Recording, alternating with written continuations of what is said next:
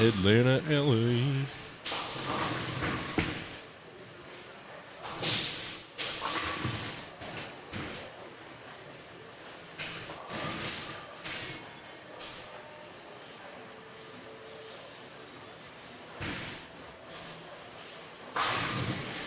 All right, we're back. The internet in all of Boise went down.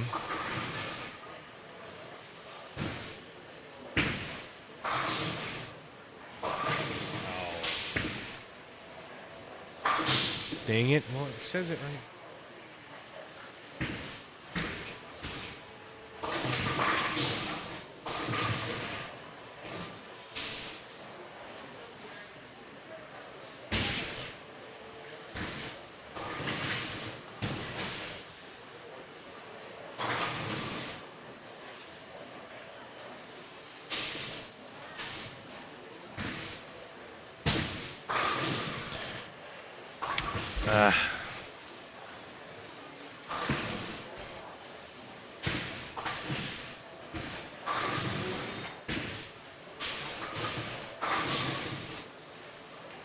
Come on.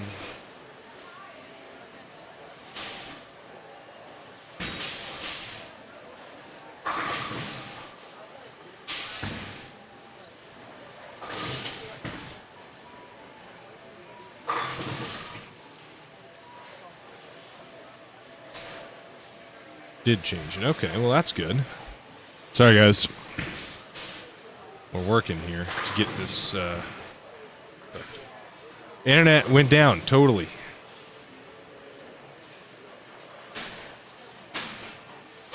Like in all of Burley.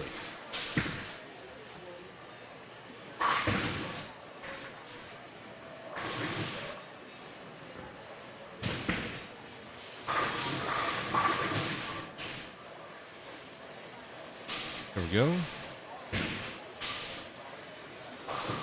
Boom. So, that was unfortunate. Big snowstorm out here. Apparently, like, I heard it was down in Boise, too, and everybody's internet went out. Apparently, it was a cluster. At least that's what Josh Link Paxton. Acclaim Garage Door with a $10 dono. Bang, baby. Let's go. Thanks, Acclaim Garage Door.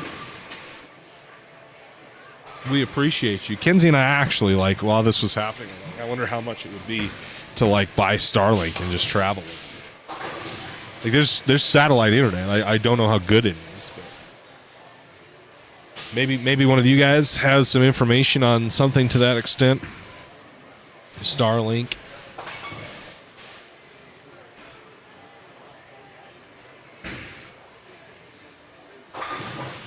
Where's this other? Hold on, camera battery down. I'll be right back, guys.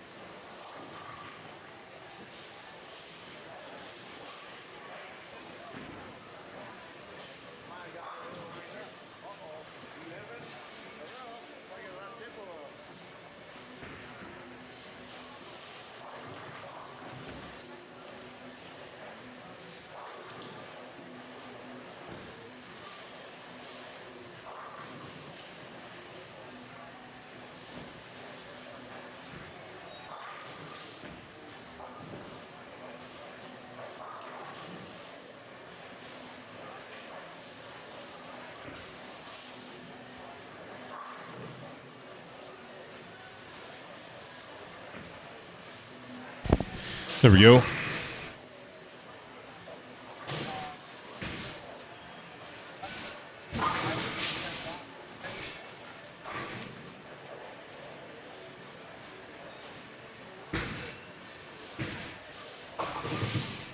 Thanks, PV. Let them know we're looking into it.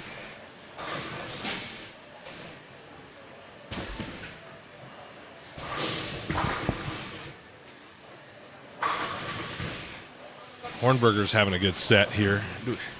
Justin's going around getting scores. They are taking 3. The cut right now is plus 53 after 2 in the open division.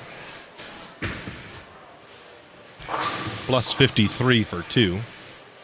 Dylan Croskrey leads at plus 62. Jordan Parrish at plus 55. And then Josh Lincoln plus 53. First out, Hornberger 48.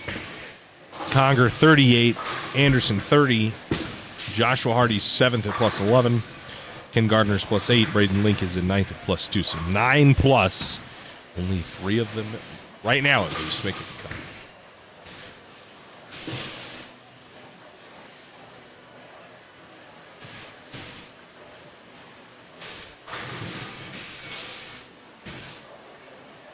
Let's go to the under division for the 8 a.m. and 11 a.m. block. Craig Reesinger, they are taking 3. I was mistaken on that. Right now, that cut is minus 38. Double minus 38. Craig Reesinger leads at plus 35. Jesus Herrera minus 13. Devin Adams minus 38. Eric Picks the first out at minus 51.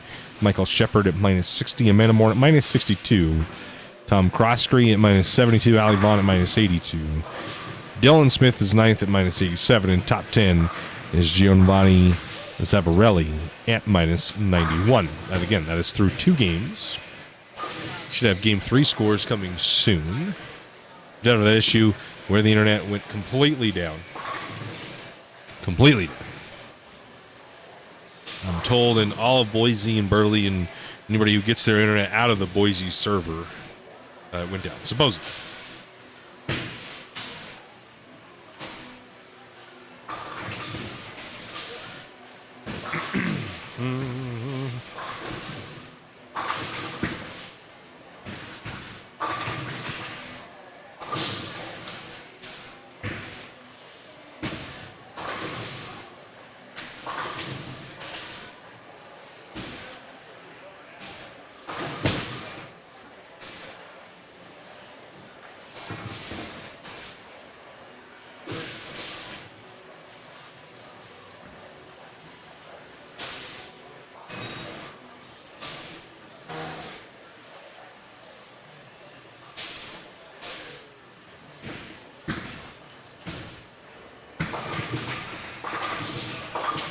Again, for this squad and this squad only, we have our secondary feed, 21 through 24, available for free.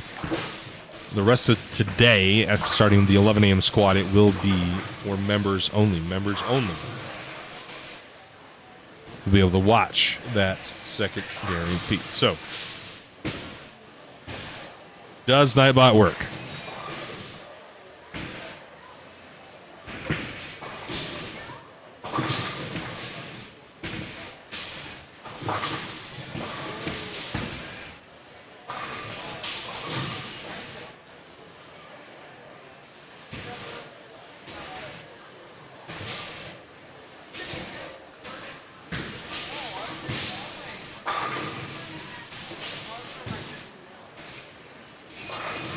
David, what's up?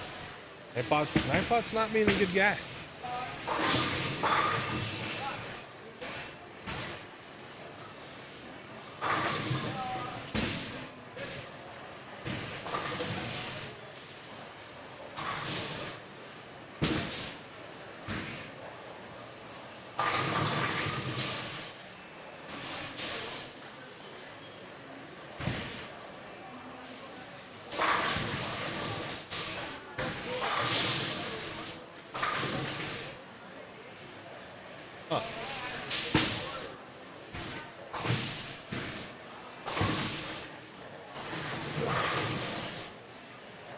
Oh, shoot, there it is. It worked. Thanks, Dominic. And this is the main feed that you would see. This is exactly how you'd see it. Over here, you get me. Income commentary is Josh Link, PAX 10. So, if what we kind of do this for is if there's like someone here you wanting to watch, this is how you can, and keep switching or something like that. You don't want me to switch, and they're on these two pair, you can watch their entire game uninterrupted over on that feed. So, hoping to have 2 of these up in the future, and then members will have 2 of them, and so on and so forth. The more members we have, the easier it is to purchase the equipment necessary to get this done.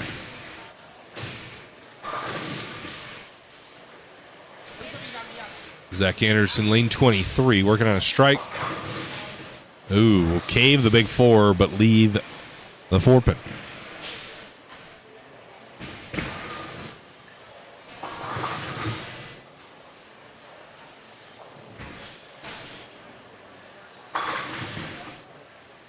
Paxton in the Beyond Revs jersey. I don't know who that is. Maybe someone can give me their name. I don't know who that is.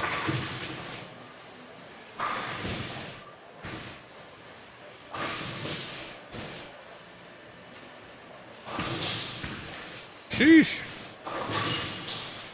Starling standard kit is $600.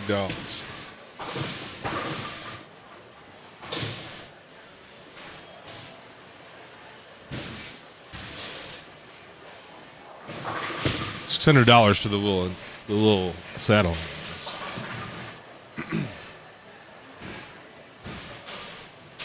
For $120 a month.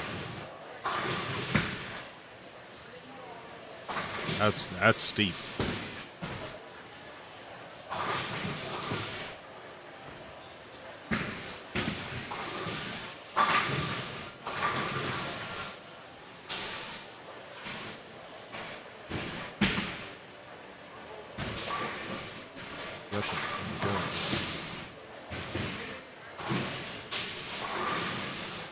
Put it on a boat, put it on, go camping with it.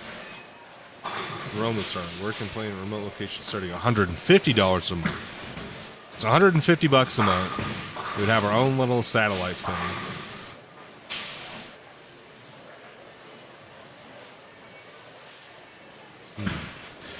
Potentially worth it. I don't know. Most of the bowling centers we go to, what are Starlink speeds?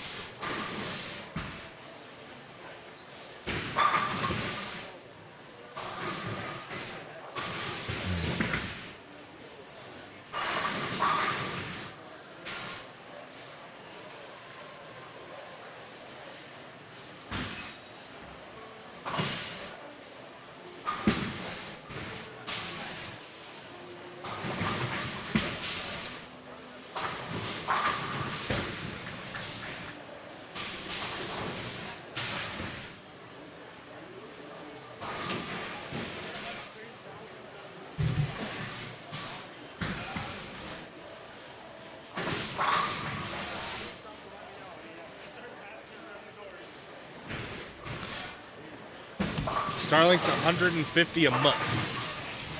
Starlink's $150 a month.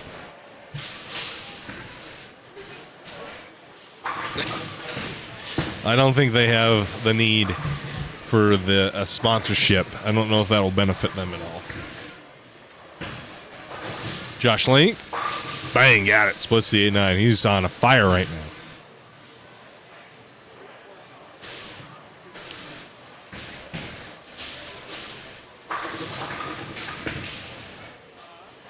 Over 100 megabytes of upload speed.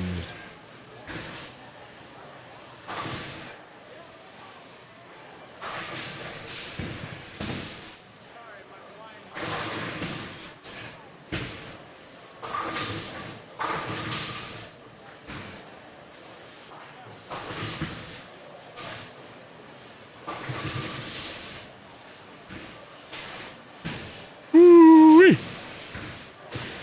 Zach Anderson looking to double. Count it.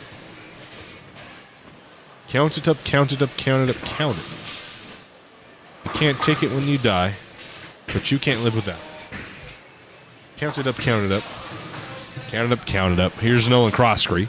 His fill ball is 225, looking for 35. He'll get it, and he gets to plus 97. He'll get to plus 90. He goes 230, 232, 235. Does he get to 700? No, I don't think so. He shoots 690. Yeah, 695. Said plus, no, 697. It's to plus 97. So we are rolling right now. Scores are looking tasty. Got to match up, though. If you don't match up, ain't it?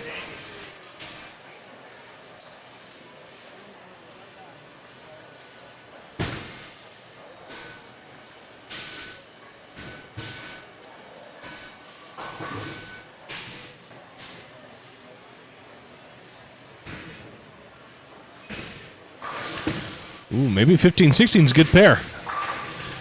Maybe 15 and 16 is a good pair. I don't know. We'll wrap a 10 pin.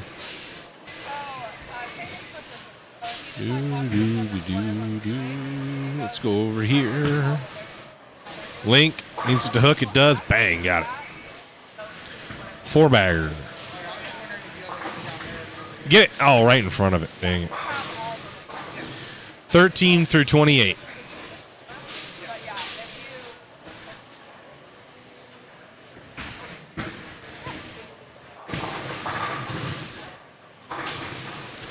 Let's see, Hornberger goes strike open double. Hornberger is on the outside looking in right now after 2 games. I believe this is the 4th game, no? Is this? Yeah, this is the end of game 4.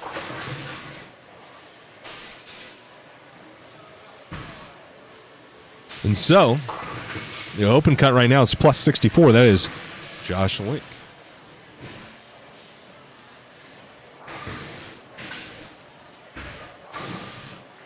Plus 64, that's Josh Link. Nolan Croskery plus 78. I guess he shot 260, so he's done. He shot 235 for his 4th game. He's at plus 78, and Jordan Parrish is at plus 81. First out, Zach Anderson, plus 52. Then Sean Hornberger, plus 36. Hornberger needs a strong game here to have any chance, but Link is stringing him. Again, you do have to combine this with the next squad as well, so that'll add.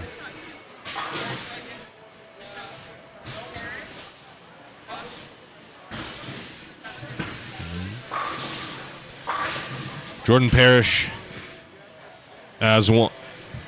Is a $185. He can shoot 210. If he punches out, Jordan will stay the leader. Oh, well, he can shoot 2-0 now.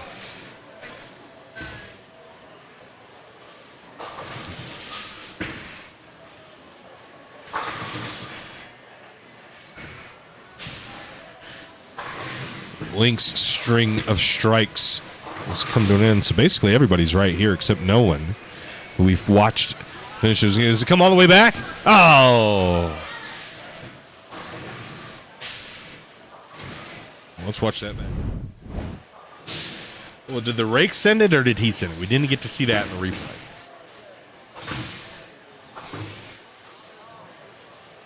Tough to say. I don't know if the rake sent it or he sent it. We've seen him send pins back to the foul line on multiple occasions.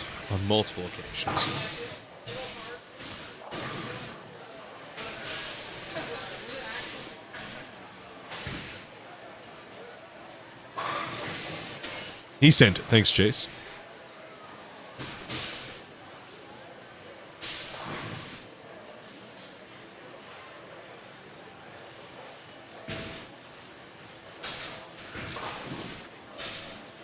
Seems a hair unnecessary to have to walk down the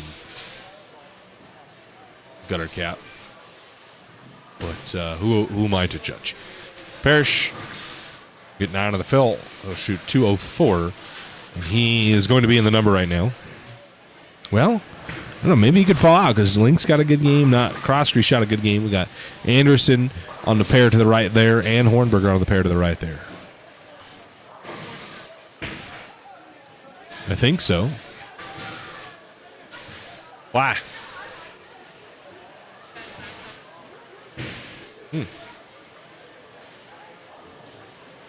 PV. What the? This guy said just a C hair unnecessary. He said just a C hair unnecessary. Well, we were talking about the guy that like the pin that Josh sent back was like basically at the foul line, and he picked it up and then walked all the way down the gutter cap to throw it back there. And I was like, I think that's might be a little unnecessary. Could have just walked back there afterward. I don't know. That's it. Who am I to judge? But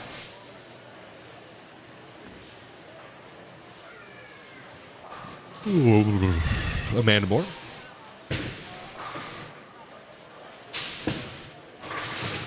They say upload speeds, though, are only between 5 and 20. So that's a little...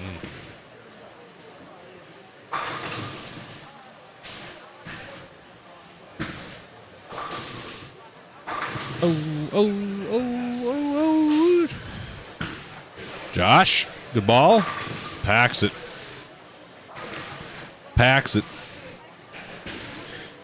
Well, we got about an hour to the next squad. Corey Moore is going to go strike. 7. I'm sorry. No, I don't know who that is. He was on 20. I don't know. We were waiting for 21's film. Callie's Mobile Welding. Trying to watch this 144p. He's hard. Well, sounds like maybe your connection may not be the best. Messenger. Oh, got it.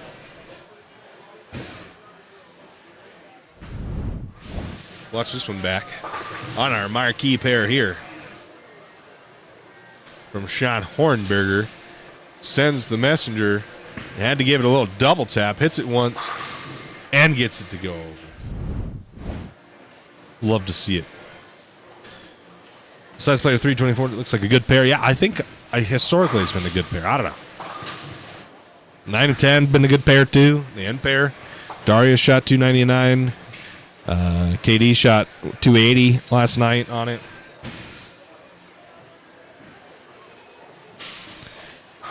Link now on a strike, looking to double. Get back on that string. Looks pretty good. Oh, bone and 9 pin. His ball is tearing off the spot down lane. Flying.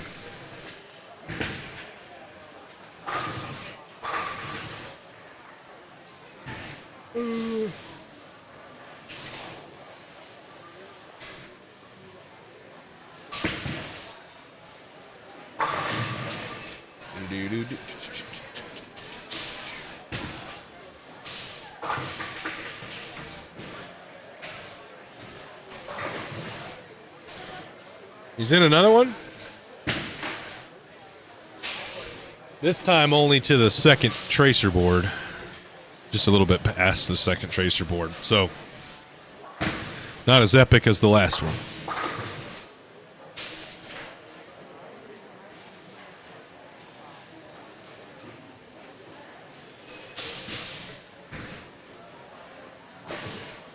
Oh, that ball is a gutter ball. Tough break there to switch on that shot. Sorry, buddy.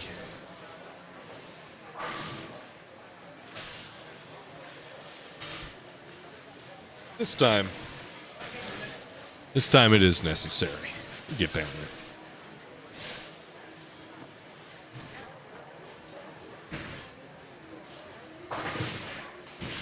there.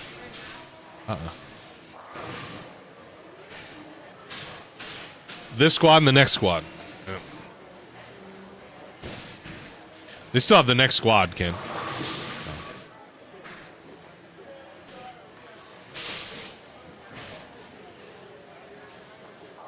Huh?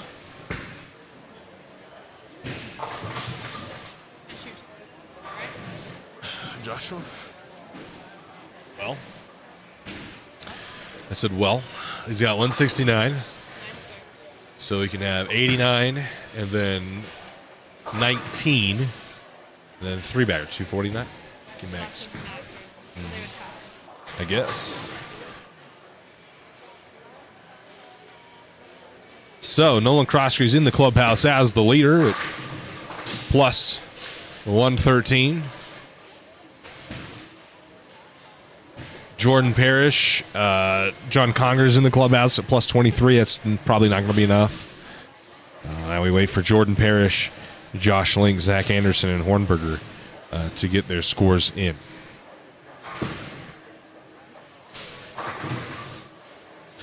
We could probably chop off something like that and that on both of those things, make it a little bigger. Messenger, takes out the 10-pin, but not the 7.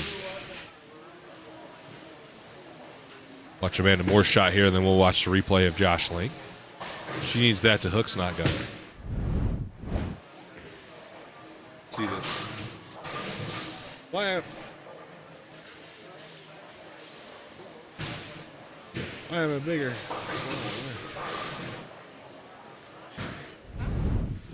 Like, I don't know. Okay, I gotta change it.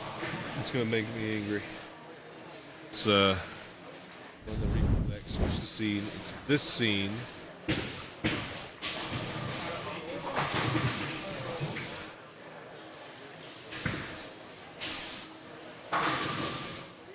Why is this? This one's bigger? Which one's bigger? I'm trying to figure out. I don't know. I'm going to leave it. We're just going to leave it. Hornberger. And is it Anderson on the right lane? Yes. Anderson on a big string of strikes. Hornberger on a big string of strikes. All within striking distance or on the bubble of the number. So, we got a shootout right here. Huh? Yeah. All on the same pair. Hornberger will leave the bucket without the 8-pin. 2-4-5. Zach Anderson struck, so Anderson is going to pull away now as Amanda Moore strikes there. Pull away from Hornberger. Jump Parrish, but can Hornberger or Link jump Parrish also get themselves into the number with the 11 a.m. squad to still bowl? So you got to still think, though, because the 11 a.m. squad will add to this, and the 11 a.m. squad certainly will be bigger than this squad. So,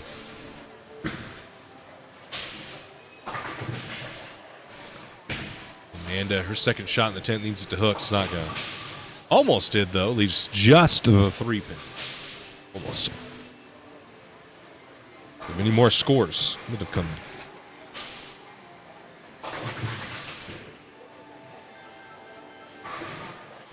Parrish is in at plus 85 in the clubhouse. Josh Link, Messenger. Oh, right behind it. Ouch. Make a Josh Link highlight reel.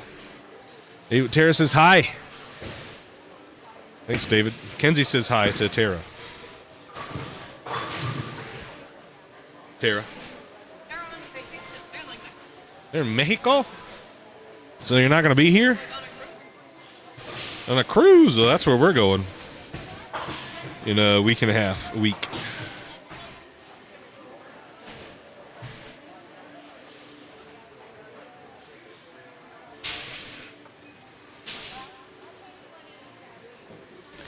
So Link's going to shoot 227 with a strike here in the fill.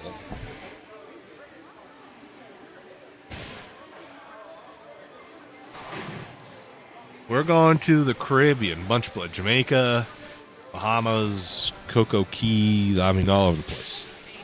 80.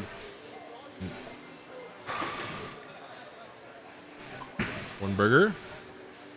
High flush, count it. Better ball than the last one there. I think Zach Anderson is going to take that third spot, or the second spot with this game.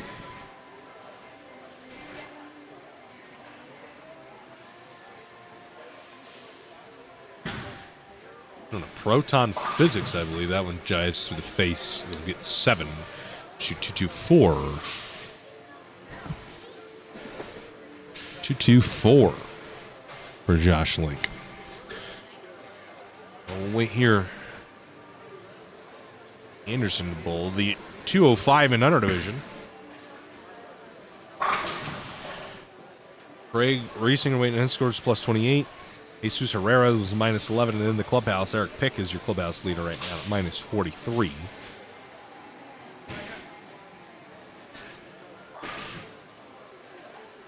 Anderson, left lane. Oh, gets the 7 to fall. We're on the way back from Cozumel, Honduras, and Costa Maya. Was that a cruise? Or are you guys just jumping around?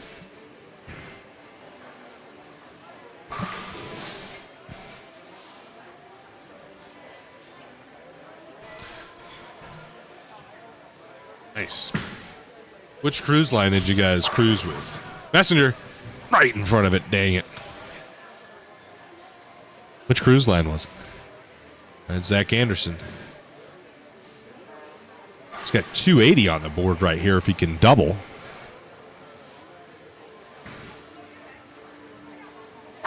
Bang, got it. No doubter.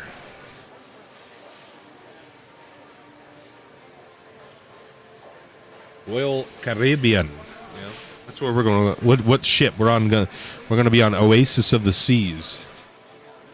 And when do we leave? The 10th or something? I think it is the 10th. We got a crazy schedule coming. So we're doing this tournament. Then we go home, obviously, Sunday night. Work Monday. Leave Monday night to Las Vegas.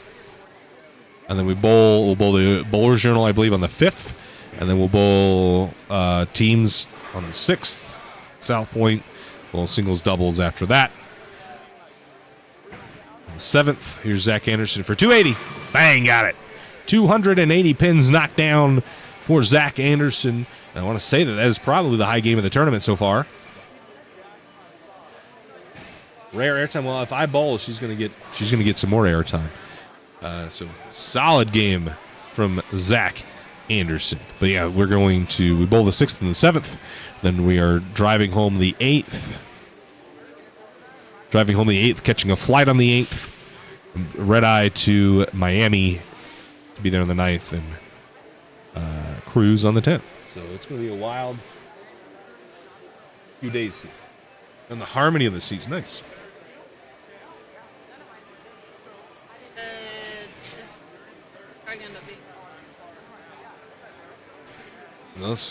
Jesus shot 240. Craig Reesinger will be the leader in the under division. Let's go to the Open.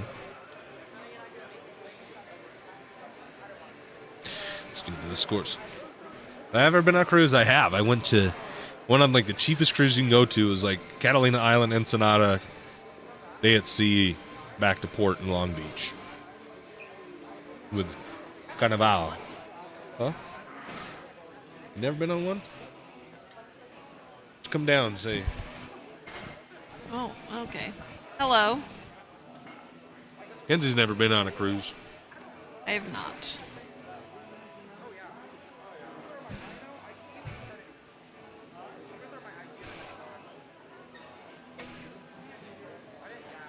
That's crazy. All three of them were. Same pair, yeah. Zach Anderson since 280. So he gets to plus. He'll be the leader. Yeah.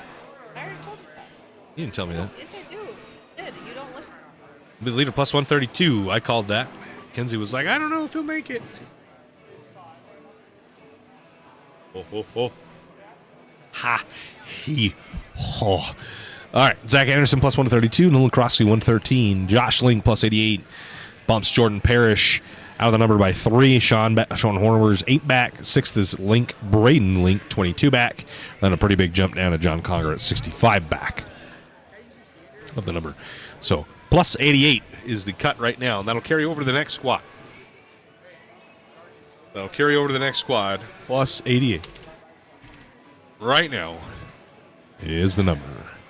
We go to Open the under division. We have those scores in. Reesinger is your leader. Jesus did shoot 222. Almost got there. So plus 28, plus 11, and minus 43. Eric Pick is the number in the under division.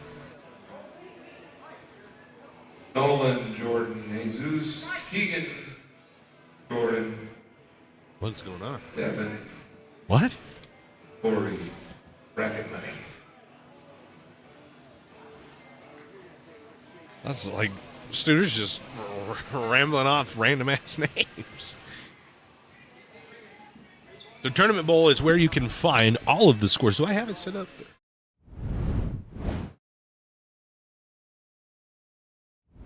You can't do that yet. I don't have it set up. But tournamentbowl.com is where you can get. Don't exit out of what? Dave says you'll love it. Did Tara like it? I feel like Tara would be wild on a cruise. Tara's wild. I know.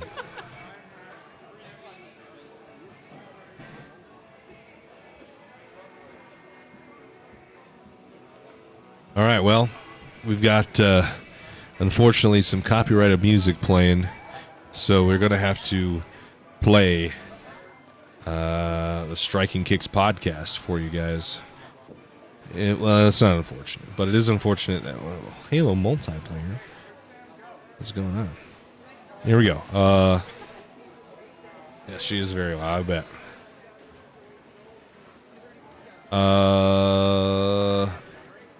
Let's let this one rip, huh?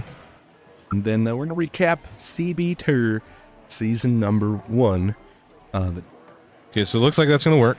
I'm going to leave you guys with this podcast as that we have a bunch of copyrighted music playing, and I don't want to get copyright struck and lose all our monetization for this stream. So we're going to play the Striking Kicks podcast that you can listen to between now and while they run the lanes for the 11 a.m. squad. We'll be right back.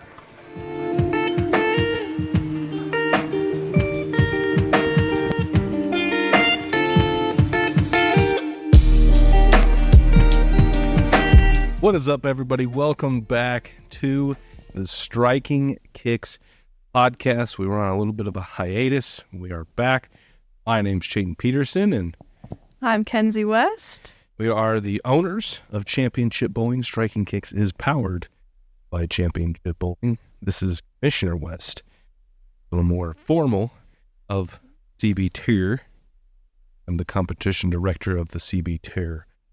So, today we're going to fire off, just give, maybe some new viewers a quick introduction of, we've got the U.S. Open. U.S. Open show is tomorrow. Big show. And then we're going to recap CB Tour season number 1 that took place in 2023. Big 2023 we had, very busy. And kind of the reason that we went a little hiatus here is just really tough finding time. So, Enz, give us a little introduction. Myself? Yeah. So my name is Kenzie. I am new to the bowling world, kind of. So I'm kind of your perspective of the, outside of a bowler's eyes, I guess, where Chayton is our bowler and understands all things bowling.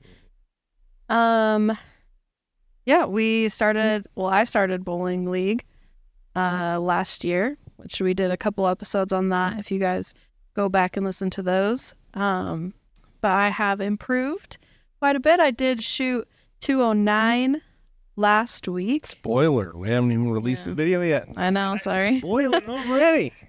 Yeah, so that was my very first 200 game, and then this very past week I did not shoot 200 again, so not very consistent yet, but we're getting better, working on things still. But yeah, I do not have a lot of bowling knowledge, so I have lots of questions all the time.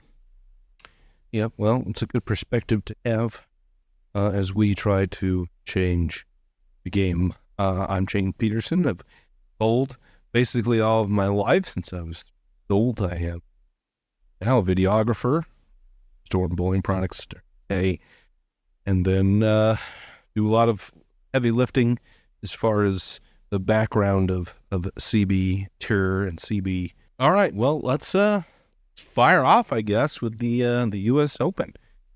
Bowling's U.S. Open. What does the U.S. Open mean to you? To be honest, I don't really know.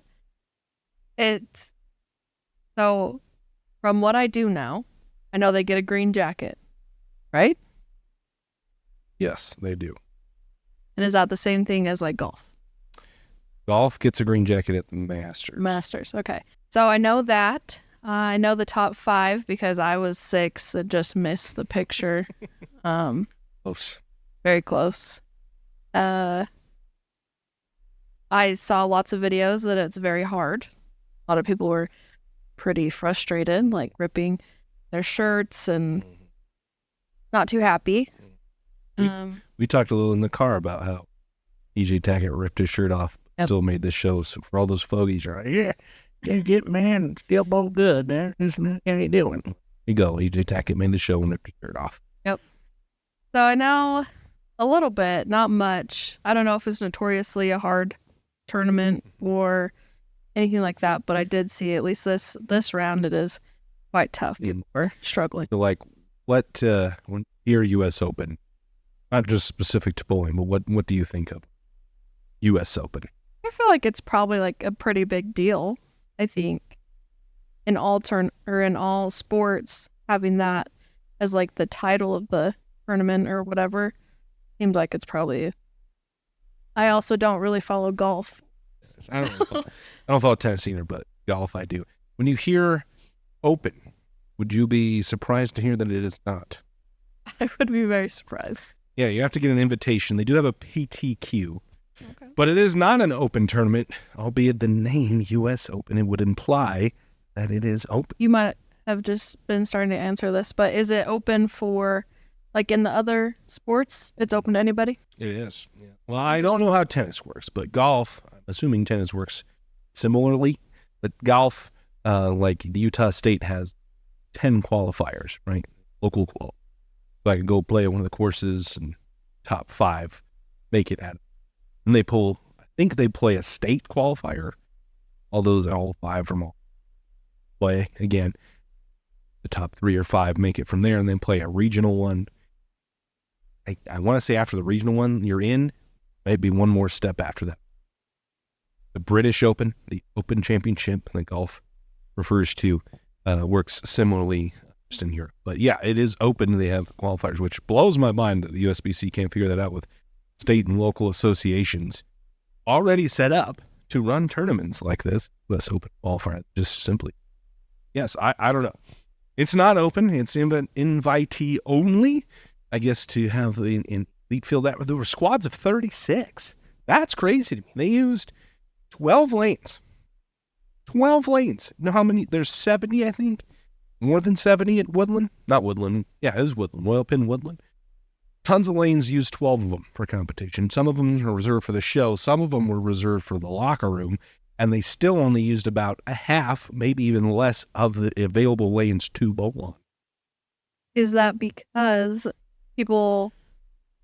there weren't enough like people that they invited came, or they didn't like invite very many? Yeah, well, I think the field was sold out. Anyway, enough of the well, I mean, there are some things that happen at the U.S. Open that you don't see every day, other than it just not being open. We'll gloss over or just go over really quick. There was an arrest made at the U.S. Open. Brandon Novak was the person arrested. Not good allegations. Not good allegations, especially in a sport where there are youth bowling. Not a good deal. I don't know all the details on that and what happened, but yeah, it was second game and like the 7th frame. Drew had like a spare left and came back. The U.S. Marshals were down. This is our sources have told us, cuffed him right after he threw his shot. So took him out. Crazy things. Could you imagine at any other sport? There's the U.S. Marshals walking on the field at a baseball game. Well, I think it's just crazy, like, because I haven't seen anything about it. No video yet. No, I don't have a ton of like bowling on my social media, I would say. I mean, more than I used to, but like, I mean, I haven't heard anything just from what. Yeah, pretty insane. I don't know. There was, you go look at the standing sheets in game 2, Brandon Novak was there. In game 3, he was no longer there on the sheet. They went from 36 to 35 bowlers, kind of unexplainably, and they were deleting comments in the chat. And it's kind of weird. Weird deal. I guess I mean I don't know how we would handle something like pull my phone out and go viral. Go the other route. Yeah. So also reports of sticky approaches. Sources have told us that the lane machine got something on it, got on the approaches. I know on that there was a reel floating around with some of the implosions of bowlers getting mad. Part of that was them sticking on the approaches. So there were certainly some issues there. It sounded like with the lane machine getting something on it, putting it on the approaches. Some bowlers not enthused with it. Heard a little bit of drama qualifying. But be that as it may, in my honest opinion, this may be the best TV show the PBA has ever had. The best top 5 the PBA has ever had. I'm sure I'm going to get some smoke for that one from back before I was old enough to even know what was going on. But from my knowledge, and I do watch a lot of old bowling. Let me tell you what, on YouTube, we watch a lot of old shows, and there's some good ones. But you got Simo, arguably the best bowler right now. Jason, who's been number 1 for a very long time. And then it's EJ. Kyle Troop. Kyle Troop was the one guy. I love Kyle, but you could argue that maybe isn't the best bowler in the world that's on TV right now, but I think he's just good TV, so that it's almost like Pete Weber being on TV, even though maybe he's past his prime.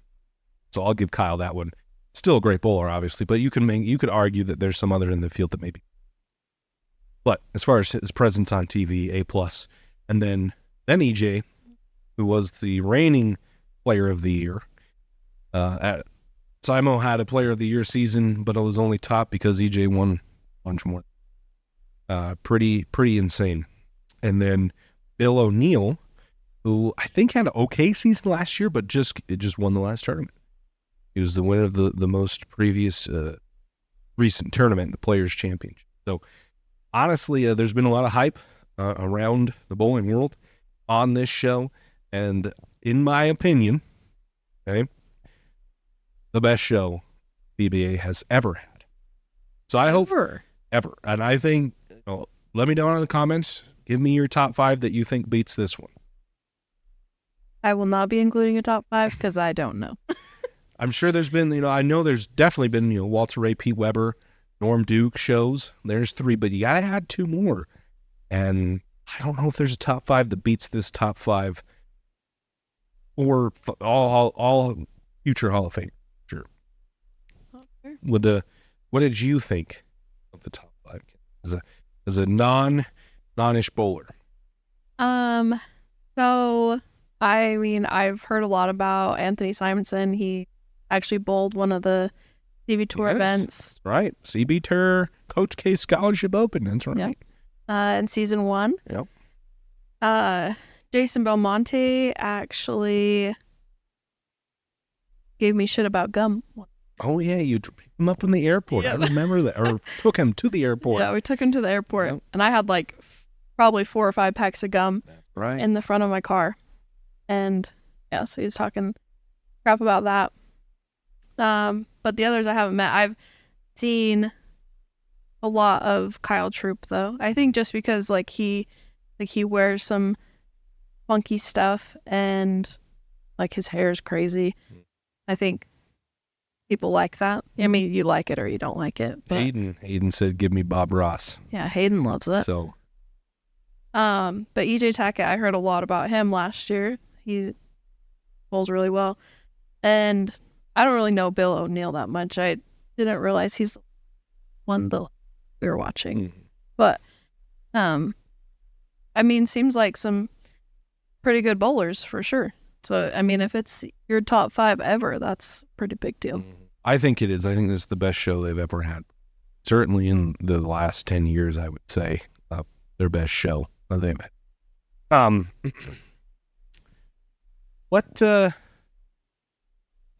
We're pretty heavily invested in bowling at this. What do you think they need to do better so that you don't know who these players are better, other than obviously the people you've met? I mean, we've talked about this before in earlier episodes, but I personally like I don't have a subscription to Bowl TV, so I don't watch any of it. I don't follow their social media. So if they do post about them, I don't really see that. It just needs to be accessible. Maybe I haven't set myself up to the access. Like as far as free social media, like following on Instagram, Facebook, X, anything like that. But yeah, like I certainly, as a non-bowler and someone who, I mean, I guess kind of like, but I'm not like as invested into it, and so I'm not paying extra to watch these things when they're like bowling these big tournaments. Sure. What do you think? So, what would draw you to follow? I think it's just like you have to have the interest in it, to be honest. And like we really focus on CB, and I don't know. I mean, I guess in order to grow like my knowledge and things, I should probably be more interested, especially if we're gonna start this back up. Things to talk about. Yeah. An interesting thing is the pickleball apparently has an issue where it's a large participatory sport where they feel viewership isn't as high as they think it should be in relation to how play. So it was kind of interesting to watch or look at some of those comments. I think that pertains a lot to bowling. One thing is darts. I feel like it's the opposite. Another, like, I think all three of our sports are very large participatory sports. On one hand, have people in golf's pickleball saying more fun to play than watch. But then, wouldn't you say the same thing for darts? Clearly not an issue for them. A lot of people watch and follow their social media. It's pretty intense. Like, I don't know. From what I've seen, like darts right now and like previous bowling things, like we watched the Hilly. Like we watched that, and then we watched the one with Leanne and Linda Barnes, and like there was a ton of people there, and like they were in freaking like Dallas Cowboys Stadium. Yep. So it had like the same vibes, but like the darts is now, like that's what's happening now, and that's not what's happening in bowling right now. You bring up a good point. There were a lot of people, but the atmosphere didn't seem nearly as big. I'm sure there's more people at the Women's U.S. Open that Leanne won compared to what we see in some of the darts tournaments. How many more? Probably negligible. Still, the atmosphere at the darts seemed significantly more fun, I would say. But do you think that's because of like bowlers, how bowlers react versus how like darts players may react? You know, like they want the hype up and everything. I feel like, I mean, and I think it's coming with like the younger generation, because you could tell, what's the son, Barnes? Ryan, like when he was bowling on the show, like he wanted like the crowd to get loud and everything. But like I feel like other bowlers, like even like during the tournaments that we have, like obviously when it's a big shot, you don't want to be like hollering and everything, but like you're dead silent, and you're silent most of the time, like while someone's going up to bowl or anything, like you don't really cheer ever. But I feel like darts is opposite. Yeah, I would. The atmosphere is definitely more dead. Hopefully that changes. Here's the thing: is how do we naturally get people get excited during the show? Because they tried this in the PBA, and it's just it doesn't sound authentic. I think part of the reason is there's too much time between shots. Darts is very fast, so there's no electricity and momentum to build with the crowd. So like you cheer for a second, and then it's 2 minutes between the next shot. The crowd kind of just naturally dies unless forced to do something. I think they had the team show, and it sounds very like you can clearly tell it's fake hype. I don't know. Maybe this is a discussion for another podcast. Things we can do to liven up the atmosphere at bowling shows. But the U.S. Open, biggest show I think the PBA has had ever, probably. Certainly in the last 5 to 10 years, this is their biggest moment, their biggest tournament, the U.S. Open. Jason can extend his record of majors and get a third, I think, or second U.S. Open. Simo, EJ goes back-to-back, and just a lot of storylines.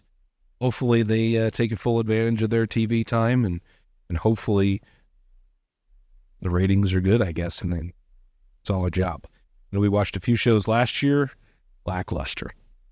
Hopefully. I think the people that are bowling, though, from what I've seen, is they show enthusiasm. And, like, I don't know, they show energy, I feel. Like, whether they're frustrated or there's a good shot or whatever, I think, I don't know, I feel like. Well, let's hope so. Let's hope so for the sake of bowling. All right, moving on to CB Tour Season 1. Season 1. How do you feel like it went? Well, we definitely learned some things. One thing that was frustrating is we don't know what we don't know. You know, just things we can't understand, can't foresee, can't develop strategies to deal with until they happen because we don't even know the possibility or observe how those things even come to be to fix them or add, subtract things or whatever. So that's one takeaway that I think will be productive for Season 2. Beyond that, Alex Hoskins wins the first 2, and Wiles wins the second 2. We had some pretty epic battles, and then the season culminated in exactly, I don't know if we could draw, I don't know if a season could end better. Kind of blew it all in the first one with how Season 1 finished off with Kendall versus Darren Tang in the chipper at the National Bowling Stadium. Like, that's really going to be tough to beat. You know, Kendall loses the first game. He wins the second game on a strike, needs to strike to win. And it wasn't like, it was another situation where it was strike to win, 9 to lose because of the way that the count fell and what he had going on in the 9th and 10th frames. So had to strike to win. Messenger 9 pinned. It was pretty epic to watch, and then forced to roll off. Aaron almost trips a 2-pin. The Messenger came across, nudged it, didn't hit it enough. Well, it goes up in aces 1.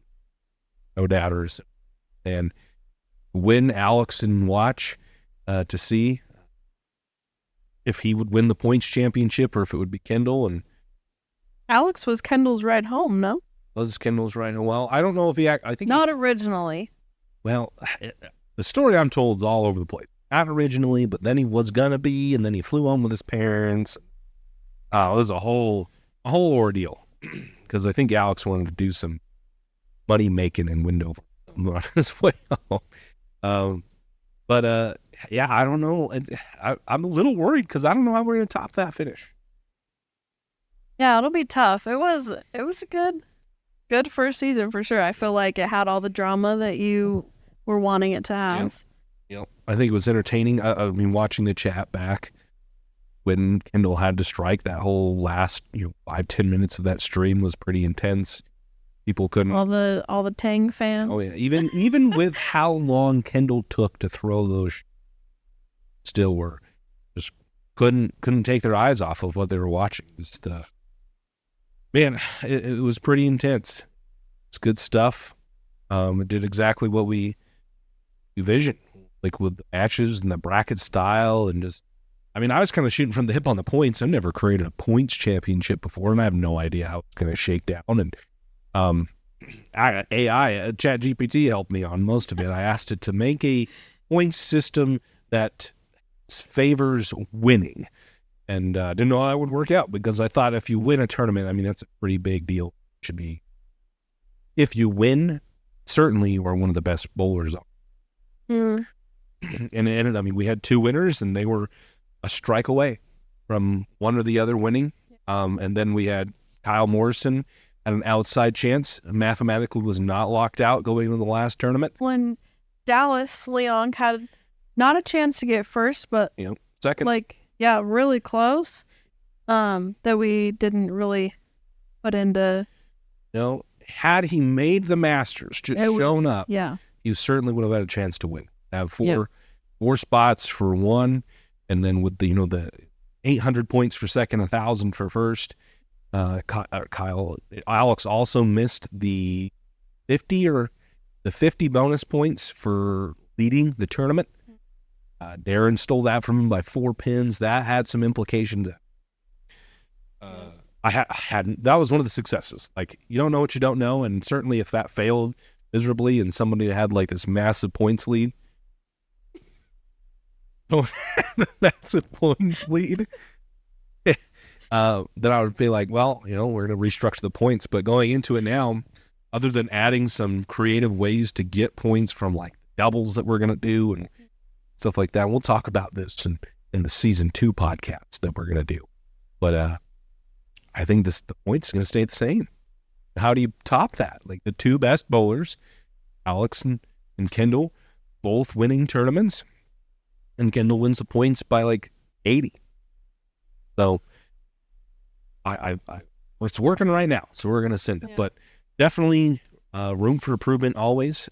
Have a lot more information, a lot more knowledge now that we didn't have previously. Some upgrades, improvements, some changes, a lot of things in the works. And some people may say they're a little disappointed that this isn't another season until August. But if they knew the list of work that needs to be done, as well as the sponsors, we already have a bunch of sponsors, but we need more to really make it great. So, you're interested in sponsoring, with Commissioner just- Kenzie West. to let us know. Because, we've got some really awesome ones that we'll talk about in the next episode. But, any and all sponsors we greatly appreciate. So for people's information, I kind of handle the competition side and the stream. So I essentially could split the CB Tour in half, and there's 2 quarters, I guess, on my side is the competition side and the stream side. Those equal 50%, and then I would say the operations is the other half, and you kind of handle all the logistics, operations, check-in, handling bowlers, keeping score, all that other stuff. That's kind of your realm. So The nice part about my side is I have a whole team that Ew. works on the things done.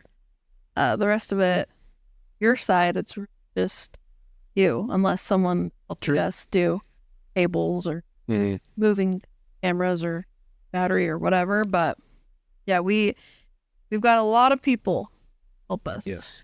Tournament. Yeah, and they make it possible to do it on a level that we do. Our purpose really isn't to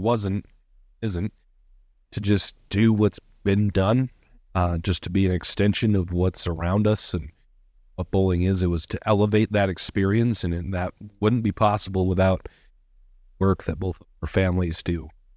Our staff, Chad McLean helping us out.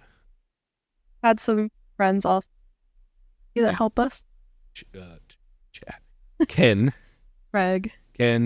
Craig, Scott has helped us on a few things, taking Yep. scores, just people chipping in on some busy work that is difficult to tackle with a large team. But certainly, like, our social media helped. That was one of the big challenges we faced in the first Masters, was collecting the content. I could barely sit on the stream because of that. That's one focus that we did this year, was the stream. Like, what makes us unique? Stream. So we've heavily focused on that. I took myself out of the operations, basically completely, to focus on the stream, and I think that helped. The streams did very well, but that without Chad, we just wouldn't have any content. So that leveled up our social media, and Yeah, because the other tournaments that we don't run that we cover, I'm usually the one taking pictures of it. But with our tournament, there's just way to do. too much. That there's no way I could just go take. But we tried it in Vegas because Chad wasn't able to make that one, and We didn't get much content. I'll tell you that. Unfortunately, we had half the PBA bowling this. I know. 2 Hall of Famers. We also had less of our staff there to help. We on did that half one, the so staff. Yeah, that was a challenge. Yeah, Vegas was a challenge. This year we shouldn't have those issues. Yeah, season 1 was. This is gonna be tough to beat. It's gonna be tough to beat. My hope, is we get a few different names in the winner's circle. I think is my hope. Enough to beat Alex and Kendall. Though the one thing I did learn about Kendall, he bowled the title match in every tournament he bowled in. Is that Kendall is exceptionally good. Probably, I would say the best of anybody that bowled our tournaments at throwing one ball. pressure. Like, love Kendall. Struggles sometimes in longer formats, especially when they get kind of down to the wire. Seen him obviously make some shows, and I struggle is relative. Struggle for him, relative how well he does. Mm-hmm. But man, when he needs to step up and throw a shot, he may take some time to do it. But throws some very good shots. That gets it done. Very good shots too. And that, the Masters, he bowled a roll off almost every match. Won them all. Yep. So that's one thing I've learned. It's a different animal, and I know that we've gotten a little pushback, like, I don't love this format. We are changing it up a little bit for season 2, adding a little spice to it for those that maybe are the better bowler, I would say. But it is different, and it makes you bowl differently. It is a totally different mindset than going into match play or the finals knowing you have 12 games or you have to defend for 12 games because you're in the cut right now, top 5 or 12 games to get there and whatnot. It's a totally different. It's one game, really. Yeah, you're on your toes the whole time. The whole time. And it's much more, I wouldn't say it's more, it's a different mental run than I split here, that's okay, it's whatever. Yeah. Like, it's not, when you split, you have to make a snap decision, where in longer format tournaments, it's whatever. Maybe I just made a bad shot. This ball is keeping me. When you're at a CB Tour event and split, you are forced into a corner where is this the right ball or did I throw it bad? And you have to make a decision quickly because you don't have 10 more games. No. 6 more games. You have 5 more shots to figure it out. And it's different. Like, I don't know. It's not necessarily a good or bad thing. I don't think one's better than the other. I think that's definitely got its time and place. I just think a lot of people do them, and that's kind of all that there is. So we're doing something different. I think in the future, I want to add another major tour, and I think we might change a little bit to your format to that what theirs is.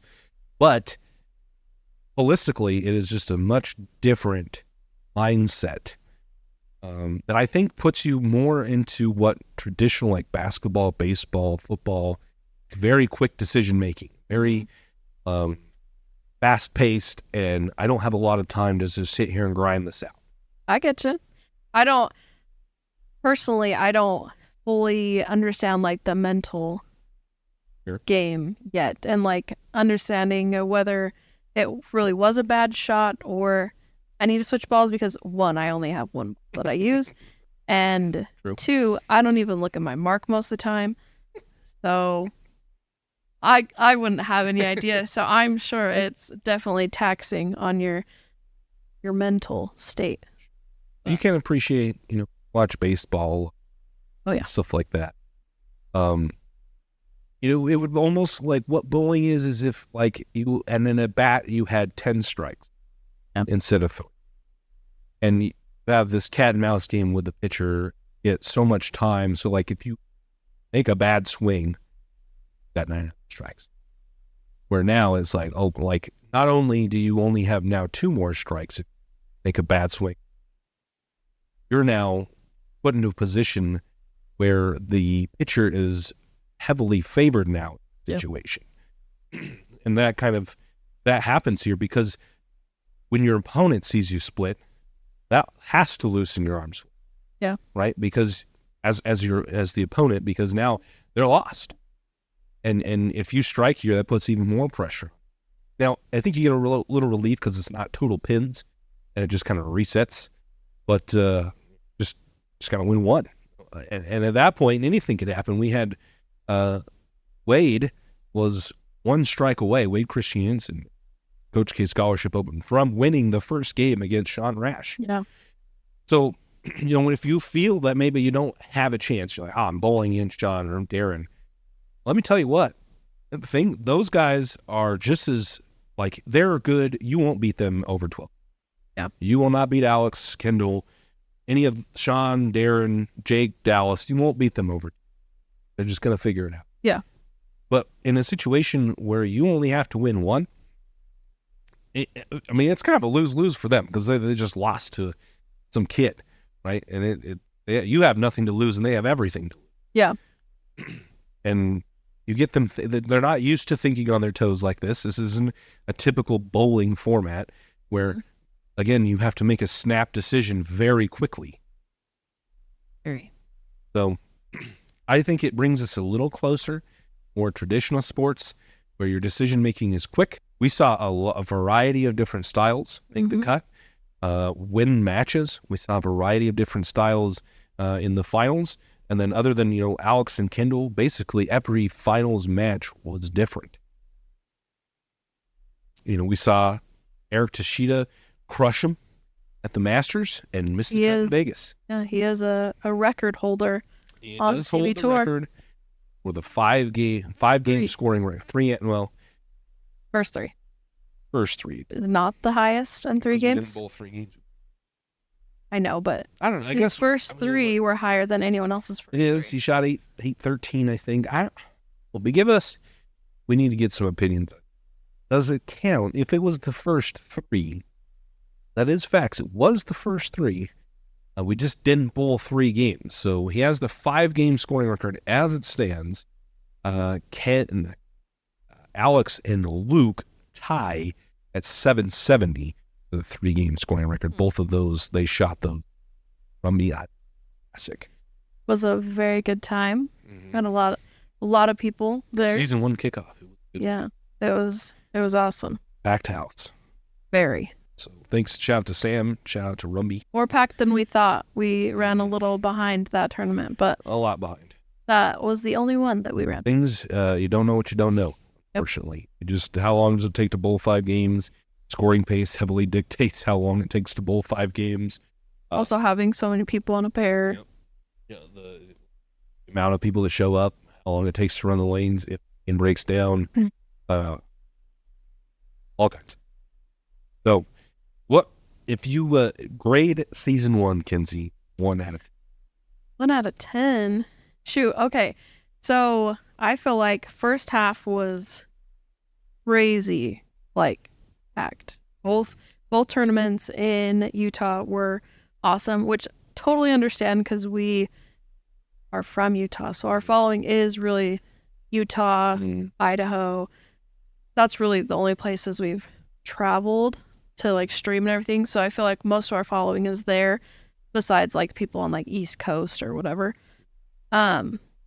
Vegas was pretty good. We had some big names come and bowl, so that was a good time. Reno, I feel like we had some big names. Obviously, we had Darren in the title match with Kendall. But we're not as well known out there. So once we get ourselves associated a little further around, I think those places will we'll have quite a few more entries. And I think this next time in Vegas will be a lot better. Yep. I would say so what you didn't give it a score out of 10? Well, I wasn't finished talking. Oh, sorry, that sounded like you did your thought. I was just talking about each one. But overall, I think we've got some good systems in place. I think everyone had a good time. They're able to tell us things that they would like to see differently or what they really liked. I don't know. I'd give it probably 8.5 or 9. It was Really? Yeah. It's higher than I would have thought you would have given it. What do you think I was gonna give it? 6. What? So do you grade on a school? F is 50, 5 and below is just ass? Basically, yeah. Same. So you give it a B plus. Yeah, I would say B plus. I feel like an 8.5 is a B plus. You make some good points. I think every bowling center had some pros and cons holistically at the event. Stadium, obviously, where we were down on entries, like you said, but like the content we got there was immaculate. Amazing. The lighting in a bowling center is usually awful, if you guys didn't know. But yeah, it's really hard in a bowling alley to get good lighting. But at the National Bowling Stadium, it was just beautiful. All the pictures, videos turned out great. Stream crushed it. 1,500-1,600 people for the title match. More than any of the other tournaments, and all the other tournaments did good. They did good. This one doubled them. Just down on entries, and then there was no breakdowns. You had a little bit of an issue with the lane machine, but then in Vegas the lanes shut off in the middle of a roll off. Mr. DeLong. Mr. I guess I focus on immediately how to make it. Well, yeah, still having an 8.5 or 9, you still have room for improvement. You can have a 10 event and still need to improve on things. Yeah. I don't know. I see all the things in the ground that maybe you don't see, maybe the bowlers don't see, the fans don't see how things run. Like I work on the back end of operations at home, so I know things that need to be improved there. I don't know, or more, like some improvements that I would like the check-in process. I want to try to make better. The marketing. Want to make better. Like I just, if we bust out a 9, how do we make it better? I don't know. I'm just focused on. That's what I think there was more things than I thought we could improve going into first season. I thought we were pretty prepared. I thought Masters was really, really good, and was going to apply that to 4 more tournaments and going to new venues, traveling more, those things. Well, going from 1 to 4 is very hard. Yep. I don't want to say I don't recommend, but that is tough. Yeah. If you like losing, especially if you're, so we didn't even break even because it is what it is. Like I'm not too sad about that, but it is. No, but it's a lot of time and work, and like we still have our regular jobs that we work 40 plus hours a week. Yeah. And then on top of that, come home and do all this, and you do even more than I do. But it's a lot doing that every single day, and then every weekend for months and months we're streaming, or we're traveling to other tournaments, or just getting things ready for our own events. It's just a lot. It is a lot. It's more than, I don't know. I guess there was a lot of work for the first one, and I was like, it's 4 times. Did a lot of things different than the very first tournament. Yeah. So, season 2 is going to be big. We got some pretty cool things. All right, well, that's the newest episode here, Kens. Any final thoughts for the viewers at home? We do have a Facebook page for Striking Kicks.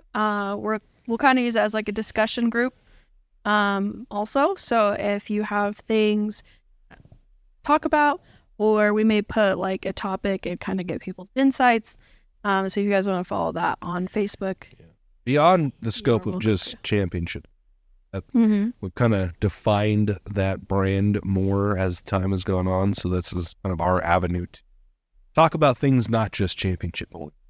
Yeah. So kind of why we started with the U.S. Open first, and then so obviously we'll tie back to CB here and there, but we will talk about other topics that are not just championship bowling.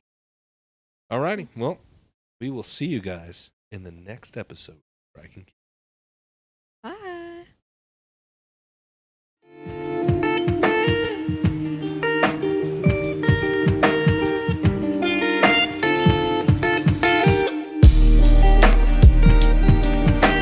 What is up, everybody? Welcome back to the Striking Kicks podcast. I think this is episode 8, or yesterday's was episode 8. I don't know, because you said it was 8, because there's 8 episodes, or 9. You said it was because there's 8 episodes in there. Yeah, it said 8, and then there were 2 episode 6s. Yeah. No episode 7. Right. But it said we had 8 uploaded, so this could be 10. Yeah, who's to say? Giovanni is on 20. I don't need to put any of these on. Sorry. This? There's 2 Geos today. Did you Now see you the got the squad? loss. 21, Braden Batten, Lizzie Reese, Eric Pick. 22, Nick Bergaro, Kaylee Tripp, Ed Steve Tracy, Pumpkin. 23, 10-man club Andy member. Kinney, I John know, Unger, that's why I was Derek saying. Murray, 24, But is that Ken music Fong, gonna do James anything? Hall, Riley Woodard.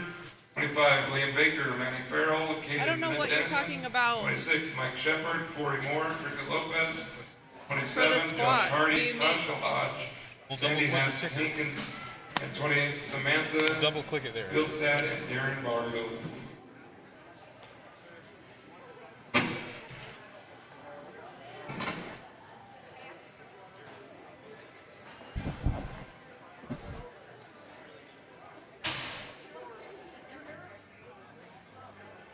Yep.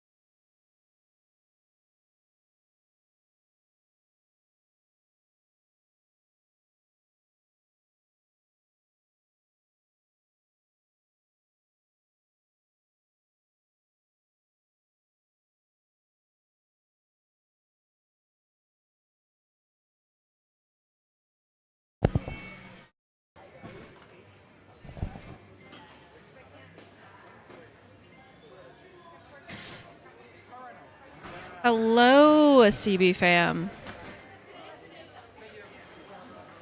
You get me this squad. Chayton's gonna bowl. So you lucky little ducks get to hear me.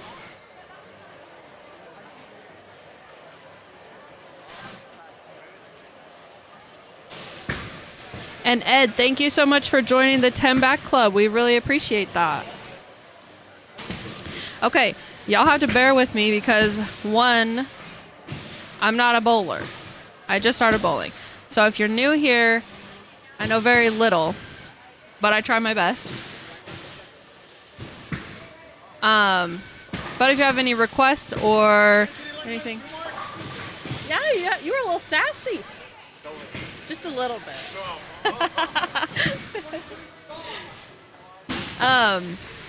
But yeah, anyways, so if you guys have a request, someone you want to see, let me know. I'm going to do my absolute best, but Chayton is the real pro at this stuff. So, Mike, hello.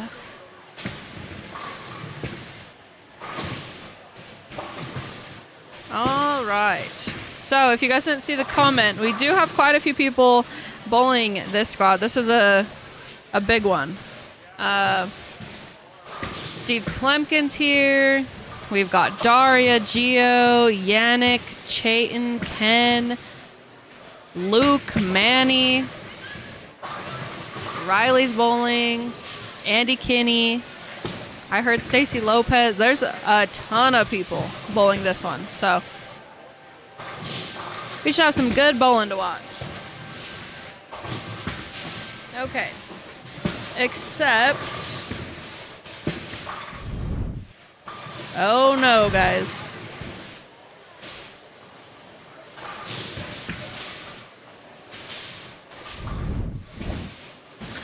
There we go!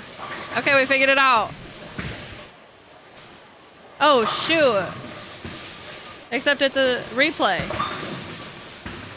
You guys can see me. I'll be right back. I'm gonna get this figured out so we can switch between screens.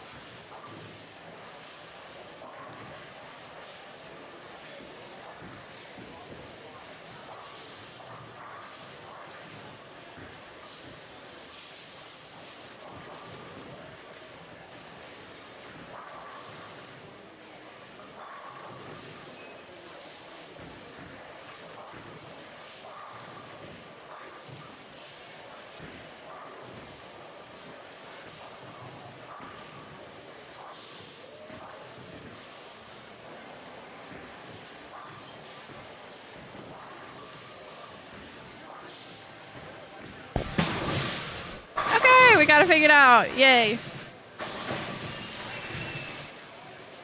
How do we add? There we go. Look at me go. Okay, this is a little in my grill. All right, how many of you do we have in here? 56. Okay. Our first stream got cut off because the whole city of Burley went out of internet. So thank you to you guys that came back. Let's see.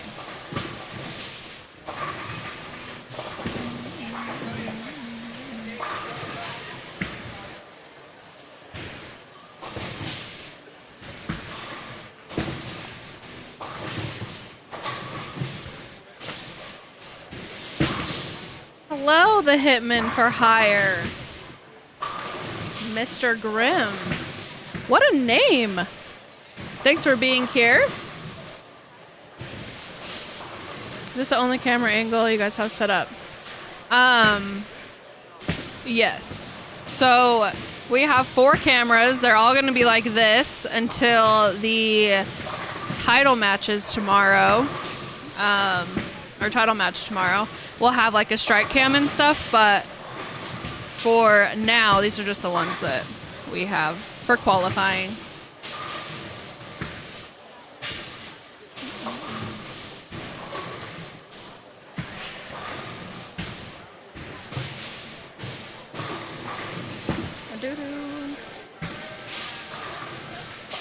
Oh. Got a little show from Nick. Is there not one that shows lane 25? Yeah, there is one. If you want to watch someone specific, you just have to let me know. I can't read your mind, unfortunately. So if that's what you need, just let me know. But we have lanes 11. Yeah.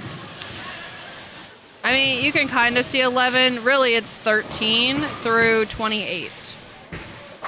So you can see like what happens on 11 and 12, but not necessarily who's throwing it.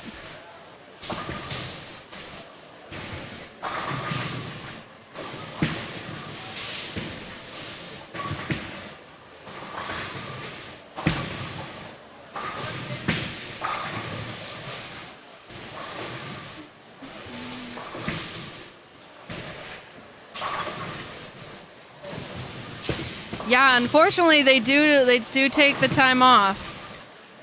Weekdays, I'm good, though, so you got to catch me on a weekday. For sure. All right, I do this every time I come on, but I'm just curious where everyone is watching from.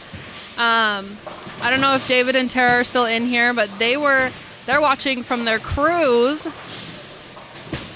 And yeah, so I don't know, interested to see where you guys are watching from. I know sometimes we get people from other countries, a lot of people on the East Coast. So let me know where you're watching from.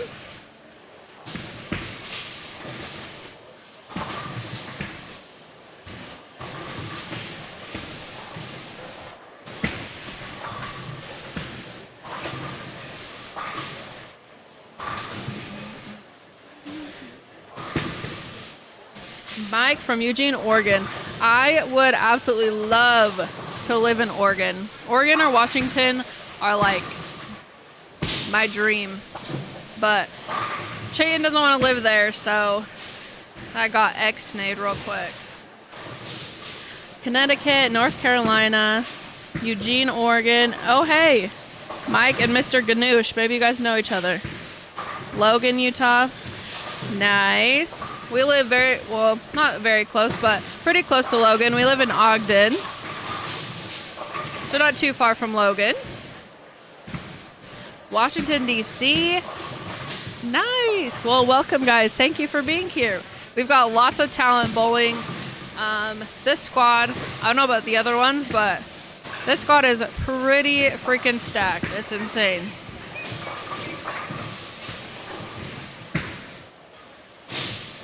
Switch over here. Kentucky. Okay, I've never been to Connecticut, North Carolina, or Kentucky. I was in Washington, D.C. one time for like an hour. It was like for my flight. We had a little pit stop there, but never really toured it or been there other than that.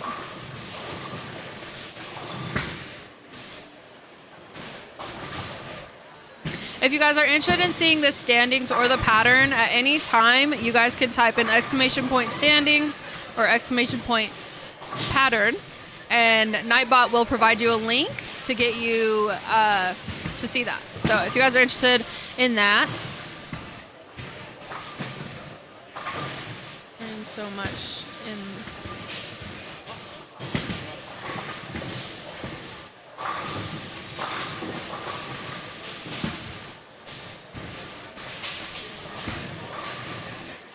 Acclaim Garage Doors, thank you so much for your donation. All right. Francis Silver sent those machines back to first ball. Hit those check marks. You're good to go. How do I You're gonna like it? skip There we go. 2 the first game, and you're going to skip 1, skip 1. Thank you so much for that. Acclaim Garage Door is our top dono of the day. Well, donator, because they've donated twice. So thank you so much. All of the donations that you guys do give us go straight back to the stream to help us get more cameras, laptops, mics, all that kind of stuff. So we really appreciate those. Thank you so much.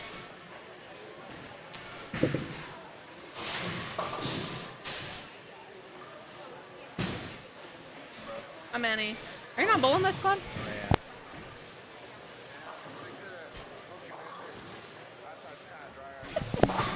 But I turned it off, though. I thought I turned it off. Yeah, I'm bowling. I didn't bring any bowling clubs. Good luck, Yannick. Good luck. What pair you want? Oh, right here. Oh, shit. I had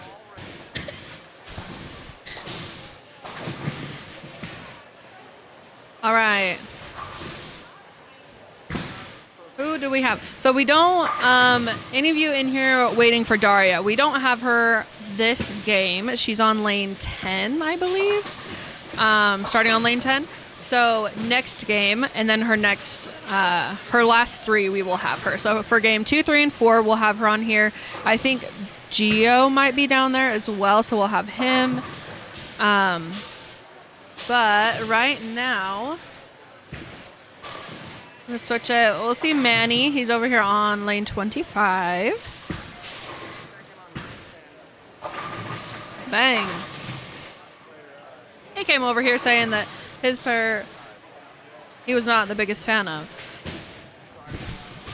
There you go, Manny. Goddamn purple. It's hard for him. Okay.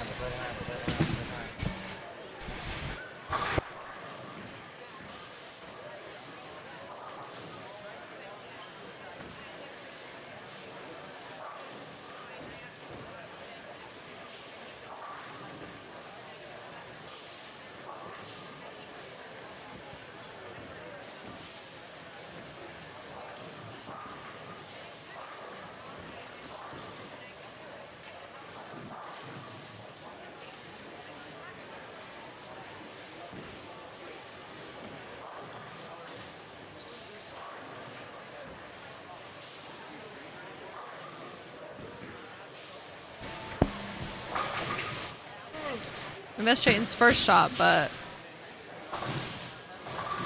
hopefully he can spare.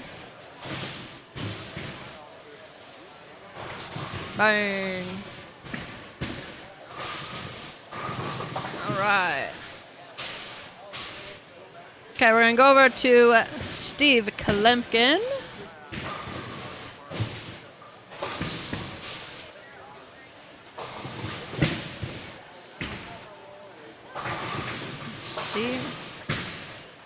Oh, oh, lucky break there.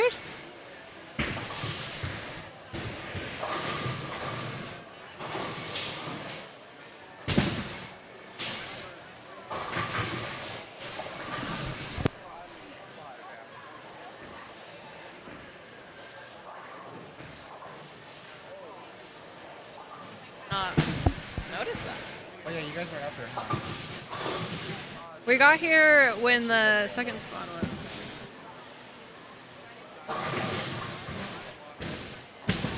Oh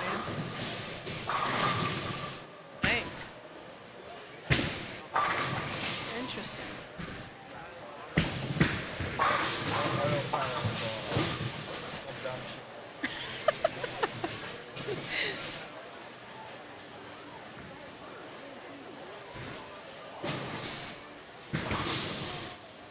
Got Ken over here.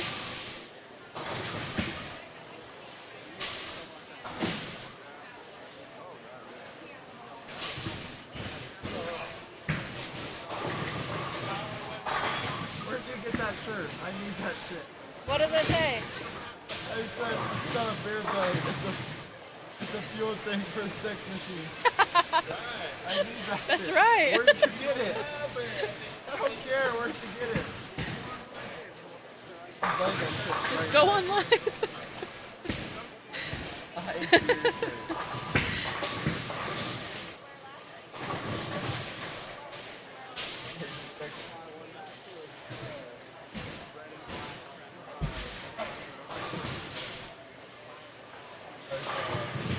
Doug, thank you for putting that in there for Mr. Grimm.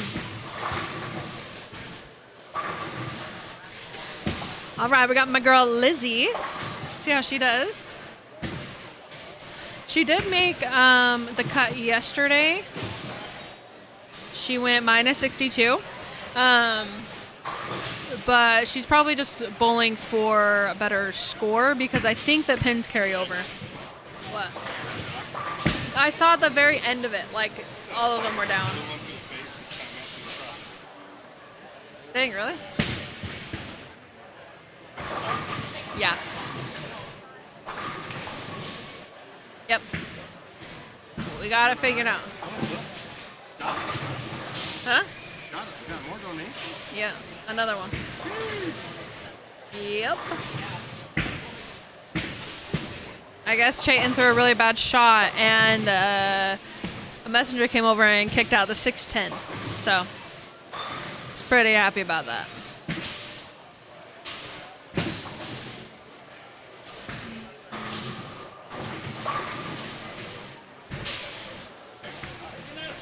Man, he got a strike.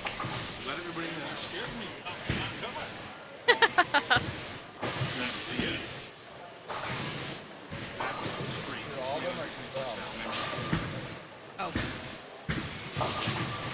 And if you are interested in watching just lane 21 and 24, no commentary, but it's just easier. You can see, like, we have a specific camera to the scores, so you can see the scores and them bowling. It is for subscribers only. So if you are interested in that one, or you know someone bowling on those pairs, and you like to see their scores, just because sometimes the other scoreboards are a little hard to see, you are welcome to go watch that one, but it is turned on for subscribers only. So just a heads up.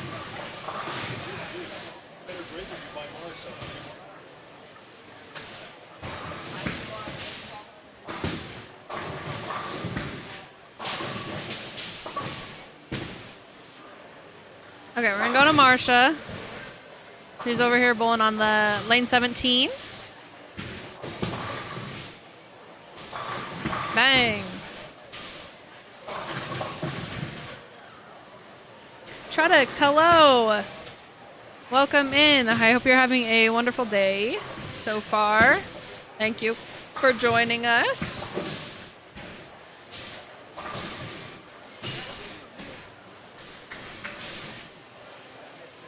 Someone is bumping that table.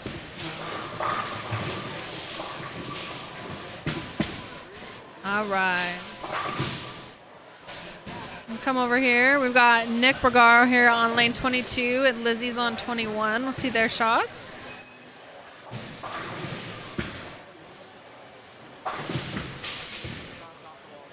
Nick. Bang.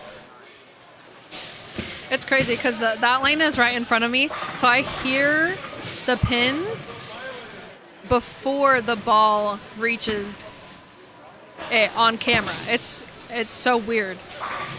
But I can almost hear what happens before it actually happens, or shows to you guys.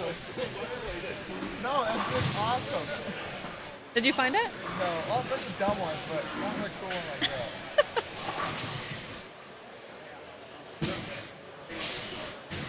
I'm just glad I got paired with you. All right, Chayton. Oh.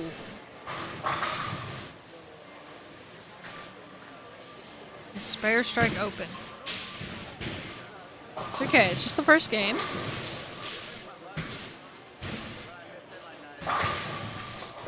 Watch Jesus for a second. He bowled the previous squad.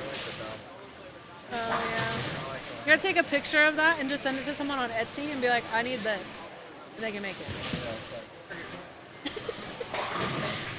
Jesus bowled very well in the 8 a.m. squad. Idaho fought because Mother Nature did not want me to go bowl. Oh, I'm sorry. I'm glad that you are able to watch and you're here hanging out with us. Is there anyone in particular that you're wanting to watch at all? And see if I have them on. It is so bad. Yeah, this pattern is quite tough, as from what I've heard. Not ideal. Manny says that he really loves this pattern. Just kidding, he really does not love it. Oh, JP. Manny, or Jeremy, Manny wants to know where you're at.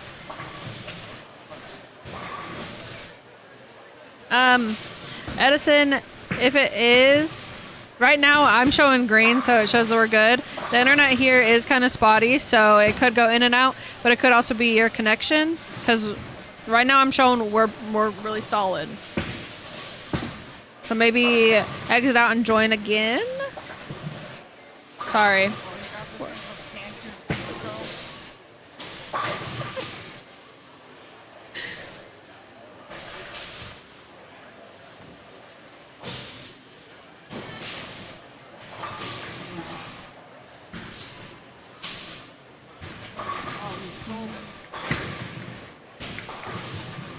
All right, Hallie. Bang, that's a good shot. And we'll watch Luke and Chayton.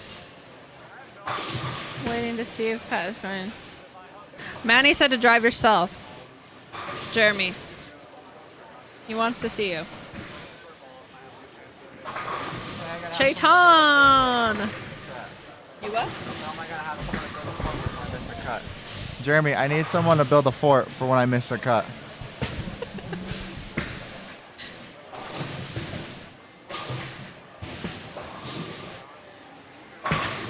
Okie dokie, let's see.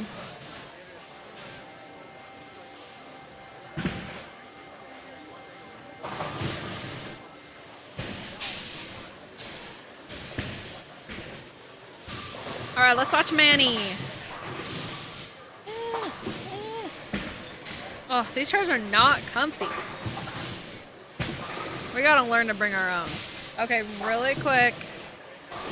Whoops. We're gonna watch Yannick really fast, and we'll switch back to Manny. Bang! All right, Manuel.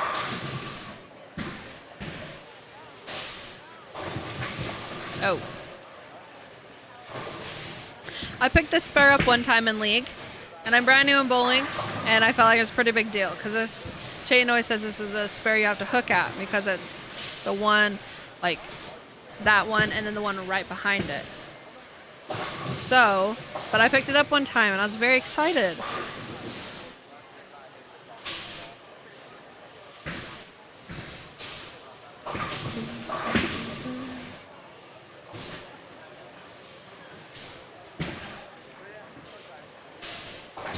Yeah, Manny.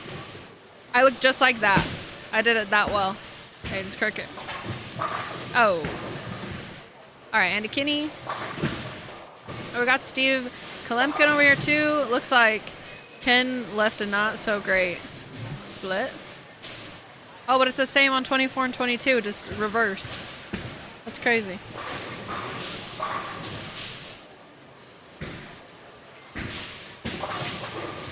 Hi.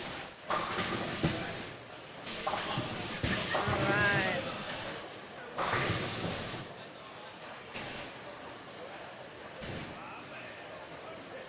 Lainey, sorry, we just missed Caden's initial shot, but we can watch him on this one. I'll keep an eye out for when he's up too.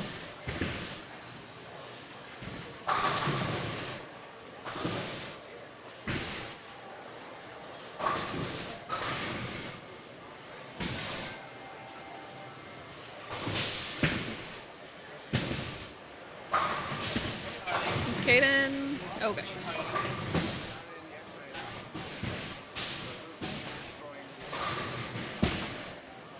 How is Bergara bowling? It's actually coming up on this camera right here. So let's see, which one is he? He's on a 4-bagger right now.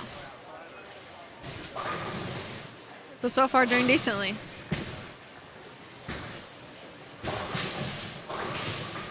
Oh, perfect. Good to know, Lainey. Thank you.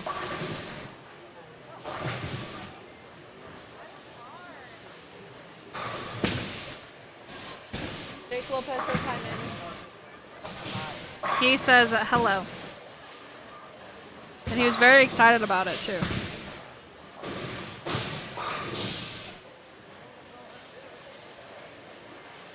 Nick. Bang.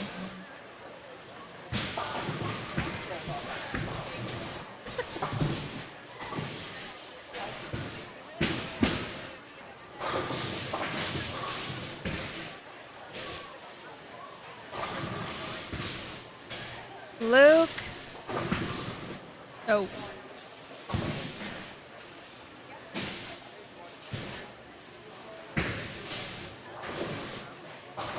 I know Doug's in here, so let's go to Sandy real quick. Oh, and we got Manny. And then that means that we have Caden after. So we'll stay here for a second. Oh, Manny. Sandy. That one looked pretty good. I thought she was going to get them all. Is Josh Link bowling?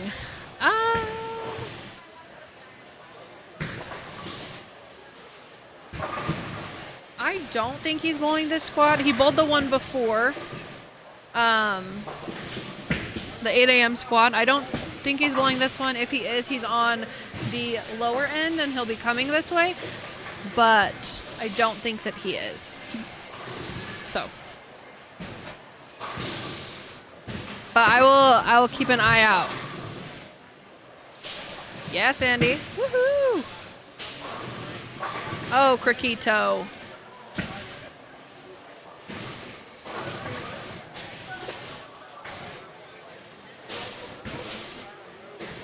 All right, Caden.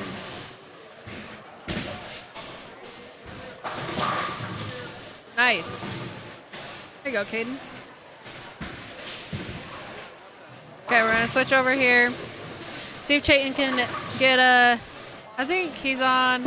Okay, he's on a 2-bagger. Let's see if we can get another one. Yeah. After the 8 a.m. squad, Josh was the cut. So, which it's obviously gone down with having more people this squad. You're welcome, Doug.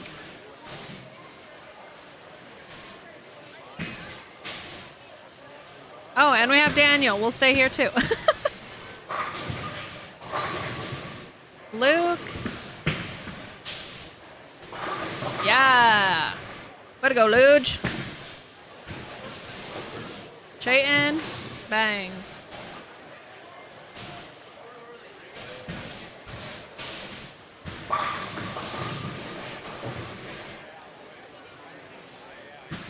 Pat, if you type an exclamation point pattern, then it will come up with your... Oh, we almost got it. Yannick. Oh my gosh, no way. What the heck? Okay. Oh gosh. Well, that's not what I meant to do, friends. I clearly don't know the buttons. But I was trying to do... How do I exit out of here? Just keep playing. Okay, thank you for going back.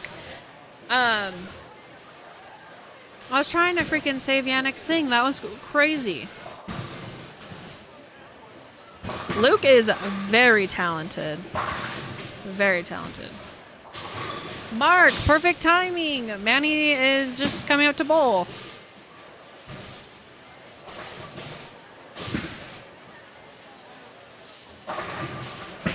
Oh, yeah.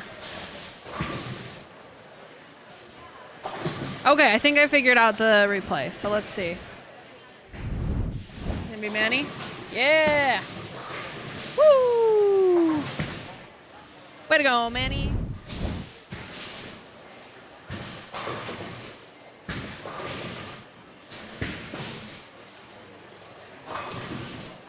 Mark, it's because you started watching. That's what he needed.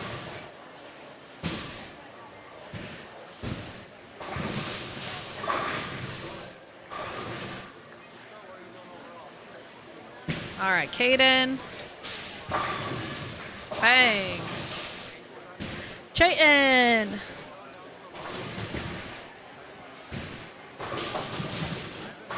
Uh-oh.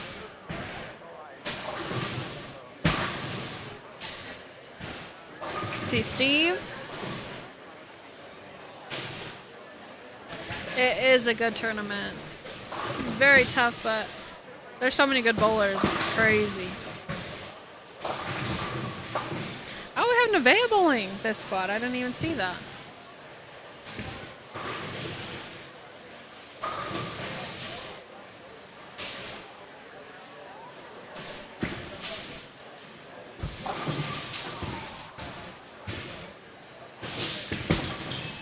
Lizzie picks up her spare. Andy. Nope.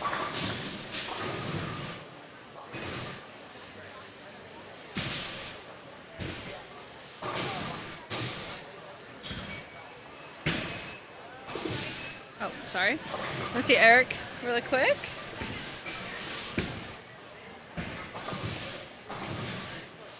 Wee bit right. Go back and we're gonna watch.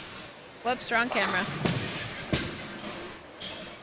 Got Samuel Combs, Jesus, Hallie. Any chance I can see lane 15? Oh, perfect. Well, I just switched to it.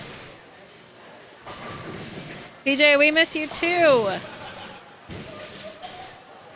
I can't remember where you moved to, but I hope that it's good. And I hope you're having a good time there.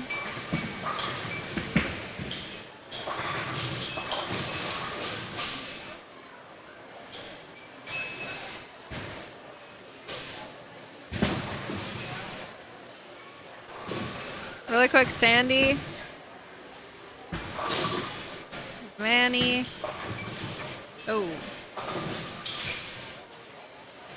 We'll watch Cricket go real quick. Luke just left the big 4 on lane 16. Cricket. Yeah! Woohoo! Way to go, Crickito.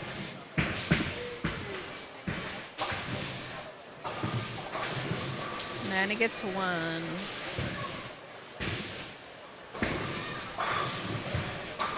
I'm gonna go to Lizzie real quick.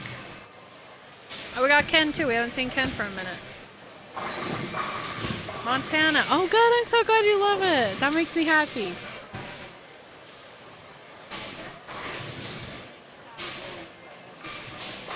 Lizzie with a strike. Love that for her. Switch back and watch Caden really quick.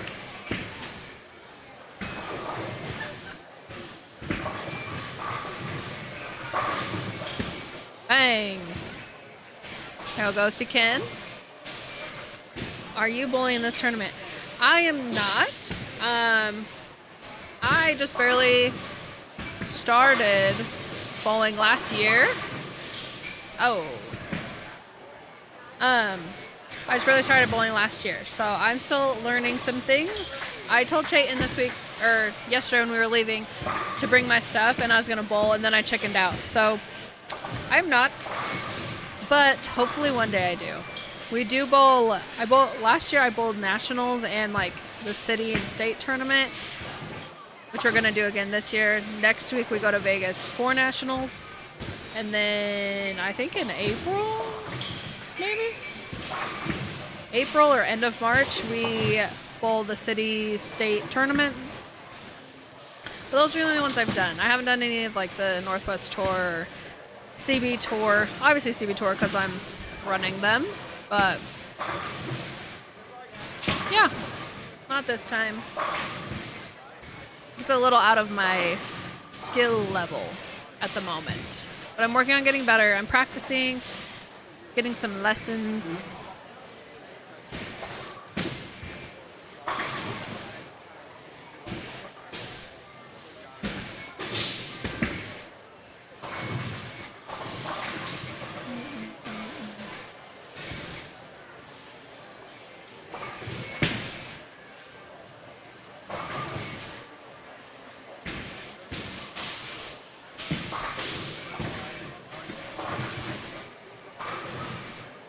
Oh.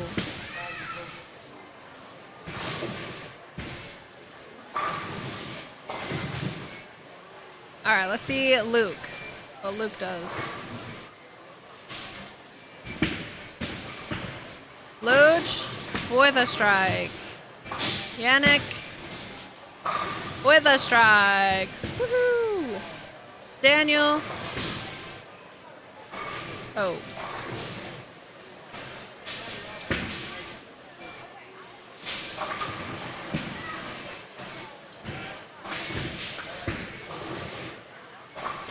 I really want to catch Nevaeh. We haven't seen any of Nevaeh.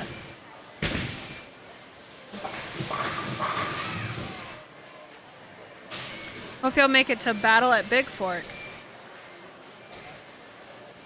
I don't know that we have any plans to yet, at least.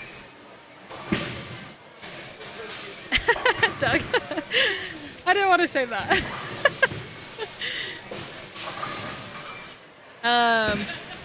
You'll get there. Just keep swimming. Yes, I am still learning Riley with a strike. But yeah, still learning, getting some lessons from Daria actually up at Storm sometimes. So she's been giving me some pointers, which has been very helpful. Been learning to slide. I used to not slide, so. Lizzie. Oh. I feel like we've kind of seen that split a lot, to be honest. Maybe I'm tripping. Oh, we have Nevaeh coming up. We'll watch her for a sec.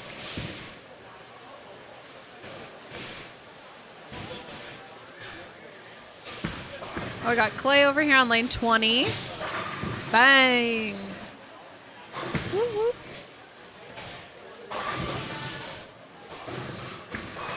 All right, Nevaeh. Nevaeh struggled a little bit yesterday, so hopefully she can pick it back up today.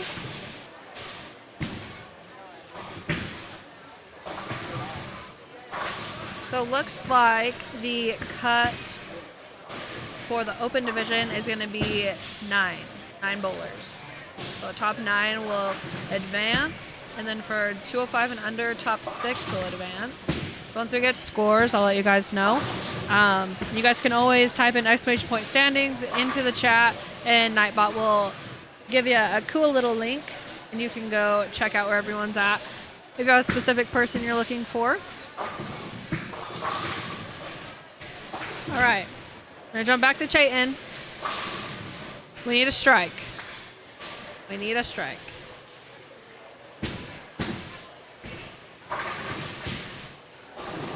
Come on, bang, woohoo! Claps for Chayton.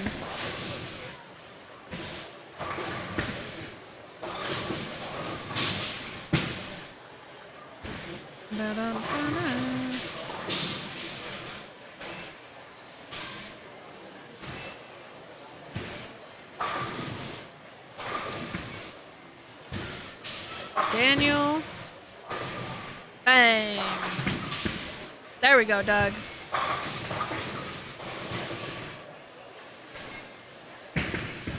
All right, we've got 110 of you in here. Welcome, welcome. Thank you for being here with us on your Saturday. We appreciate you. If you guys wouldn't mind, we'd really appreciate if you liked the stream. Helps us with the YouTube algorithm. Gets us out there to even more people interested in seeing what the Northwest has to offer bowling-wise. There are so many good bowlers that we get to spotlight. So yeah, if you guys wouldn't mind just liking the stream, it's free. It helps us tremendously. We do have options, like if you guys want to leave any donations, you totally can. Become a subscriber. We have a subscribers only feed, which is lanes 21 through 24. That one has a close-up camera on the scores, so you can see exactly what people's scores are. So yeah, if you're interested in that, it is turned on to subscribers only, so you will only be able to view that if you are a subscriber. But other than that, the rest of it's free. We appreciate you guys being here.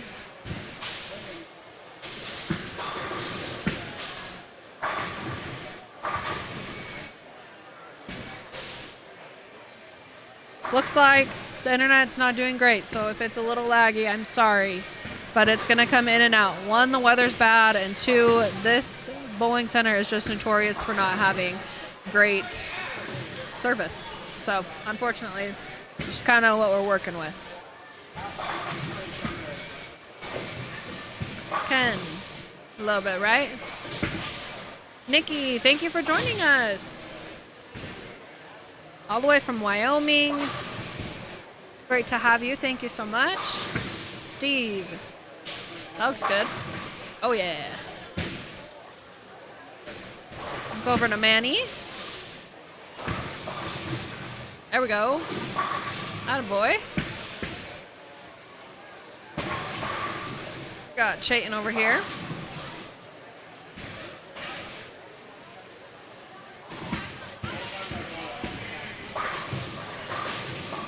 Oh.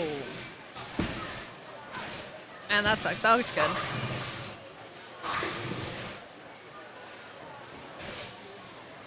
All right.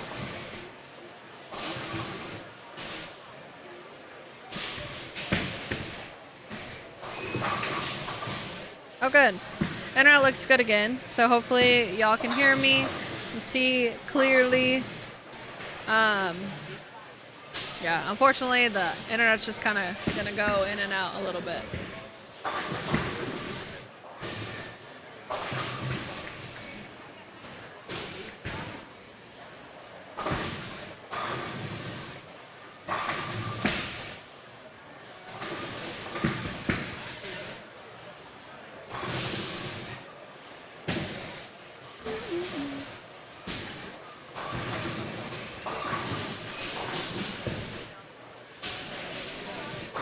Real quick, while Caden's getting ready, we're going to go to Yannick and Nevaeh.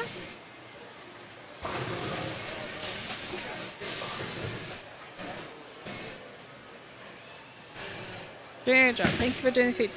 Of course! I'm just here for this squad. So you lucky little ducks get to be with me for this squad. Chayton will come back, but he decided to bowl. So, Mike, good. I'm so glad. I'm glad it's okay. Just a while back, my daughter bowls with Breck, and we saw Chayton. Looks like Kevin Owens. Yes, he does. He gets that all the time.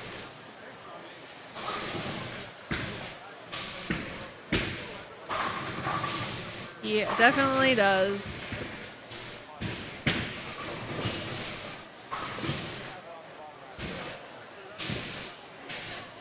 We just went to SmackDown actually a couple weekends ago. That was really fun. But yeah, every time we see him, people are always like, "You look just like him."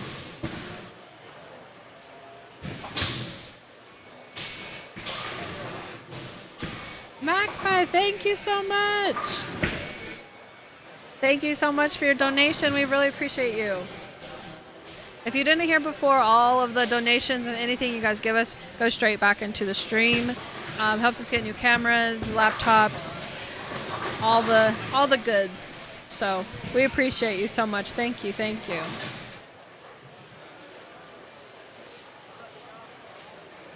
All right, Kaden. Nice shot. There you go.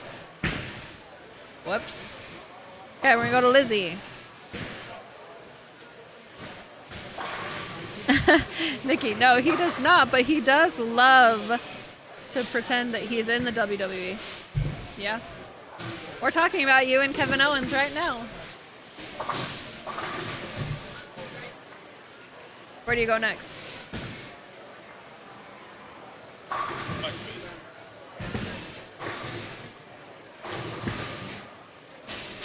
Do you have your water? Do you have your water? Where is it? Oh.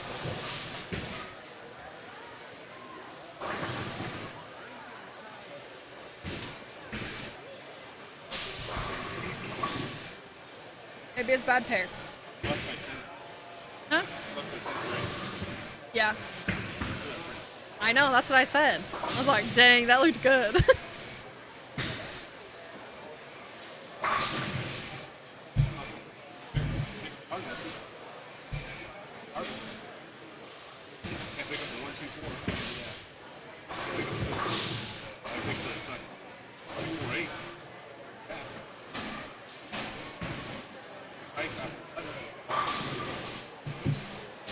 Gotta relax. Could have just been a bad one.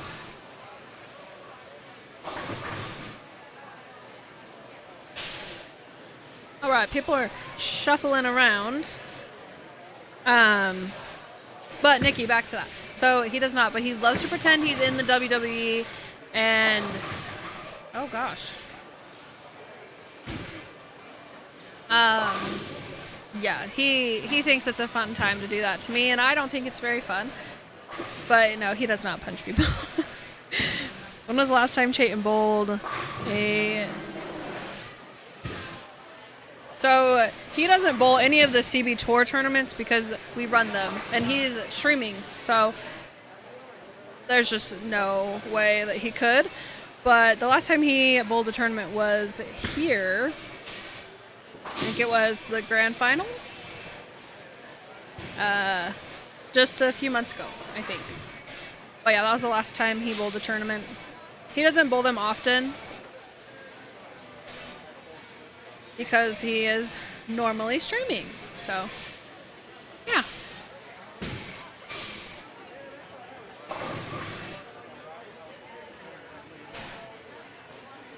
But he's out there doing the good work of getting some videos while I'm back here, so that's nice of him. Looks like we are getting Daria on lane 15 and 16. So those of you interested in watching her. Gio looks like he's coming over as well.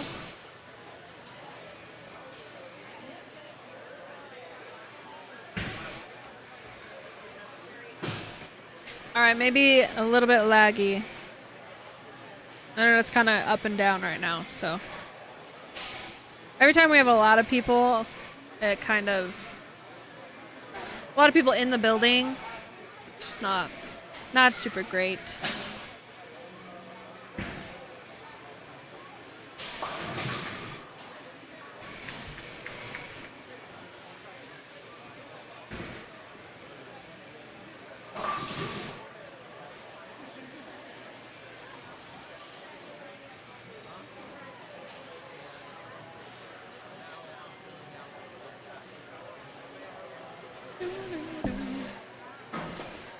See, we have any schools? No. Why? Oh.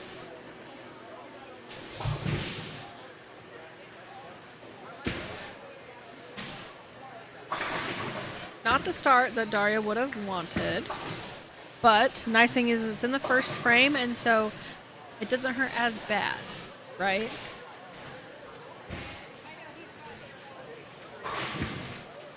We gotta switch the ticker. We are in game 2 of 4.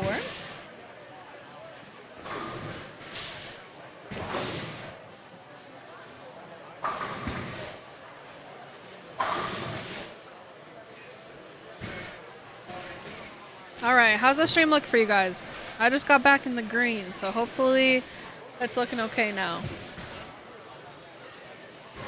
Hopefully it wasn't too bad when we were in the red, honestly.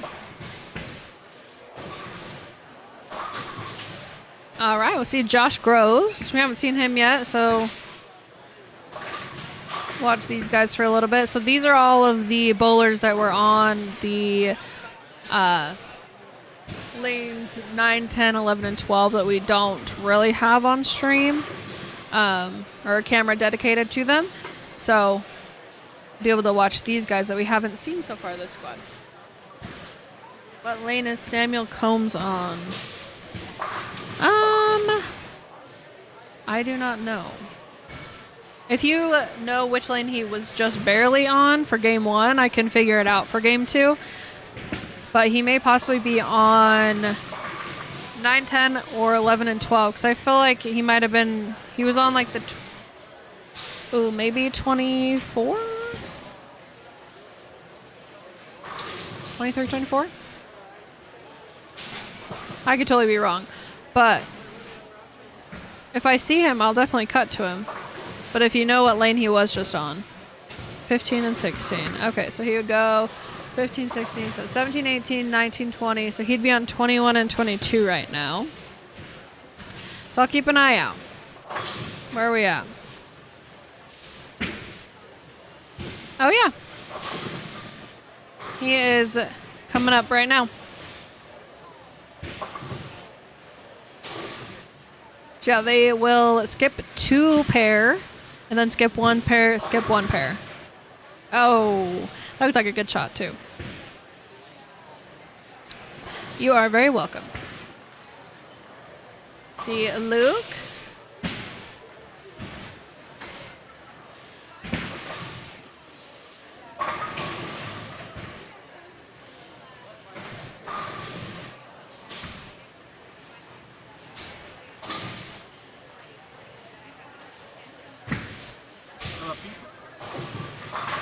$119. It just keeps going in and out. Yeah. It'll be green for a little bit, and then it'll go red for a little bit, and green for a little bit. All right. Got Chayton's little noggin.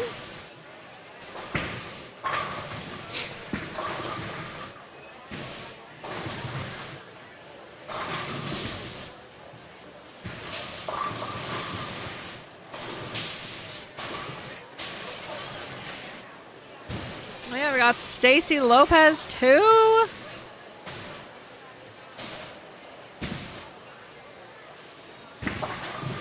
All right, Marsha. Oh. Cut over this. Oh, just kidding. This is not Stacy's lane.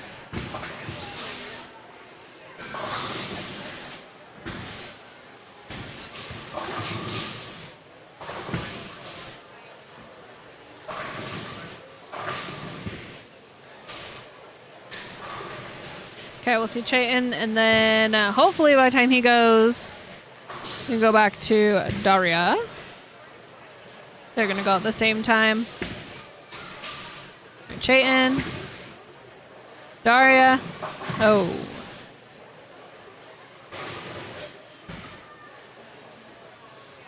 Definitely not what they would have liked.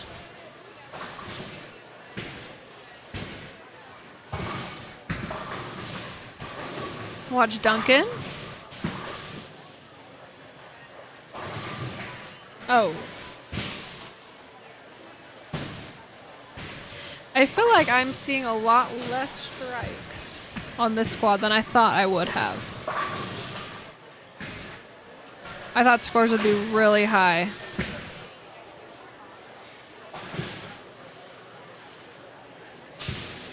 But it's not looking like it. Go to Luke.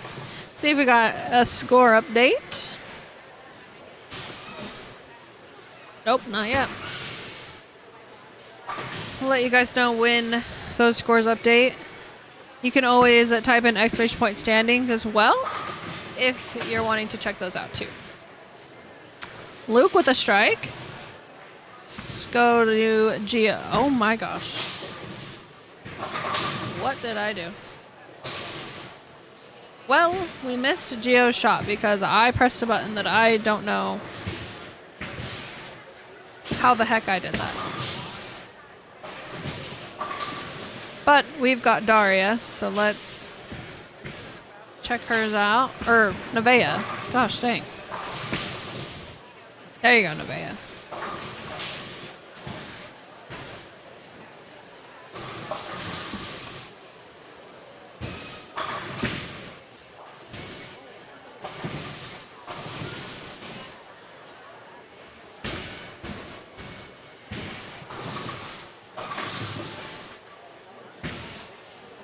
I think that shot that we missed of Gio's, I think he stuck or he slipped. That resulted in it not being good because off camera he was wiping the approach. So something happened. I think he may be a little in his head after that. All right, Sandy. Bang! Way to go, Sandy.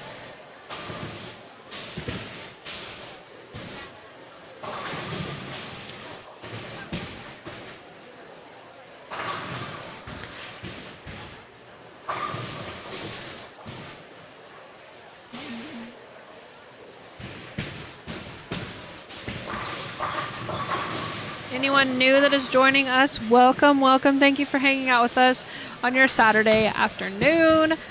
This is the 11 a.m. squad. Hammer 1 just died.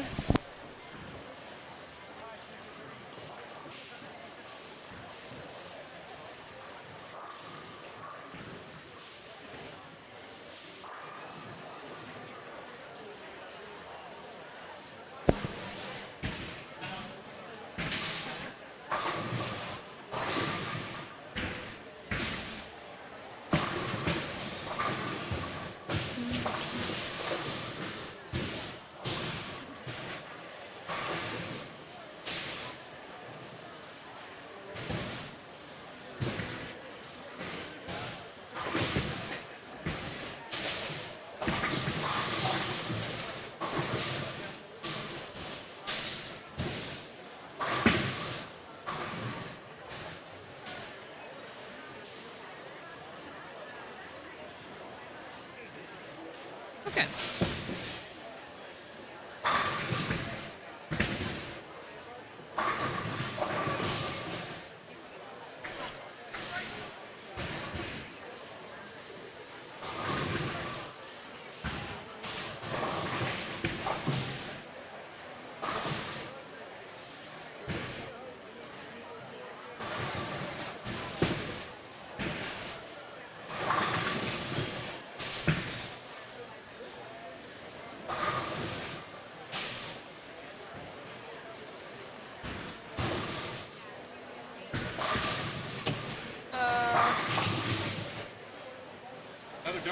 Do I need no? Oh yeah. Do I need to do anything with this? Okay. I have been going to Yannick. Whatever. I put you on.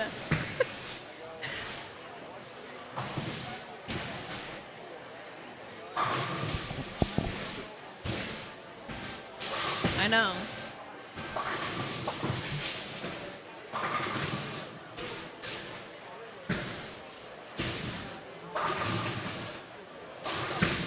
The internet is very in and out, so I apologize if it's laggy for you guys. Stacy! Where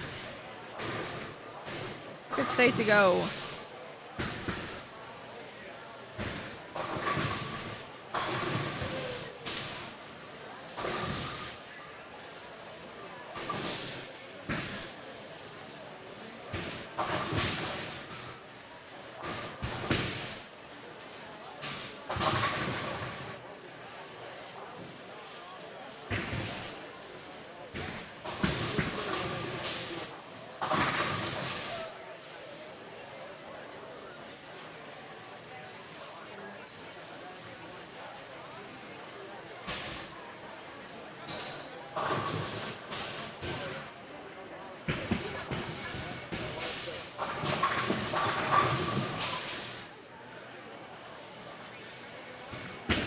Nevaeh struck off camera.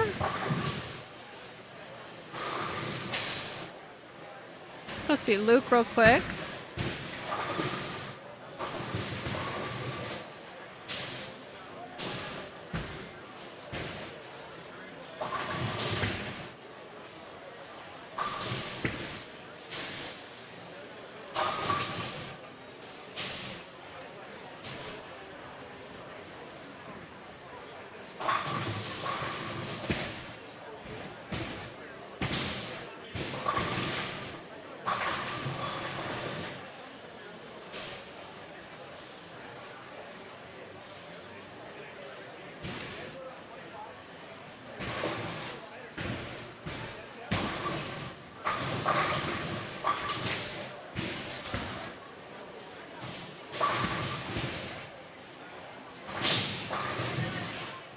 Still no game 2 scores. Once I get those, I'll let you know.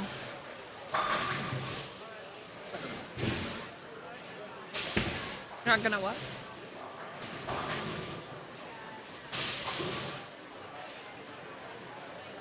I'm not. I noticed that. But I feel like he hasn't bowled very much lately, so.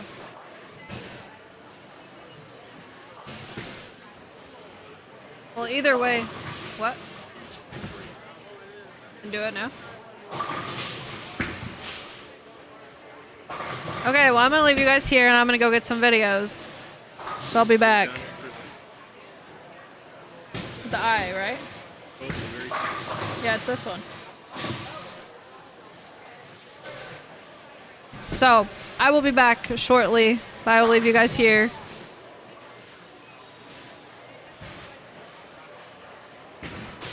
Can we see some Q Hawk, please? Yes, you can. He's not up yet, but once he is and I am back, I will definitely go to him. What you were saying about your mom. Esther, I don't know if I was saying something or if Chayton was saying something. So let me know.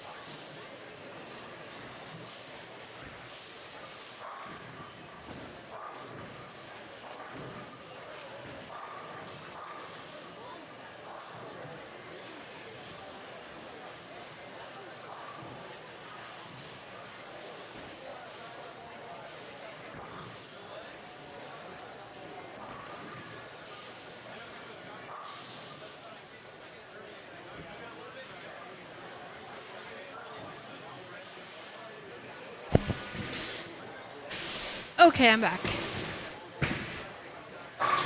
Bang. Gotta go, Chaiton.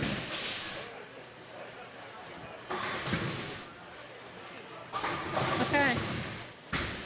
Here I am. I'm gonna get a couple of videos. Got a few good ones for the Soch. Stacy. Woohoo!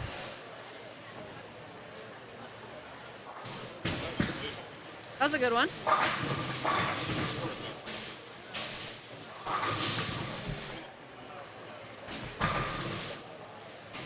Can you be in the under? No.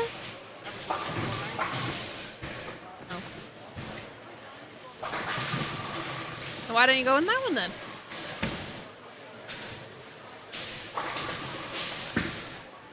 Funny guy.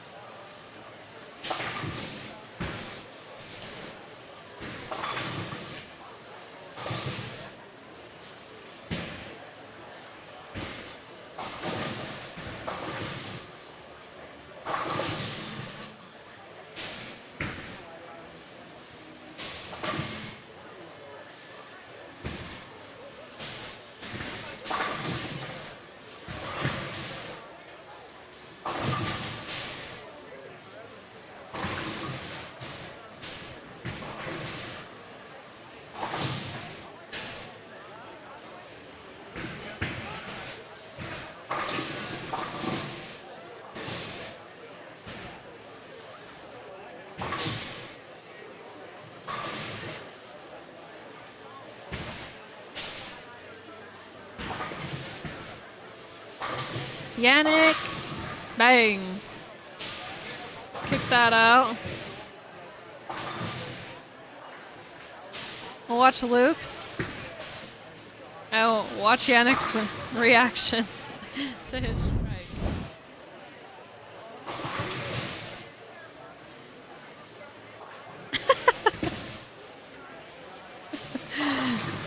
He's feeling it.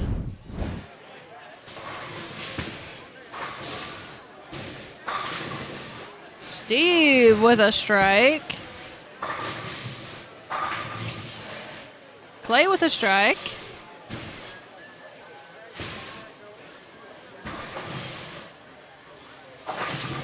Nick with a strike.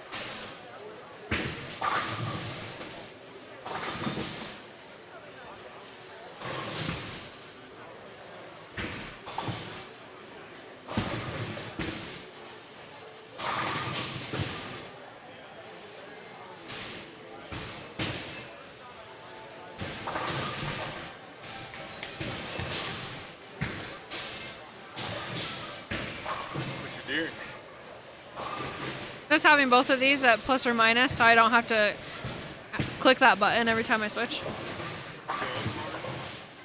Did I do what? No, I just barely saw they were updated.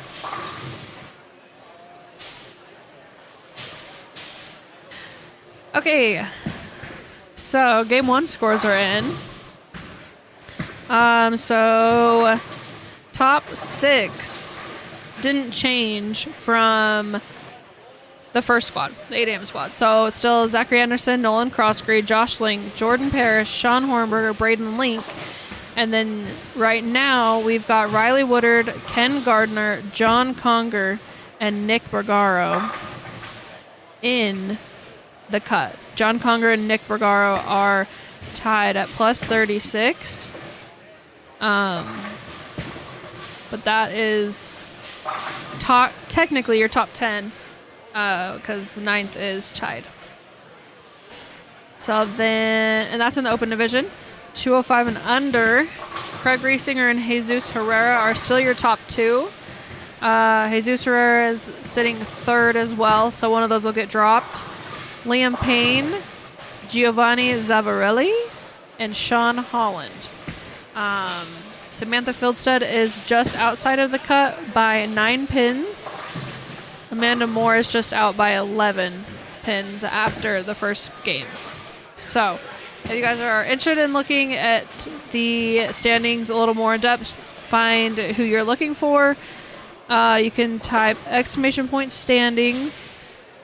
Nightbot will be so kind to give you a link that takes you straight to it. Make sure you hit the plus or minus at the very top to show an accurate top or an accurate cut. Some notables: Ken Fong sitting in 19th right now. Stacy Lopez 20th. Andy Kinney 21. Yannick 23. Kaylee Tripp 24. Daria Payak 25. Luke Brown 29. Clay Reese 32. Steve Klemkin and Chayton are tied with 168 at 34. Manny Farrell 41. Gio 47. He shot 147. So rough first game.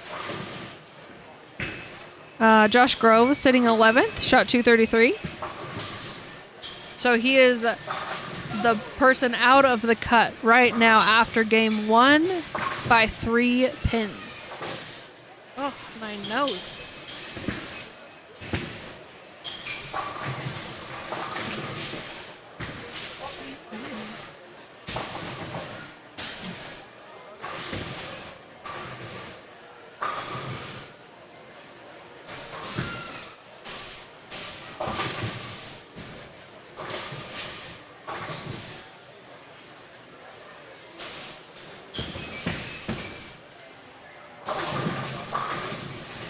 Scores are definitely lower than I anticipated. Riley Woodard did have a good first game, 258.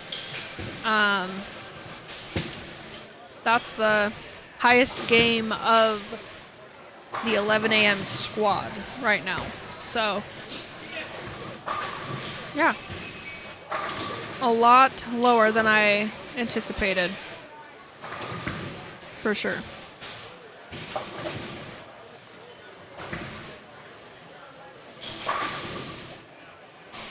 Sounds about what I score. Yeah, it's tough because this pattern is really hard, and what I've heard is, one, the pattern's hard, 2, there's new lanes, and so a lot of people are talking about track. There's not a track, I believe is what they're saying. So take that from a non-bowler as you will. But yeah, so new lanes. It's kind of making it a little more difficult for them, and especially the people that have bowled in this house in the past on the other lanes that they kind of knew how they played. So, yeah. It's definitely not a house shot that they are bowling on. It is quite tough, as you can tell by the scores. There's only 1, 2, 3, 4, 5, 6, 7, 8, 9, 10 games that were over 200 this second squad. Only 10 people had a 200 game. 4, 5, 6, 7. Oh, sorry, 9. Only 9 had a 200 or higher their first game in this squad. Very, very surprising.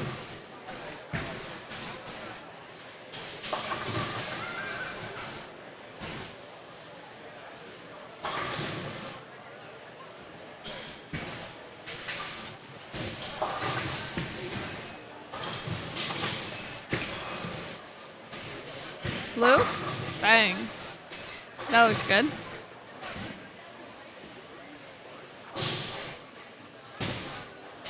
See Lizzie.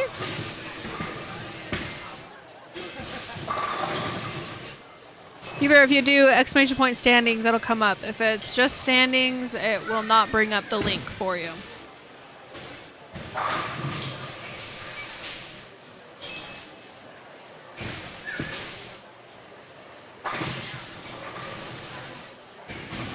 See Tyler Norris. We haven't seen much of him lately.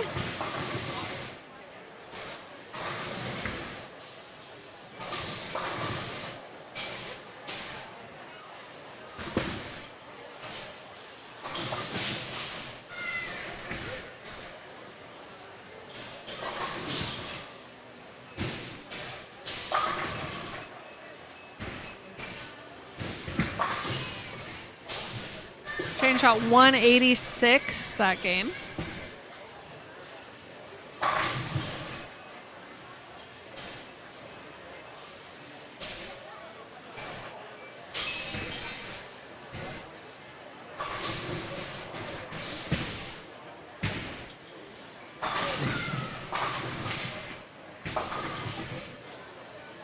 Jesus with a little messenger action.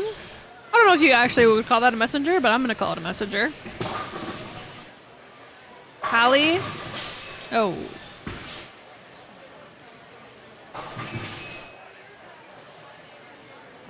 Over here and see Marsha.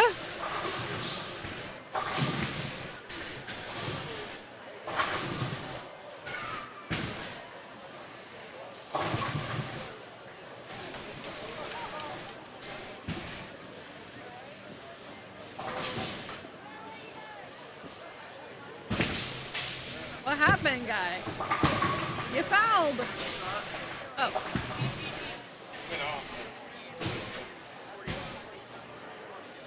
I just saw the light go up. That was slippery.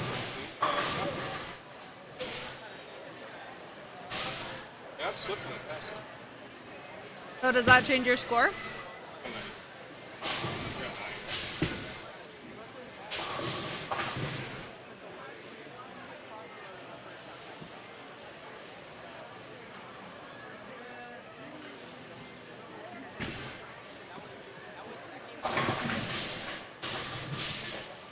I'm surprised that they're playing music.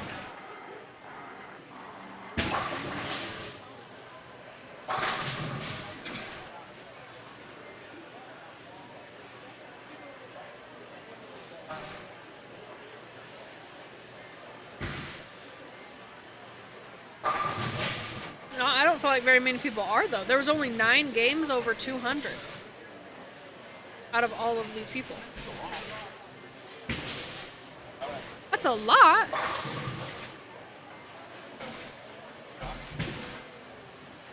I'm just saying, there, like, game 1, there's only 9 people this squad that went over 200. That's it.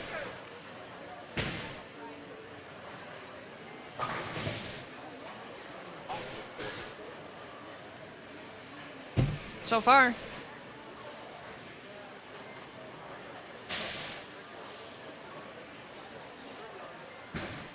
New lane surface will have less friction also. All the lanes will be in the same condition as far as play goes. Most houses have had their lane beds for 20. Yes. That's correct. That's what a lot of people are saying.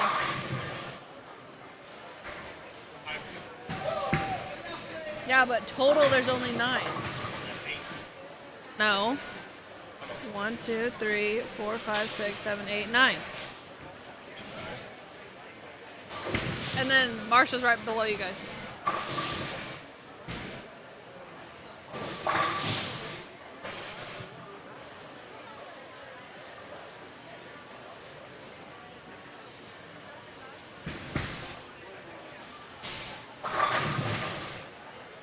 All right, so Juice having a better game than he had the first game.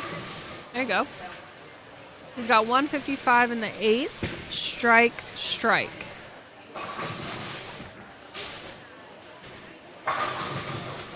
First game was 147, so he's already beat that.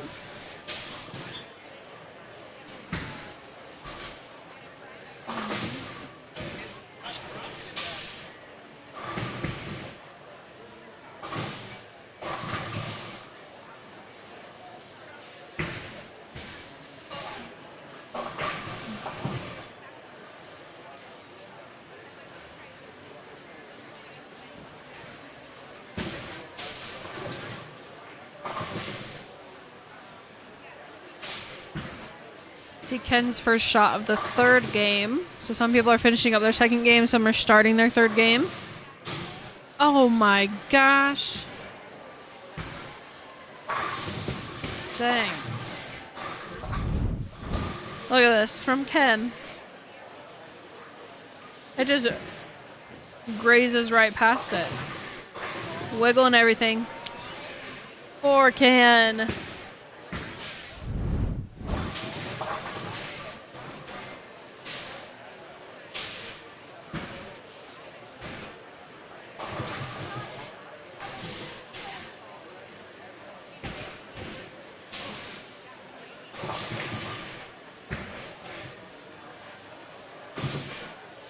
Oh my gosh, yes. I did forget the 205 and unders. But yeah, like there weren't a lot, and I would have expected more with the field that is in the 11 a.m. squad. So it just shows you how hard it is, and not necessarily luck, but like getting the right, like getting matched up on a lane that is helping your style of bowling definitely helps. But yeah, just not too many over 200, but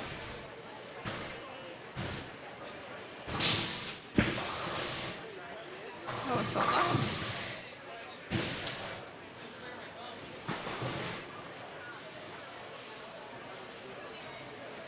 Everyone is out here grinding, so it is not easy to say the least. I missed the replay. A commercial popped up. Oh, dang it. Mike, I'm sorry. I don't know if you can rewind. But if you can, you should, because I want to say maybe it was the 9 pin. Not good with the pins, so we're gonna say it's the 9 pin. But it was standing, and another pin went right past it, and it's wiggling, and it just stood. So there's my visual of it. If you can't, go back and watch it, but I think you should be able to.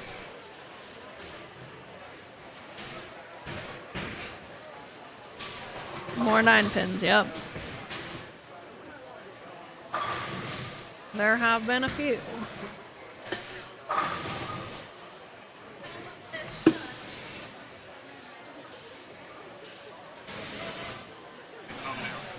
What? It just comes in and out. Not too crazy.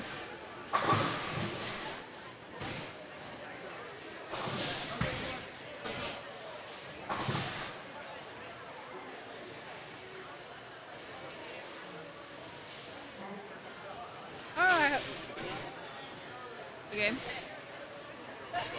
What'd you just do?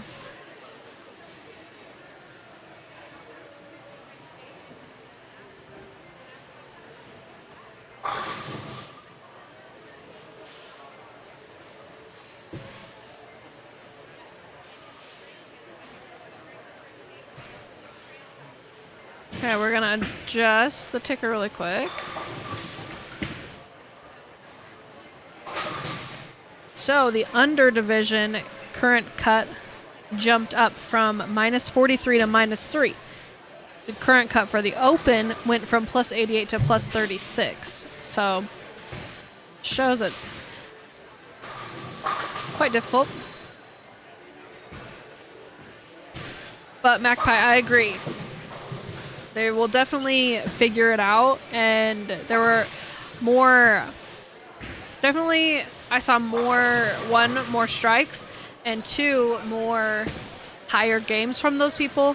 Like Gio, for instance, shot 147 and then shot obviously more than that. I didn't see his final score, but probably like 180. Hi, Luke. How are you? Good. So yeah, they're learning it and everything. So I do think, I agree. I think Game 4 scores will definitely go up and maybe bump the top 6 a little bit. If Riley continues having good games, think he could be up there for sure. Mike, sweet, you should, because it was, I don't know, it's probably not that crazy to like normal bowlers, but I thought it was pretty cool. I mean, it sucks for Ken, but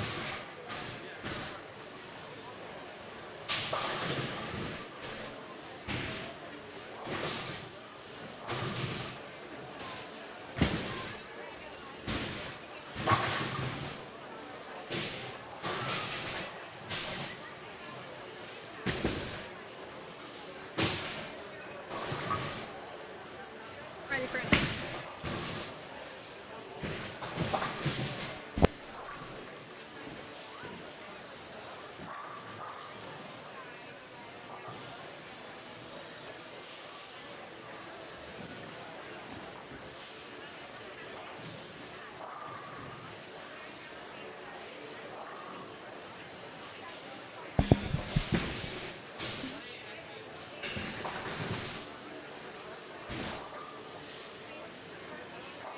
No scores just yet.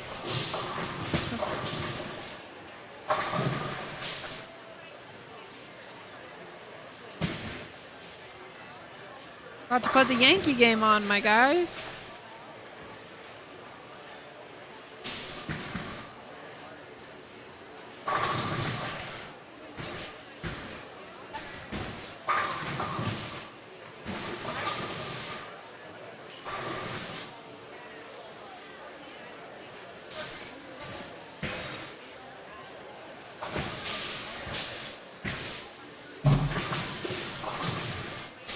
All right, anyone a baseball fan? Do you watch spring training games? If so, because I'm diehard Yankee fan. I'll watch all spring training games, as well as regular season games and postseason games, especially for the Yankees. I love it. I could watch it all day.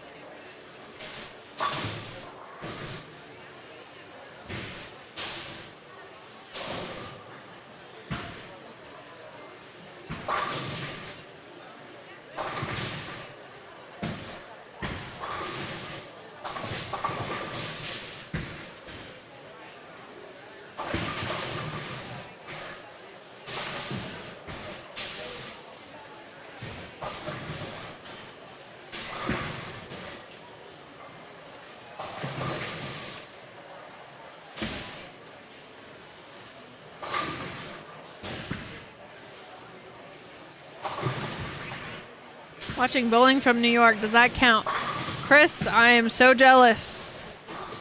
Are you a Yankee fan? Are you a Mets fan? Do you like baseball at all? Are you anyone's fan?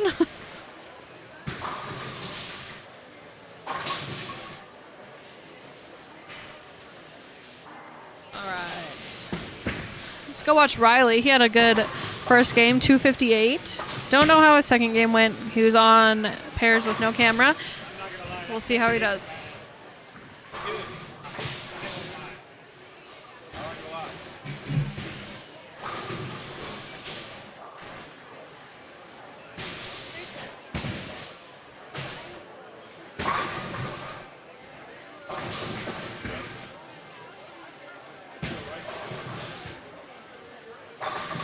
Who is bowling better, Steve K or his wife, Marsha? So as far as I can see, on Tournament Bowl, we only have game one scores. So Steve shot 168, Marsha shot 166. So currently, Steve is ahead of Marsha, but I don't know what they did for game two.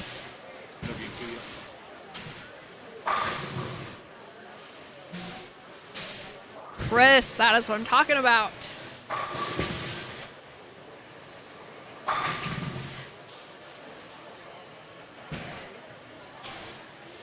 I don't know if you're watching their spring training game right now, but not going so hot.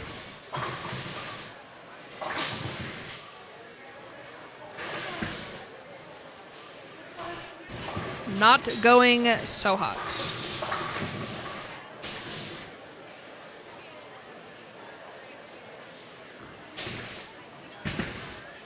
But they had a really freaking good game 1.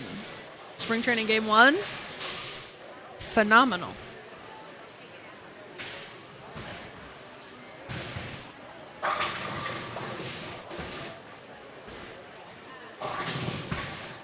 Oh. What? Be careful. They spill.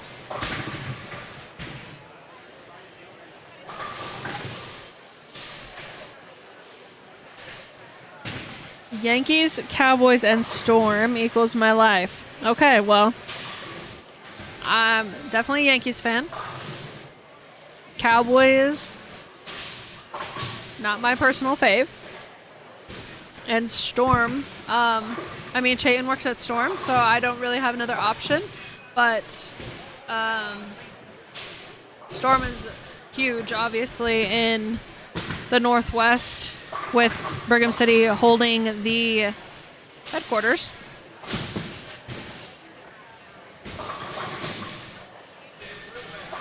You can have the A's in Utah because Las Vegas don't want the A's. We don't like the Raiders.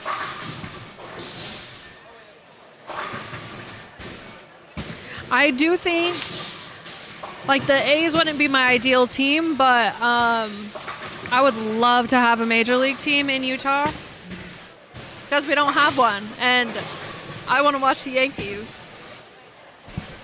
I would definitely get season tickets just so I could watch, like, other teams they play.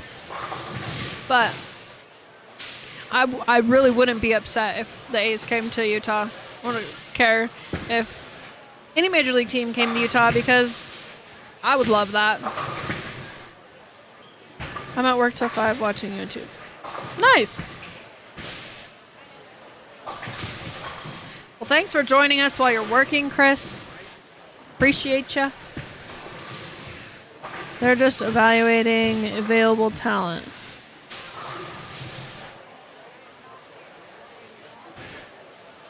Marty, are you talking about the Yankee spring training game right now?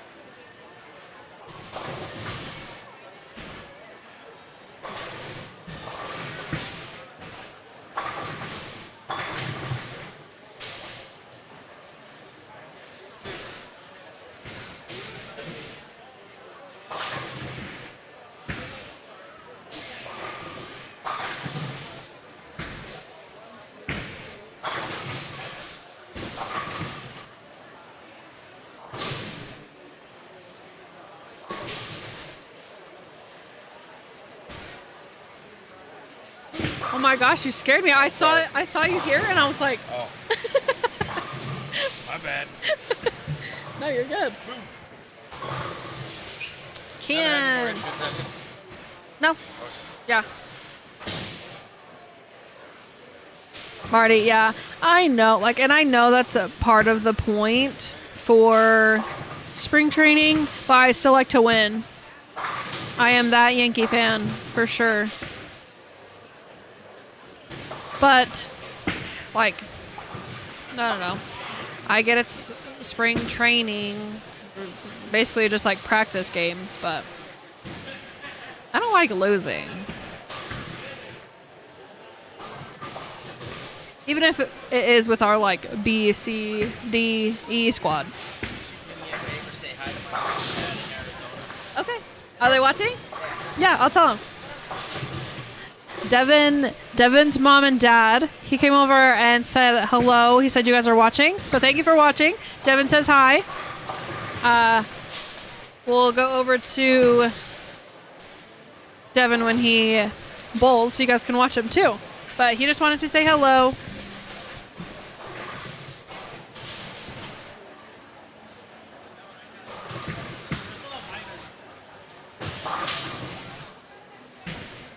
Wee bit left from Chaitan. Stacy, oh my gosh. Okay, so we did get standings. So for game 2, Nick Bergaro squeaks in and he goes to the 3rd spot. So he shoots 236, 257. So he's doing good. Cricket, damn, Cricket shot 201, 268. Bumps him up to 7th. And then Riley Woodard shot 258 first game, 202 second game. So he is the cut number right now at plus 60. So let's change the ticker. And then for the under division, Liam Payne is still the number 1. He shot 202, or not still. He is now the number 1. Shot 202, 234. Giovanni Zavarelli shot 200 his first game, then 228 his second. So he's sitting 3rd. And then Jesus Herrera shot 209, 202. He's sitting 5th. He's also sitting 4th with his 8 a.m. squad scores. And then Luke Brown bumped himself up to 6th, shooting 226 in the second game. So cut is now plus 3 instead of minus 3 in the under.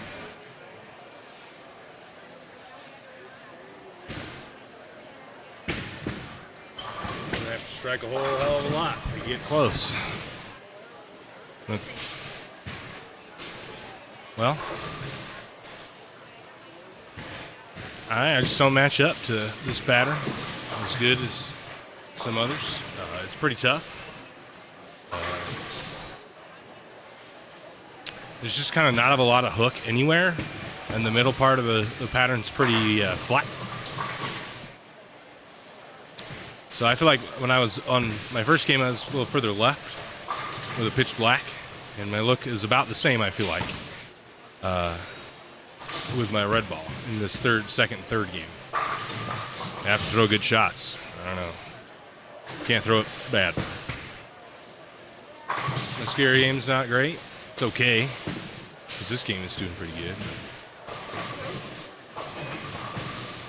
I just can't throw good. I'm not throwing very good shots. I'm not overly confident. I feel pretty tight.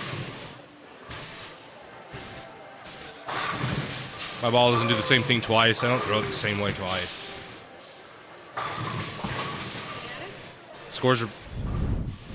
What do? Throw a messenger? Get my head in. Oh yeah, bang! That's a messenger. Get switch. Oh, too late. You just needed to switch camera. So what? Just switch it. Like, I just don't switch it to anything, just switch it, but you missed it. Didn't matter, because just now to Big 4, I thought maybe you'd pick it up. Go switch. Like just hit this? That's switching. There are 4 cameras. I know, I didn't say switch, it just said switch, so you just switch.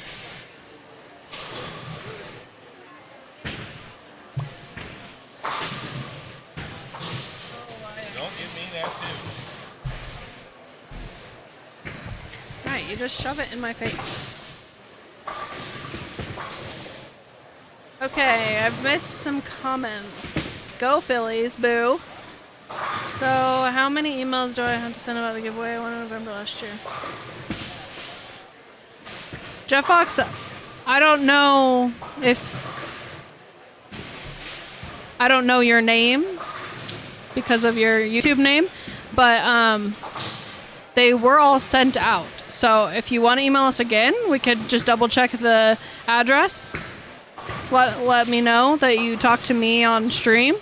But yeah, we've sent all the sticker packs out from our last few.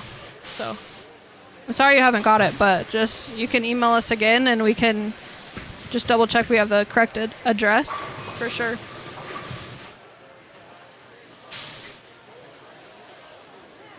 I haven't seen a lot of Daria, so we'll come watch her shot really quick. And then we'll go to 15 and 16.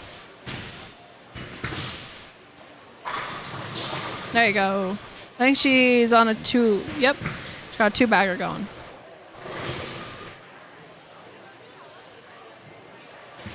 How can you stand to watch the Cowboys? They haven't even gotten to the NFC Championship game since the last time they won the Super Bowl. Spring training games are included into the win-loss totals for a season. MHAM, no, they are not. They are separate, but like they still have a you still have a win-loss record in your spring training. I just don't like losing. 35 scores over 200. Yep, they are definitely picking up. They're figuring it out, finding out what works for them, maybe hitting better pairs.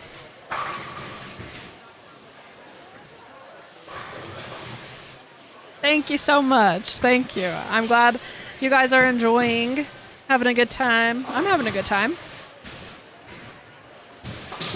Let's see Geo real quick. Oh.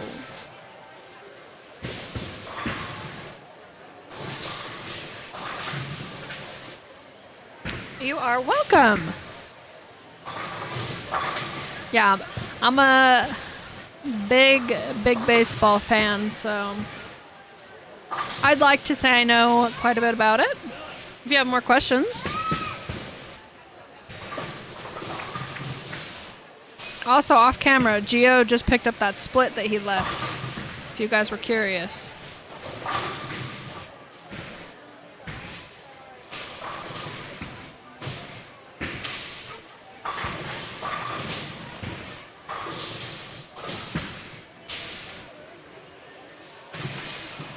See some more Riley.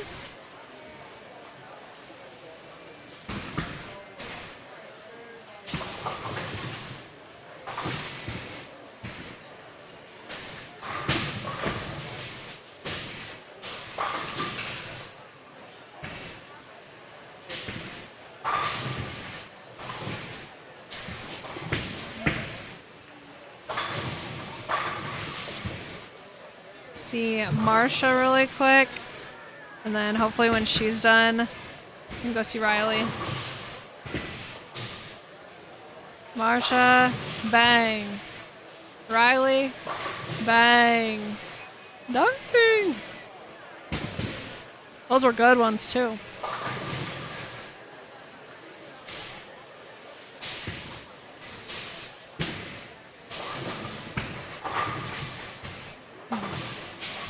Dang, your throat gets dry doing this. I don't know how to tighten this up for so long.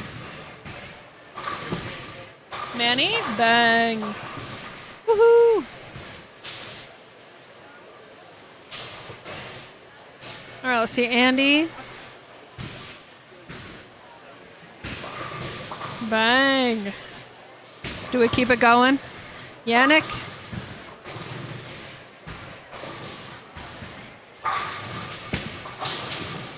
Oh.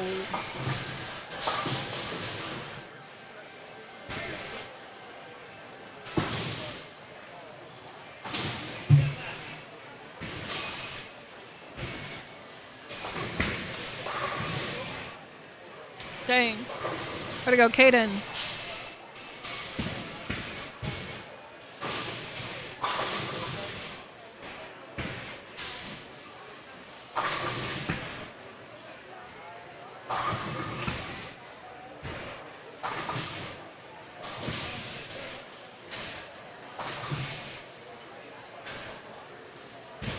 I know someone asked for Q Hawk. There you go. Take it. Come back to Ken. Bang. Way to go, Ken.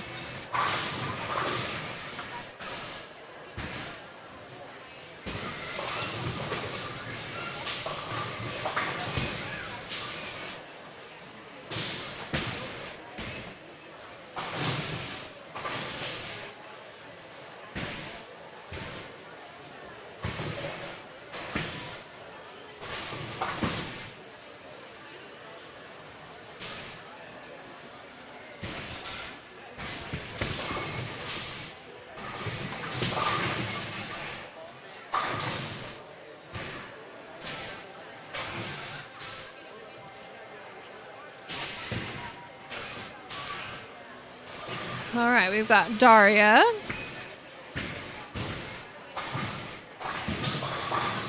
Bang. That was really good. Short strike, strike, open strike. What? Yeah. No. I brought a menu over this morning so that we would have it, and then I dumped the water. Dumped the water on it. I brought a menu over this morning when I got the waters so that we would have it. And then I dumped water on it. No, it was a paper one.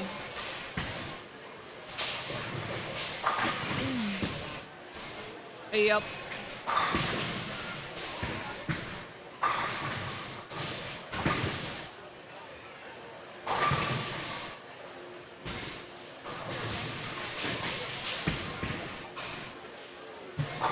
Okay, I'm gonna come back to Riley.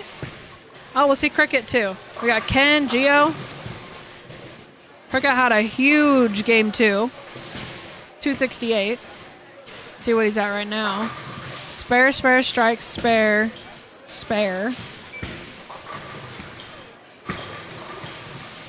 Oh, Crickito. We black clouded him.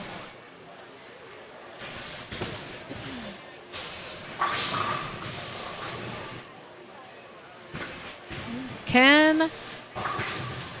Come on. Oh. Whoa. What the heck got the 10 pin? That was weird.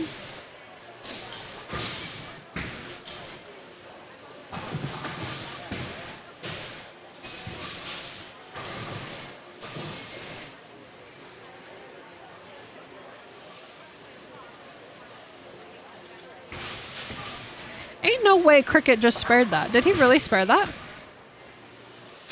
Holy moly.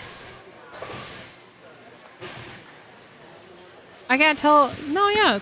I think that was a spare. Crickito is on it today.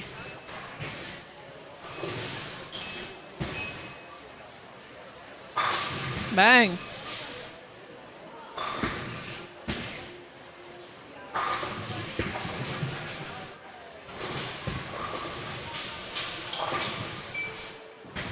Nice job.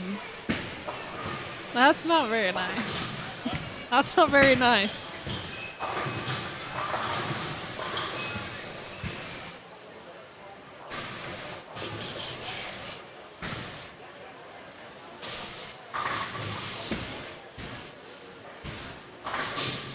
Lots of 210s. Yes, lots of 210s.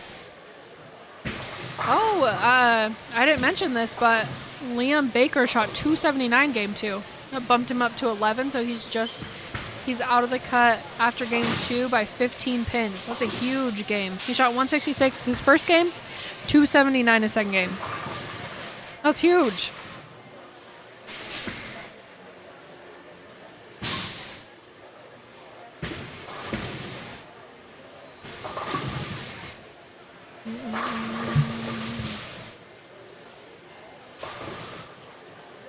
Huge a game.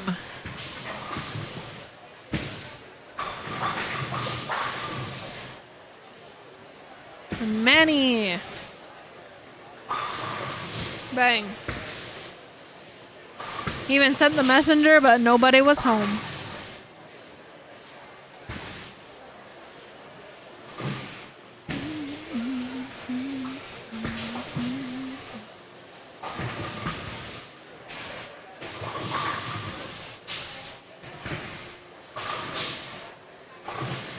Daria gets them all to fall. There she goes, 2-bagger, open, 2-bagger.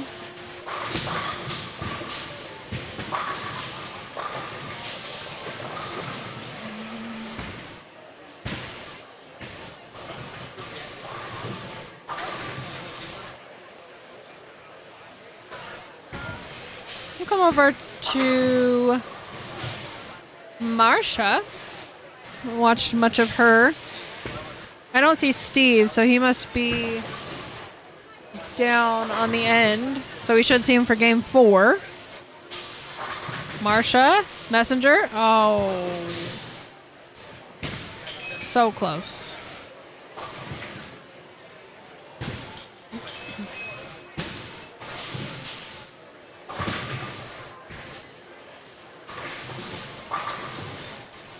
Dario on a 3-bagger. Come watch Devin for his parents.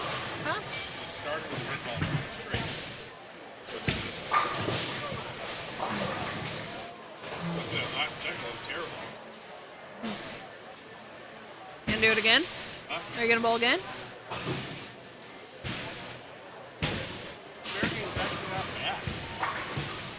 You just came over and complained that it wasn't good. First game I missed too many. I tried to look at it. That pins and the 4 pin throw straight. The only thing I missed was on the right. Pin pin, first pin pin. First 2-8.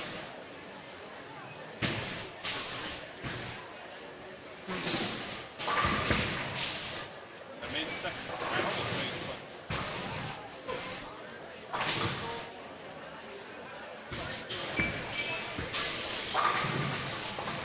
Yannick. Woo!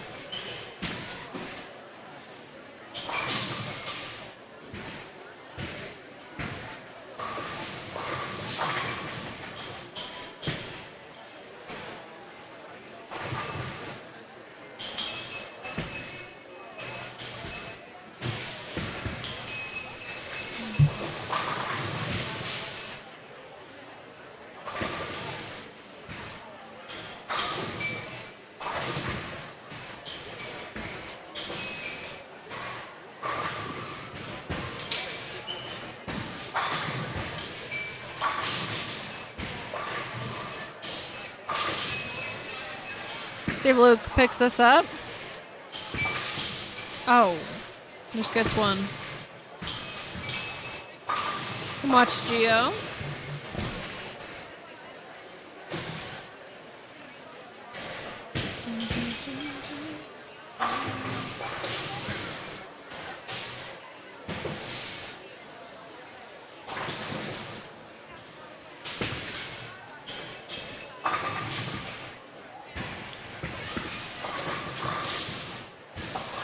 All right, I'm going to start a poll, get you guys engaged a little bit. CB Tour Season 2 starts in August. And we would love to see you guys there. If you are going to bowl, I would love that. But if you can't bowl, we would love to see you in the chat still. So make sure that you are subscribed and turn on your notifications so then you get notified when we do go live. Also, at the end of the tournament, we always have a like goal on the video. And if we hit that, we will give away a free Storm ball of choice. So tomorrow, we'll get that goal. We'll tell you guys in the chat. And then if we hit that goal, we'll give away this free Storm bowling ball. But the kicker is you do have to be subscribed to the channel. So to get a head start, if you guys aren't already subscribed, we'd love you to subscribe. But if you aren't, you won't be able to enter into the free Storm bowling ball giveaway tomorrow during the championship match. So just a little heads up. But I'm going to do this poll. If you are coming to the CB Tour, we would love to have you. Just kind of want to see if you guys plan to be there. The first one is in Lehigh, Utah. But yeah, it's a good time. You get a swag bag. Every bowler gets a swag bag. We partner with some companies. Like last year we had Liquid Death. We gave a can of water to everybody. Bowlers really enjoyed that. We give away stickers, bracelets, keychains, all that kind of stuff. So it's super fun. If you can't make it, we do hope that you join us in the stream. And again, that does start in August. So if you don't follow our social media platforms, that's where we always announce everything. Instagram, Facebook, it's really where we announce most of our stuff. We also send out emails. So if you go to our website, www.championship-bowling.com, you can sign up for our emails, and we'll send out information there too on like when you can sign up and all that jazz. So, yeah, it's my little spiel. We'd love you guys to follow us, subscribe, all the jazz. Hello, thank you for being here. Are you guys going to stream at the SYC in Orlando? We do not stream SYCs. That's Storm's own thing. And then Championship Bowling is our own thing. So we stream our own events, and then we stream some of the Storm Northwest Tour events that we've done in the past. So I don't know if Storm is streaming that one or not, but that is Storm's own thing. They stream that.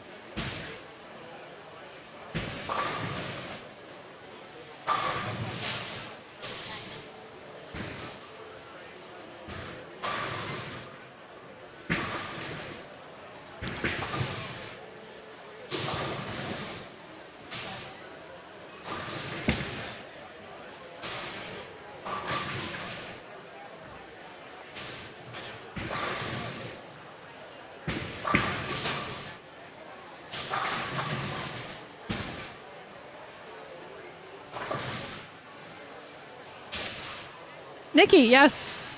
Does that mean you have a question?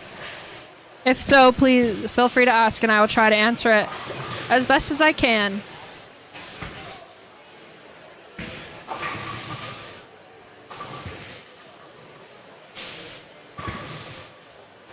Why does Chayton wear two different shoes? So, yeah, he wears on his, so he obviously wears his bowling shoe on his left foot so he can slide. But his right foot, he wears a turbo green Air Jordan 1, I think. But that is for like stability, and it gives him a better push off than a bowling shoe. So he wears that instead of two bowling shoes.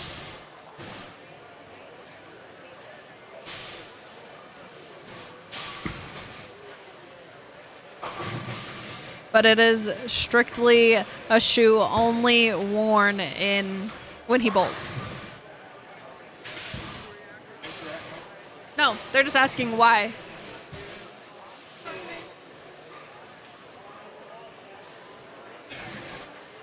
Nikki. Nikki?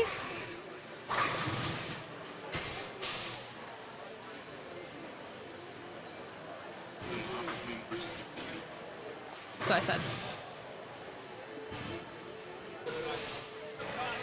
Get you 200. Shoot, 200 this game.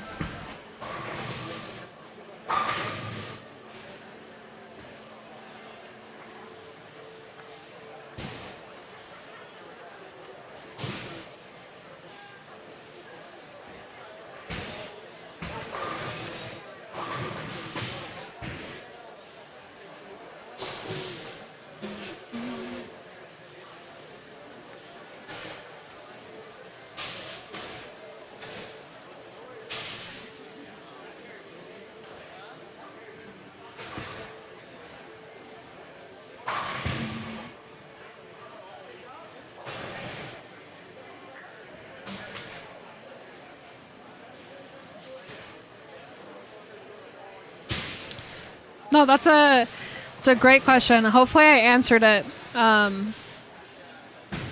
well enough for you. But yeah, that's the only reason why. My brothers too wear street shoes to bowl.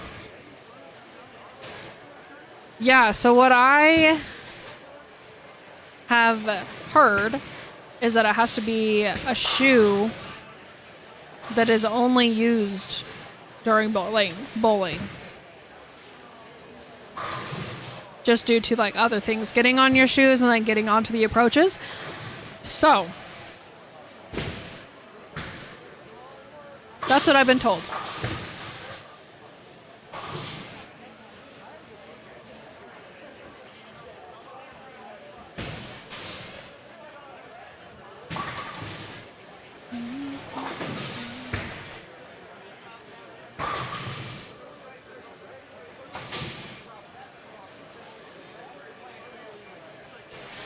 The wearing street shoes or just wearing a different shoe is not allowed, Martin.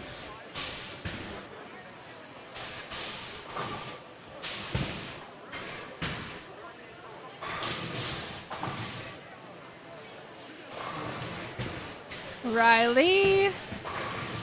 Oh. Choked.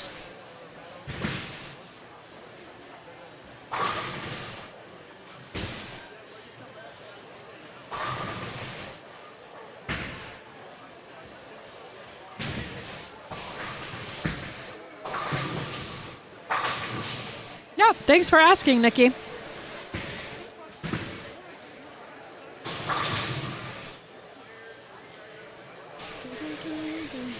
Okay, cool. Thanks for answering my poll question. I was just curious. I assume most of the people that watch on stream are from like a lot. Well, not most, but a lot are from like East Coast or like not close to Utah, Idaho, like where we're having most of our tour stops. So I totally get that. We are going to Vegas though, so if you want to fly in, probably your cheapest place to fly into. We are having a tournament in October. Last weekend of October, first weekend of November, and that's in Vegas. So we'd love to have you guys, but if not, I totally understand. We'd love to have you in the stream.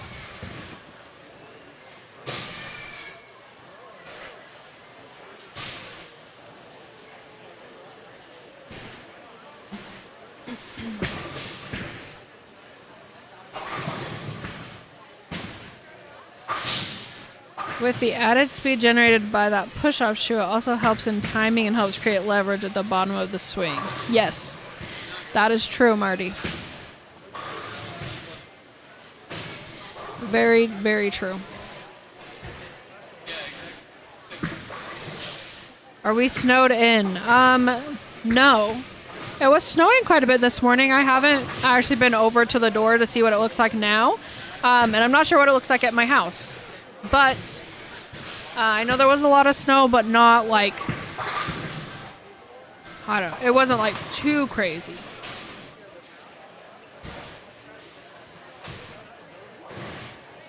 I bowled with a lady that would bowl in her stocking feet, no shoes. Really? That's weird. I didn't even know you could do that. Is that for real or is that a joke? Are you pulling my leg? Starting to rain/snow in Ogden. Yeah, I heard that it's supposed to be snowy tomorrow, unfortunately. Not a huge fan of the snow. Made it easier to slide, I bet. Yeah, for real. Just having a sock on.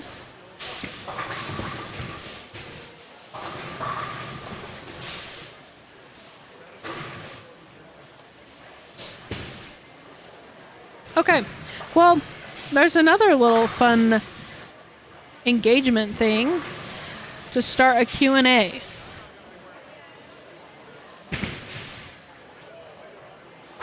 Let's see.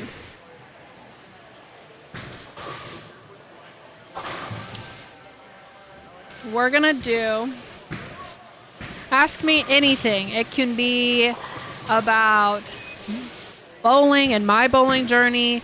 It can be about me personally or championship bowling, anything.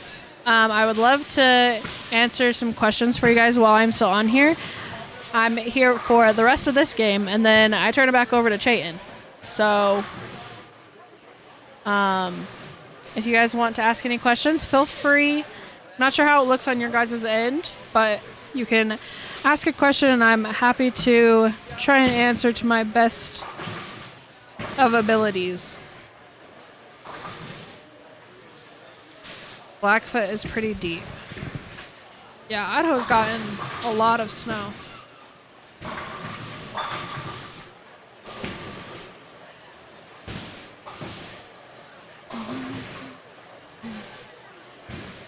You're not supposed to. She could have gotten talking to. Yeah.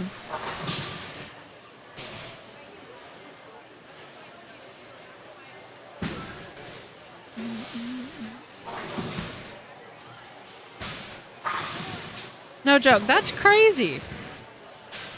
Just bowling your socks.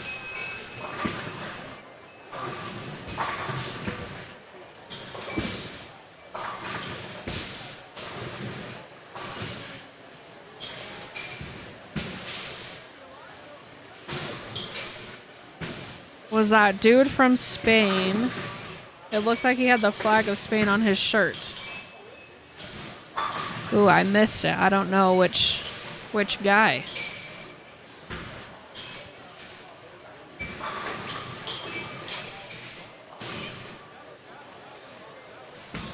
When's the tourney in Lehigh? It is August. Let me pull it up. August 9th through the 11th in Lehigh at Jack and Jill Lanes. It's a good time. We were there last year, sold out. So once we open up the registration for that, which will be probably in like May, but if you sign up for our email list, we'll send it out in there. But yeah, that we'll open up the signups, and you just want to make sure you get in soon, because that one and the CB Masters, which is in Roy, Utah, that one is in September. That also sold out last year. So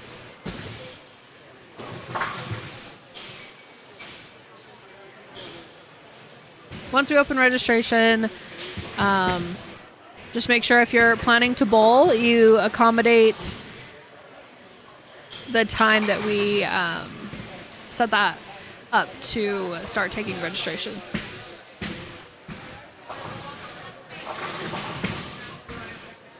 Lainey, that's awesome. You should definitely come bowl, or your mom. Are you a youth bowler by chance?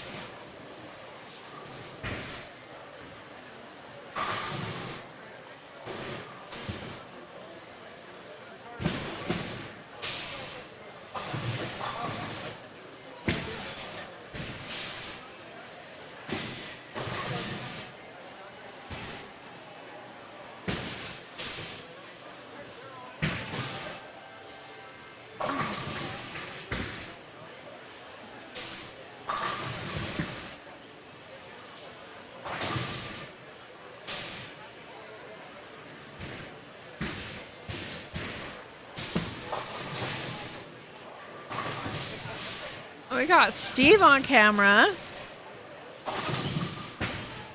Nikki, a wonderful little town where you can get anything you want. Thank you.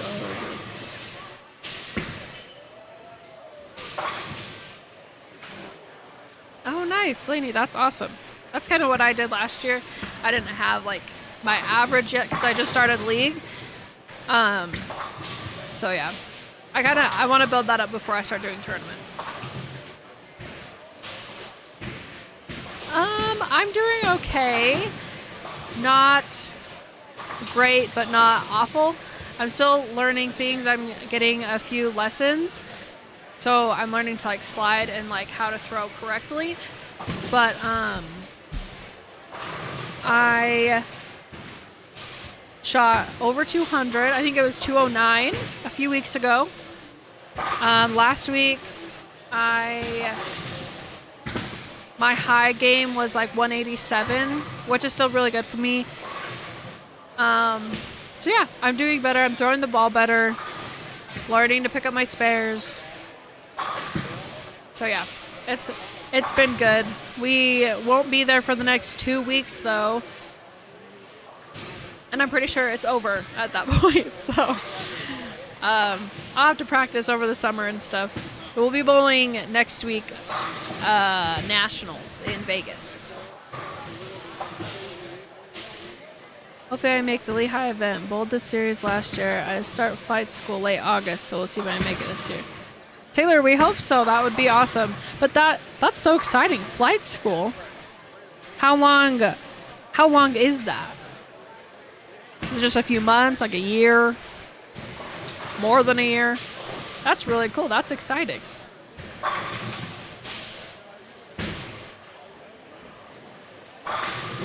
I was going to say, Marty, I have no idea who you're talking about.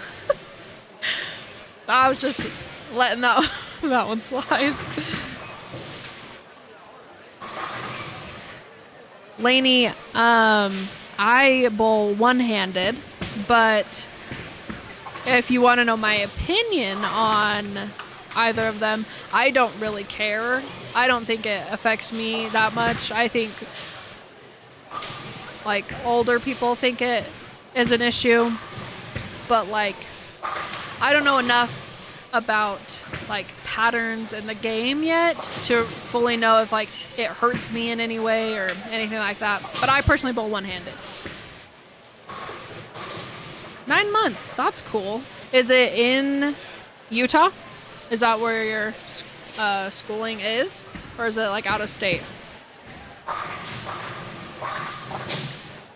That's where we lost. Tied for first. Heck yeah. That's freaking awesome. So when we took the little break for like Christmas, Thanksgiving, and we came back, that first week we were in like top 3, I think. I think we were number 3. So we were pretty pumped, but ever since then, we've just slowly trickled down the line. Birthday party. Good luck to everyone this weekend. Might tune in tomorrow afternoon. Nikki, thank you for hanging out with us for a majority of your afternoon. Have so much fun at that party. We hope to see you tomorrow, but if not, we totally get it. It's a time commitment for sure, but thank you for being with us, at least for a little bit of today. One thumb and 2 hand is a better option than one hand, no thumb. I agree. One hand, thumb, and 2 hand is a better option than one hand, no thumb. Okay, now I get it. Yeah, I do. So my dad and brother-in-law both throw one-handed with no thumb. And I always think that's so crazy. Like, I would totally drop the ball. I don't feel like I would have control over it, but they do really well. So, more power to them.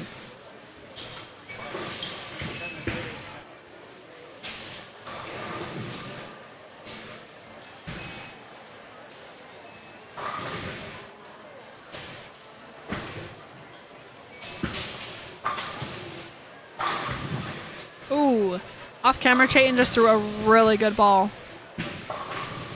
I thought that ball with Ken looked good too.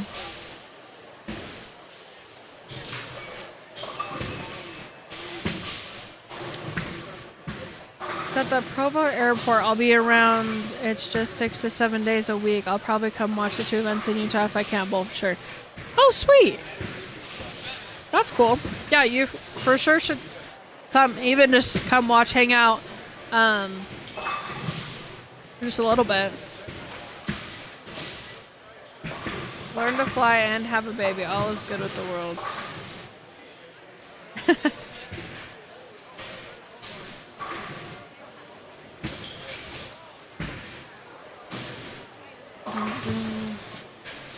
Watch Steve.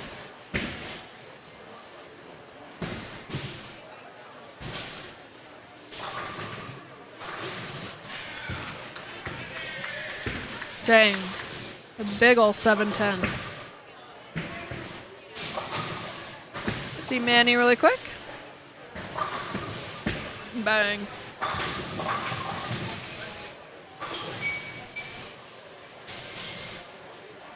Do, do, do, do, do.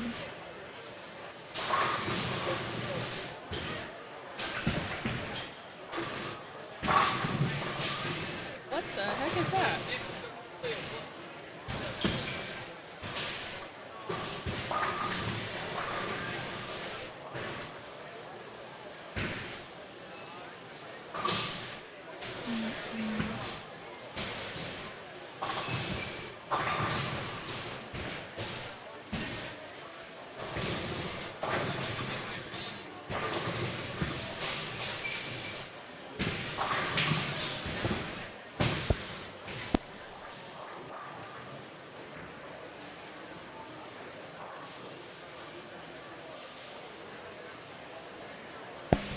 Okay, friends, I'll be right back. I gotta run to the bathroom.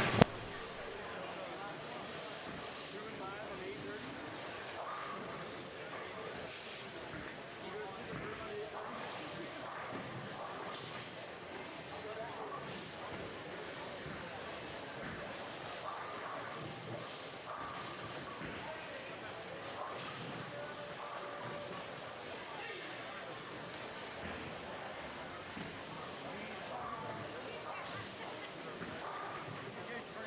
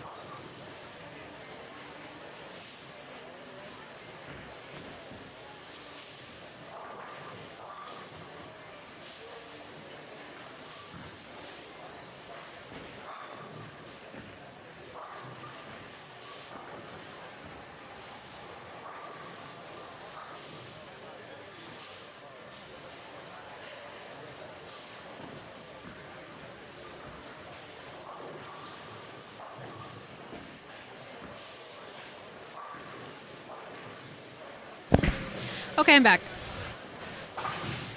We also got game 3 scores in. So, where's my mouse? So, 205 and under. Jesus Herrera takes over the number 1 spot, shooting 221 his third game. He's at plus 32. Craig Riesinger is still second. Liam Payne sitting in third. Jesus, his 8 a.m. squad's still in there. He's sitting fourth. Hallie Vaughn shot a big 223 in the third game. So she's sitting in fifth. And then Sean Holland is sixth right now. He shot 181 his third game. He's at minus 21. So the cut right now is minus 21 for the under. And just notable, Lizzie Reese is out right now by 2 pins. She's minus 23. So she has a good game. She should be okay. Luke Brown, he's out by 11 right now. He's sitting in 8th. So, yeah. Either of them have a good game, and they could switch up the top 6. And for the Open, Nick Bergaro shot 200, so it takes him down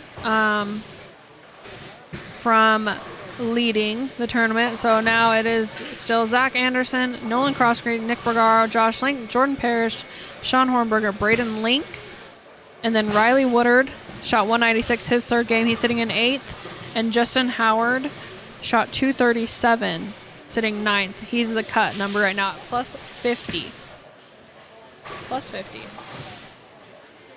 First one out is Ken Hayase Fong, out by 2, and Cricket Lopez is out by 3, just right behind him. So it's close. It's close. Ken Gardner is sitting 12th, so third out of the number by 7.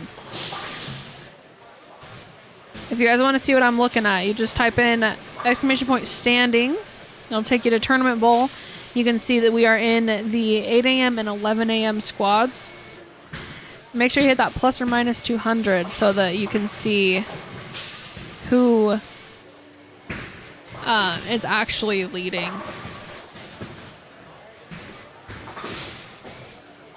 When should I get my first bowling ball? You should get it as soon as you're ready.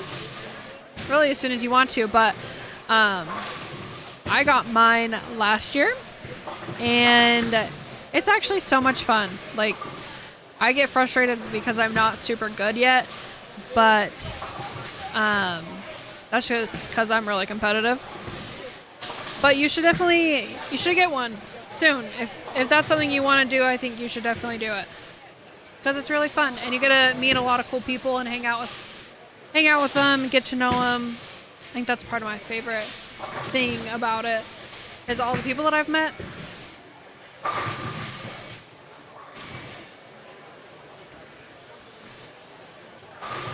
We bowled against Braden Link last week. He rolled a 683. Braden's freaking good. We bowled against Charles Reardon, who shot 300 and 907 with handicap, 800 scratch. He went off, and we had a pretty good week for like our team, and we just got railroaded because he had such a good game or such a good set of games.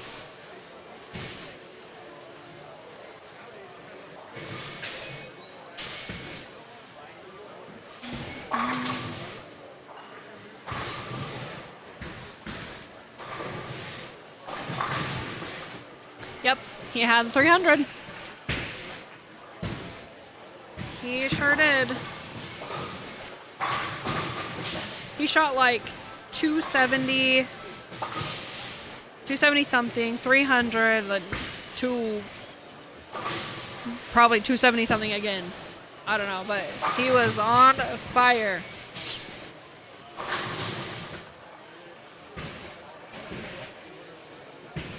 Lizzie. She's got a 2-bagger right now. Nevaeh. takes a little Brooklyn guy. Got Manny.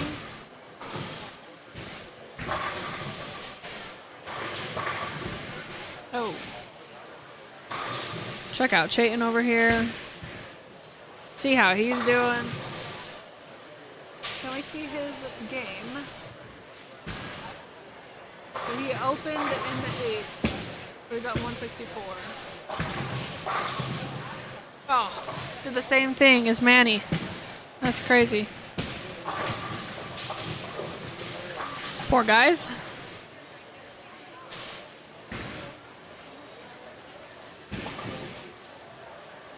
Collegiate bowling allowed me to see a lot of the USA. Yeah, that's really cool.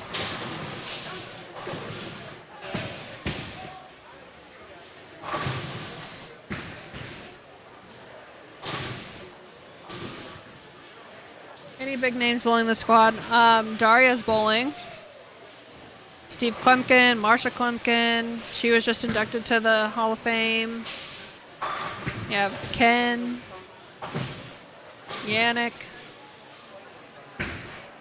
They're good bowlers. Nick Bergaro, Andy Kinney. Yeah. A lot of good bowlers on in the Northwest. Oh, Ken. Heck yeah. Go watch Daria really quick and then we'll go back to Ken's shot. Daria with a messenger.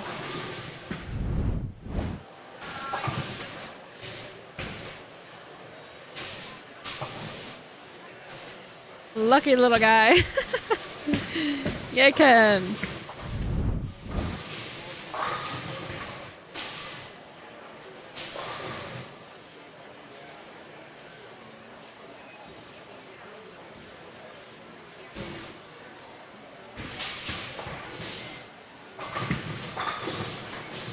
Oh my gosh, he did it again! Ain't no way!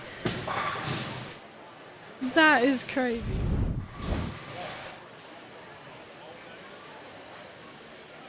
It just falls. What the heck? What a lucky little duck. Ken. Oh my gosh.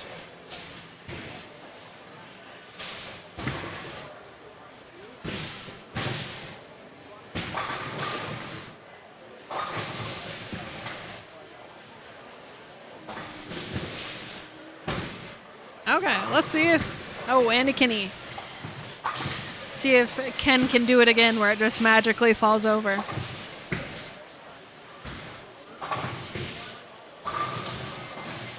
Not this time.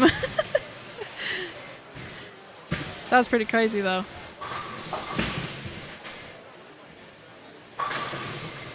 Cricket. Heck yeah, Criquito.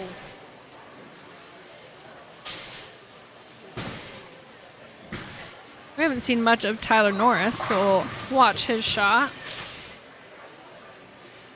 Cam, he's definitely feeling it.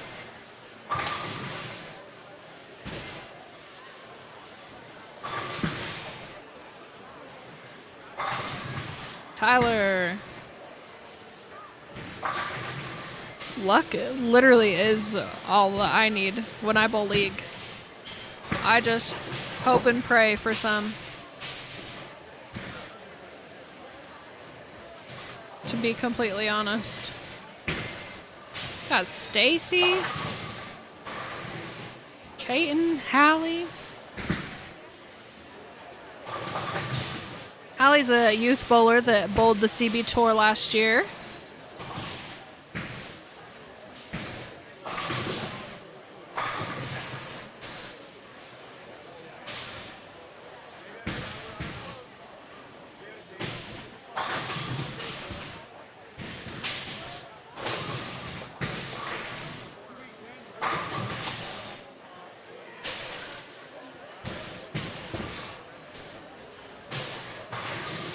Stacy. My guy. Stacy ends with 162. Devin is a little far right.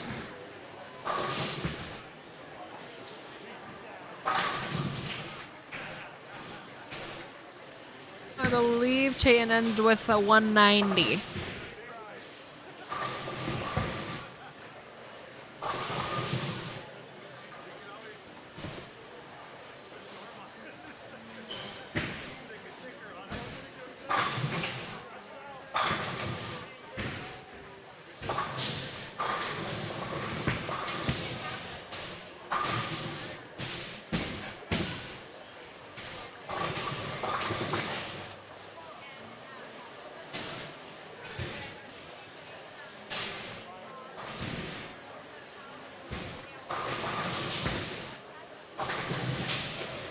Hallie, woo! Come over and watch Manuel. Where is he at?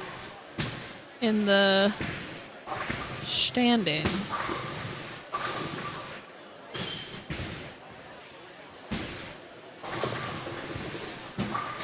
Oh, that's 205 and under. That's why I can't find him.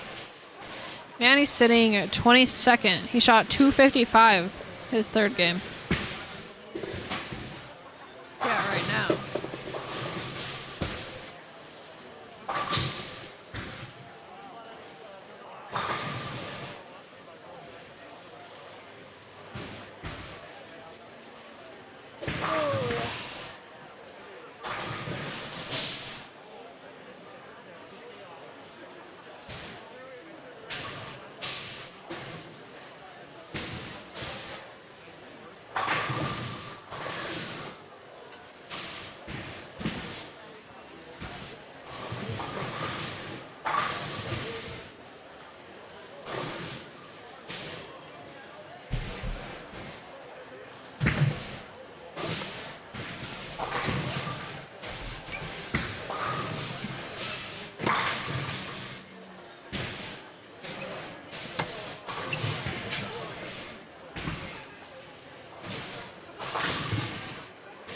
God damn it. No bueno. Could have shot fucking 240, shot 190. Over fucking do it again.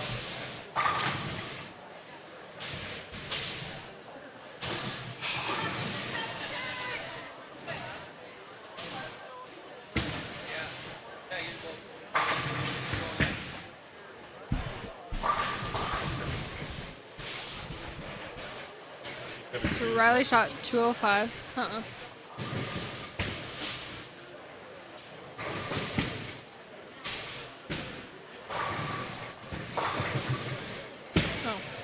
Hopefully we can get home. hopefully.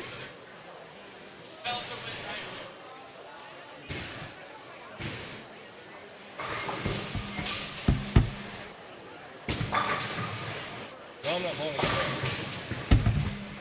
Okay, well you don't need to come over.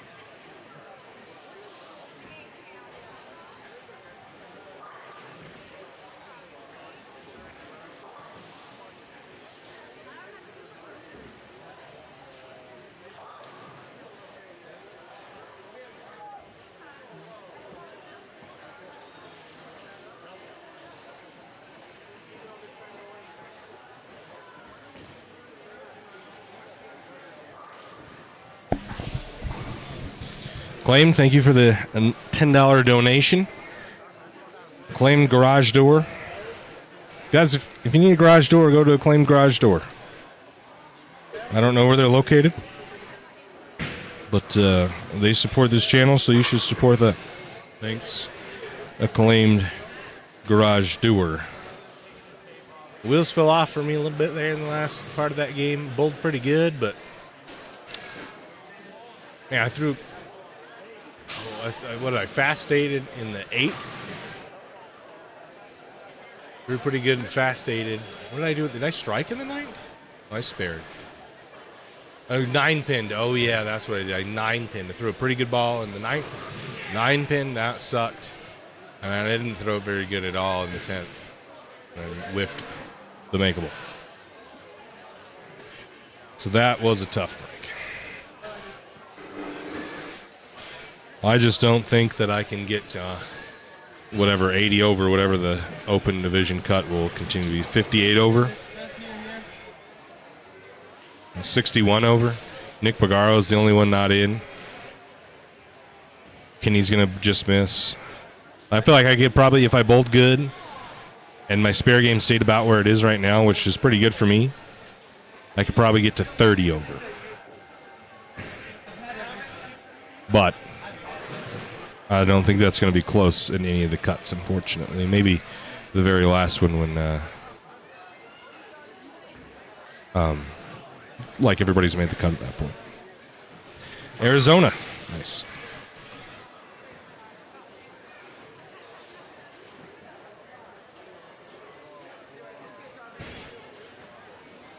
Our friend Kevin, too, has informed us that the road, I guess in Snowville, I would assume somewhere wherever the Idaho border is, they have shut down the road to Utah. Shut down the road. You know who Kevin 2 is? They said that he was on. They were on their way here, and they got turned around. The Iowa Patrol had shut down the border. Yeah, I don't. People that were on their way here, huh? I bowled okay. My spare game was pretty good. I went 160. My spare game was not good that game. And then I went 190, 190, 190. 195, 199, 190. When I got in fresh, I thought where my booyah is too my purpose too much. What I found, this is the key. Red ball, as straight as you can. Red ball. You want to throw mine? Just bury your fingers in there. You don't bury your fingers I know. right there. I don't. I know, that's true. The shorter you drill them, the more dynamic the ball is. Yeah, bro, but I put. Yeah. Fuck on shit. It's whatever's similar to the red ball. The red ball's nice because it goes pretty straight at the end of the pattern, so it doesn't overbounce. So you need to play like 3-4, straight. My red ball would shim a little bit on the fresh. This is what I did wrong. I played pitch black too far deep, too far left. I didn't have the hook right, and I had no shim left.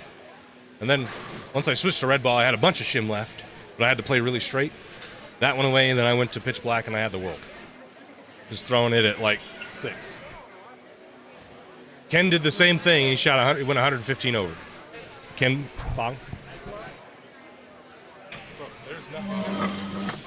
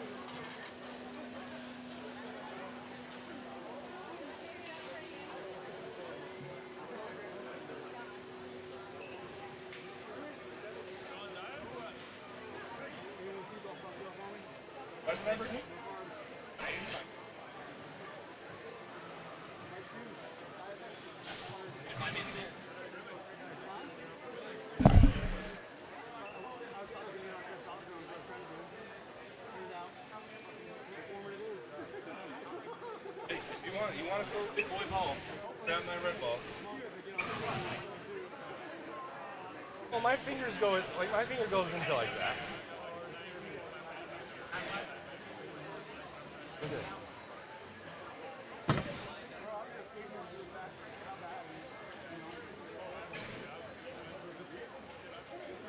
Yeah, but that's what you do. Oh, you go deeper than that?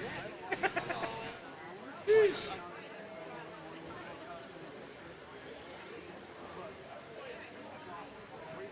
Inch reverse, 3/4 this way by this finger, and 1/8 this way.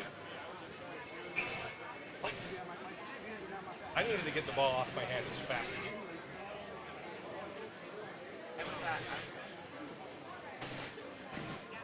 Jason's at an instant.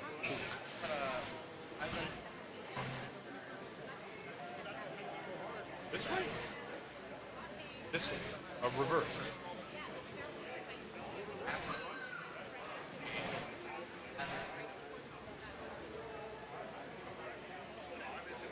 My problem, I had no tilt.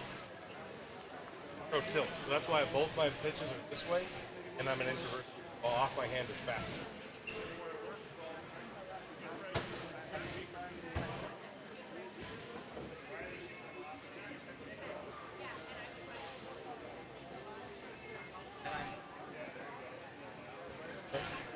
Mine's 3/4, you know. That's what Alex did. Like I would clip my finger hole. Now The cut in the open is 58 over, and the cut in the under is 10 under. Christina Love, what's up? We'll see what it is tomorrow morning.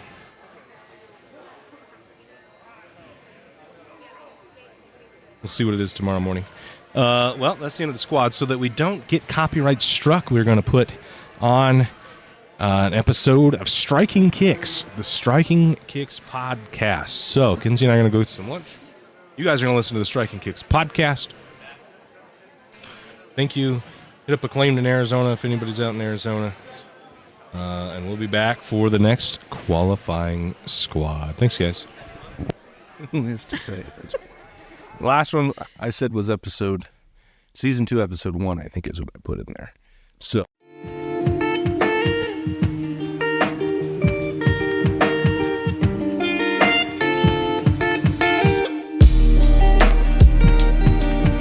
What is up, everybody? Welcome back to the Striking Kicks podcast. I think this is episode 8, or yesterday's was episode 8.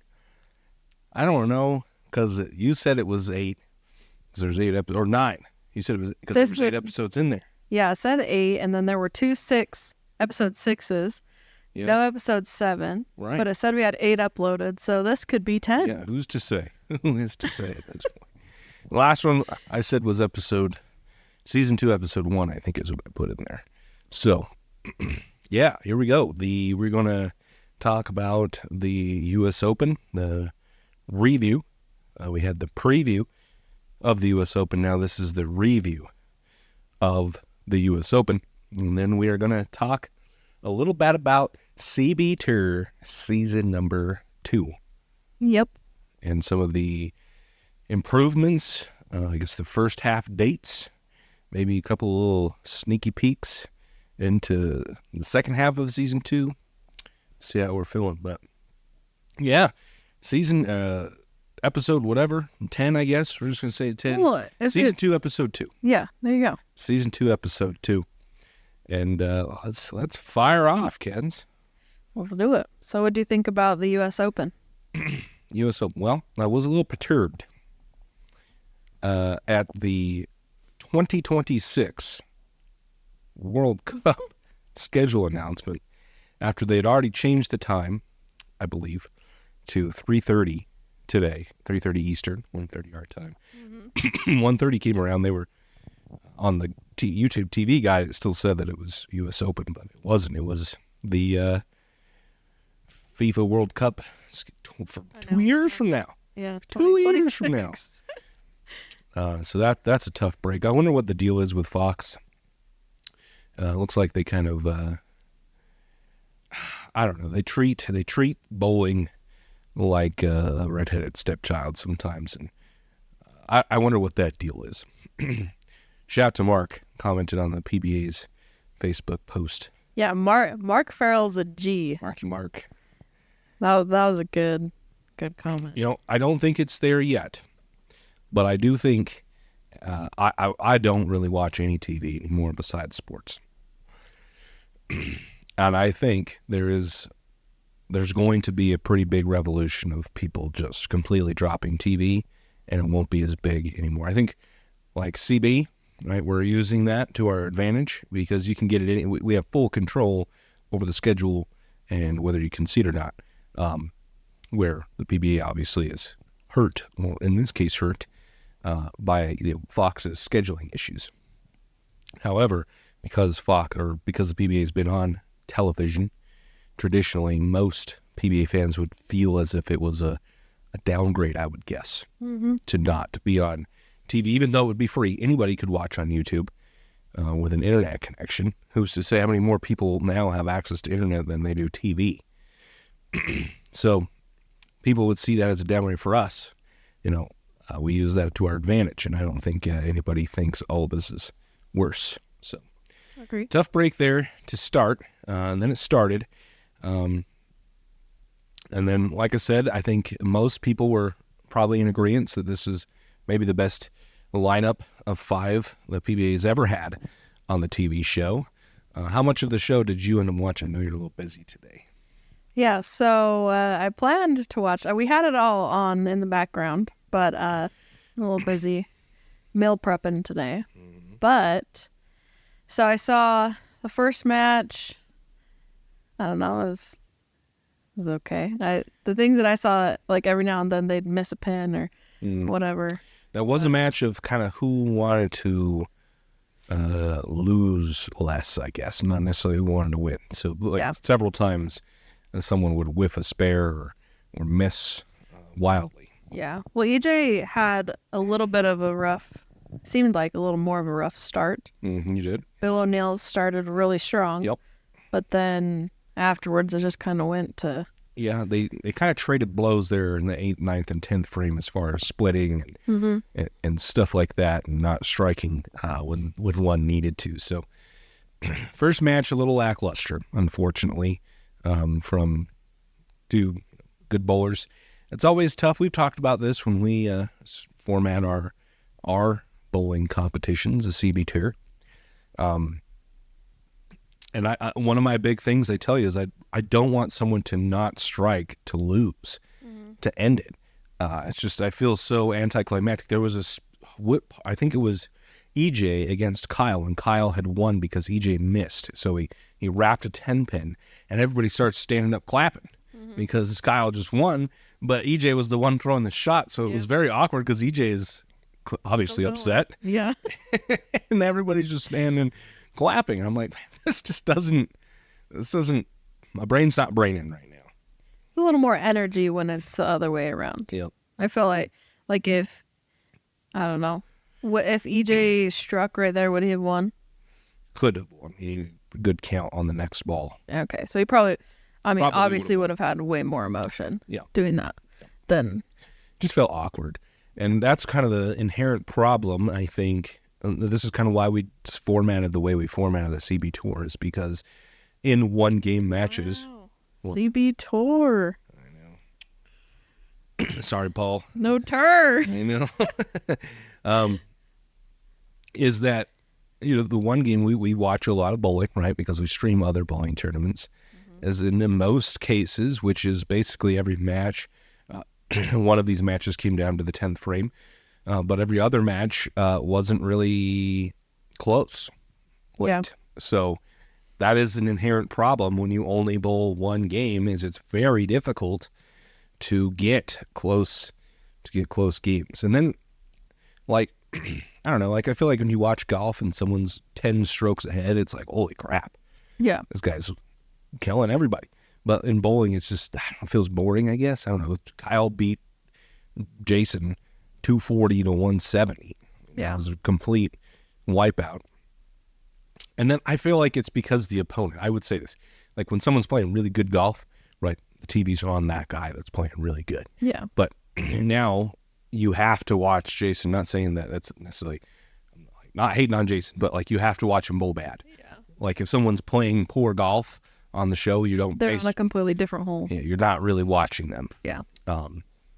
Or slowing down the pace too much. So, yeah, the first match, it was close. The thing was, it was close, but it was like close in a bad way almost. Yeah. Like not necessarily a bad way, I guess like a sad way, because Bill missed. He had someone tweeted at him like, "Why would you throw the same ball in the same spot twice in a row on the left lane?" Yeah. He's like, "That wasn't my intention to do so, Nick." I was like, Of course it was a Nick. that was pretty funny. So that was kind of a tough break. You got one too. That was crazy. You got one on the spare in the ninth frame, which the match wasn't completely out of hand because EJ needed a double, went strike, and then wrap it a 10 pin. So, how you guys? Because you weren't with me, you were with your fam. Your fam is newish to bowling. They've been exposed to what we've exposed them to. Did they know anybody? Did they understand how great of a lineup this was? Any of that stuff? No. Did they get that from watching the show? Like, oh, must be really a big moment. I wouldn't say so, no. I feel like so Hayden had a good time because obviously his pick won, but his pick was kept climbing the ladder. Yep. So he had a good time with that. I don't know. We had my brother and Tony watching. Yeah. So he had some younger guys, but I mean, I feel like they're pretty good representation of the non-bowler, like the crowd that we're wanting, like sports fans, people that watch sports a lot, but not necessarily into bowling.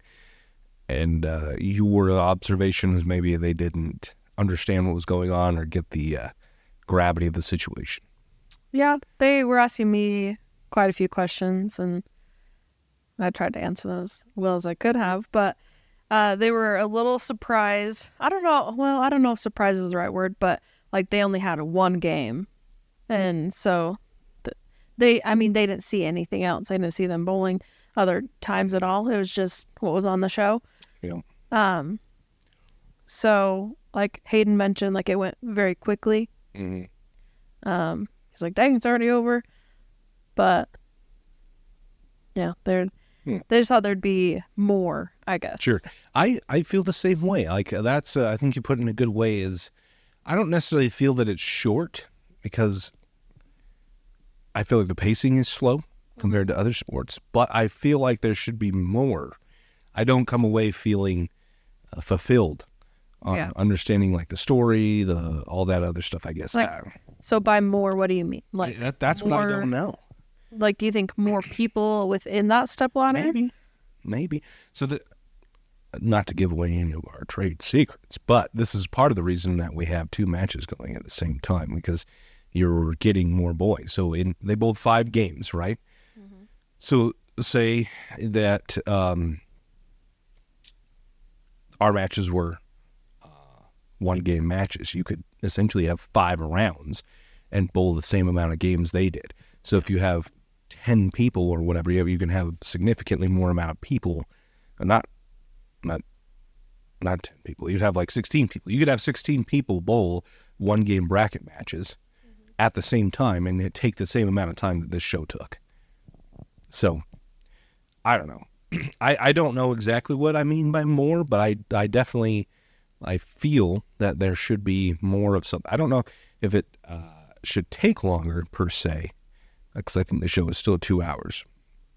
Okay. But I don't feel like there's enough in that 2 hours, personally. And it sounds like they obviously don't feel that way too. They thought there'd be more. Mm-hmm. More of what? Maybe that's a good question. We'll have Hayden on the show one time. I'm sure he would look up. I would have to edit out a lot of stuff out of the show. So the second match, EJ versus Kyle True. I don't really remember this match much. I was playing my game with Colby and while I was watching. Kyle Troop was. I'm pretty sure this was the game, but Kyle Troop was like on fire. Yeah, he bowled really good the middle 2 games, I believe. Yeah. So I don't really remember much from.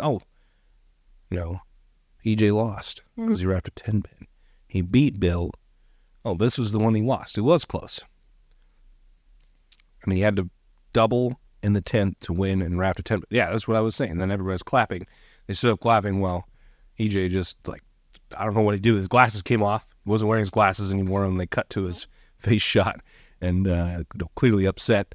And everybody's just standing there clapping. Bowling's funny, man. I just don't understand. It just doesn't. Well, I feel like for the crowd, that's kind of an awkward position because you're you don't want to clap because he just lost, but you want to clap because Kyle Troop just advanced. I feel like that's hard. Maybe we need to do how volleyball or tennis, to win, you have to have offensively won, right? So if you're in a match point essentially, and the other person has control of the serve and they hit it, and you have to have the serve to win, basically. If they serve and lose a point, technically you get the ball back, and now you have the opportunity to score. And so in a tight game, you have to have served, and I don't know, I guess you could still hit one out. I don't know what I'm trying to say. I would like to see someone in bowling offensively win. I think that's the best case scenario, is when someone not on the bench does something to win instead of the opponent losing the game, basically. Well, I feel like in a lot of step ladders, and I'm sure this isn't true for quite a few, but a lot of them, even in other sports, the team or the person who starts a little lower has gotten all that practice. They've gotten warmed up. Yeah, that's an advantage. At that point, Kyle Troop's already bowled 2 games. Bowls Anthony Simonson, who hasn't bowled at all. Yeah. I feel like that's kind of an advantage it is. itself. Certainly. One seed, you only have to win 1 game, right, to win the chipper. But you're also not bowling. Now, the PBA, they get a lot of practice between rounds, which I don't love because I think it breaks the oil pattern down too much. But they do get a lot of practice, but on commercial breaks, the other guy, Simo and Belmo, are coming in and practicing on the pair. Which I'm sure they are practicing, but I don't know, mentally. Yeah. Kyle Troop's playing, you got a game or 2 under your belt, under pressure. They're practicing. I feel like it's a little different. Oh, it is. You're right. Certainly is an advantage. I think the sweet spot's the 3 seed. Yeah. Clearly. Clearly. That's true. And then it was Kyle Troop, Jason. Jason bowled very poorly. Ken and I were actually texting back and forth about this. Ball choice was really poor, I would say. What did he throw? An IQ tier. And it just didn't look good. It blacked a 10 pin on the right lane, and he didn't switch and stayed in it too long. And then at some point switched to a virtual energy blackout. That wasn't the right ball either. I think he needed the strike in the situation that he finally did switch balls. It was a little too late at that point. Would have needed to punch out, and the ball never saw the lane. Wasn't Kyle Troop throwing? Kyle was. Yeah. I mean, they're a little bit different in their games, but I don't know if the layouts are different, if they had different surface preparations. But Jason's Vibo looked awful, and Kyle's Vibo looked amazing. Yeah. So I don't know what that was, but Kyle waxed him, shot 240 at him in an uneventful match, and then faced Anthony Simonson in the chipper. Simon threw a gem and an idol. I feel like he always throws a gem. Does he throw that often? Those 2 balls quite a bit, yeah. Okay. What he likes to do is, and what he did, kind of his A game, really, is throwing it real hard and straight up the right side, which he tried to do, and then split the first 2 frames, and then got kind of bounced back after that, and then Kyle was up quite a bit going into the 9th frame. And Ken, I don't remember watching this because I got to the point where Kyle won. Yeah. But Saibo missed a spare, a single pin spare, I think a 10 pin, and kind of just gave up. Yeah. And then Kyle split and opened in the 9th. But I think he ended up, because Saibo missed a spare, after Kyle split and opened, he only needed 1 pin and 2 shots to win. He had 203. Yeah, I was saying he was 20 or 30 ahead of him still. But had Simon made the spare, then I think Kyle would have needed the mark in the 10th. After opening, you go open if he makes a spare, and then anything happen at that point. So, I mean, this nothing you can really control, but probably not the best, most entertaining show I've ever seen, with as stacked as the lineup was of the 5 bowlers. And then, I feel like there was just a lot less strikes than I would have thought. yeah, it's the U.S. Open. So, I mean, that's kind of like... So it's the same pattern the whole time? Yeah. Well, during the show, yes. So there was 3 different qualifying patterns, and then a finals pattern. Okay, so the pattern that they bowled on today, they hadn't bowled on. They had, so like the 3 days of qualifying, and then they cut. And then they go to the 4th finals pattern, and they bowled a cashers round and all of match play on the show on that one pattern. Okay. So they qualified with 3 different ones, and then after qualifying, they bowled on that same one. Yep. And it's the U.S. Open. Like the U.S. Open of golf is like the toughest test in golf.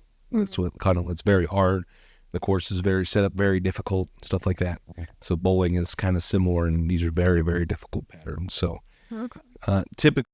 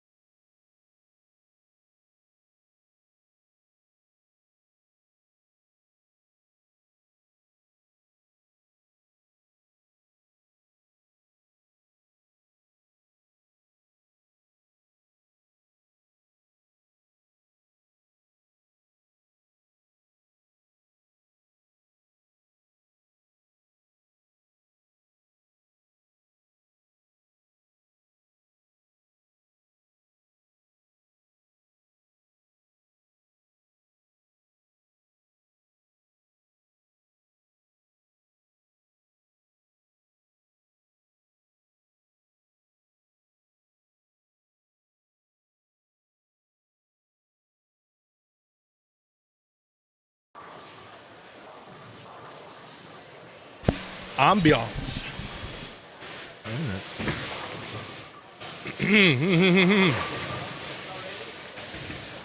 Yes, there was no sound, and for that we apologize. But there is sound now.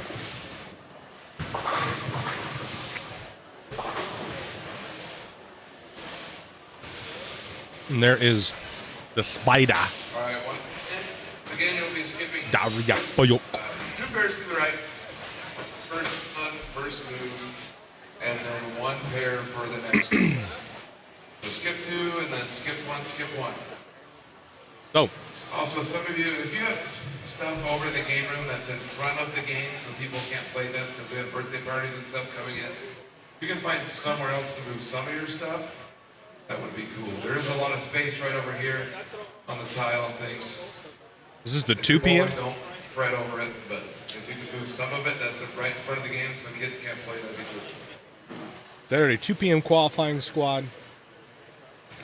The cuts reset.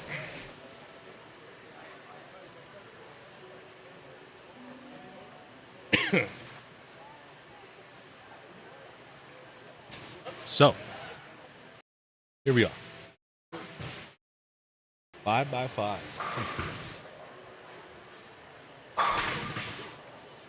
Let's see Gio's first shot here.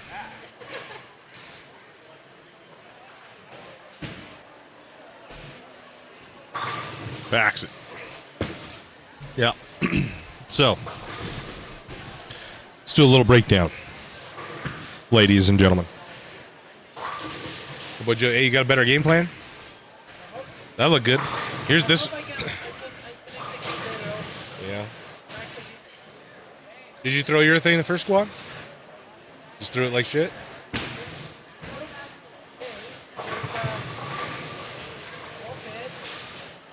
Do you have a red ball? You have a red ball?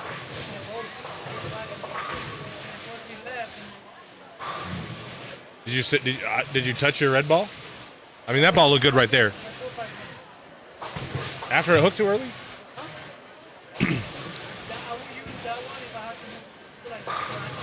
The red ball? Really? Ken used the red ball like super straight, and this is what I should have done. Just... Was he? What game though? Yeah. I think like game 1, yeah, very, very straight.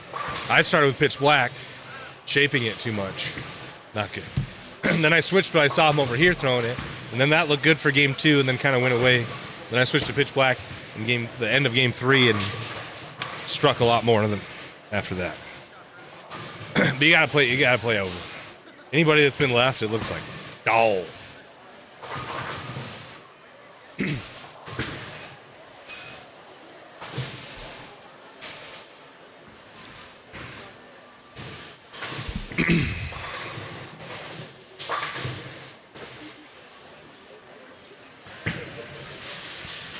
So, let's give a breakdown.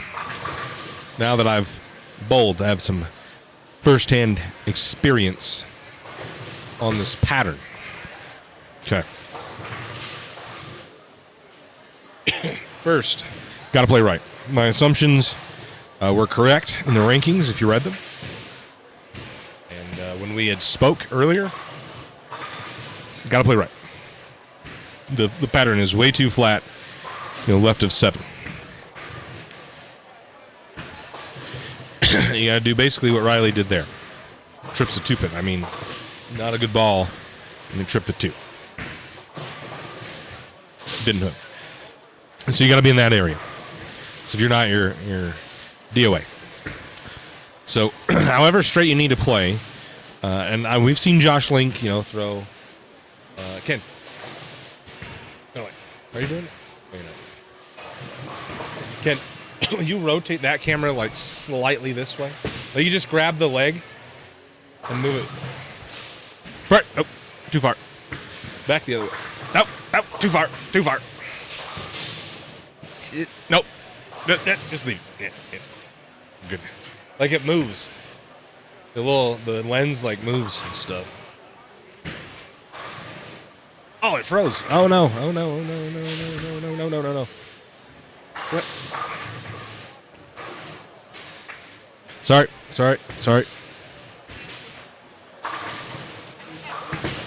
I wouldn't worry about it for now. Oh. She's on 18. Try to do that with a flat one, Yeah. and it will lock up the car. Yeah. So it forces me to open angles, and I don't like opening angles Right. with the red one. Right. Yeah, that's why I put 500. My 500's kind of worn out, but I mean, this is me, but I was like really straight. Like I moved like 7 right off of where I was throwing pitch black, so that I could hit 2, 3, 4. My pitch black shakes more on the lane, but it's cleaner in the front part of the lane. Really? Yeah, because I throw it slow, so the high cue locks up too much in the lane. For you, maybe Yeah. that Well, cue slows down. For me, just Yeah, I also hit my pitch black with 360. Oh no, I have mine. I have both of them in 5. I always keep my red one shinier so that I can play further right. So I just want it to kind of like doop, and go straight.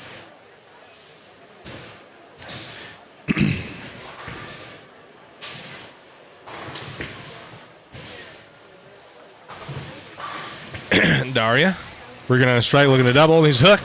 Messenger. Oh, didn't need the messenger on the 10. It was gonna fall anyway, but it delivered.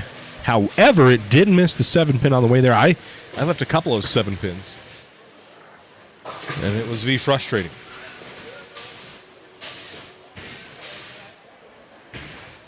It was frustrating.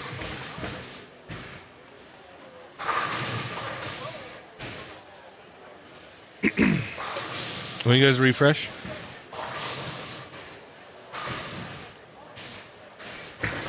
I'm not showing it frozen anymore. All right, guys. I don't know what the hell happened there. Fortunately, it's not frozen for me.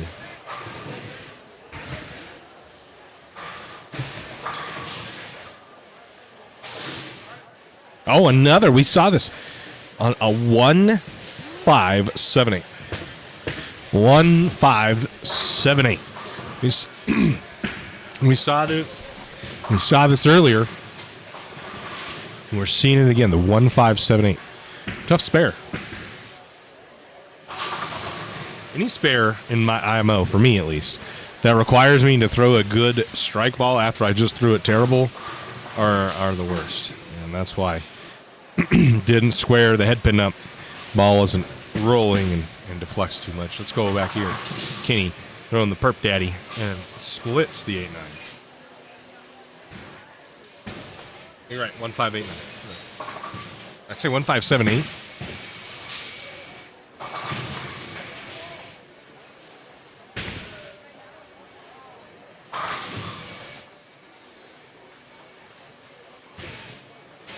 I do not like having to throw the strike ball right after I threw it terrible.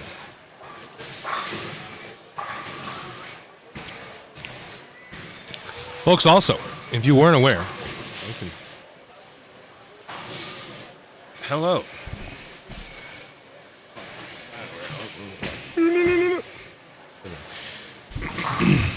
If you didn't know, you can watch this stream. It does not have any commentary, but you can watch this stream right here by itself and not flip. So if you have someone on this pair that you want to watch, you can do so as long as you are a member of the channel. We had one person join the 10-pack club today.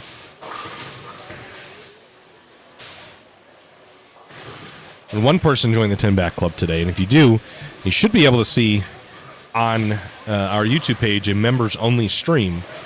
And if you are a member of the channel, then you get to watch. Gio went through the face of his last shot. I've been missing Gio and Daria. There's Clay with the red ball. Oh, gets the 7 fall. So, that is an option for y'all. It doesn't have any commentary, so if you want to hang out with me, unfortunately, you cannot. But, you do get to watch. If there's someone on here without me, so it stays on this camera. It does not move. So.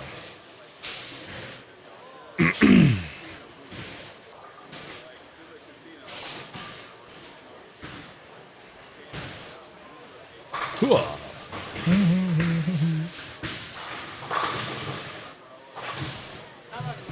What? Fucking flush the first two and the second two and the fucking that hook. Did they? Did you pitch black? Huh? Pitch black? No. Ian. What are you gonna do? Huh? That's scary.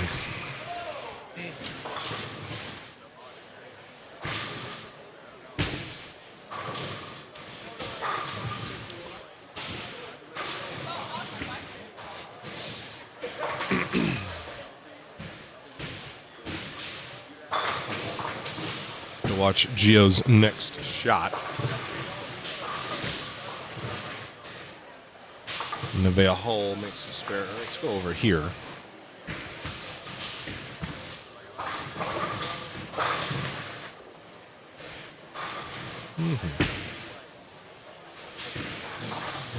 All right. No arguing. Sounds like Amuleto. Well, they're both from Venezuela. Giorgio and Amuleto are both from Venezuela.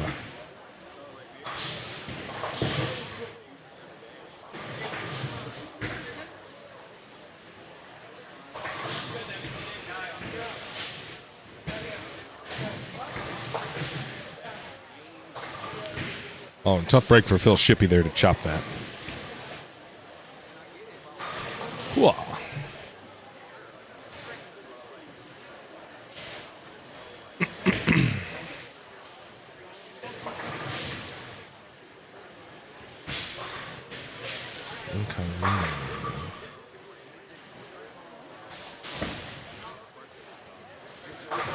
Daria looking to double here. Goes strike 9 spare.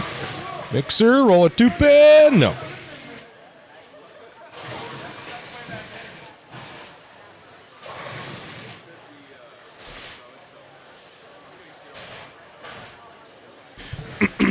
So can I see that there's a second live? No. As a non-member, I can't.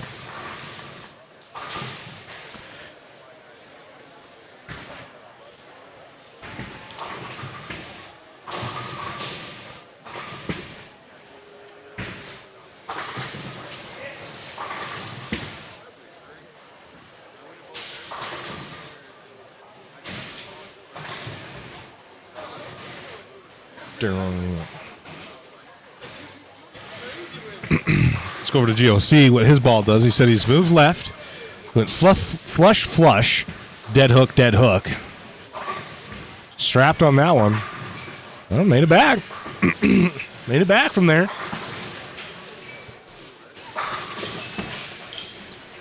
That's pretty good. That was pretty good. You got it. I watched your hand like get way around it, and I was like, "Oh, I hope that doesn't." I tried to. Like, the worst thing is when you move 2 or 3 and then 2 tens. You're like, Yeah. Well, that's good that it came back from there. Yeah.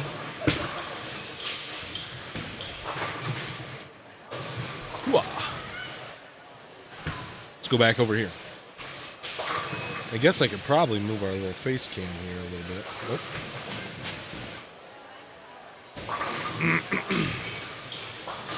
It's both of them. It sits right over the top of both of them. So we'll move that for now.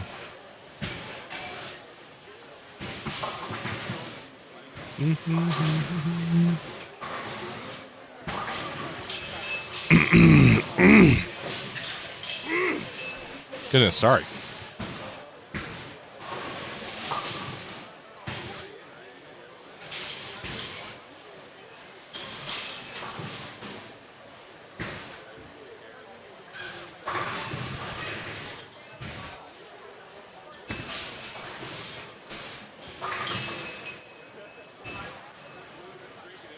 I threw it that. I think it was the 128.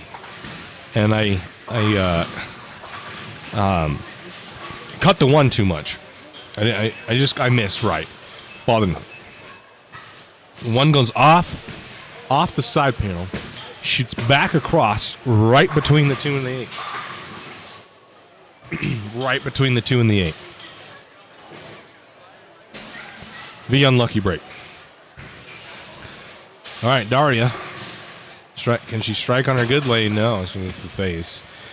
Trips to 7, though, so not left with a split. It should be an easy spare.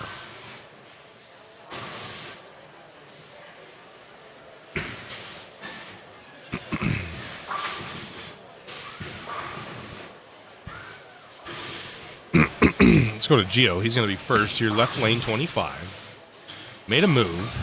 Looked pretty good. Let's see if he can keep that up. Ken Fredericks was right in the middle, right in the way, unfortunately. But it boned a 9-pin. I thought for sure it was good. It sounded great. Boned a 9-pin. Tough break. And Daria did convert the spare.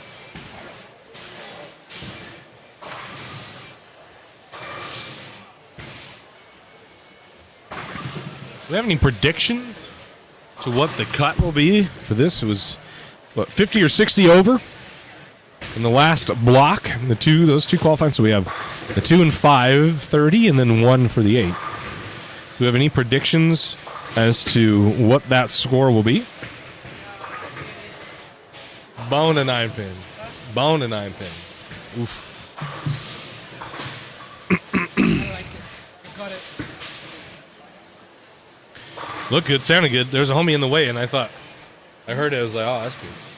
Then I threw it. I was like, oh, that was fucking good. Ownership.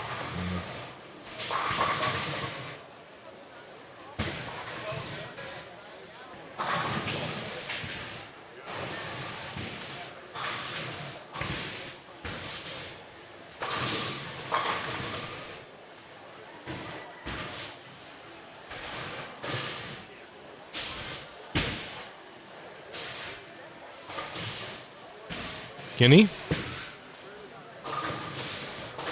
Mixer, count it. You think plus 47, Ryan? Trying to watch lane 23. So this pair right here, is our marquee pair. And we have this pair on all the time. And that is only available, that's left. Doesn't shim. A huge break there to leave just a 6-pin, or 4-pin.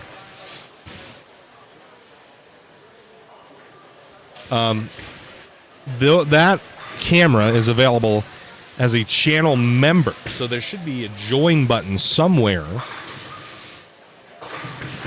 on your desktop or cell phone. I think it doesn't work on Apple devices, but on your Android device or desktop, there's a join button. You join the 10-Back Club membership to this channel, and then you get access to that camera. And it does not switch. They do bounce around a lot here. We'll make the spare. We'll go over to Daria. What was my ugliest leave while I was bowling? Honestly, I didn't have too many, really bad ones. Dedicated right to me. Yeah, what was that? My guy. Kyle Morrison? Hey, pull out your phone and go to the channel. Can you still not join? Yeah.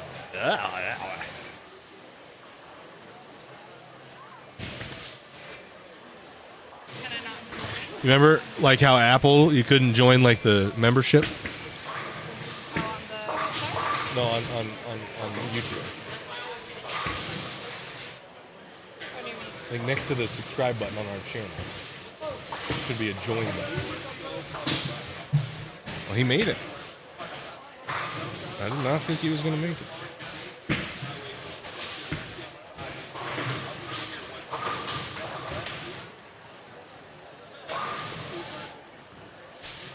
So,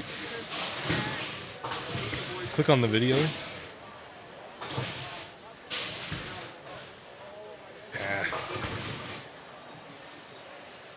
and exit out of the live chat. Shoot.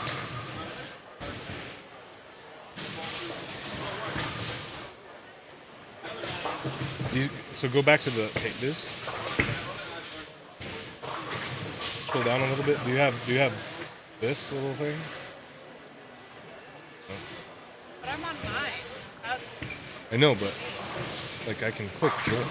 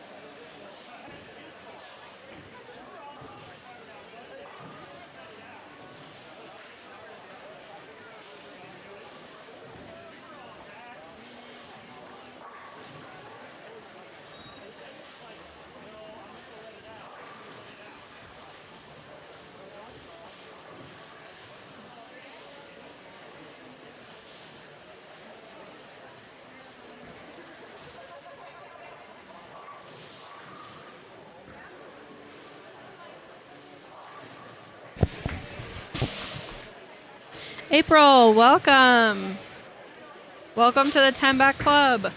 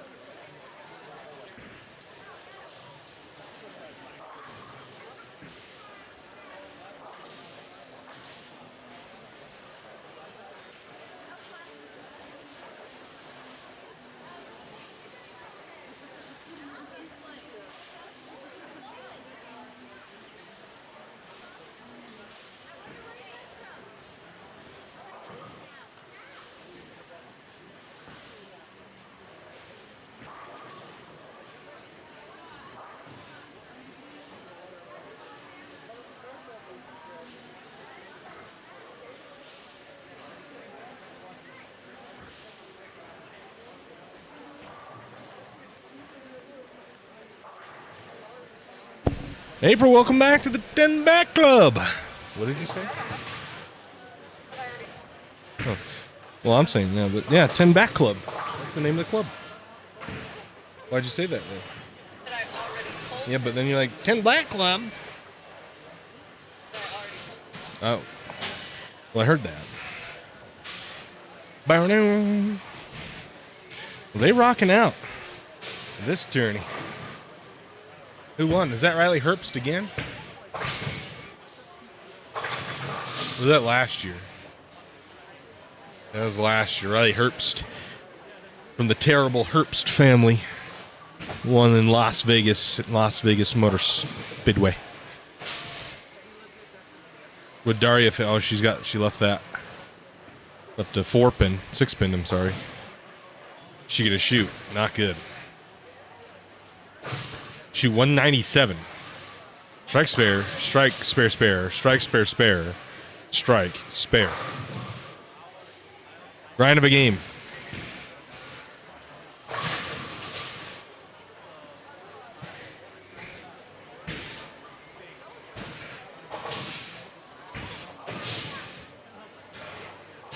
Plus 34, Waylon. What did you think? What would you say my ugliest leave was while I was bowling? I guess I left the 1, 2, 4, 10. I left the 1, 2, 4, 10. I would say that's probably it. And I picked the 2, 10 out of it.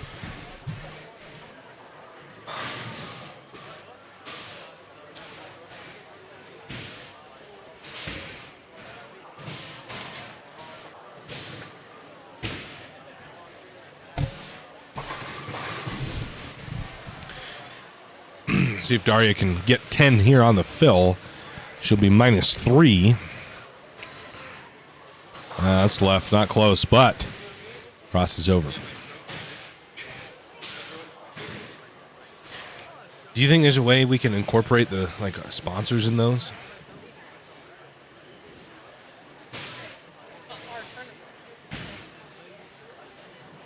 I just like to, as an added perk, to them.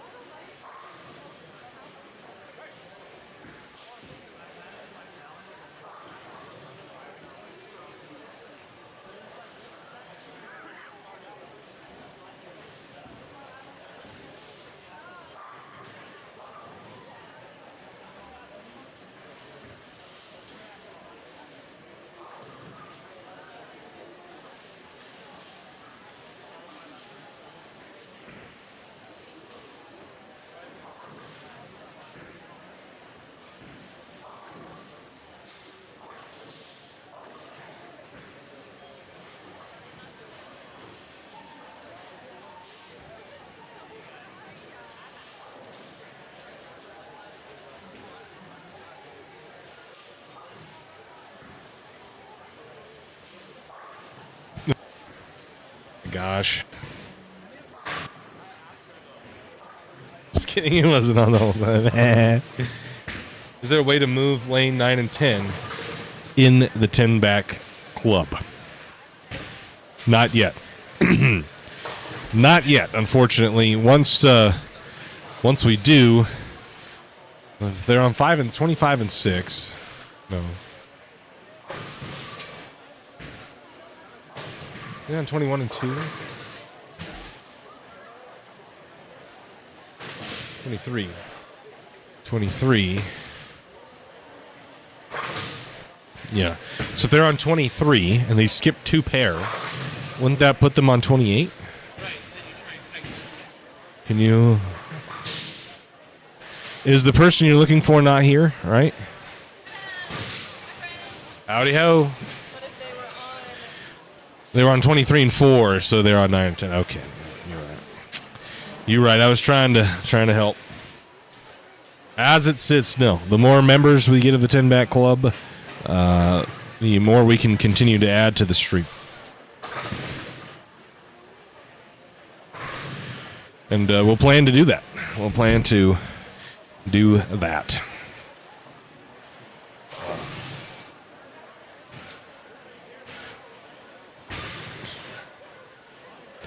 But that means in game, because it's game 2 right now. Can I see? I can't see. Sorry, I can't see. That's not what I wanted. Sorry. We're in game 2 right now. In game 3, they will be on stream. So in game 3, we would be happy to help in that regard. So let us know who it is you're looking for. This one is this one's gonna do April. Kyle, Janet.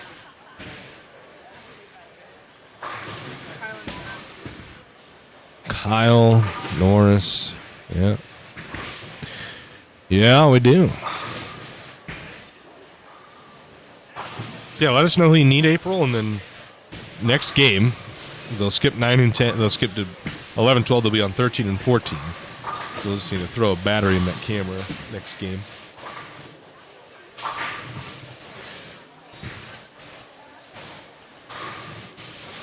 Braden Jensen. All right, you got it. Well, I'll go stick a camera in that battery, a battery in that camera next game, and we'll look out for Braden Jensen.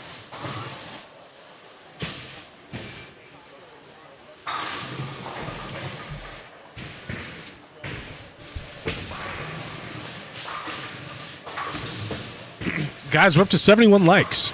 We're 29 away from doing our first swag giveaway. So hit that like button if you haven't already. And we'll go ahead and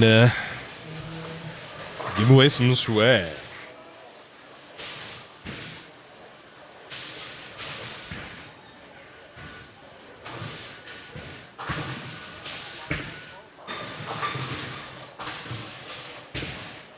It ain't me.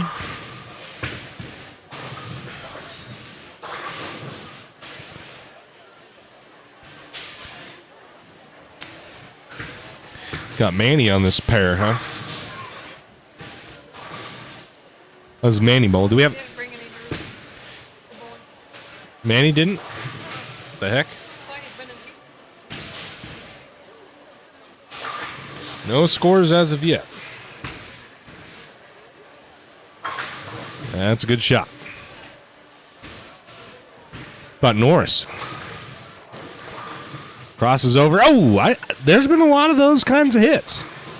I had a few myself. Stacy's going to miss that pin right.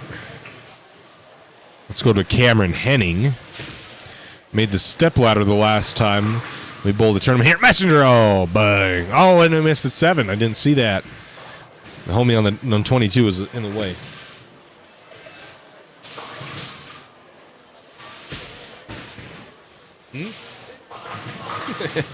His dome was in the way, unfortunately. Yeah, I just clicked on that like button. Thanks, Soul Search Guru. We got 10 likes just right there, so we're 19 away How about Yannick?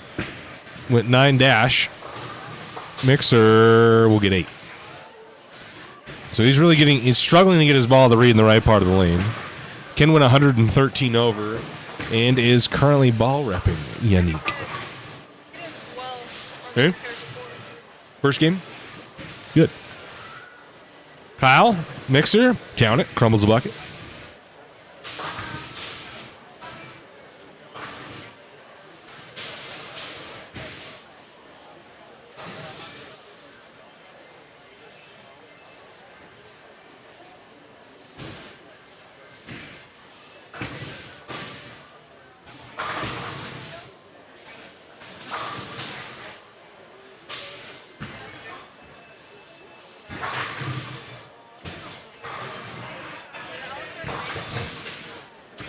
I think so.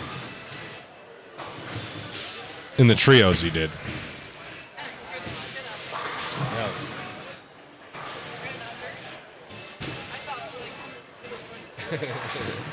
You about to yell at him?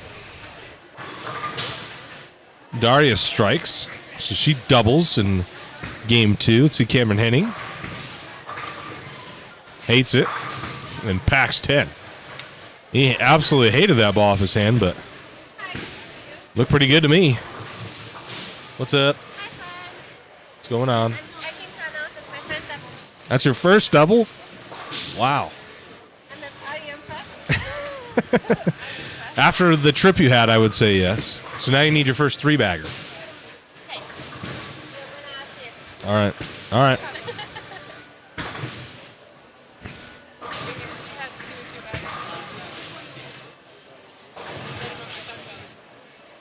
Could be. Dari has ensured that she will double, or she has doubled and now will turkey out, as Stephanie West would say. It's the Cowboys hat? No. Yeah. Tyler is a big Cowboys fan. We them boys. Manny strikes. Go over to Kyle Morrison. Through the face. Does he trip the split? No. No. Tough break.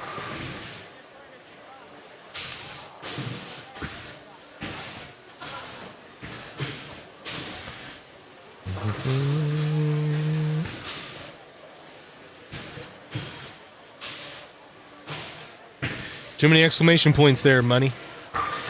One too many. It's just the first one. Exclamation point. Wait. Which way is it? Is it exclamation point standings or standing? No, it's exclamation point first, right? The exclamation point comes. Oh, and it's plural. Yeah. Got him again. We're getting closer.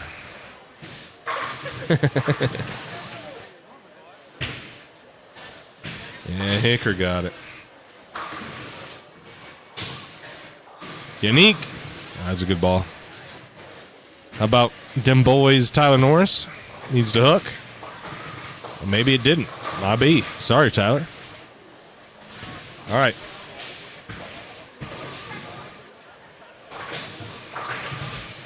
Here we go.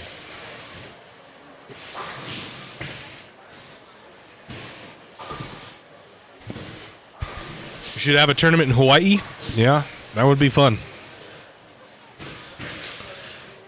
Maybe one day when we've got the coin, the big bucks. That ball looks good.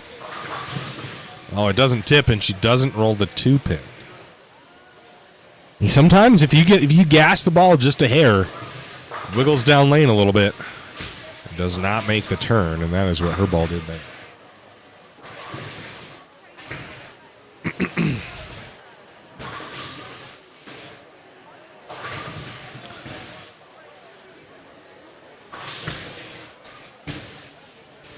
Kenzie and I were talking a little bit in one of the Striking Kicks podcasts about how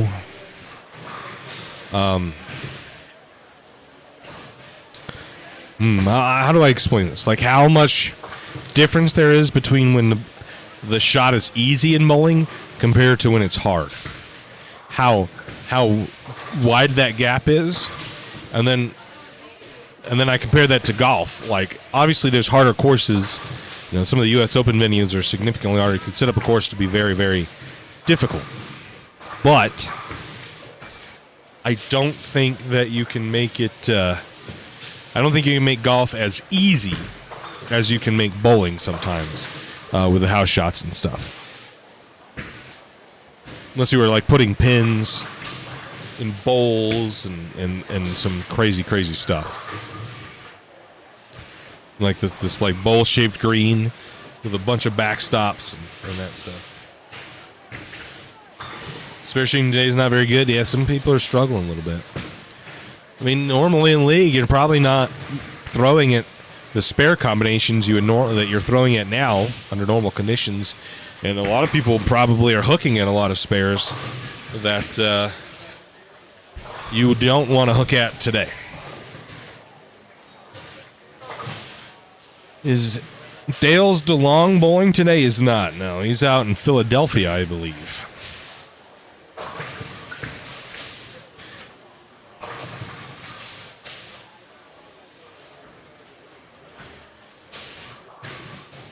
How much is it to bowl like these tournaments? Oh, well, I think this tournament was $90.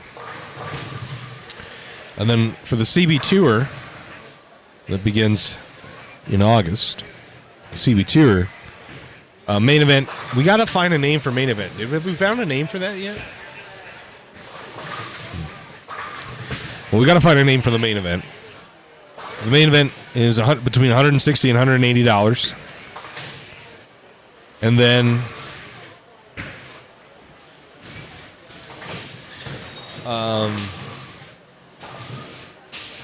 we do have the Challenge Series, which is half the main event entry fee, so $80 or $90, like it is here. And that's the Challenge Series is our handicap series within CB Tour. And then we also have the Junior Series. What did we say? Was the Junior Series 50 or 60? Forget. It's either one of those two. I forget what it is. And those are the prices it would become to come bowl on conditions, such as the meat and potato series, core series, Manny hook. Yeah, splits the 8-9. How about Daria? That ball hooks a little too much and leaves a 4-pin. We've got an issue on 17-18. Looks like they've got the little hood that goes over the ball return off. Looks like something has maybe fallen in, a thumb slug, or something stuck down.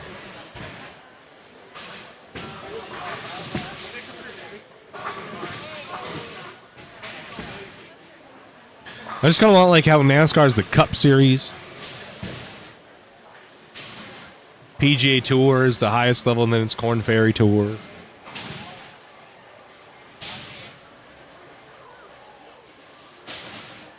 So we gotta find some. Oh, good point.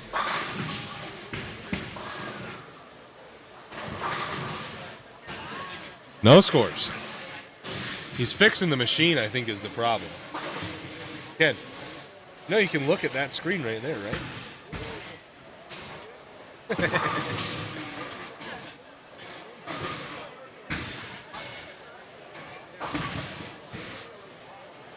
There's an issue with the machine, and I think that's what's delayed the scores. Justin is over there with his dad working on the machine. Daria left lane now. Double 9 spare, 9 spares. She steps up on lane 23.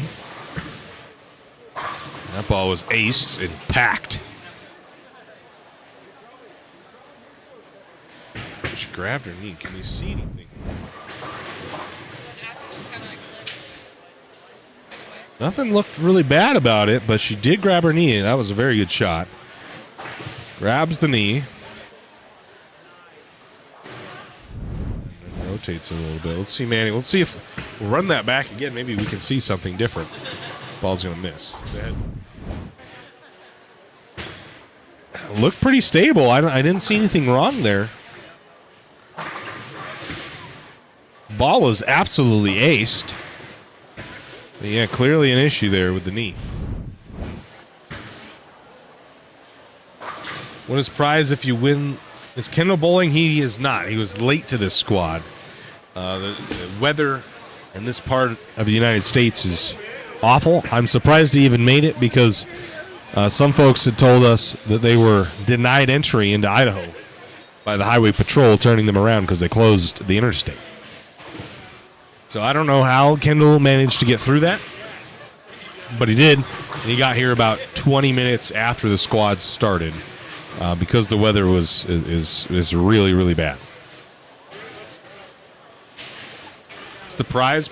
So on the CB Tour, the non-majors pay $3,000 to win, and our major, the howtobowl.com. Hold up. Wait a minute. The howtobowl.com CB Masters will pay $5,000 to win. $5,000 to win. We got some pretty cool stuff planned for the howtobowl.com CB Masters.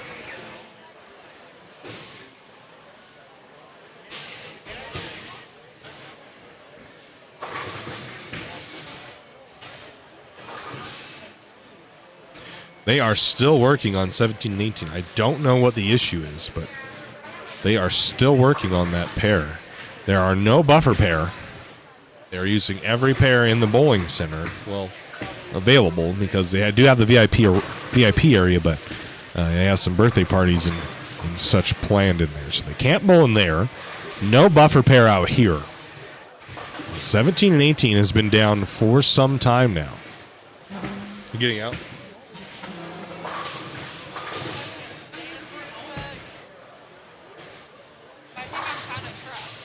I can get up and let you out if you want to get out.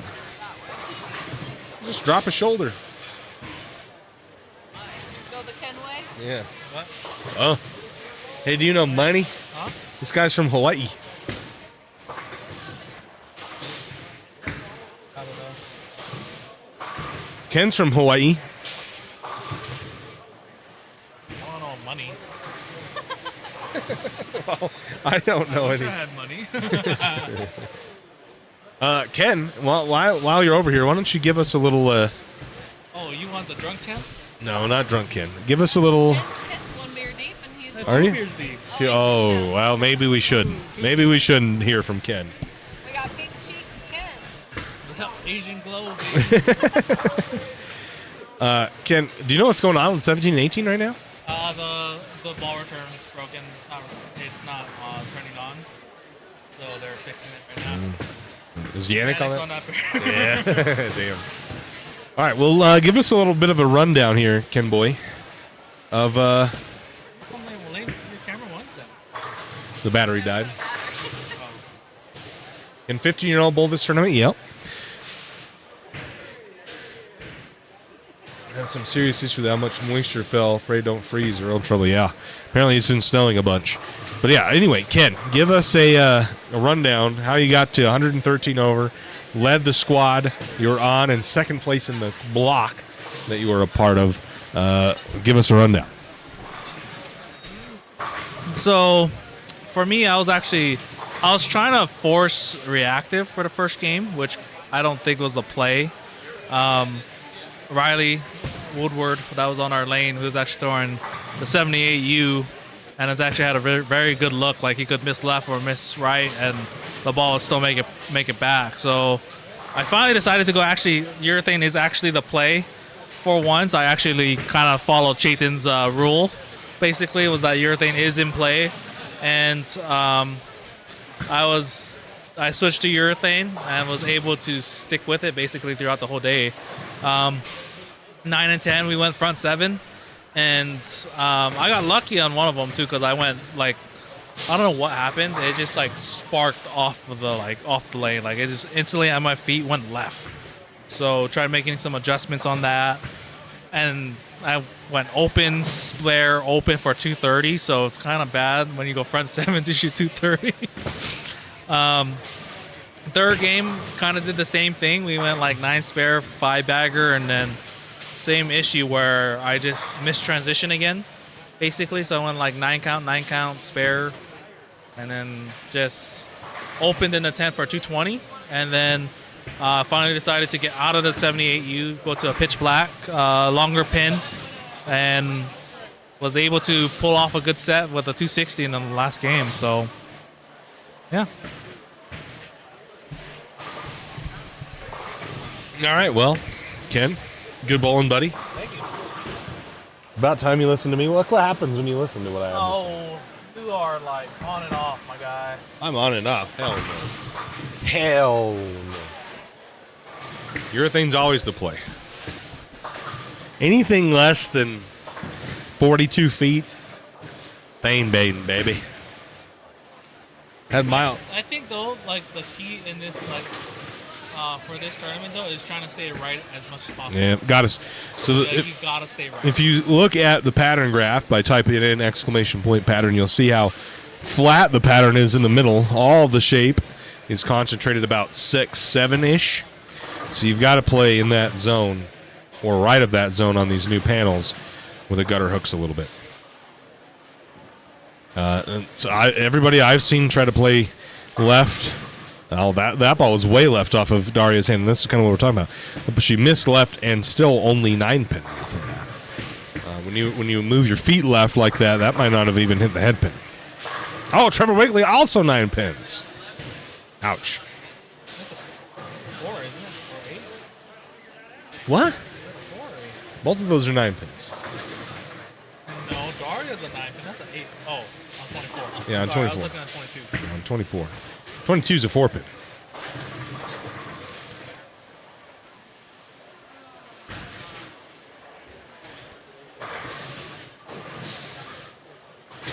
Oh, she almost missed it. Jeez. So we'll head on over here. You can see 17 and 18 are still in their 4th frame. That pair is not up and running yet. A problem is there are no buffer pair. No buffer pair to move them to. So I don't know. Hopefully they can get this figured out. For as long as they've been working at it, it seems as maybe an unknown issue. If it was just a part, I feel like they probably would have had it fixed by now. Seems like some sort of unknown issue as to why the ball return is not working. I guess some of the traditionalists would say above ground ball returns wouldn't have this issue. And they would be correct. Cam Henning trips the 10. You want me to let you out? I'll see you later. Going home? Down there. You want me to let you out? Hold on. You guys see how tall Kenzie is? Look. Woo. She way up there. Can't see.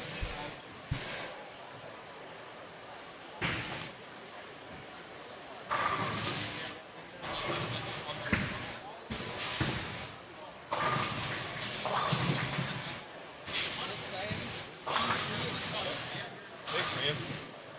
Appreciate it. Yeah. No, it's not that. It's just the case is nice. Why can't I move left? What the heck is up with these chairs? Jeez. All right. Is there another shift? Yeah, we have a 2, no, a 5. A 5 and an 8 or something to that extent.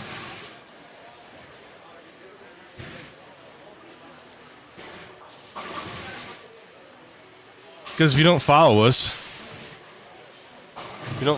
on Instagram, we post cool stuff like that. We also post that on Facebook. So, if you don't follow us, you should. Sheesh. If you don't follow us, then you should. Over on Instagram and Facebook.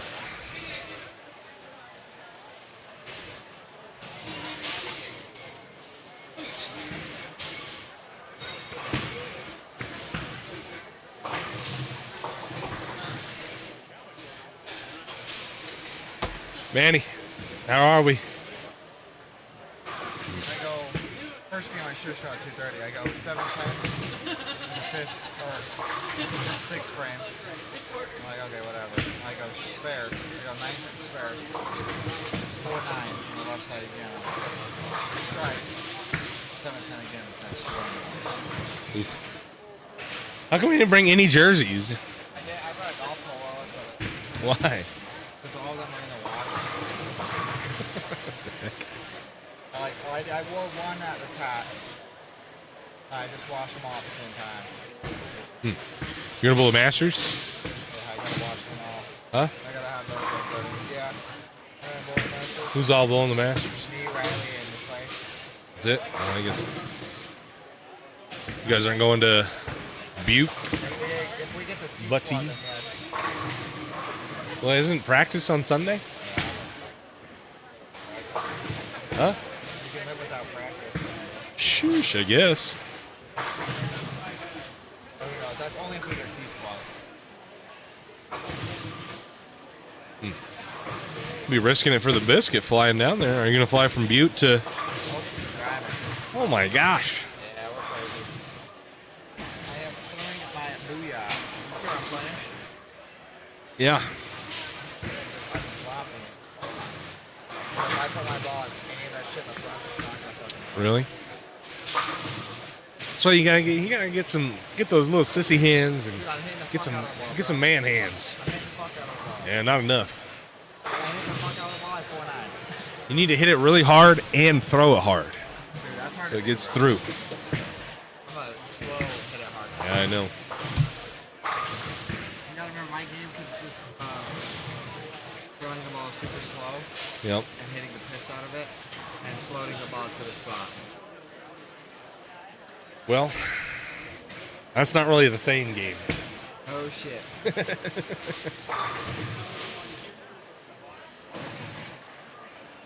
I can't even I haven't thrown a reactive in so long. We did I threw the DNA coil and we were bowling on 45 feet and I was just blowing it through the break pool. It wasn't even close. I was so far from what it needed to, like circling the lane because it's the state pattern, so it's 45 feet with a bunch of hook right. And I needed to kind of just throw it kind of really slow and around it, and I was just throwing it dead straight, 18 miles an hour. I was just cruising. It's my stock speed now. I can't throw it any. It's hard for me to throw it slower than that. It's because urethane. If I throw urethane slow, it checks on me. I have to throw it as hard as I can through the friction. I don't know where it's gonna go. I could probably get it. Yeah. No, probably not. It's hard two-handed because you can't do it with your arm swing. They move so fucking fast. Yeah.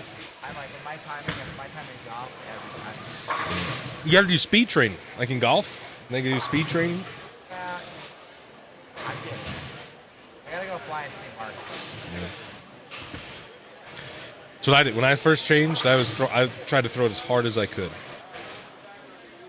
I can, but I used to miss the left so much. So you're trying to generate the speed from your upper body. That's the thing is, I keep my arm swings. I think in my head, I'm like, okay, bring it hard, you have to hit it. So as I'm doing that, I try to catch it more, and then I just.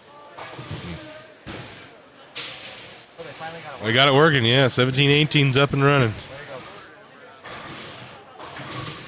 Hey, it's Kobe. What's that? Is that your buddy? Is that your boy? My friend, I coach him. Yeah. What's up, Kobe? What do you see? From the coil. The coil. It's reactive. Check this out.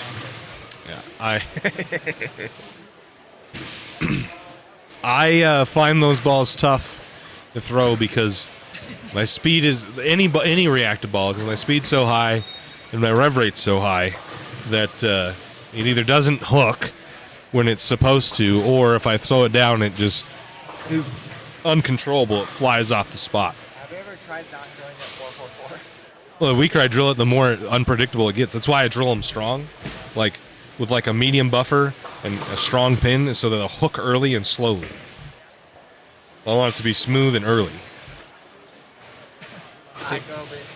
I used to drill them five and a half inch pin with like a 6 inch, like super up here, and they would be super quick. And if I like got around it, it would be dead sideways and fast. And if I missed it at the bottom, it would just go forward. I gotta keep my pin down. I gotta keep everything down. If I get 6, it goes too long. If I get, Well, yeah, that's with everybody. well, yeah, but you saw my X1. What'd you drill it at? Whatever you told me to. What did I tell you? 543, 345. I don't remember. Probably, I wouldn't have said 345. Then 543. You even said that's probably the most forward ball you ever seen. Yeah. Well, you get rid of the forwardness from slowing down the transition. That's a shorter buffer as a two-hander makes the ball take longer to transition from hooking to rolling. The quicker it happens, the more forward the ball wants to go, unless you really get around the side of it. Tell Manny hi. He said what up.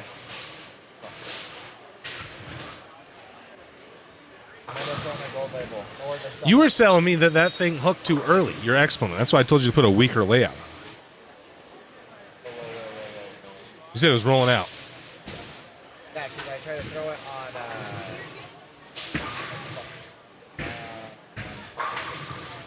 On the patterns. It was like 43. Yeah.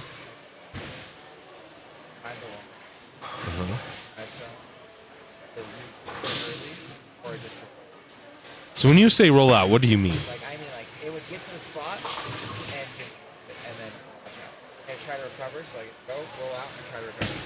So like if it completely rolls out, I really just 1, 2, 4. so when you say roll out to me, that means here's Daria Paxton.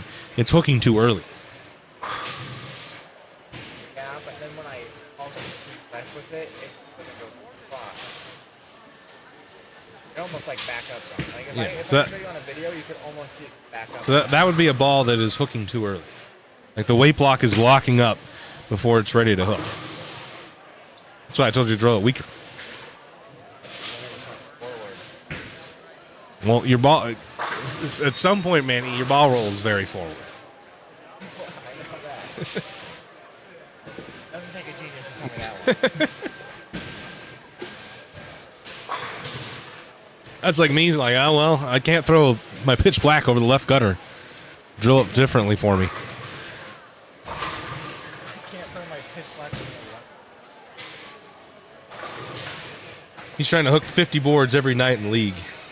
I do see you at Jack and Jill's. Dude, it hooks so much, bro. That's a hook so much What thing. do you want me to do? I don't know. This whole center hooks so much. Have you thrown that exponent anywhere else besides there? I threw it down in Vegas. It actually looked kind of good there. I tried to throw it at the trios. It looks bad. I tried throwing it at Wednesday night meeting on Bear. It looked terrible. I threw it at Grand Finals. It looked super bad. And I threw it up at the event in the Idaho shootout, and it looked terrible. What was different about Vegas? I don't really know. I can't tell you. I bowled like shit at Vegas, but it was the only ball that looked good. Oh wait, hold on. Let me.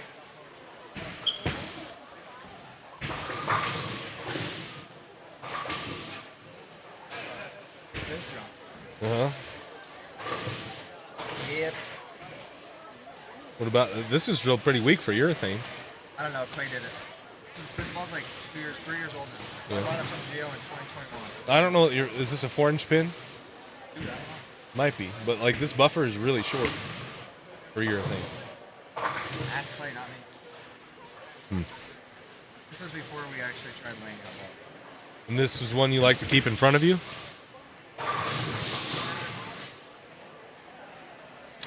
Makes sense. Well, that's Manny Farrell, folks. Kobe, the DNA coil is good.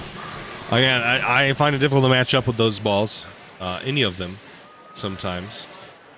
But I like it better than the DNA. The DNA was too early. Here's the problem I have. So, because my rev rate's so high, the balls hook early.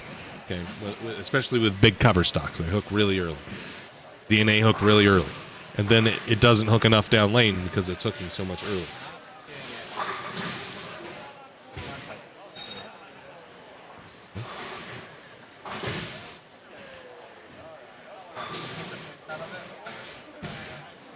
Does the average matter? No, they got a.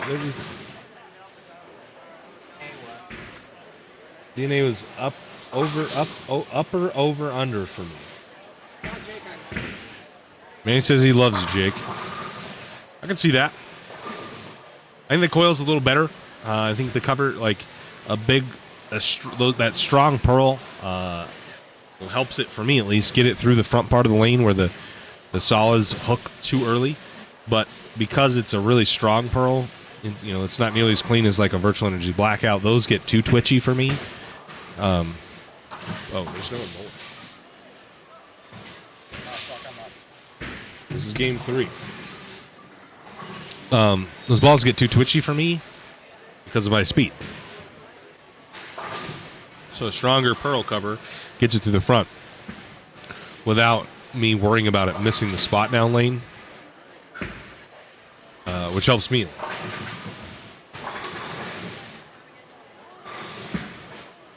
So I think DNA coil is a significantly better version of the DNA than it is with the solid cover. I didn't love the solid cover for the reasons I just stated. I think the pearl cover is much more usable for me. However, again, because of my speed, in most situations, balls like that just don't match up very well. What the heck? Okay. You just struck. In most situations, those balls just don't look the greatest for me. Even on house shots, urethane blends the pattern out, and I don't have issues carrying.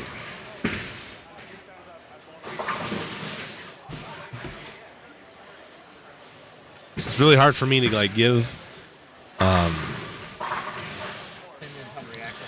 opinions on any ball, really, because what I say really doesn't have a lot of relevance to how most people throw the ball. Well, not everyone throws it so fast and hits the shit out of it. Yeah. Most people don't. Like probably Jesper. And who's Travis? Travis and A. So am I. They're good buddies. I told Manny to drill the hammer web 3.0. Don't know much about that ball.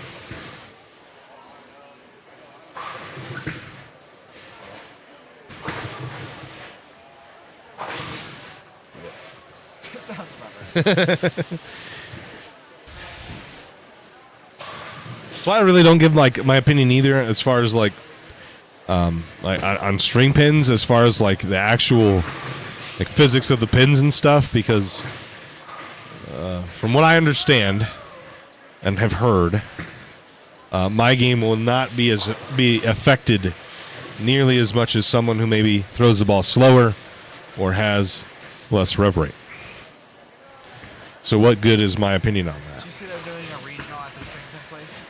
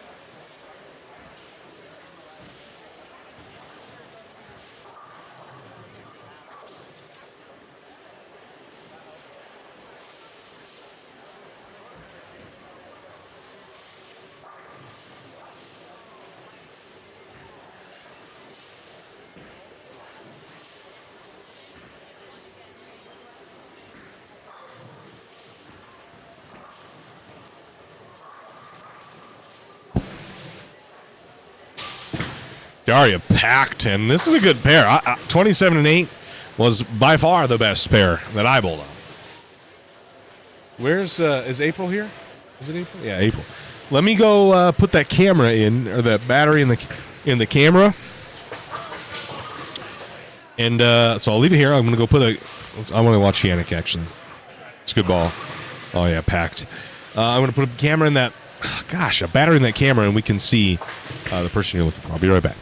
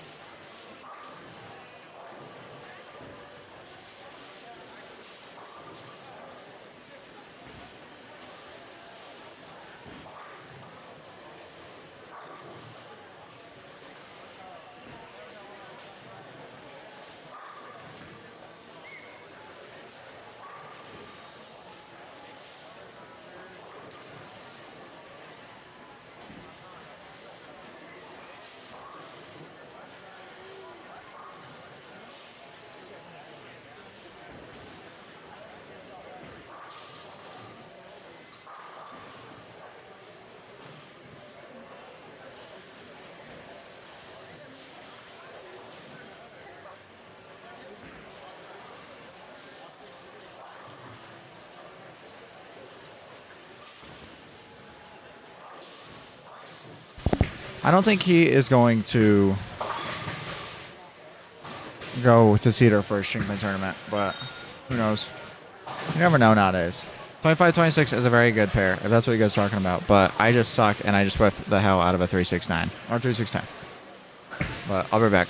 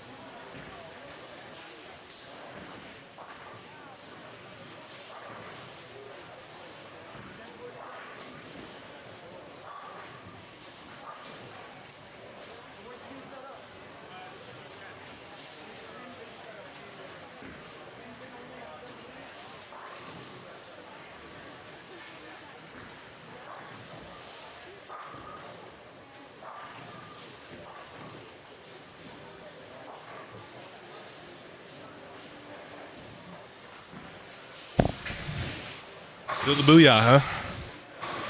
Yeah, but I'll probably switch to purple. Yeah, well. It's tough not to throw the king daddy.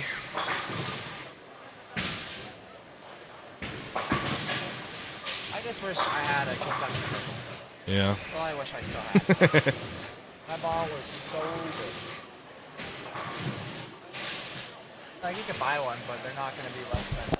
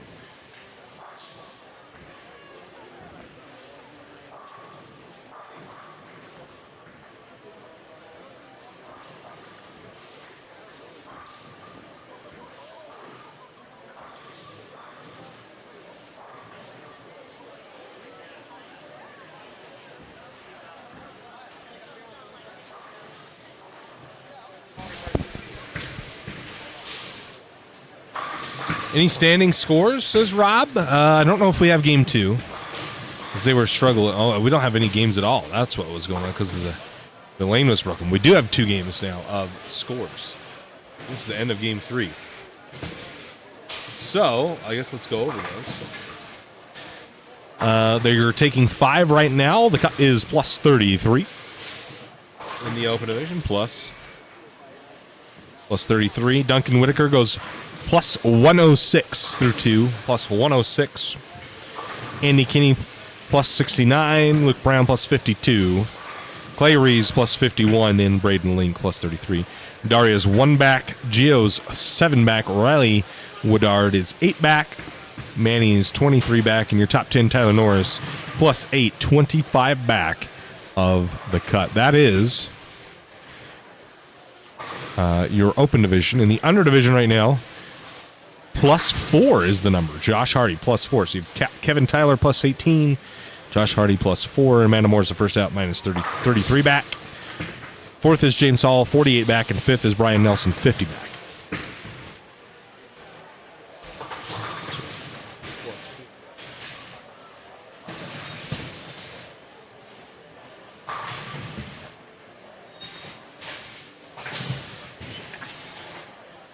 The number, Manny. The number. Plus 10. plus 33. 33. Duncan Whitaker went 106 over in 2 games.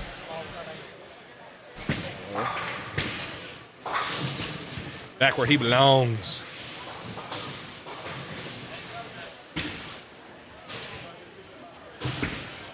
So there's your scoring update. My DNA was nice. It just wasn't good when I drilled it. Would you use the same layout? Asks Kobe. You could. It's going to be pretty different because of the pearl cover. If you like that layout, I use the same layout. If you want to kind of accentuate it being even cleaner, you could use a little bit of a longer pin to PAP. That'd help it get down the lane a little easier. I bowled strings before, says Baker. And it's just not the same. No thanks to Arcade Bowl. There's one of the better pairs during the grand finals, the end pair. That pair's goated. I had so much room on 27 and 8. So much room. You should host a tournament in Cedar. All brand new string pin setters. Eric Hatchett shot 300 Monday on them. I sent that there now? Yeah, exactly. Well, they hadn't. The issue on 17-18 delayed the scoring update. So we actually have a podcast coming out, the Striking Kicks podcast. If you guys aren't follow that page or subscribe to our YouTube channel, we have an episode. It's not the next one. The one after the next one we have is a little spicy, and it's some hot takes we have. Myself, Kenzie, Yannick, and Ken, on our opinions of string pins. So, if you want to hear what we think, now mine is really not from a performance standpoint, because like I mentioned before, I don't throw it like most people, and I think I'll be affected much less than most by the change in how the pins fall. To game 3? Yeah. Oh. But Ken and Yannick do have experience on string pins. They can kind of give you a feel. So you're not going to want to miss that episode of the Striking Kicks podcast. It was a good one and a long one. Darius strikes there.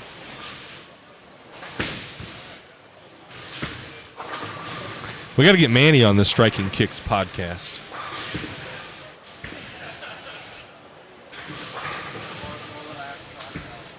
I don't know. What would you want to talk about?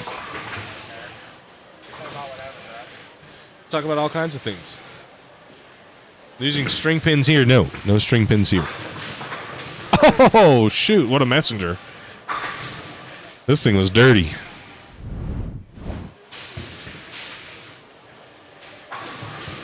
Shoo. Dang. That thing was cruising. Unfortunately, see, that's the hit right there. You're not going to see that on string pins. That's just not going to happen.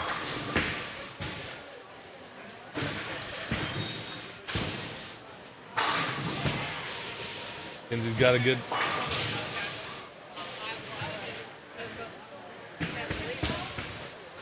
Who's it? Oh, me?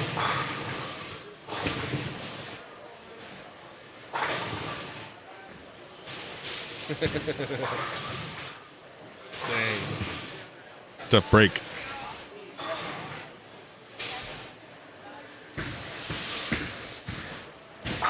Pac-10. Manny Farrell.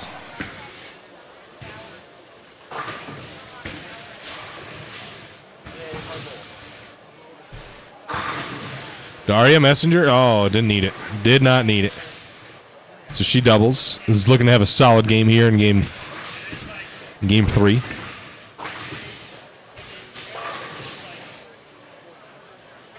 We need to have Manny on the Striking Kicks podcast, but he doesn't know what to talk about.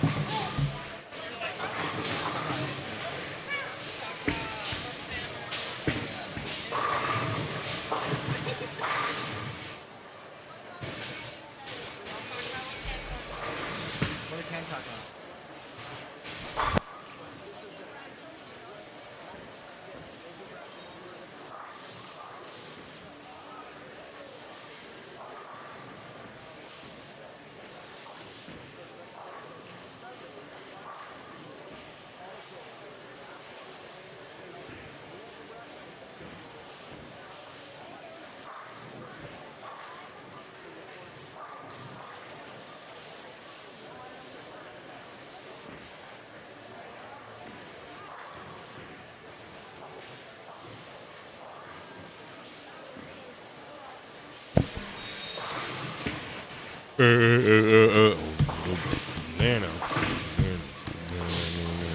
17 and 18 are unfortunately almost an entire game behind. You're going to see a lot more string pins. It's so much more affordable for proprietors, much as just slim in the bowling industry. I think there is no denying the benefits to the proprietors. I bring up a lot of this case because that's kind of I don't own a bowling center, so it's hard for me to exactly speak on this. But my fear and predictions in the Striking Kicks podcast episode that's coming up, I talk a little bit about this and the issue that it may incur. Now, Cedar probably not going to have the issue that I'm talking about, which I do acknowledge in the podcast because it's in a small town. But in bigger cities, oh, he almost made it. Dang it! In bigger cities, you know, if like Burley went to string pins, probably not going to see. But Salt Lake, you're going to see the problem that I'm talking about. He almost made that.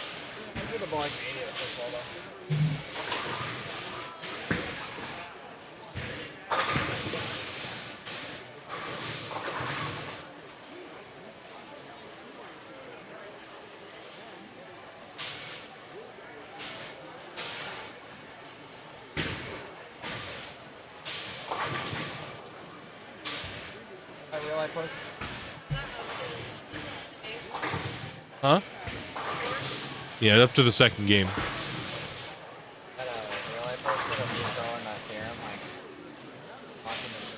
Uh-huh.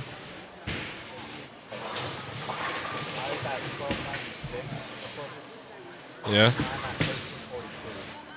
Got 100 followers on it? Almost. Got like 6,000. Yeah. I mean, that's the algorithm. You got to do something kind of crazy. I don't know what I'm supposed to post after that shit. I'm gonna go back to getting 200 likes. Welcome to the club.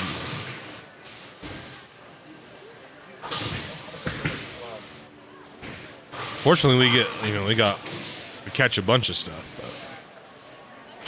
But like Harry Schaefer's thing when he picked the 2-7-10 or whatever. Like hitting the 7 pin. There's guaranteed at least one viral video, but then after that,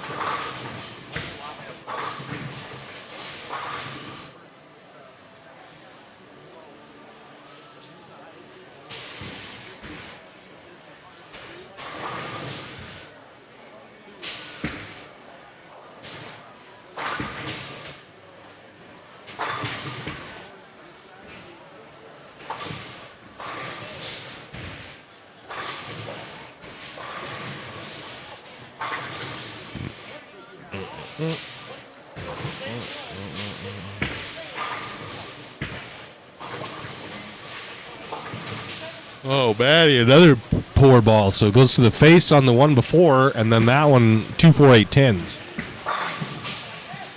This is a makeable spare, though. Folks, we got a lot of new faces here. We're at 92 likes. 92 likes. If we get to 100, which I'm sure we will do a CB swag giveaway. So hit that like button for me, please. Hit that like button for me, please.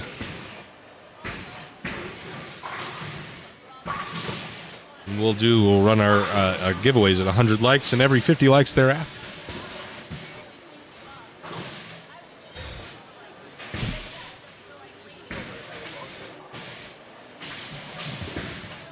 And it is unfortunately a requirement to be successful in this game.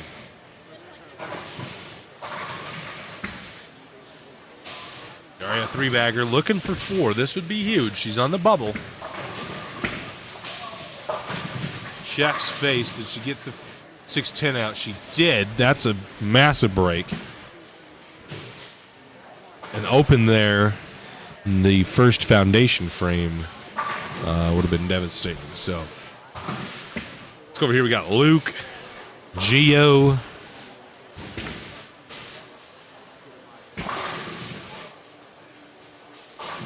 and I think April's.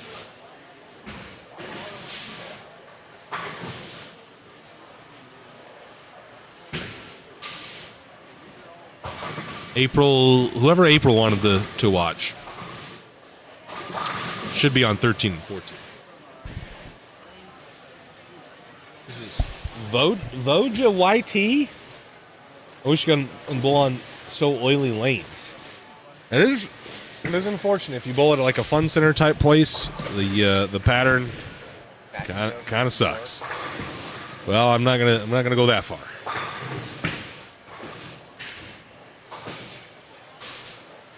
I could beat these guys by Buddy. Averages 292. Sheesh.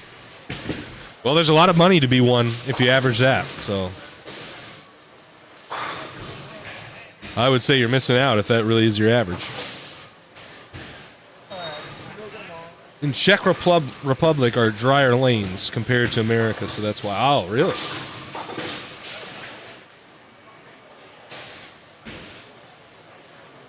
Interesting. They just use less oil overall? Oil is kind of expensive. Well, I guess I could debate this for hours. Free-fall machines are becoming more expensive on parts. The knowledgeable mechanic isn't cheap. I do agree that lineage rates do have to offset that.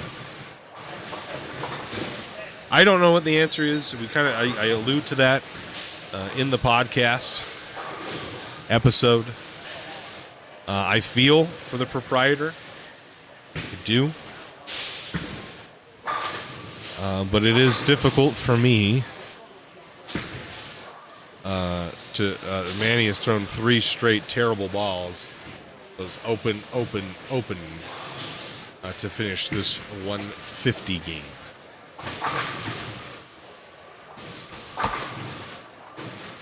And he is a little hot, which would be expected. Let's go over here. Daria needs the hook. Got it. So I don't want to, when you watch the podcast, I don't want it to come off as, we have to be entertaining at some point and have an opinion, or else then why would you watch? But I have empathy for the proprietor. I do. But I have concerns that we lay out in the show. Guys, we got to 104 likes, so Nightbot says it's time to run a giveaway. So, we're going to do it. And we're going to do it here.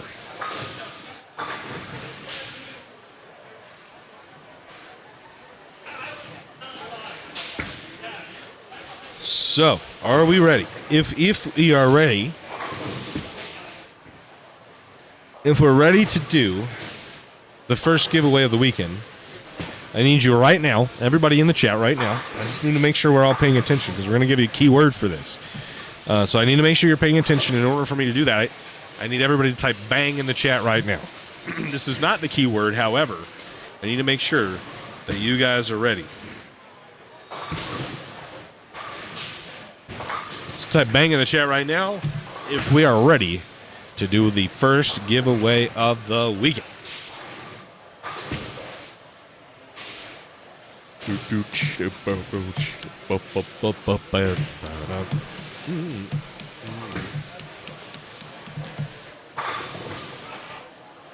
We're not fading to black. Sorry about that. There's Braden Jensen. All right, April. If you're still out there, April, we appreciate being a 10-Back Club member. Here's Braden Jensen. Here's Giorgio Klenis.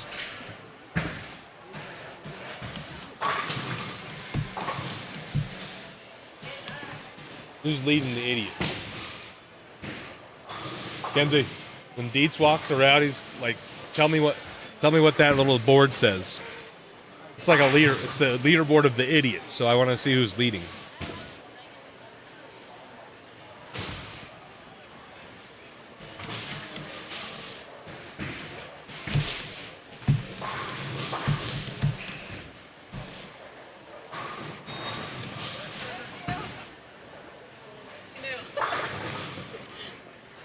Who's leading?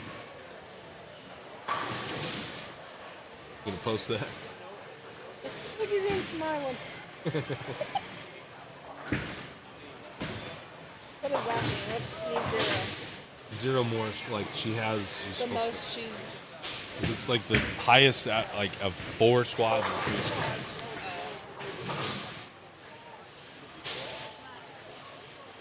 Who needs 1? Darren, Keegan, and Justin. We need 2 more squads.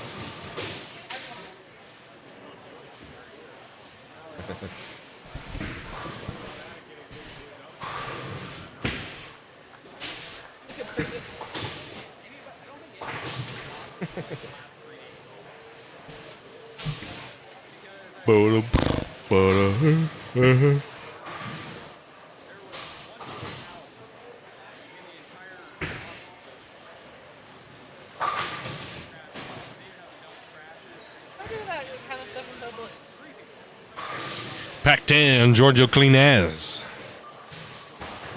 Giorgio Cleanaz.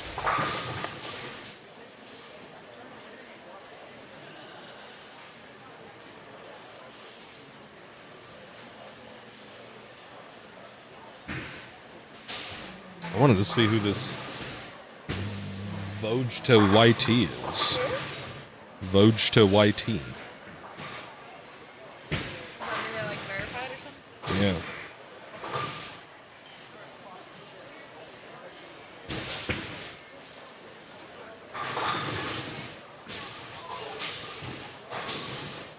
I think this is it. It is verified, though. How did they get verified?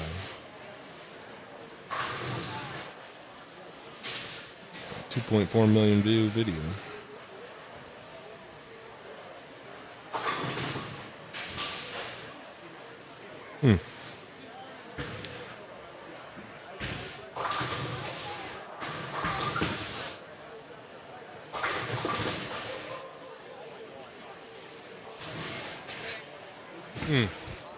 Daria could have had a really good game. Yeah. What did she end up with?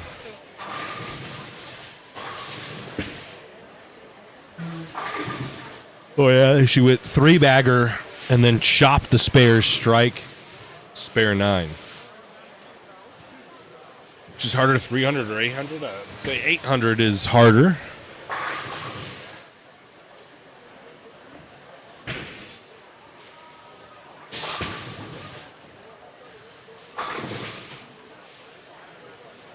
I would say 300 is harder.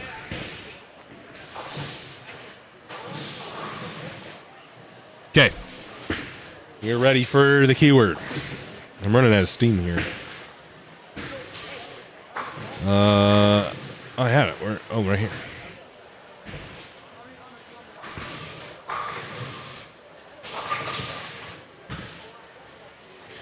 Let's go with the name of one of our sponsors. Oh, that's not how you spell that. Woo! The keyword is how to bowl no spaces. That's the keyword, how to bowl no spaces in between each of those 2 words. Whoa, whoa, whoa, whoa, whoa, whoa. Oh, can't have that. Let's go over here. You might need to unplug it and plug it back in down there at some point. Por favor.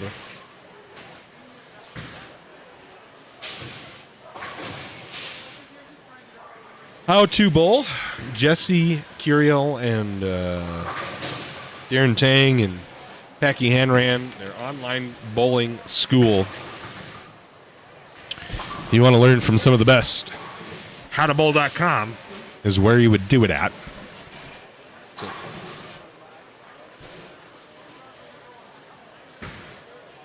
for the green line bowler, yeah. That was a little crazy.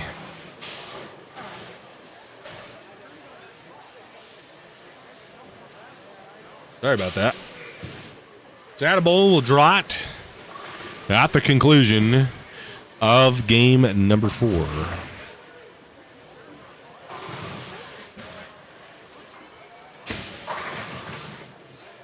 We will draw for a winner at the conclusion of game number 4. What? I gave you a thumbs up. We have game 3. No, I haven't seen. GA scores. It's the Open.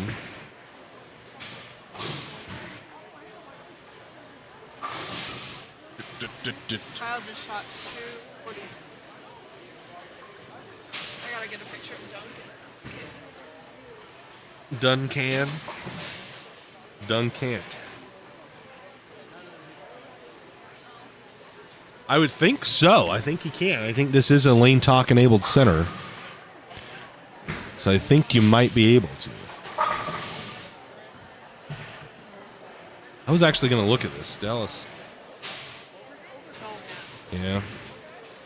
That would be too. I was actually going to take a look at this.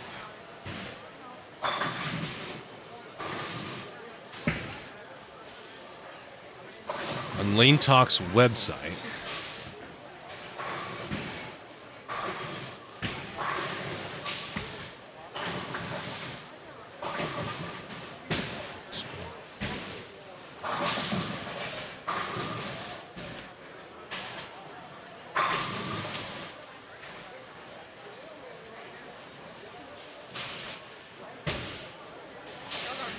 Oh, no, that's on the...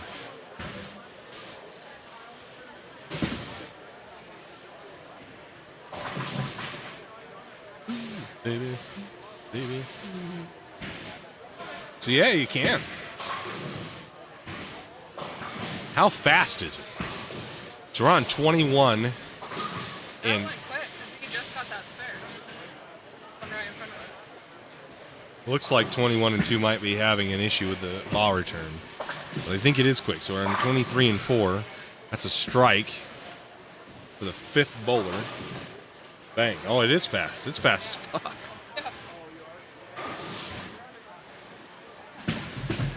Well then. Well, this, I don't know. This might be a thing we have to use in the future. We were in talks with Lane Talk to, give us some sort of, basically this, but to like overlay. To overlay on our stream, but those talks ceased, and we haven't heard back from them. So, but it is fast.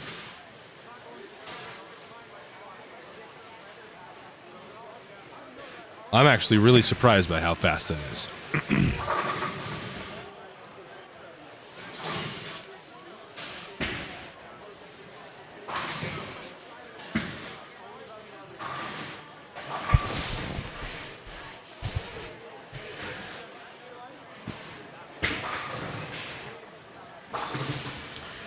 Maybe I'll try that for the next stream.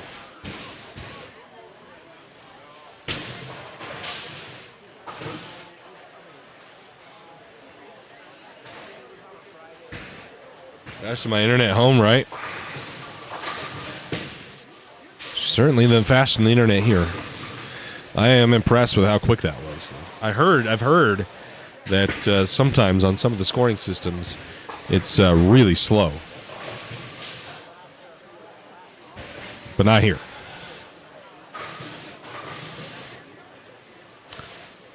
It's basically instant.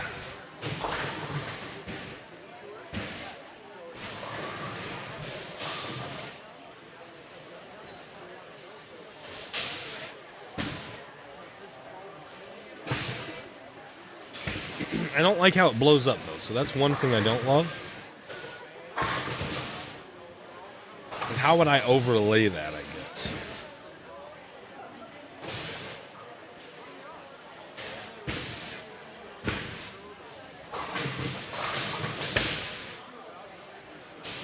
I would need 2 squares on the screen because we have 2 rectangles. Like, this is the one we would be able to do it on. I don't really have the ability to do it on the rest of the cameras because they're all connected. This is one source, so you can see the scoreboards are a separate camera right now on this stream pair. But these are pretty big squares rather than rectangles. I guess I could just distort the shape. I'll have to look into it. Because then it also clearly defines what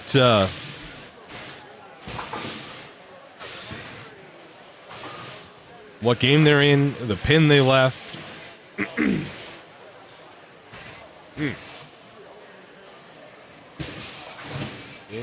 I can custom it.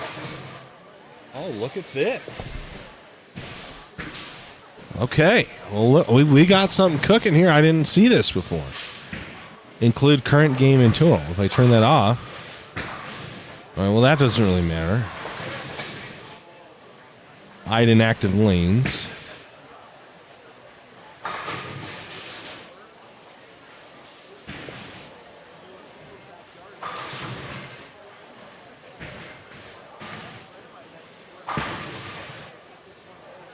Oh.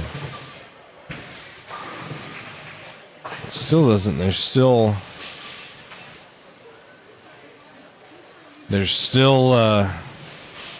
not rectangles. That's my only concern, is they're squares, essentially. And there's nothing I can do to do anything. Well, I mean, I still think we can use this.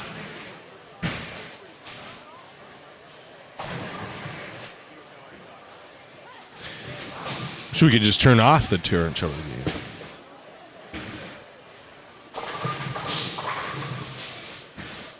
There we go. We're into game 4. Good bowling on a Saturday night, yeah. Saturday afternoon here. I guess it's getting almost to evening, I guess. Yannick's got a big game going. He can shoot 278, 268.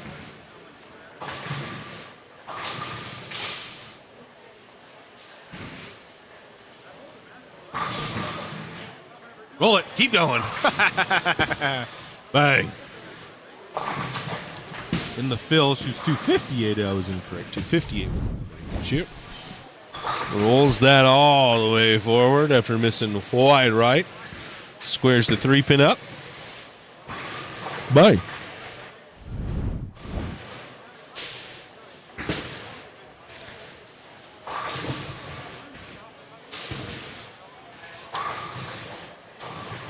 Ooh, ooh, ooh.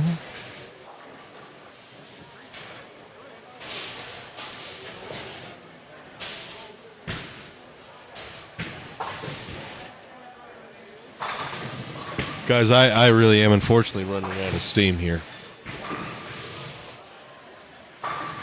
I'm trying to push through, but we're very tired.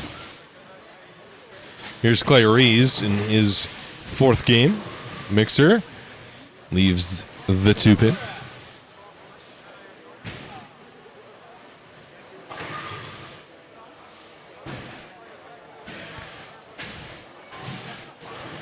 Let's go over here to Giorgio.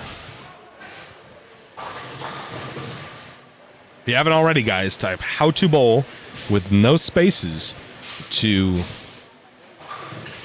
enter yourself into the swag giveaway. So if you want a chance to win some CB swag, type in how to bowl with no spaces into the chat to get yourself entered. Giorgio packs 10. He goes open double to start. Open double.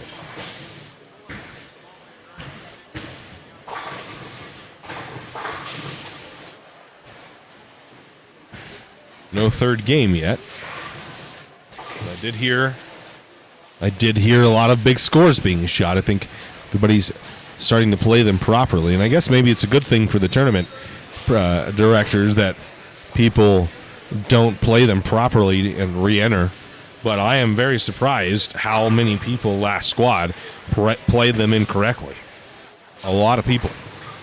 Without looking at the pattern, seems like urethane would be ball of choice. Yes. 40 feet, 2.3-ish to 1, and all that shape is out near the gutter. Around, well, I guess more it's around 5, 6, 7. So you got to be around that area. And urethane was the play to control the amount of hook down lane. So, Yeah. A lot of people, I heard like Ken Yannick, oh, urethane, I don't know, it doesn't look great. It's the best look by far.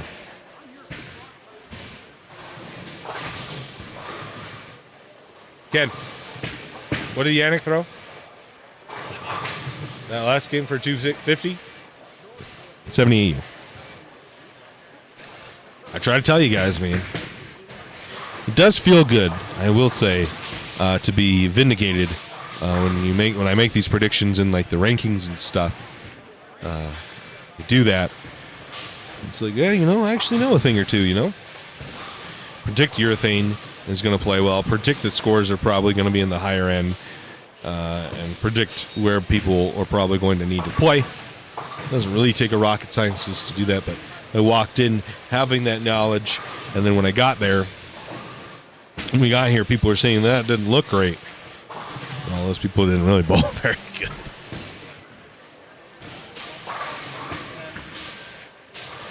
Runaway Brooklyn, count it.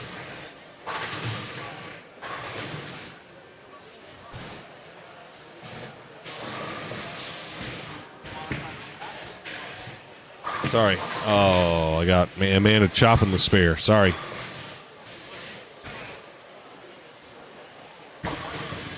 Looks like Studer is almost done with the third game scores. So as soon as I see those pop up, we will go over them. And his red ball goes 7 spare to start. I don't know how 25-6 was. It's 27-8. She's a good pair. She is a good pair.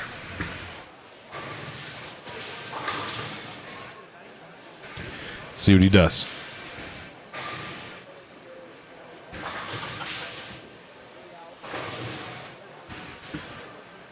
Ball's left. Does it shim? It does. High flush.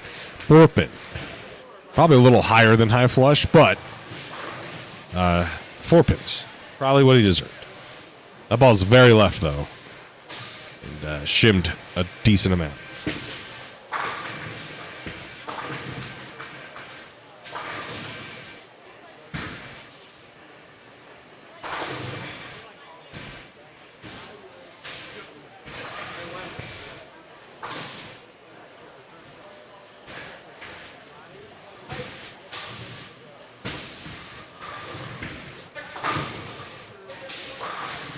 Yannick makes a spare.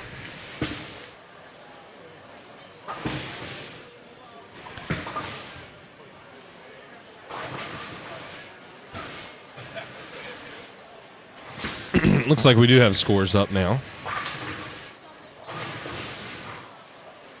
So, through 3 games, Yannick Ross leads at plus 109. Duncan Whitaker plus 83. Kyle Morrison plus 75.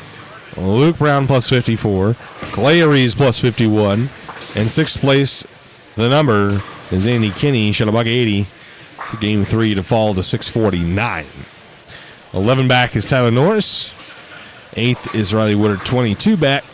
Caden Dennison is 23 back. And Daria Payuk and Braden Link are tied at 25 back. Oh, then who shot? Duncan. Duncan was 100 over after 2 shot, backed it up with a buck 7. So falls out of the lead, and Yannick gets to 100 over through 3 games. We go to the under division. That's led by Kevin Tyler at minus 24, and Amanda Moore is second in the cut at minus 29.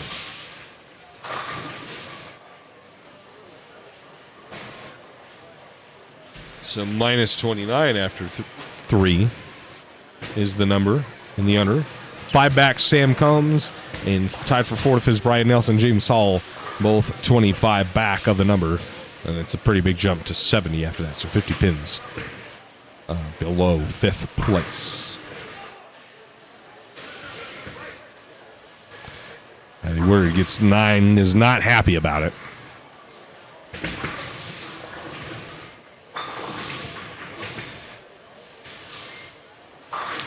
Plus 49 in the Open. Yeah, unfortunately, You know, not to be a downer, I guess, about myself, but I just unfortunately don't. Huh? No, I know. What do you need? What do you need? Just rip it. That's what I do. You know, they're sewn shut. You're gonna cut them. What's the difference? This is drunk Ken coming out.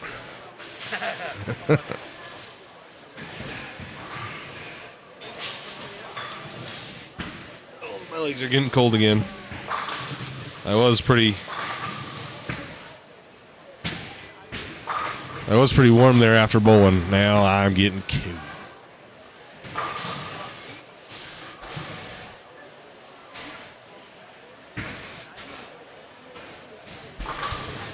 Oh, guys, we're getting to the end here of Game 4.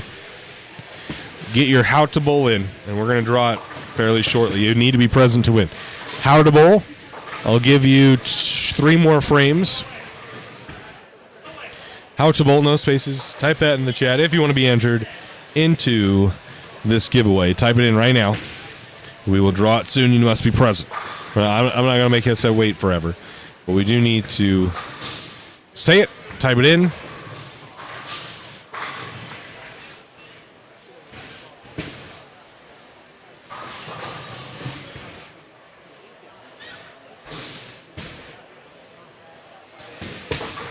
Let's go to Duncan Whitaker, currently second. Behind Yannick.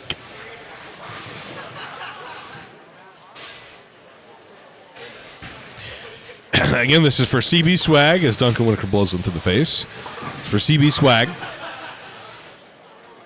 I'll give you 2 more frames to type in how to bowl. Must be present and only on YouTube. I guess I always forget to mention this. Out of sight, out of mind, I guess. But if you're on Facebook, your entry will, if you typed how to bowl, it will not come through. You need to go to YouTube.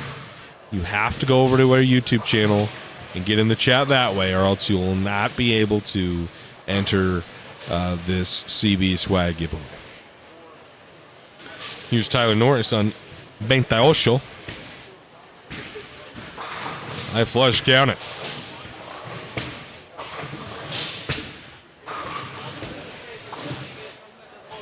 Count it up. Count it up. Count it up, count it. Can't take it when you die. But you can't live without. Mm-hmm. Yeah. They broke it again? Yeah. That thing, the rake? yeah, it's just like stopped in the middle. Oof. And then the one that they went to after the thing that stopped working, it was like burning. Remember when we were here last time and it happened to Geo? That same one. Like was making a burning smell. So they've had something happen. Yeah. Tough break for Yannick. Still leads, though. Hasn't let it affect him. Because he is still your leader. Well, not still. He just got the lead.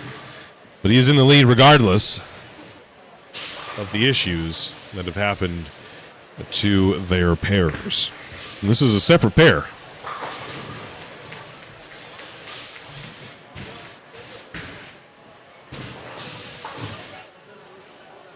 What are you looking for?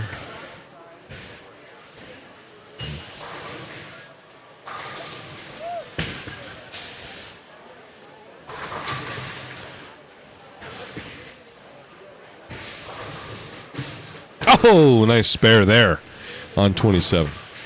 I have no idea. But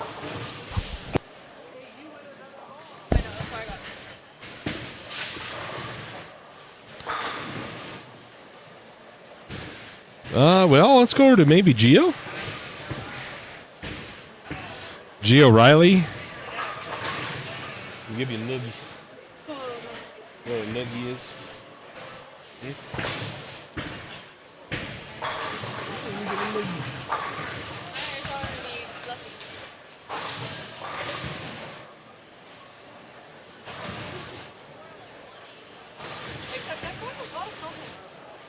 Well, you don't look ugly.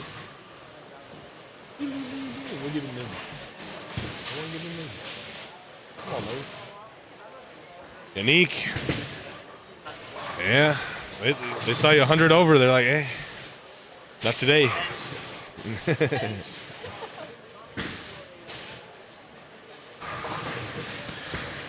Making a case for string pin bowling. Are you going to make a case, John C? I don't know what. I need a comfier chair. I think part of what the sitting in these chairs sometimes, like I don't have this issue when I'm sitting in the office at home. I don't love the chair at Storm that I got. These chairs suck. We talked about that. Not John. You might have. You're right. Pretty soon, string pins will be everywhere. Watch and see. I don't doubt it. I don't doubt it, John. We have a pretty interesting Striking Kicks podcast episode with Yannick and Ken Hasefong. What? Luke would have got that. Look, watch it. Watch Luke. Oh, it just kept. Oh, the messenger was coming. Over? Yeah, the messenger was coming. Just, kept barely falling. Damn. Well, there's two sides of this coin for sure. We have a pretty interesting podcast episode. Yannick and Ken have bowled twice. Ken has bowled twice. Yannick once now on certified string pins, is what we are told at least, at Cedar Bowl. Again, this is not to knock Cedar Bowl or anything. If that's what makes their business viable and keeps bowling in Cedar City, then more power to them. It is unfortunately just our only experience or something to go off of, because from what I understand, there's not very many centers with certified string pins. So,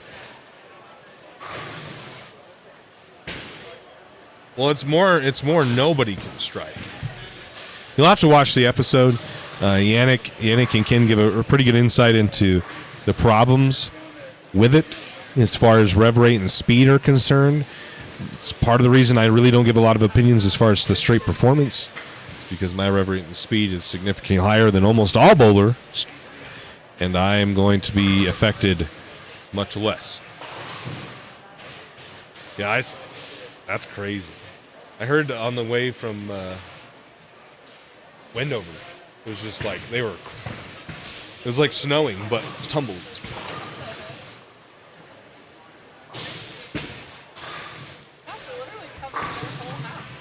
Speak of the devil, Kamiko, here we go. This is Tyler just stepped up in the 10th frame.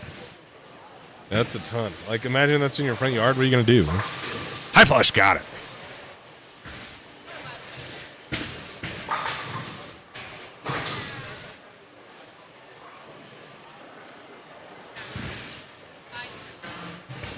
They use. You can't find parts that are too expensive, and strings don't need mechanic. Money is the only reason they need the case. One thing that gets me, and we talk about this a little bit in the podcast, is like, I get that it's hard to find like good mechanics, but like, is it a good thing that we've eliminated a job, like a skilled labor position? I don't know. I don't know about that. This treachery, that is one thing we talk about. That is a good point. We talk about that in the podcast. You guys are gonna need. I guess I need to get this one out. It was a good one. I guess I got to get this one out. We talk about a lot of these points.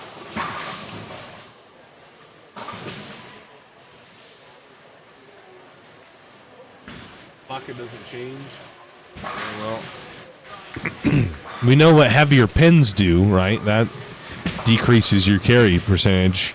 And I don't think it's linear either. I think the less speed that you have, the more it affects you. Like, and it's not linear. Like just straight, like one pump. You know, it's not a line. It's the more it just keeps getting worse, the slower and less rev rate you have. I think. I don't. There's no facts to that. That's just my opinion.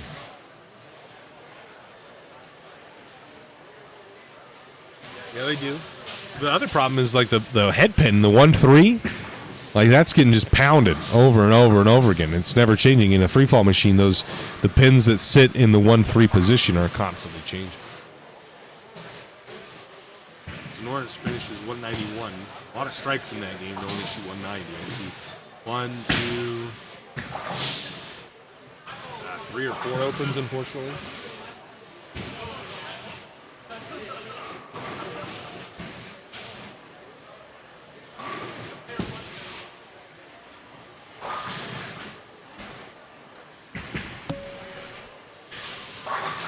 They're still trying to fix 25, unfortunately.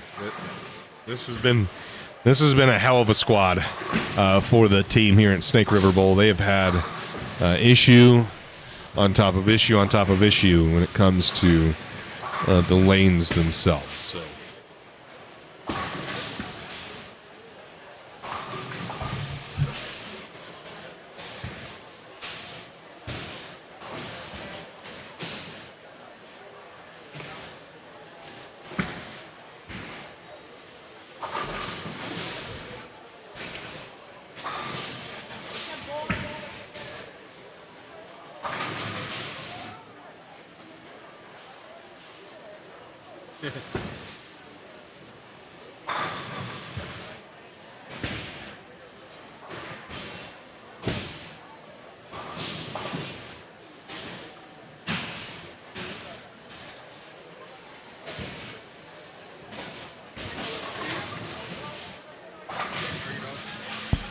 Tired.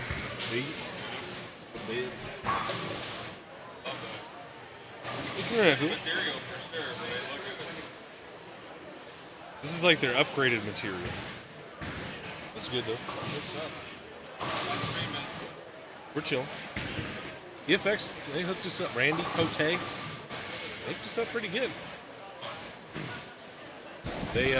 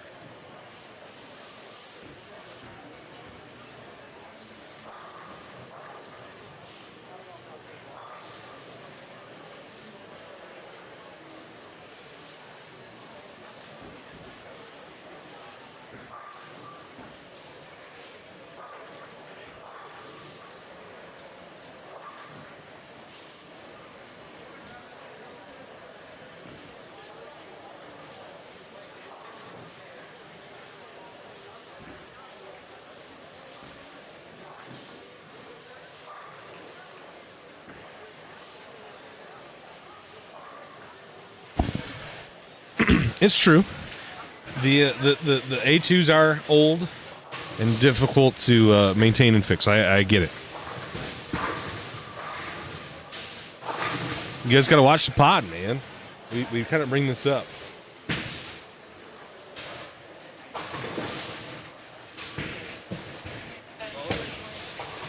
I tried. Shot 3 190s.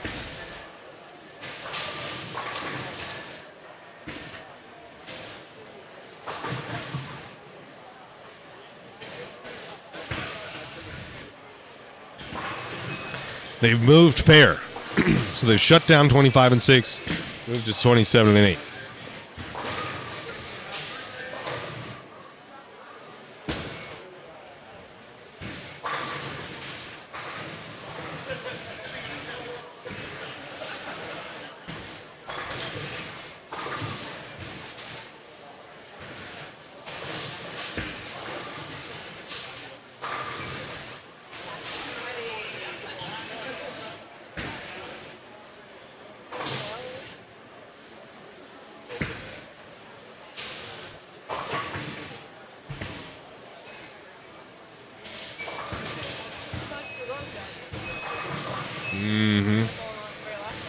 There we behind. Okay, I think it's time to draw the giveaway. Sorry.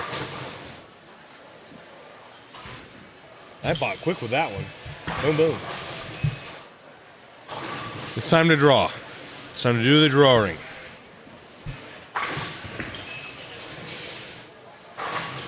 Are you guys ready? This is your final chance. We got down the rabbit hole of string pins again. It's your final chance to say how to bowl in the YouTube chat and YouTube only. How to bowl. Get it in there. If you haven't already, get about 5 seconds to do it. How to bowl. We're going to draw it momentarily. Momentarily.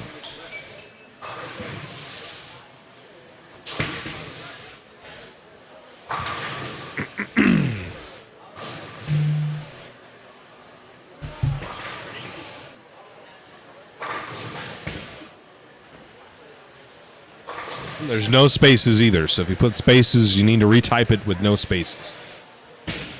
How to bowl.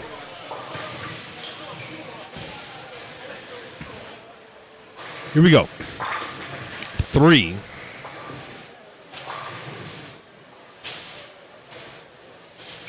2,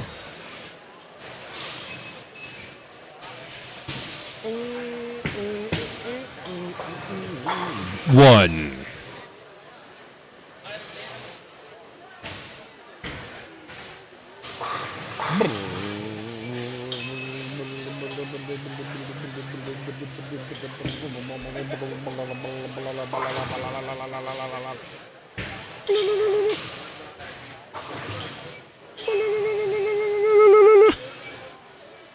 Bang. Who is that? PC WizBiz.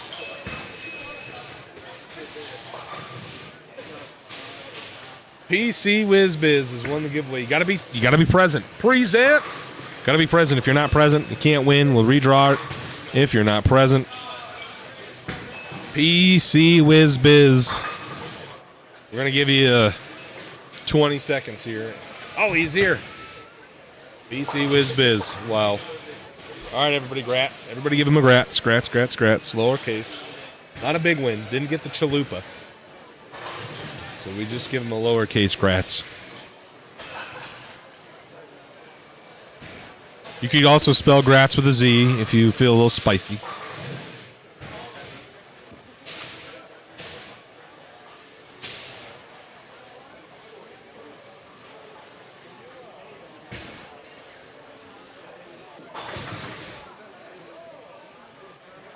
PC WizBiz, get a hold of us. Info at championship-bowling.com.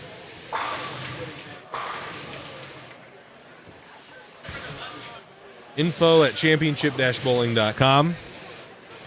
Send us your shipping address, and we'll get you some CB swag. We're also 30 likes away, 31 to be exact, likes away.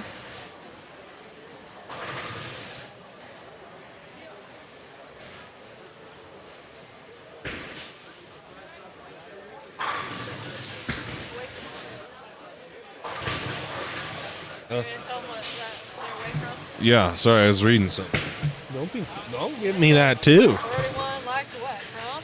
Don't give me that too, little buddy. For such a small package, you pack a lot of attitude.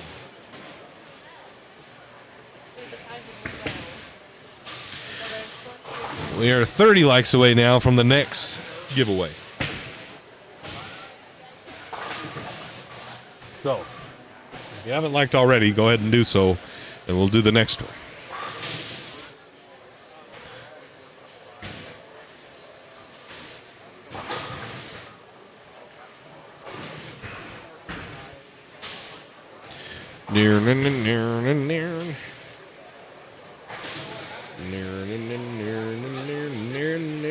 String grats, what the hell?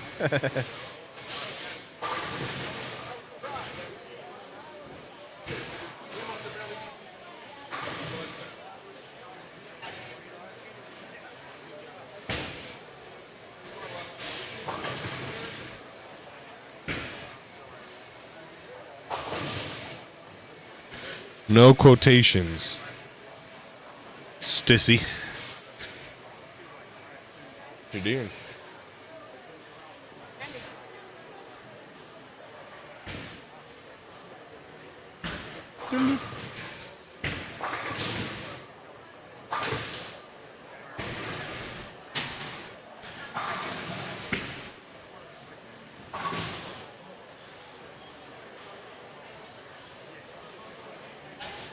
Well, just about everybody's done. However, they practiced on 27-8 and moved to 23 and 4. Oh, I see.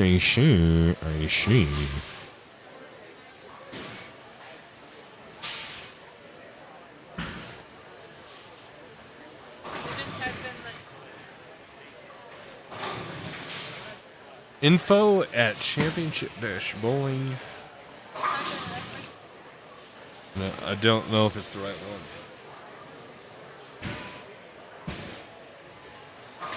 Well, thanks, Taz. We'll see if it is. See, I don't think that's the right one. I gotta change that. I mean, either really works, but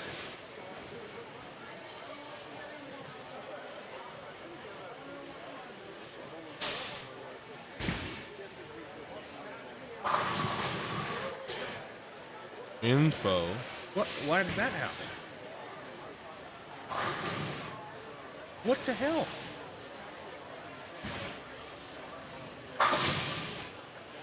Championship dash bowling. Okay, I've got it updated. Preferably you send it to info at championship-bowling.com, but either one will work.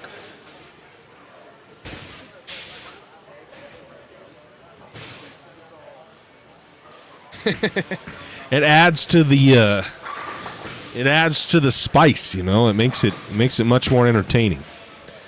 It starts, you know, you get a little buffer. You get a little buffering when there's a winner, and then nobody knows, and they got to come back, and then who's to say? Got to be present to win, you know. We like to keep y'all on your toes.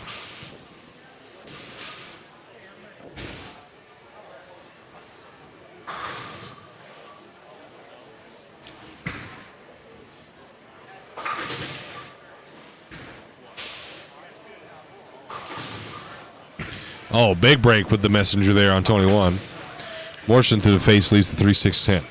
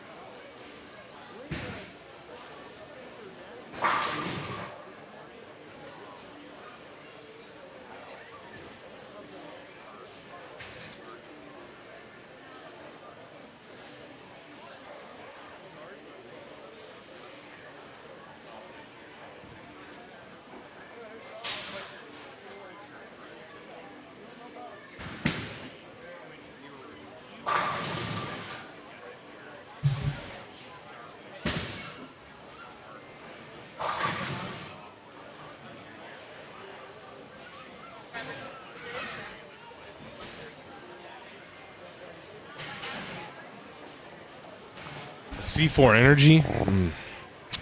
Send me a monster rehab. I like those. You got some scores in. They don't have the plus minus though. That's kind of annoying. Yeah. Oh my gosh, I am so sorry. You okay?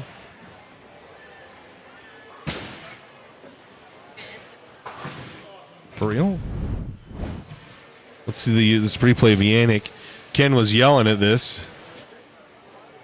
Oh, wrapped a 10 pin. See, I think on strings, if I had to guess on strings, that goes down. The string would catch it, and it would fall.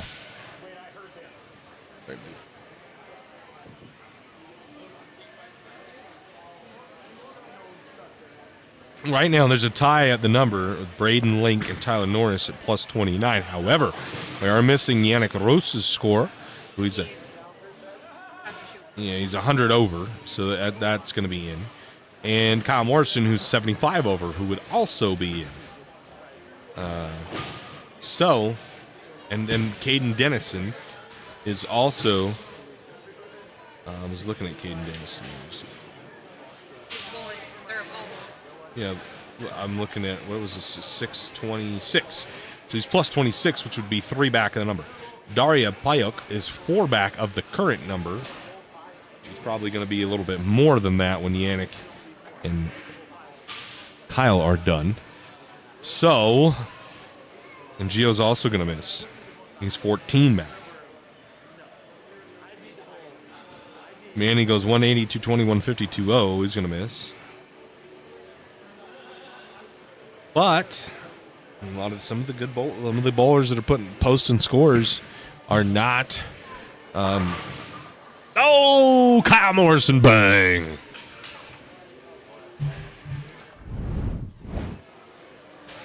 Let's watch this back.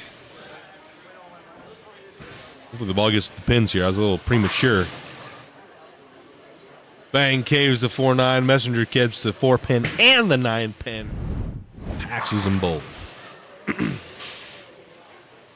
What time is the next squad? I think it was supposed to be now. I think it was supposed to be 2, 5, and 8:30. Could have been 2, 5, 30, and 8. Or 2, 5, and 8. And 2, 5, and 8. So it was supposed to have been now. It is not now.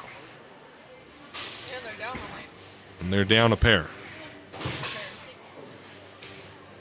Well, they are down a lane, but that eliminates the pair. You were right.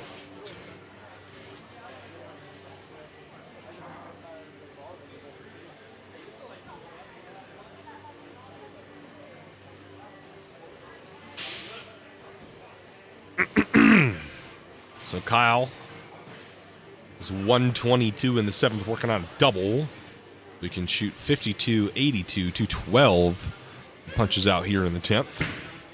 That would lock him into the number, at least right now, depending on what the 5 p.m. or probably is going to be closer to 6 p.m. squad would do. Caden Dennison is not having a great game right now, so I think he's not going to get into the number. Yannick. Is Yannick the 5th bowler? He is. He can shoot. He has 56 in the 8th with a spare, so he can shoot 206, which he would be the leader. Even if he doesn't, if he shoots 190, he'd be the leader.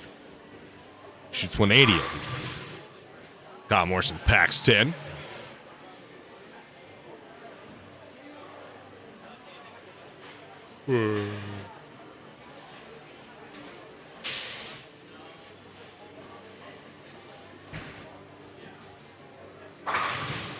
Oh, Bones a 9-pin. Yes. So he had 52 in the 8th, 82 in the 9th, no 12th.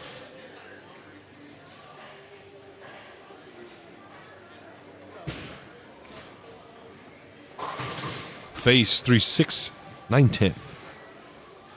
The honor division, all scores are in. Luke Brown is going to make the cut at plus 37, and Sam Combs. Sam Combs at minus 20 is currently the number in the under division. We're going to click the ticker text here.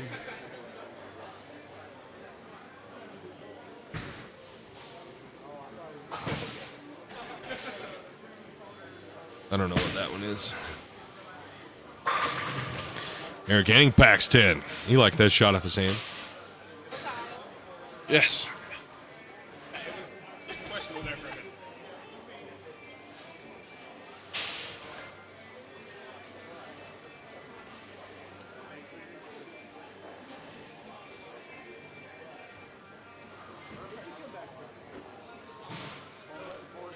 And unfortunately, Phil, you're a little bit behind. Also, add no spaces. Yannick? Oh, and he blows a 7-pin. Wow. Oh, my gosh. That's a tough break. Yannick shoots 204. So he'll be the leader after the 2 p.m. squad. Good set, Yannick. Good set. Good set.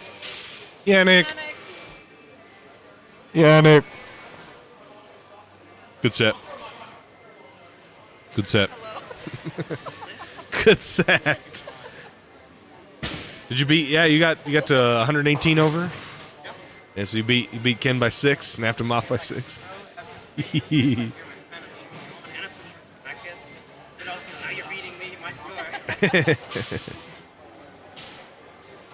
All right, well there she does it.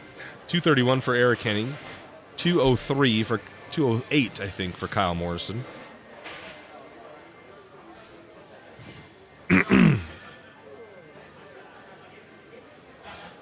No scores of yet. So Riley Woodard is going to be the number plus 39. I think he's already in now. That'll be Henning right now. Woodard was just trying to improve his score. Riley, you're already in, right? Yeah, he didn't bowl better. So it's going to be...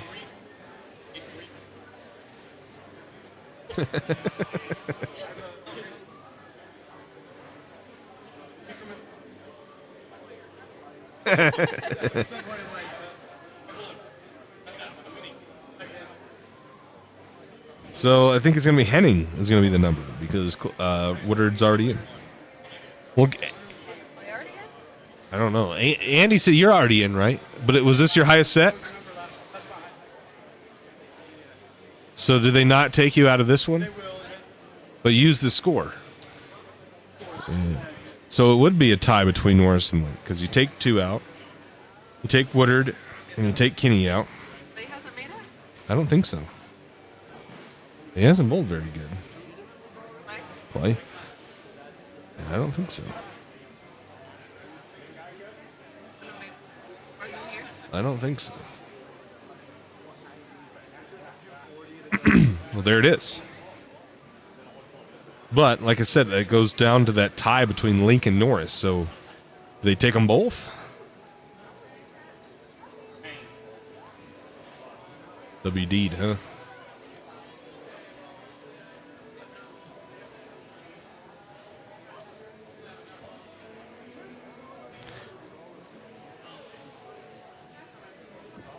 But I hear Kyle's already in.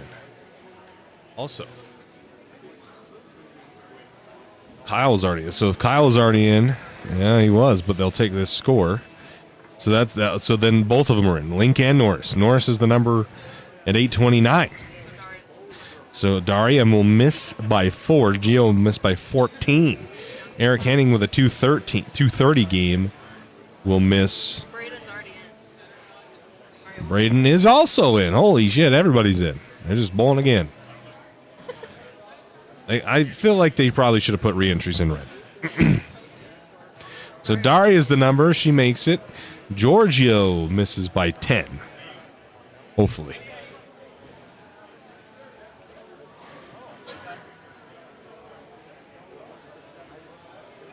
Yeah. No, so I think it's Daria right now is the number.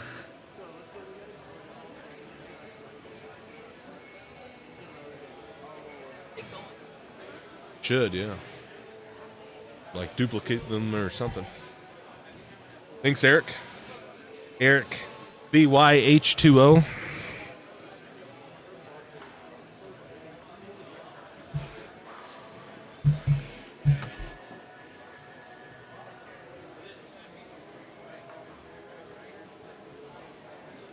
You're going to bowl again, Lizzie? Oh.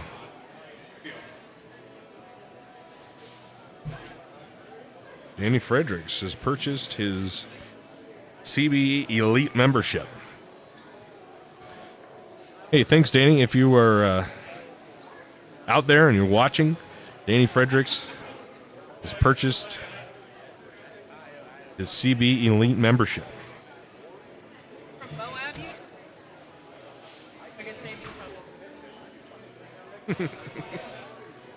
Just doxed him. There is still, like, yes, you're correct. There's 5 p.m. But right now, as it sits, Daria is the number.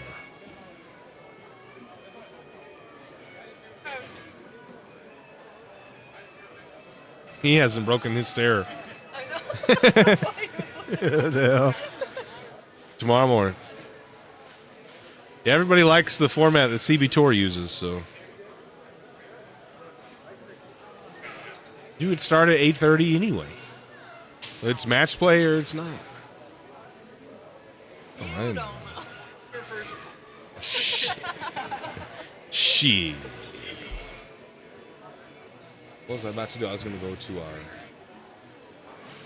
sheets.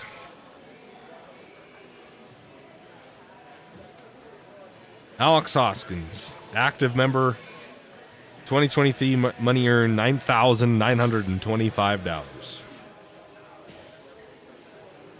It's a lot of money, and it wasn't even first. Wasn't even the most. What am I doing? Membership.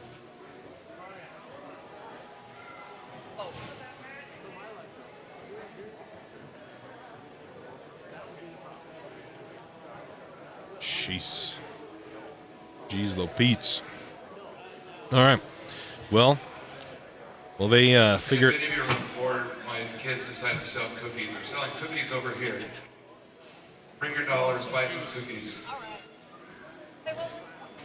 Staring so hard at something. You're giving Lizzie a hug, and you were like, yeah. He's gonna tape my knee. Give me the rundown of me. I don't know what It's like Clay has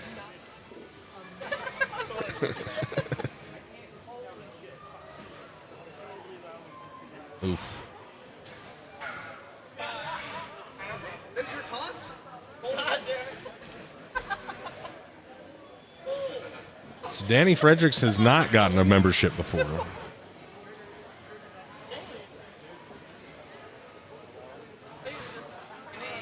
Mm-hmm.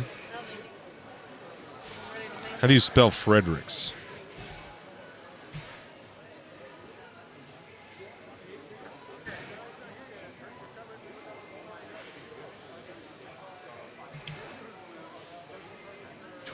One dash.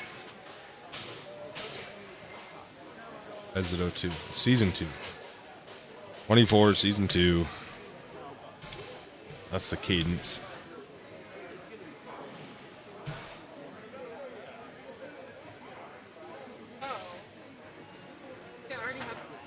Mm-mm. 3, 3, 24. What?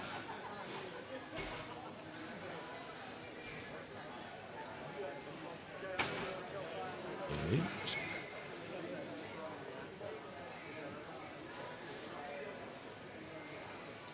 Which ones have we already got? Where's the cutoff for the ones that we've made? Yeah. And so these ones we did not make. So it's under Wilkin, not including. Okay. We need to get like 35 more members so we can buy a batch of cards. Why wouldn't we do cards? When did I say that? Did this update so I can do this? Okay. That toot of yours, it just keeps seeping out. Nope. All right, well, I think Daria is going to be the number going into the next squad that will be added to this block. So, while they play the copyrighted music, nobody is in until 5 p.m. squad bowls, yeah? I will buy the... Eagles will get you in trouble on here. They're like number one group to get... Oh, YouTube's in trouble. Yeah. Yep. Okay. That's muted. There's still 5 p.m. Okay, so, well, I guess we'll fire up the old Striking Kicks podcast again. There's 20 minutes left in this one. Michael, it's in Michael, Vegas. when will the tour be in Arizona or Nevada? The CB Tour returns to the Gold Coast. The CB Tour, lost my train of thought. The CB Tour returns to the Gold Coast November 1st through the 3rd for the second edition of the Coach K Scholarship Open presented by REX Ball Reviews. So, that's when we will be coming to Las Vegas, November 1st through the 3rd at the Gold Coast Casino. We will have a room rate. I just haven't got the details of that yet. Once we do, we will... We posted on our socials. Yeah, you can follow. We'll post it on Facebook. We'll send an email blast out. So you can go to our website and subscribe to our email list. Follow us on Instagram. You can follow us on Instagram so we can get to 20K followers. We just got to 22K on Facebook, so you can follow us there. Everywhere. Everywhere. So, we'll fire up the Striking Kicks podcast because they're playing copyrighted music. Shout out to Maga Dan.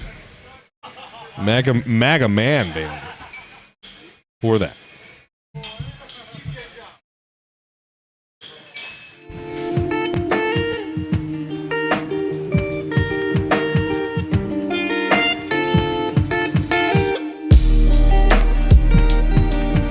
What is up, everybody? Welcome back to the Striking Kicks podcast.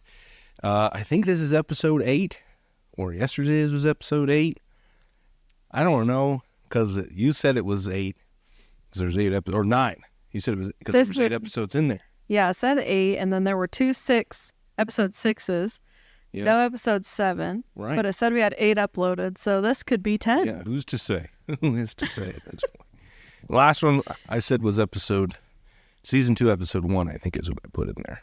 So, yeah, here we go. We're going to talk about the U.S. Open, the review. We had the preview of the U.S. Open. Now this is the review of the U.S. Open. And then we are going to talk a little bit about CB Tour season number 2. Yep. And some of the improvements, I guess the first half dates, maybe a couple of little sneaky peeks into the second half of season 2.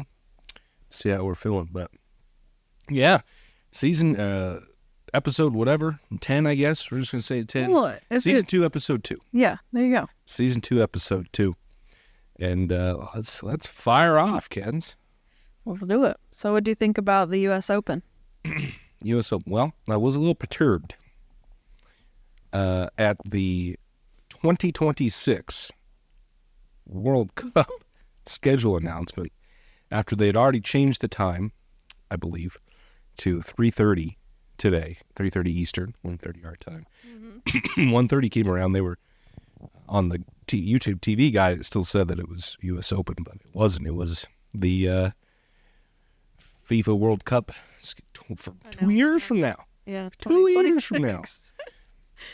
So that's a tough break. I wonder what the deal is with Fox. Looks like they kind of, I don't know. They treat bowling like a redheaded stepchild sometimes, and I wonder what that deal is. Shout out to Mark, commented on the PBA's Facebook post. Yeah, Mark Farrell's a G. Mark. That was a good comment. You know, I don't think it's there yet, but I do think I don't really watch any TV anymore besides sports. And I think there's going to be a pretty big revolution of people just completely dropping TV, and it won't be as big anymore. I think like CB, right, we're using that to our advantage because you can get it we have full control over the schedule and whether you can see it or not. Where the PBA obviously is hurt, or in this case hurt, by Fox's scheduling issues. However, because the PBA has been on television, traditionally most PBA fans would feel as if it was a downgrade, I would guess, to not be on TV, even though it would be free. Anybody could watch on YouTube with an internet connection. Who's to say how many more people now have access to internet than they do TV? So people would see that as a downgrade for us. we use that to our advantage, and I don't think anybody thinks all of this is worse. So, Agreed. tough break there to start, and then it started. And then, like I said, I think most people were probably in agreement that this was maybe the best lineup of 5 the PBA's ever had on the TV show. How much of the show did you end up watching? I know you're a little busy today. Yeah, so I planned to watch. We had it all on in the background, but a little busy meal prepping today. But so I saw the first match. I don't know, it was okay. The things that I saw, like every now and then they'd miss a pin or whatever. That was a match of kind of who wanted to lose less, I guess, not necessarily who wanted to win. So several times someone would whiff a spare or miss wildly. Yeah. Well, EJ had a little bit of a seemed like a little more of a rough start. You did? Bill O'Neill started really strong. Yep. But then afterwards, it just kind of went to... Yeah, they kind of traded blows there in the 8th, 9th, and 10th frame as far as splitting and stuff like that, and not striking when one needed to. So, first match, a little lackluster, unfortunately, from 2 good bowlers. It's always tough. We've talked about this when we format our bowling competitions, the CB Tour. And one of my big things I tell you is I don't want someone to not strike to lose, to end it. It's just I feel so anticlimactic. There was a whip, I think it was EJ against Kyle, and Kyle had won because EJ missed. So he wrapped a 10-pin, and everybody starts standing up clapping because Kyle just won, but EJ was the one throwing the shot. So it was very awkward because EJ is obviously upset. Yeah. And everybody's just standing clapping. I'm like, this doesn't, my brain's not braining right now. It's a little more energy when it's the other way around. Yep. I feel like if, I don't know, if EJ struck right there, would he have won? Could have won. He had a good count on the next ball. Okay, so he probably obviously would have had way more emotion doing that than... Just felt awkward. And that's kind of the inherent problem, I think. This is kind of why we formatted the way we formatted the CB Tour, is because in one-game matches... Wow. CB Tour. I know. Sorry, Paul. No tur. I know. Is that, the one game we watch a lot of bowling, right? Because we stream other bowling tournaments. As in most cases, which is basically every match, one of these matches came down to the 10th frame. But every other match wasn't really close. Yeah.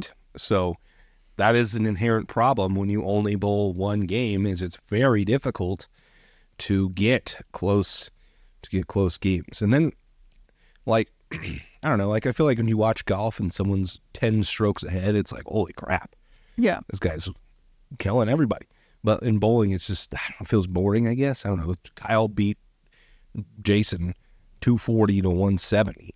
Yeah. It was a complete wipeout. And then I feel like it's because the opponent. I would say this.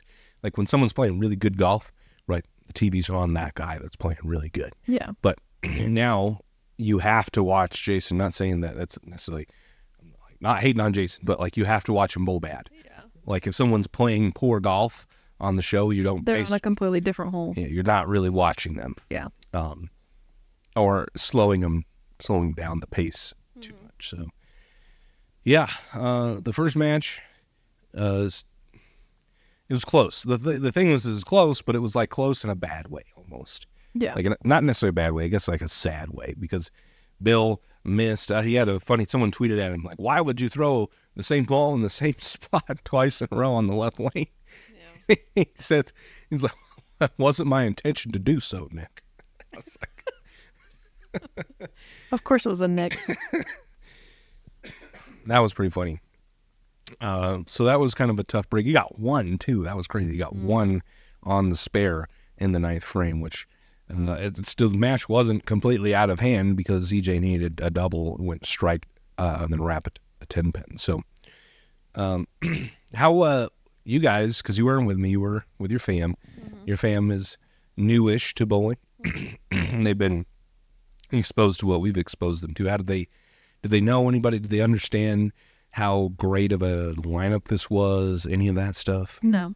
Did they get that from watching the show? Like, oh, must be really a big moment.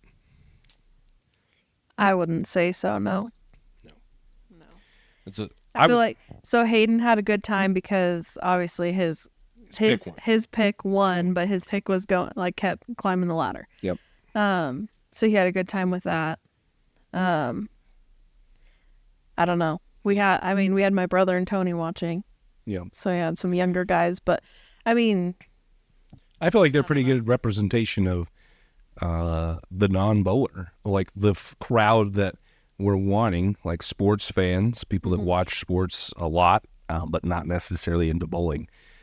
And your observation was maybe they didn't understand what was going on or get the gravity of the situation.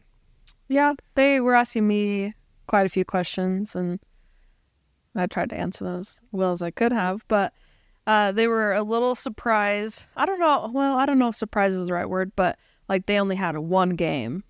And so they didn't see anything else. I didn't see them bowling other times at all. It was just what was on the show. Yeah. So like Hayden mentioned, like it went very quickly. Mm-hmm. He's like, dang, it's already over. But yeah, they just thought there'd be more, I guess. Sure. I feel the same way. Like that's, I think you put it in a good way is I don't necessarily feel that it's short because I feel like the pacing is slow compared to other sports, but I feel like there should be more. I don't come away feeling fulfilled on understanding like the story, all that other stuff, I guess. Like, so by more, what do you mean? Like that's what I don't know. Like, do you think more people within that step ladder? Maybe. So not to give away any of our trade secrets, but this is part of the reason that we have two matches going at the same time because you're getting more boys. So they both 5 games, right? Mm-hmm. So say that our matches were 1-game matches. You could essentially have 5 rounds and bowl the same amount of games they did. So if you have 10 people or whatever, you can have significantly more amount of people, not 10 people. You'd have like 16 people. You could have 16 people bowl 1-game bracket matches at the same time, and it take the same amount of time that this show took. So, I don't know. I don't know exactly what I mean by more, but I definitely feel that there should be more of something. I don't know if it should take longer per se, because I think the show is still 2 hours. Okay. But I don't feel like there's enough in that 2 hours, personally. And it sounds like they obviously don't feel that way too. He thought there'd be more. Mm-hmm. More of what? Maybe that's a good question. We'll have Hayden on the show one time. I'm sure he would look up. I would have to edit out a lot of stuff out of the show. So the second match, EJ versus Kyle Troop. And I don't really remember this match much. I was playing my game with Colby, and while I was watching, Kyle Troop was. I'm pretty sure this was the game, but Kyle Troop was like on fire. Yeah, he bowled really good the middle 2 games, I believe. Yeah. So I don't really remember much from. EJ lost because he wrapped a 10-pin. He beat Bill. Oh, this was the one he lost. It was close. I mean, he had to double in the 10th to win and wrapped a 10. Yeah, that's what I was saying. Then everybody's clapping. They stood up clapping. Well, EJ just I don't know what he did. His glasses came off. He wasn't wearing his glasses anymore, and they cut to his face shot and clearly upset. And everybody's just standing there clapping. Bowling's funny, man. I just don't understand. It just doesn't. Well, I feel like for the crowd, that's kind of an awkward position because you're you don't want to clap because he just lost, but you want to clap because Kyle Troop just advanced. Like, I feel like that's hard. Maybe we need to do like how volleyball or tennis, like the to win, you have to have offensively won, right? So if you're in a match point essentially, and the other person has control of the serve and they hit it, and you have to have the serve to win. Basically, they serve and lose a point, technically you get the ball back, and now you have the opportunity to score. And so, like in a tight game, you have to have served, and I don't know, I guess you could still hit one out. I don't know what I'm trying to say. I would like to see someone in bowling offensively win. I think that's the best case scenario, is when someone not on the bench does something to win instead of the opponent losing the game, basically. Well, I feel like in a lot of step ladders, and I'm sure this isn't true for quite a few, but a lot of them, even in other sports, like the team or the person who starts a little lower has gotten like all that practice. They've gotten warmed up. Yeah, that's so, an advantage. Like at that point, Kyle Troop's already bowled 2 games, bowls Anthony Simonson, who hasn't bowled at all. Yeah. I feel like that's kind of an advantage Oh, it in is. itself. Certainly. Like 1 seed, you only have to win 1 game, right, to win the chipper. Mm-hmm. But you're also not bowling. Now, the PBA, they get a lot of practice between rounds, which I don't love because I think it breaks the oil pattern down too much. But they do get a lot of practice, but like on commercial breaks, the other guy, like Simo and Belmo, are coming in and practicing on the pair. Which I'm sure they are practicing, but I don't know, like mentally. Yeah. Like Kyle Troop's playing, You like got a game or two under your belt, like under pressure. They're practicing. I feel like it's a little different. Oh, it is. You're right. Certainly is an advantage. I think the sweet spot's like the 3 seed. Yeah. To Clearly. That's true. And then it was Kyle Troop, Jason. Jason bowled very poorly. Ken and I were actually texting back and forth about this. Ball choice was really poor, I would say. What did he throw? An IQ tier. And it just didn't look good. It blacked a 10-pin on the right lane, and he didn't switch and stayed in it too long. And then at some point switched to a virtual energy blackout. That wasn't the right ball either. I think he needed the strike in the situation that he finally did switch balls. It was a little too late at that point. Would have needed to punch out, and the ball never saw the lane. Wasn't Kyle Troop throwing? Kyle was. Yeah. I mean, they're a little bit different in their games, but I don't know if the layouts are different, if they had different surface preparations. But Jason's Vibo looked awful, and Kyle's Vibo looked amazing. Yeah.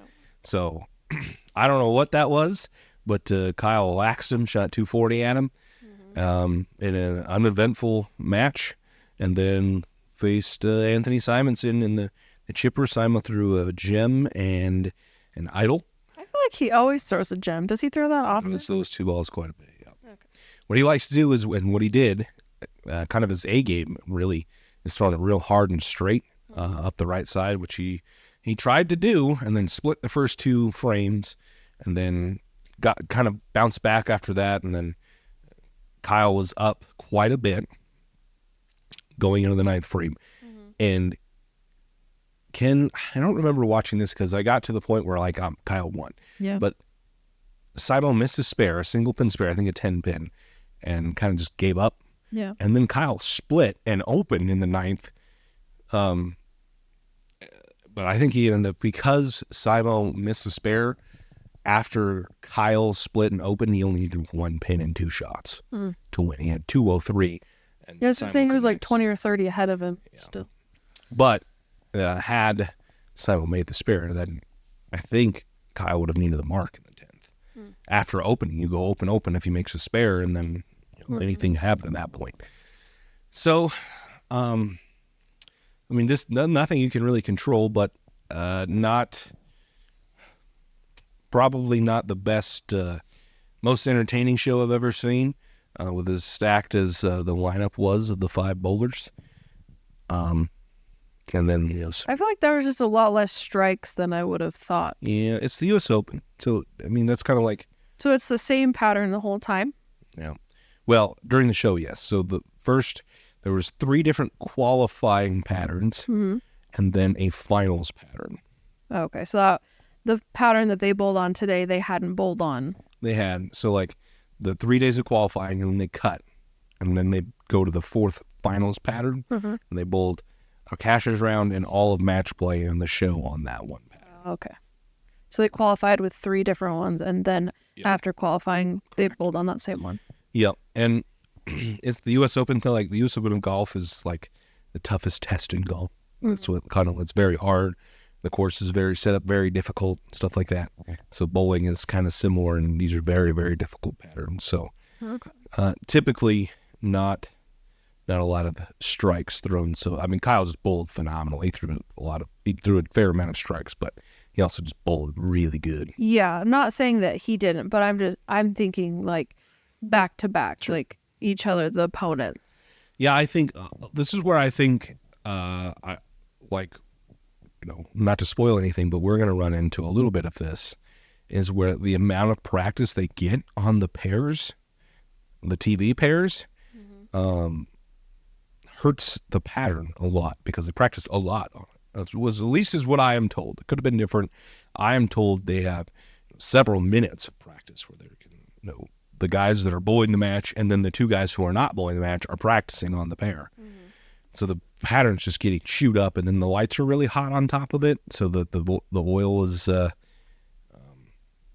oil's hot, it gets less viscous. So would that make it Viscosity goes hook down. more or hook less? Would you say? I would say probably hooks more because it breaks down faster and the viscosity of the oil goes down because it's hot. So I think that hurts them. I don't know. I would like to see less bowling on that pair because it just gets blown apart and then tough usually. When I don't think it needs to play the way that it does. But regardless, Kyle Troop wins his second major, and did I think he was going to win? No, he was probably last on my list of people I thought was going to win. But and we ran a poll today. He was also the least chosen out of the poll. Yep. Did I want Kyle to win today? Yes.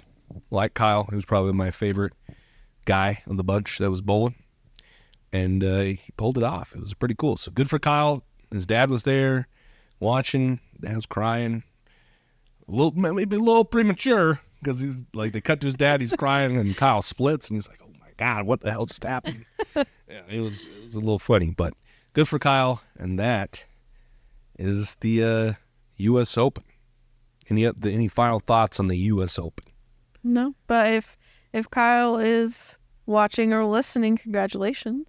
Congrats, CB. Kyle, from CB. Share two of our stories, so shout out to our boy, Kyle Troop.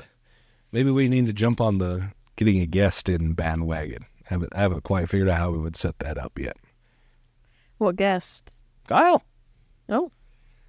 Get him on the show. Big guns, yeah. Yeah. Pull some strings. We'll see. I don't know. All right, let's move on to CB Tour Season 2. Season dose. Yeah. Well, what do we got on the dock? What do we want to talk about? In the words of Cody Rhodes. You gotta do it like Cody Rhodes.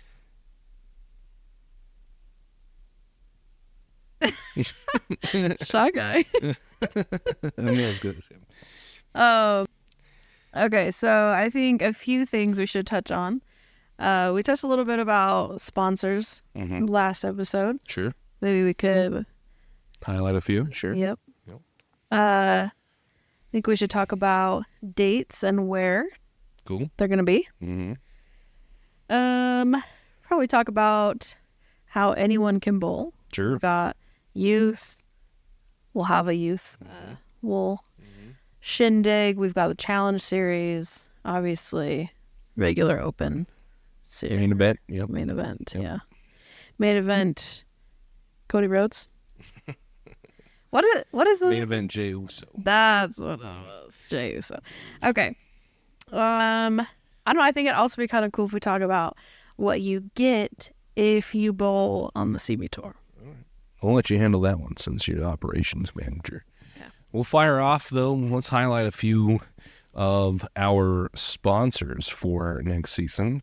So Trillion Mortgage has stepped up. Steve DeYoung at Trillion Mortgage has purchased the naming rights of the CB Tour. So this season will be the Trillion Mortgage CB Tour, Championship Bowlers Tour, which is pretty cool. It allows us their funding, allows us to do a lot of cool things that you're going to see throughout next season. And then the first event is also the Trillion Mortgage Open in Lehigh. Yep. Jack and Jill Lehigh, August 9th through the 11th. Same weekend as it was last year in Lehigh. So we're excited to get back to Jack and Jill and work with Sam again. It's got a nice bowling center out there. Definitely looks good on stream. And then our next one is howtobowl.com. So Jesse, Darren, Packy, their company, their online bowling school, I guess. They are sponsoring the Masters. So it's going to be the howtobowl.com CB Masters for 2024 in the first half of season 2. So that'll be, again, the same weekend as it was last year, September 27th through the 29th. At Spare Time Lanes in Roy, Utah. We got a few special things for our major that we've got planned and are in the works currently. That is only possible due to the funding that we've received for these events. So that's awesome. And it is something that if you're not able to bowl but would like to join the stream, you will also be able to see. Yep. What fun things. Or you just want to come watch in the bowl if you're from Utah. Yeah, you can in the area hang out. Yes. And then to round out season 2 first half will be the Coach K Scholarship Open. Again, the same weekend, maybe the weekend after. The October weekend got a little funky. Yeah, with it. It was the 27th to the 29th last year, and now it's later instead of earlier, which the other ones are. I don't know. It's the November 1st to the 3rd, going back to the Gold Coast in Las Vegas, Nevada, and we have REX Ball Reviews coming in. So they sponsored the Masters last year and are now the presenting sponsor, have upped their sponsorship on the CB Tour, and are the presenting sponsor of the Coach K Scholarship Open. It'll take place in Las Vegas November 1st through 3rd. So we really appreciate Theo and his team for coming out and supporting, coming to bowl. Andrew Halverson, part of their team, put up a pretty good show. I think he took 5th or 6th. 5th, right? Yeah, I want to say 5th. Yeah, because I think it was Andrew, Kyle, because I think Kyle took 4th. Dallas Burke, Kendall, Alex. Kyle's designated spot. Yeah, 4th. He can only get 4th. A little Jackie Moon action. Yeah. 4th place. Yeah. Only 4th place. We won't let him go any further or any lower, unfortunately. Dang. Well, yeah, so shout out to Theo and the REX Ball Reviews team.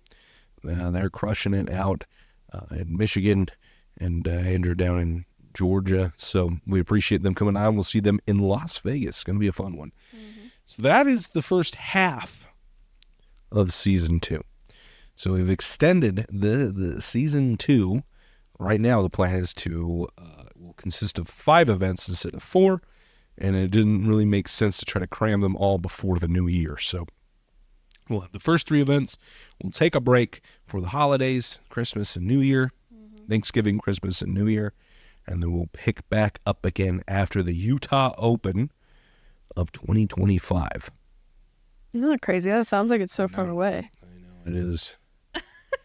Man, but we need the time. I'm going to get things prepared. Oh, yeah, for sure. Plus PTO. And it's going to go way quicker. Yeah, a little quick when it's here. So, yeah, when those dates are, we haven't solidified them yet. We're gotten venues yet, for sure. But the return of the Rumby Island Grill Classic will be the 4th event. Yep. Just a new date. And then the Storm CB Tour Championship will be the final tournament.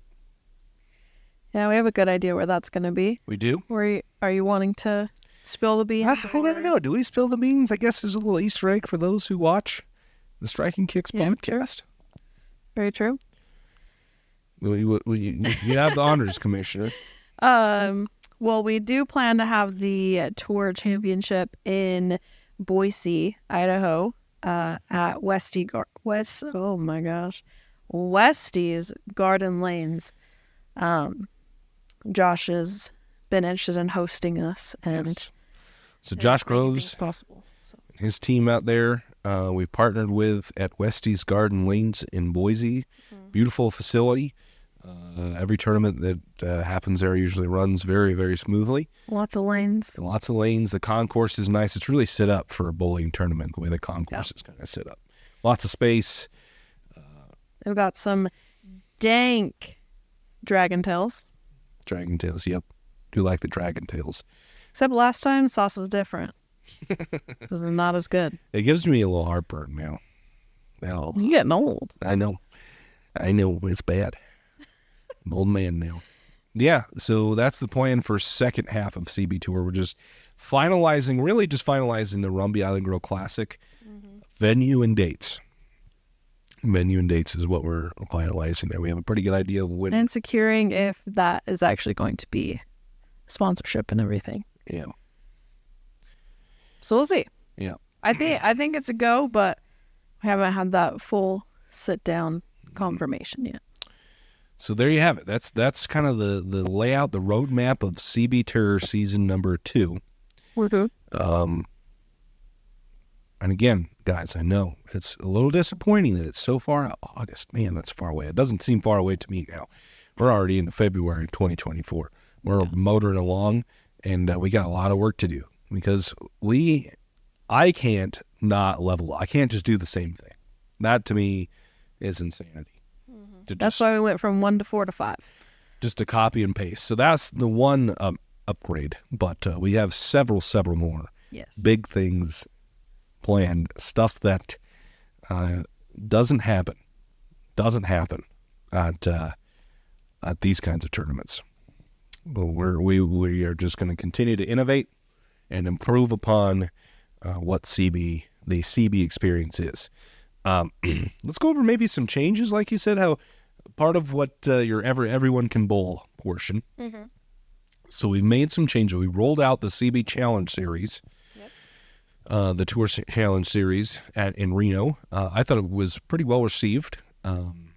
It's a handicap division, so at a reduced entry fee as well. A reduced entry fee. So I think it's half of the main event the main event entry fee. So if it's 160, it's 80. If it's 180, it's 90. Right. So a little easier to get into, I would say. You could also bowl that as well as the main event. You could do it as an add-on.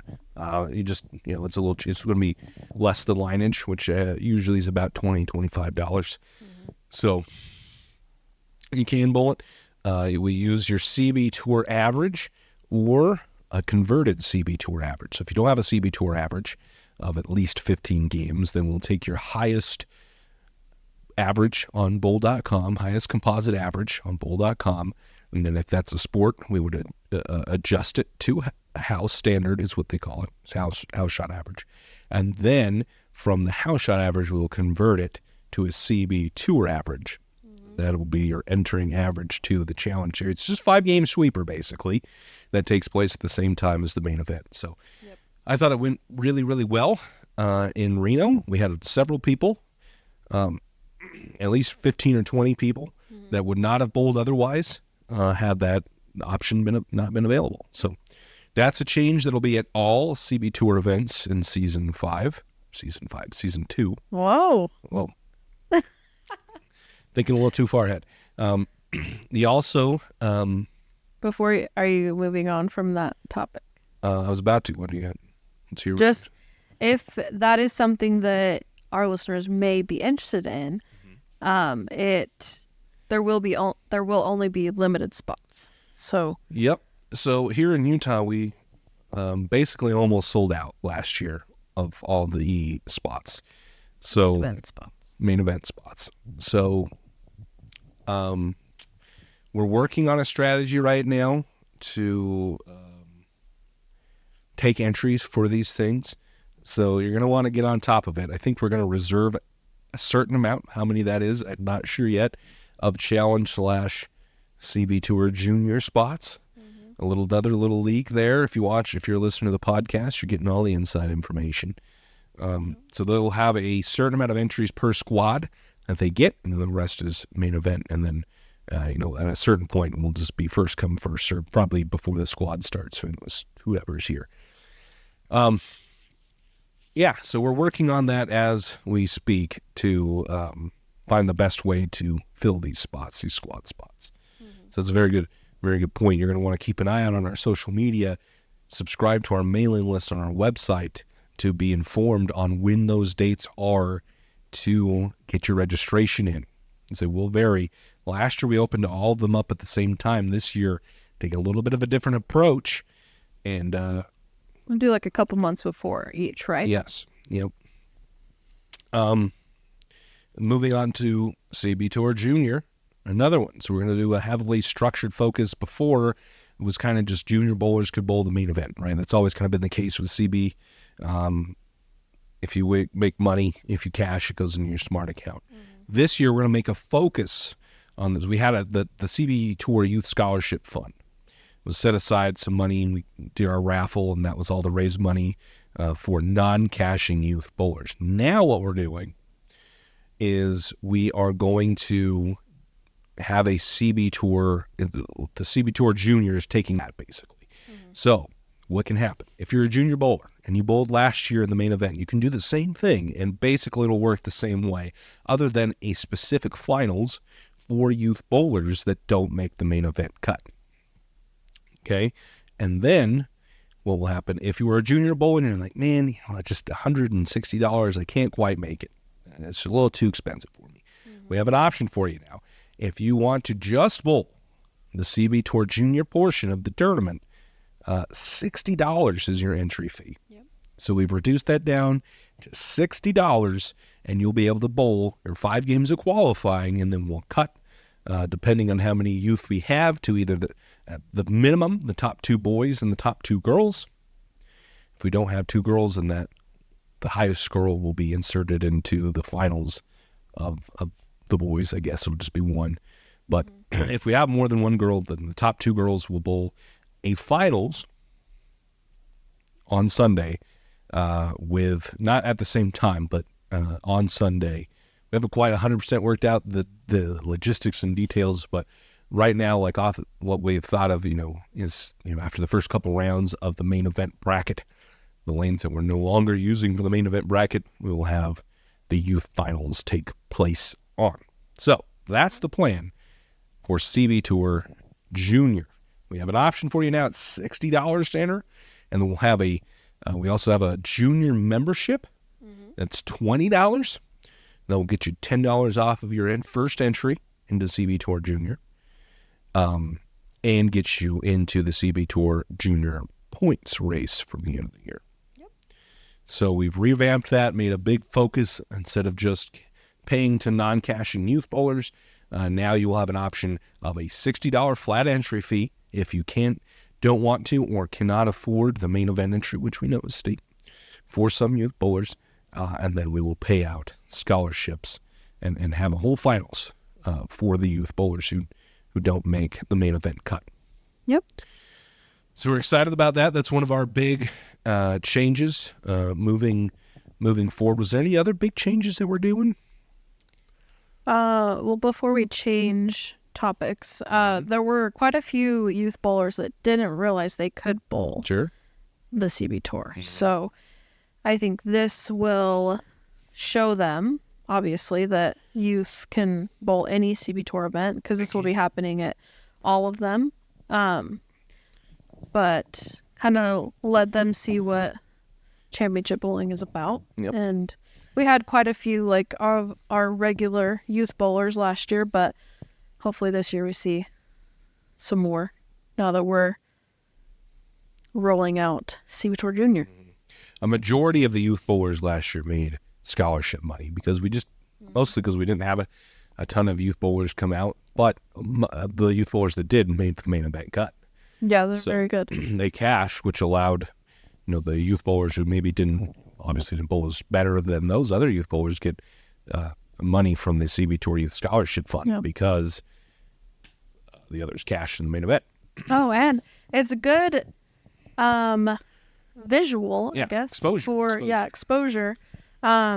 We have been told on a few occasions that, so you may know, Nevaeh has been talked to by a few colleges, with them seeing like her on stream and everything. So I'm not sure about any of the other youth. We've just talked to Nevaeh's parents about it, but yeah, so it is some exposure to clearly someone who is looking, because they've reached out to Nevaeh. So. Specifically, the coaches said they watched him on watched her on CB streams and recruiters. So yeah, So another good thing for youth bowlers. You'll get a little bit of exposure to some coaches out there. So. Yep. Good stuff for the youth. Yep. Big strides there. Other than that, we have some things I don't want to spoil yet. Okay. And I don't know if we're gonna say it publicly. Some of our big plans. I want it Like to be the CB Masters plans? all the plans. Mostly CB Masters plans. Okay, I was gonna say I don't know the other plans. Yes, because I want it to be. I want people to walk in like, wow. Oh yeah, it'll be pretty cool. Yep. It'll be exciting. So that is the cool new stuff we're doing for CB Tour Season 2. The points will stay the same. We're planning on rolling out some bonus points for like the doubles, the shootout doubles. So just bowling the shootout doubles right now, you'll get 10 bonus points. You and your partner, 10 bonus points. Just for bowling. Just for bowling. Just for signing up, you get 10 bonus points. If you make the cut, which right now is set at 4 teams, unless we have more than 20, then we'll take 8. But right now it's set at 4 teams, you will get 25 bonus points, you and your partner. And then if you win, the winners will each receive 50 bonus points. Just a little incentive to get some extra bowling done on Saturday night. Saturday night. Yeah. So, because that has to be after qualifying. So yeah, Saturday night, because it uses all your qualifying scores. Yep. And then we also, Doug Hankins, helped us out, brought up a great idea. Is we're going to have like a board. If you're interested in wanting to bowl and looking for a partner, because I guess I didn't realize this, just caught up in the moment, but I would feel the same. Like the sentiment that I heard, I personally would feel the same trying to look for a doubles partner. If I didn't have friends that, like all my friends were bowling, that I would struggle to find a partner. So we're going to put up a board that if you're looking for a partner or needing a partner, We'll have a list of names and list of names and your contact. average. Exactly. So it should be a little easier to find partners to bowl the shootout doubles. And I do think we're going to reduce the re-entry. So it'll be $50 a bowler for your main entry, like your entry into the doubles. And then if you want to try to improve your score for the doubles, and now you still have to pay your re-entry fee to the main event in XYZ, but it would only be $25 extra in order to try to improve your score. Yeah, so last year it was $50. So it was just a straight $50, which really is just more prize money. So, but I think it'll be a softer hit for some of the people that maybe want to try to improve their score and get into that top 4. We also, one thing that because we have so much control of the format and the stream and everything else, we're going to test things out. We're going to be a little more open to changing things from tournament to tournament as we see fit, trying to see what works and what doesn't. So one of the things we're going to try is handicap brackets.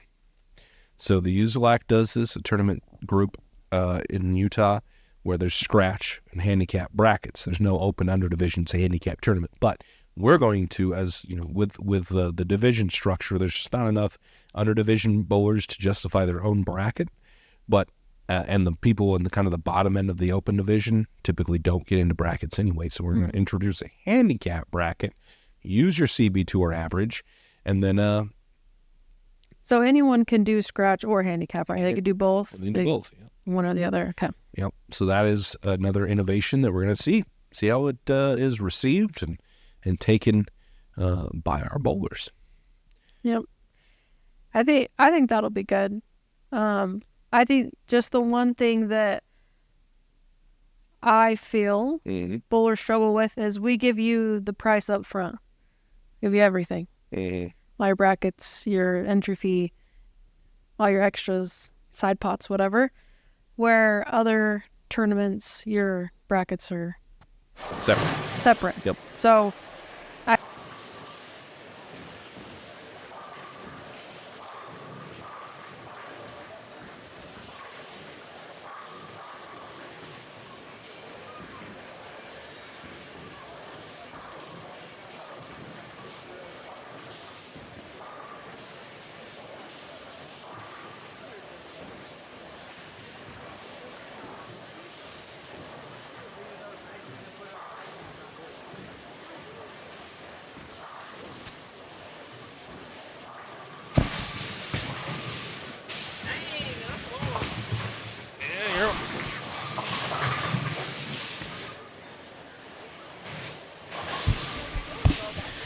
So, Where's the? okay. Holy crap, dude. What are you doing? There we go. So, how do we all like that? Can you move your cup? Do I fit? Do we fit?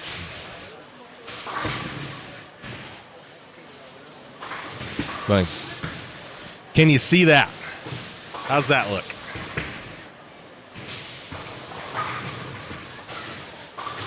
I hate when I don't have hairspray. Like, why does my hair just...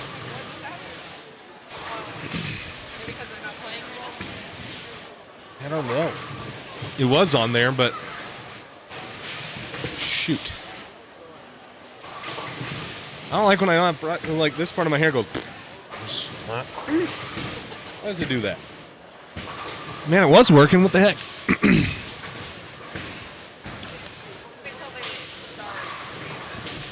Yeah.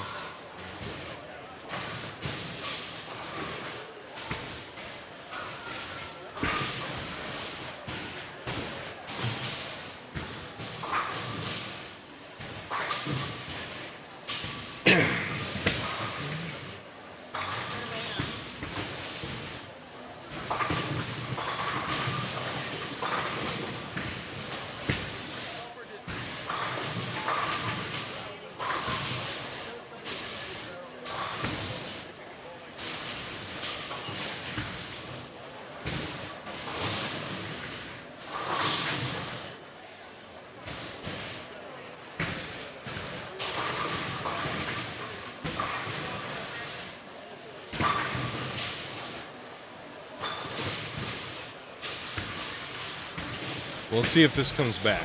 I had to refresh it last time.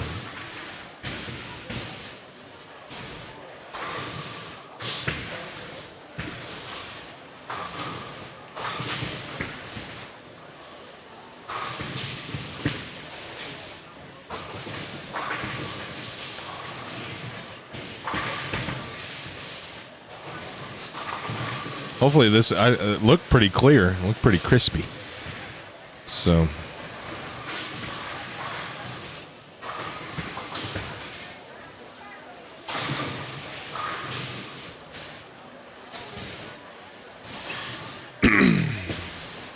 Guess we shall see.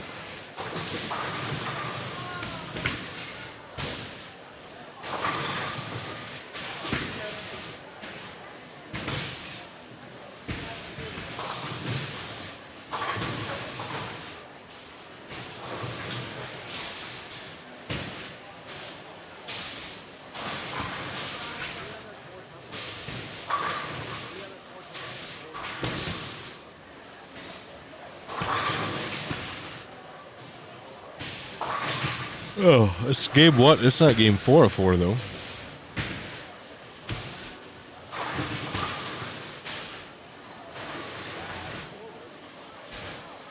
Saturday 6 p.m. qualifying squad now. Did they ever fix the cut? Plus 25 is the number in the Open Edition.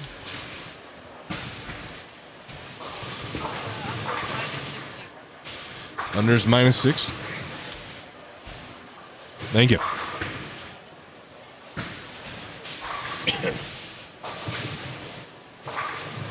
I did the best of 7. I think is their best format that they use. It's most exciting. Is the why the CB Tour uses a bracket system, because it creates the most entertaining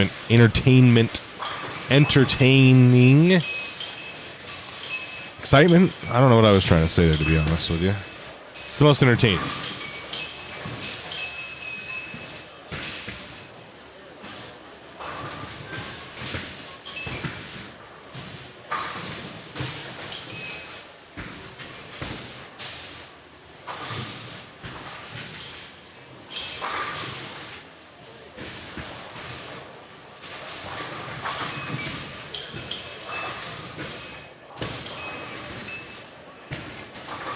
We got Marcia, Brooke Carroll, and Daria Payak all on the same pair.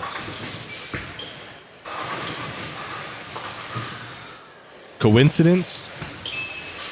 I think not.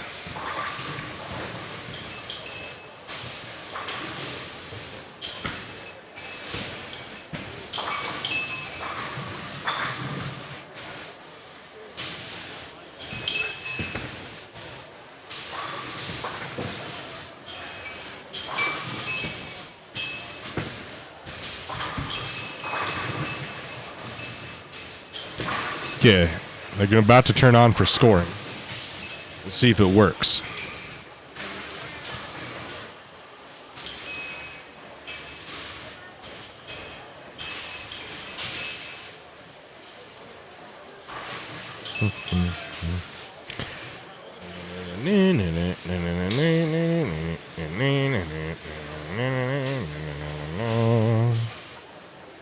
Same.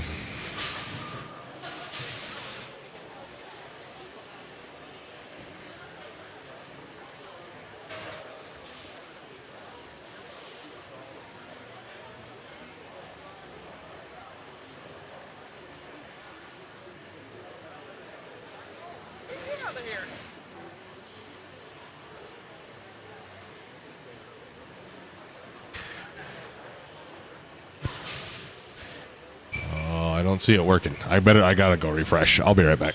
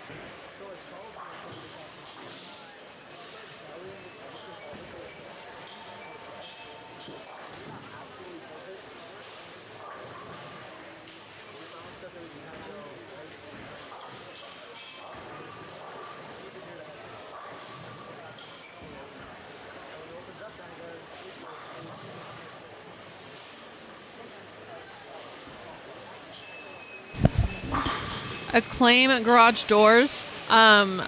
Chayton will be more than happy to talk about them. He's just getting the lane talk thing to show up really quick, but then I'll have him talk about CB Tour stuff because it's really fun and you should definitely come. They're a good time. We've heard that most everyone, well, we haven't talked to everyone, so I can't say everyone, but everyone we've talked to about it loves them. They're just fun and more than just a bowling tournament. So, yeah, but he'll definitely talk about it when he gets back. J-Zub, thank you so much. Thank you. We're working hard, trying to bring awesome things to you guys.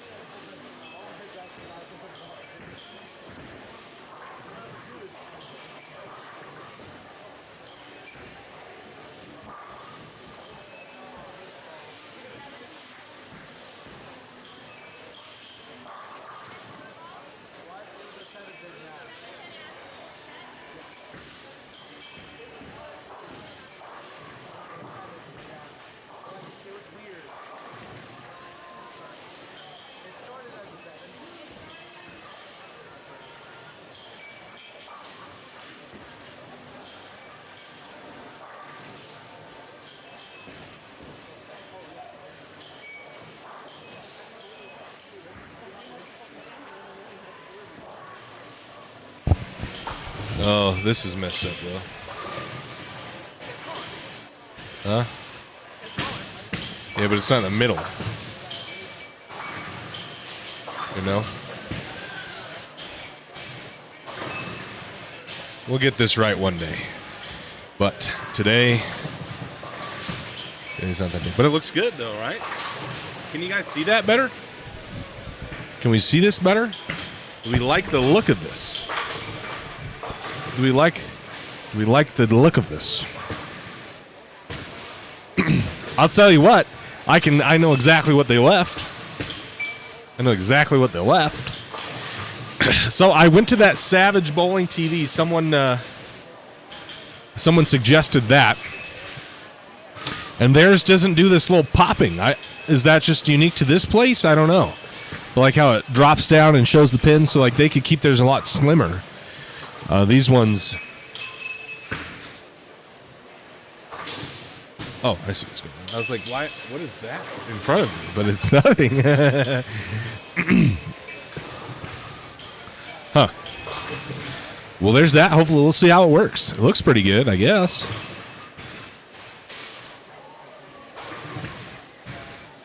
What? Oh, Daria's about to be up. So we only have that on one camera right now. So hopefully in the future we have more of those. Acclaimed garage doors. Like Kenzie mentioned, wanted to know CB Tour events. You'd like to make it out to those? Well, we have a website built. www.championship-bowling.com, where you can find all the information. And we get Starlink ads now. You can find all the information on CB Tour. All the time. Some golf. It is golfing season. But you can find all the information, formats, stats, all that.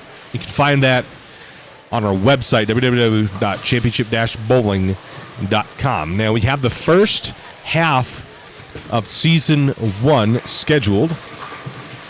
The first of Season 2, you're right. The first half of Season 2 scheduled. The first event is the Trillion Mortgage Open. Now, Steve DeYoung and Trillion Mortgage stepped up big time this year for us. And they will be the title sponsor of the championship. Actually, it'll be the Trillion Mortgage Championship Bowlers Tour for Season 2. On the Trillion Mortgage Championship Bowlers Tour, you're going to have the Trillion Mortgage Open in Lehigh, Utah. That's August 9th through the 11th. I believe that's right. The next tournament after that event is the howtobowl.com.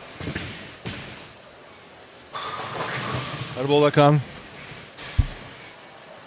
Trillion Mortgage. Backwards. Howtobowl.com. CB Masters. It'll be in Roy, Utah at Spare Time Lanes, September 27th through the 29th. And then the first half of Season 2 will conclude in Las Vegas, Nevada, November 1st through the 3rd, as the Coach K Scholarship Open returns to the Gold Coast, but this year it is presented by REX Ball Reviews. They're on the back of this jersey. REX Ball Reviews. So shout out to Theo and his team for helping us out there, generating some funds for the prize fund and some scholarships for the Coach K Scholarship Open.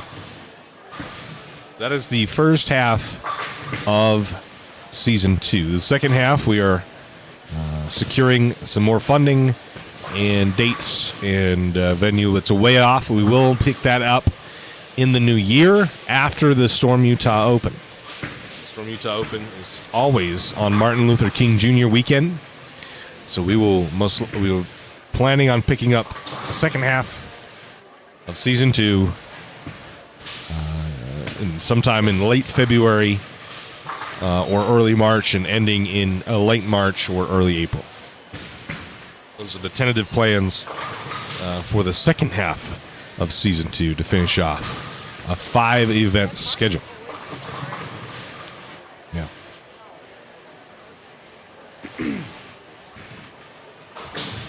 So if you have any questions, again, a lot of this information can be found on our website. You can purchase tickets to watch the event on our website. You can enter. You can't enter yet, but you will be able to enter on the website. You can find format information. You can find information on the challenge series, our handicap event that coincides the main event, and then the junior series that will take place this season. A lot of cool stuff going on.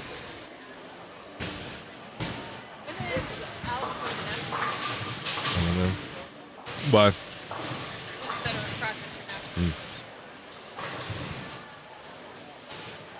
Do you have any cameras on 27 and 8? Yes.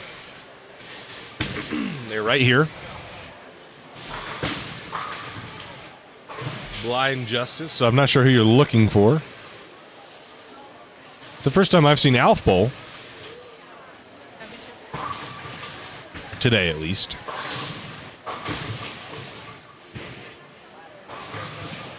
We do. This pair right here, you can watch this pair uninterrupted, no switches, and you won't have any commentary. But this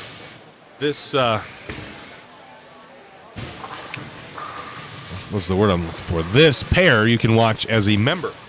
So if you're a member of the 10 Bat Club, you can watch this as a members only live stream. This pair uninterrupted.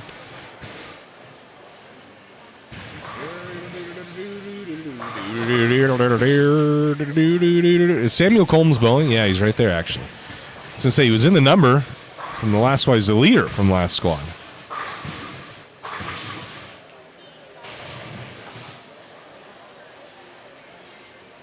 Can you see it good on there? Yeah, because remember, the problem is the iPhones can't do it. What did they say? It just walks me through going youtube.com or on the YouTube app. And it just says, like, when you go to their page, it'll have a join. Yeah, but Apple devices don't have it. I know. That's why I put an iPhone, but I think it, like, reverted because I asked them to. So I knew you had an iPhone, and it was like, oh, we can't say anything bad about iPhone on an iPhone.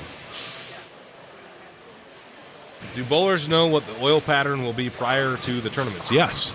The CB Tour posts and distributes graphs and load data of our patterns 1 week in advance. So 1 week prior to the tournament starting, bowlers will have an understanding of the pattern and what it will play like and the equipment they will need to bring. Sorry. Oh, it's probably telling you to go to the desktop site.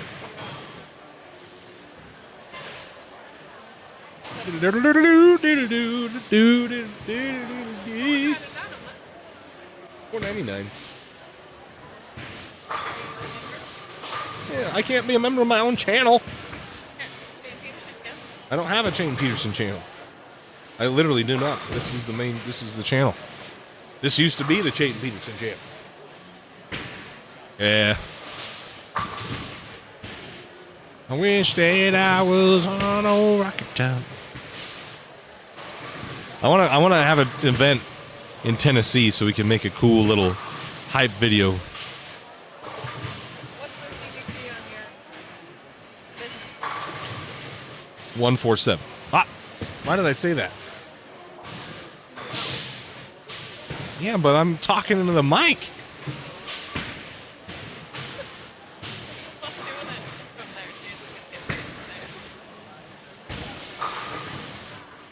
Uh-huh.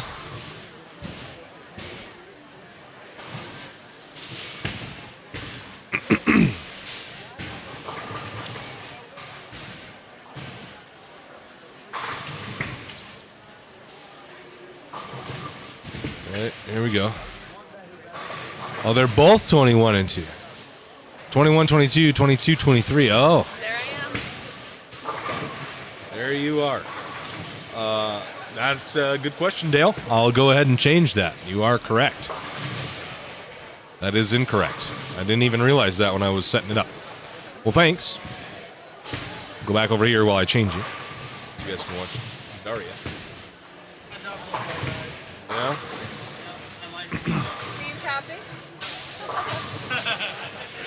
So, this is a good question Jet Fox brings up.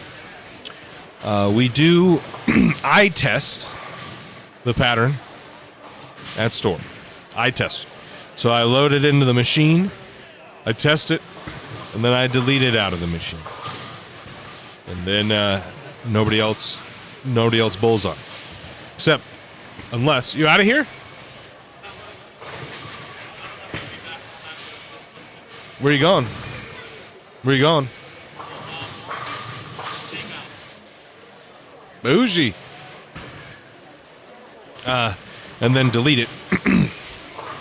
and it's just me, or in an instance like for the Tour Championship, Gio was not going to make it, so I had him bowl on it, so we could get some content for it and post it and show people kind of how it played from Giorgio's perspective.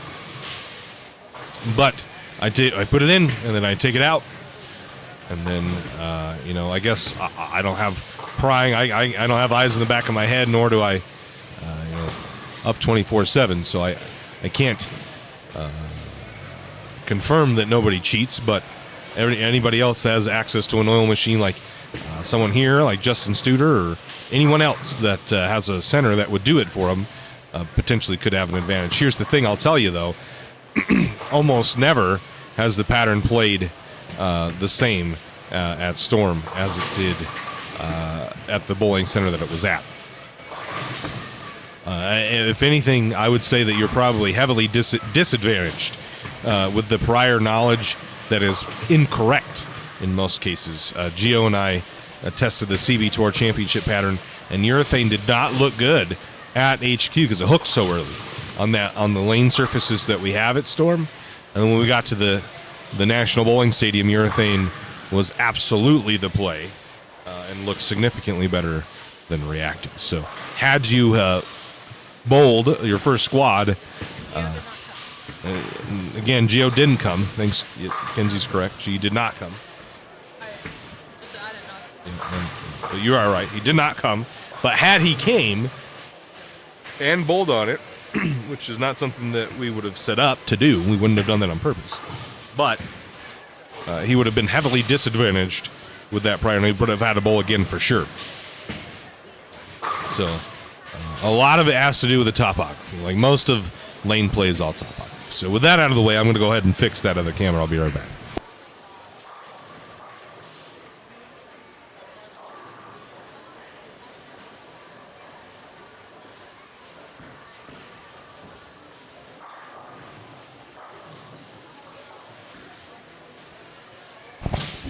Okay, but who agrees that I need an emoji? Why does he get 2?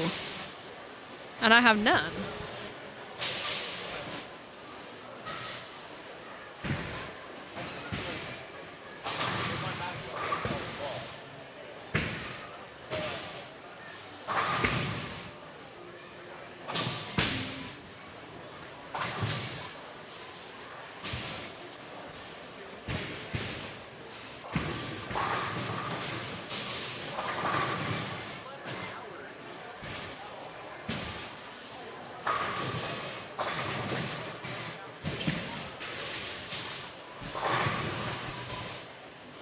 See, Amanda, I agree.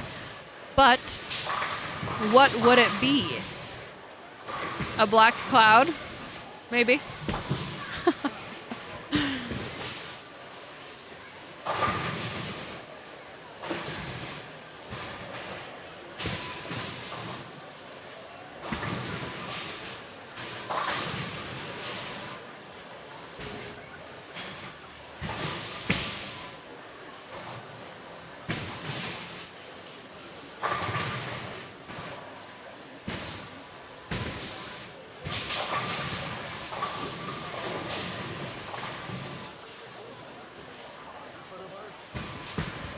Alf has a good first game going. He can shoot 235,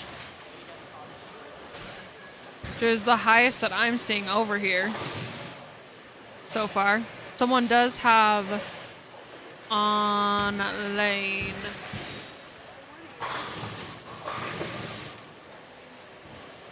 You can't tell.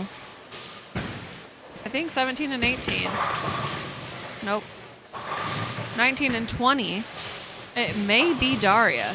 Has the front 6. Yeah, I think it might be Daria. So a much better start for her than she's had.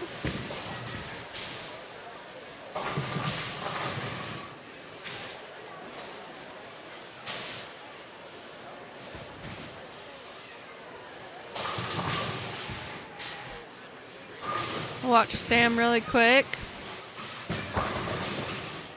Bang. All right, let's see. Yeah. It is Daria. She's got a front 6. Yes, Amanda, it is. I'm glad you noticed as I was figuring it out. Josh Higley, yep, good job.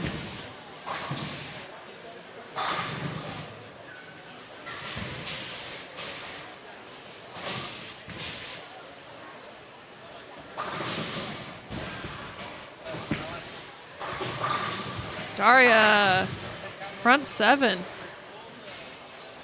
Also, there's 174 of you in here. We're at 136 likes. We have to get to 150 in order to do the next CB Swag giveaway. So if everyone could go and like the stream, we would really appreciate that. It helps us get out to even more people. Gets you guys some more giveaway options, or giveaway opportunities. So once we get to 150, we'll come up with a code word in order to do that giveaway. And then we just go every 50 from there. So once we hit 150, we'll go to 200 and so on and so forth. You do have to be present to win.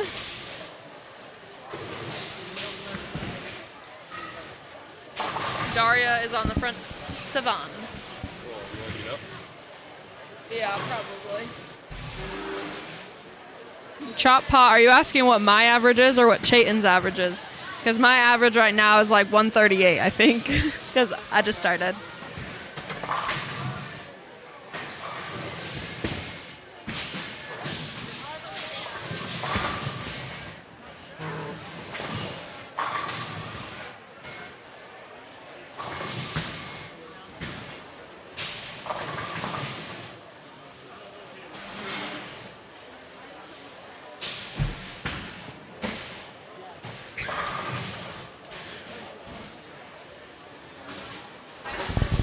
Okay, I'm back.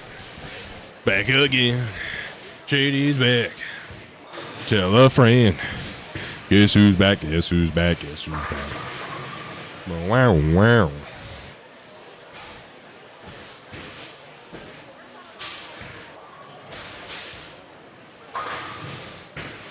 Why does it give him a total of 0? I can't even see what game they just shot.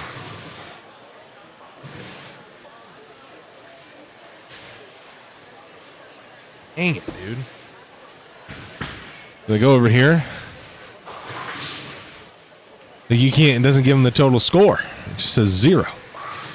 All right, well, I gotta fix that. I'll switch it back to Dario. I'll be right back.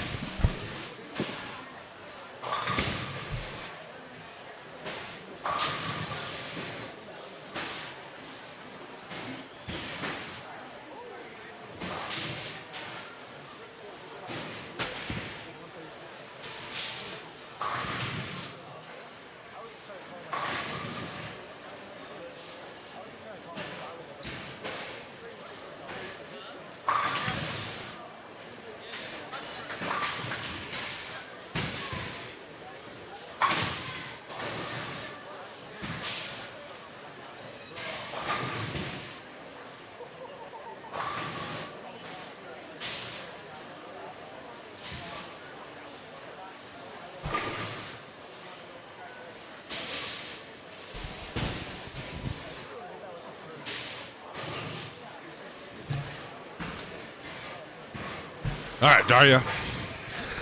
Front 7. Looking for front 8. Kenzie had to leave us so she can use the good camera over there. Whacked it at the bottom. Packs it. Splits the 8-9.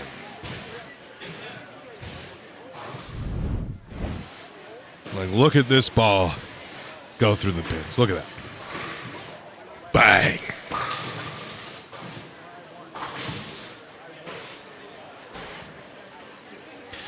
Wow, I got it. Oh my gosh, dude. The hiccups.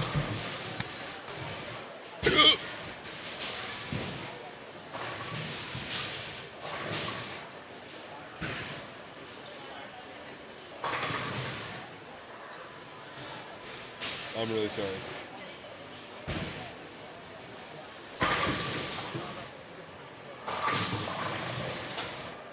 Is it? Which one's earlier?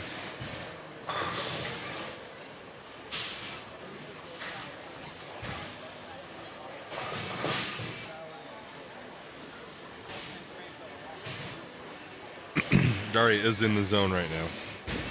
We got videoception here. I'm at 480. And I can see it. It's not bad, actually.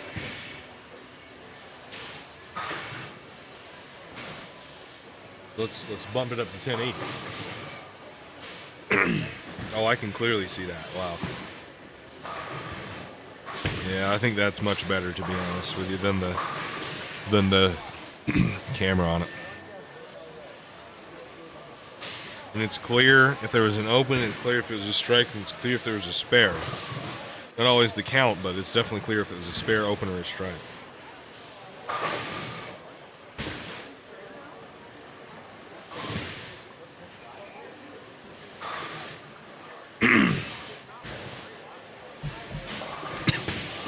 Might need to refresh your phone. One's blowing over here, though, so head on over to Daria Poyuk. She is on front 8. And she is looking for front 9. Should be on lane 20. She just walked by, gave me the little yeah, I'm going to strike on this ball right here, I tell you what.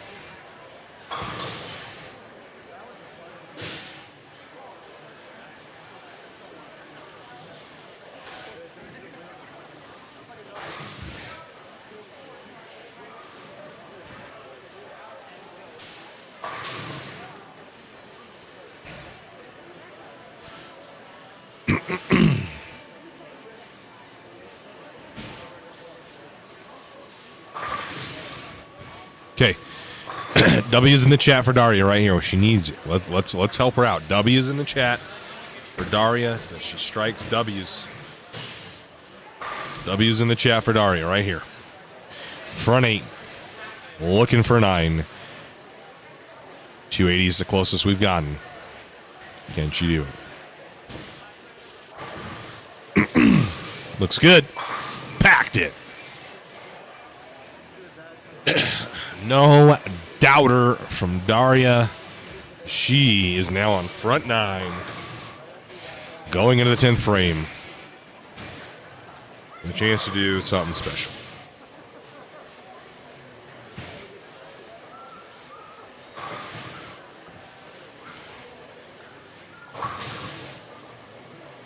Nice break there. Late 18. That ball was through the face. Managed to get all 10 down.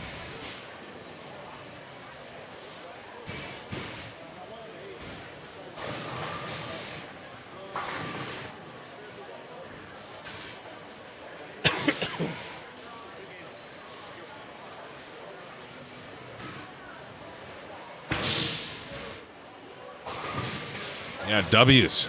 Keep them coming. Brooke is going to finish up this spare and then bring up Daria on the left lane. And she has a chance at perfection.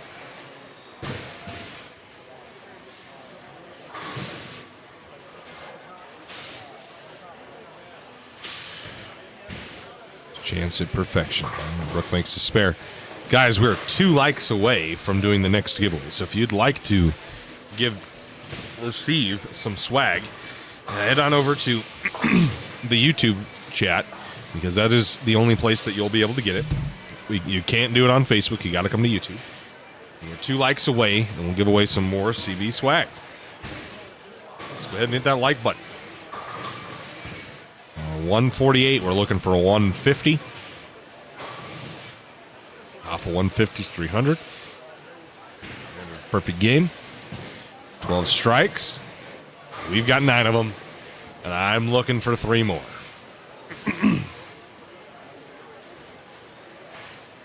3 more strikes. Game 1 of the 5 p.m. but turn into the 6 p.m. qualifying squad here Saturday. Here we go. Daria, lane 19. Well, Zoff needs to shim. It does. Plaque's a 10 pin. Got it in a little bit. The ball did not go through the pins. And that ended abruptly, unfortunately. Abruptly. Tough break. Not a bad ball, just a little bit in. The thing about missing it in is you need it to shim so it doesn't go through the face, but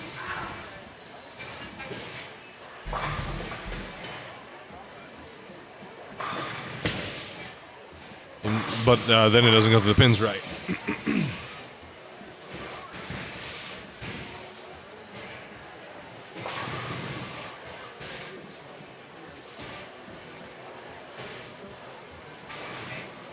Yeah, but I thought someone like fell or was like, ah.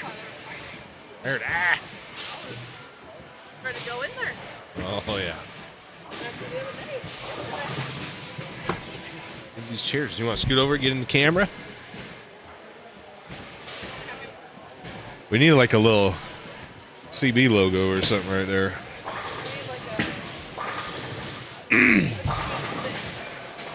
Step and repeat, yeah. A step and repeat, like banner sheet. We got to get one with the Trillion Mortgage and all the sponsors on it, you know. Soon I had a boat dear.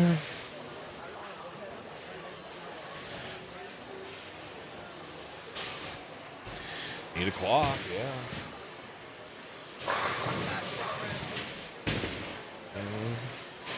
It's not going to start at 8.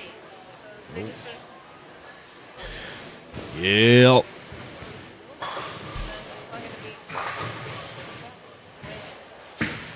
You're right there, partner. You would be punctilious in assuming so. Put this down so it's not covering my face.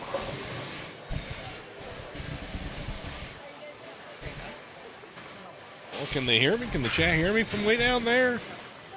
Way down there. There. There.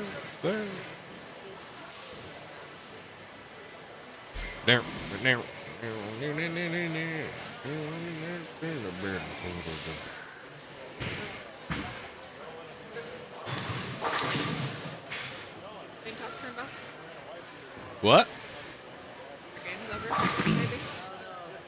What'd you say? Lane talk turned off? Oh, yeah, that's because the game's over. Yeah. Probably need to refresh it. That's kind of annoying. I don't understand how other people are doing it or what I'm missing.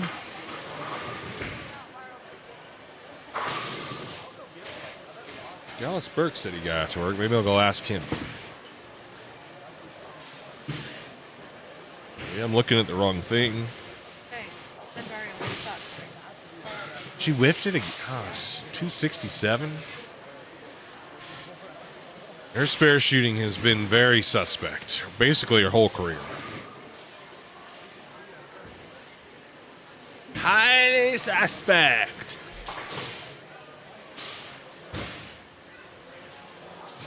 What's that from?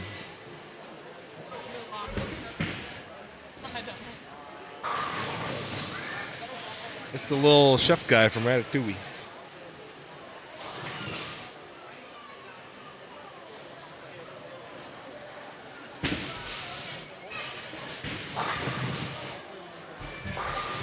They are fat old cheeks. For anything longer than like 10 minutes, yeah. It's rough.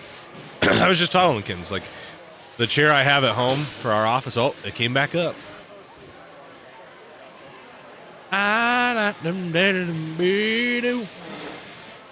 Dear.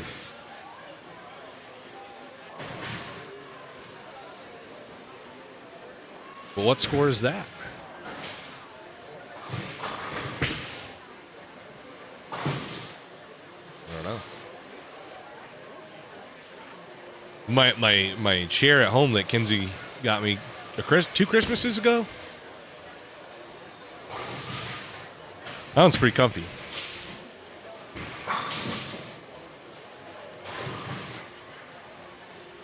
And it's not even like super padded or anything.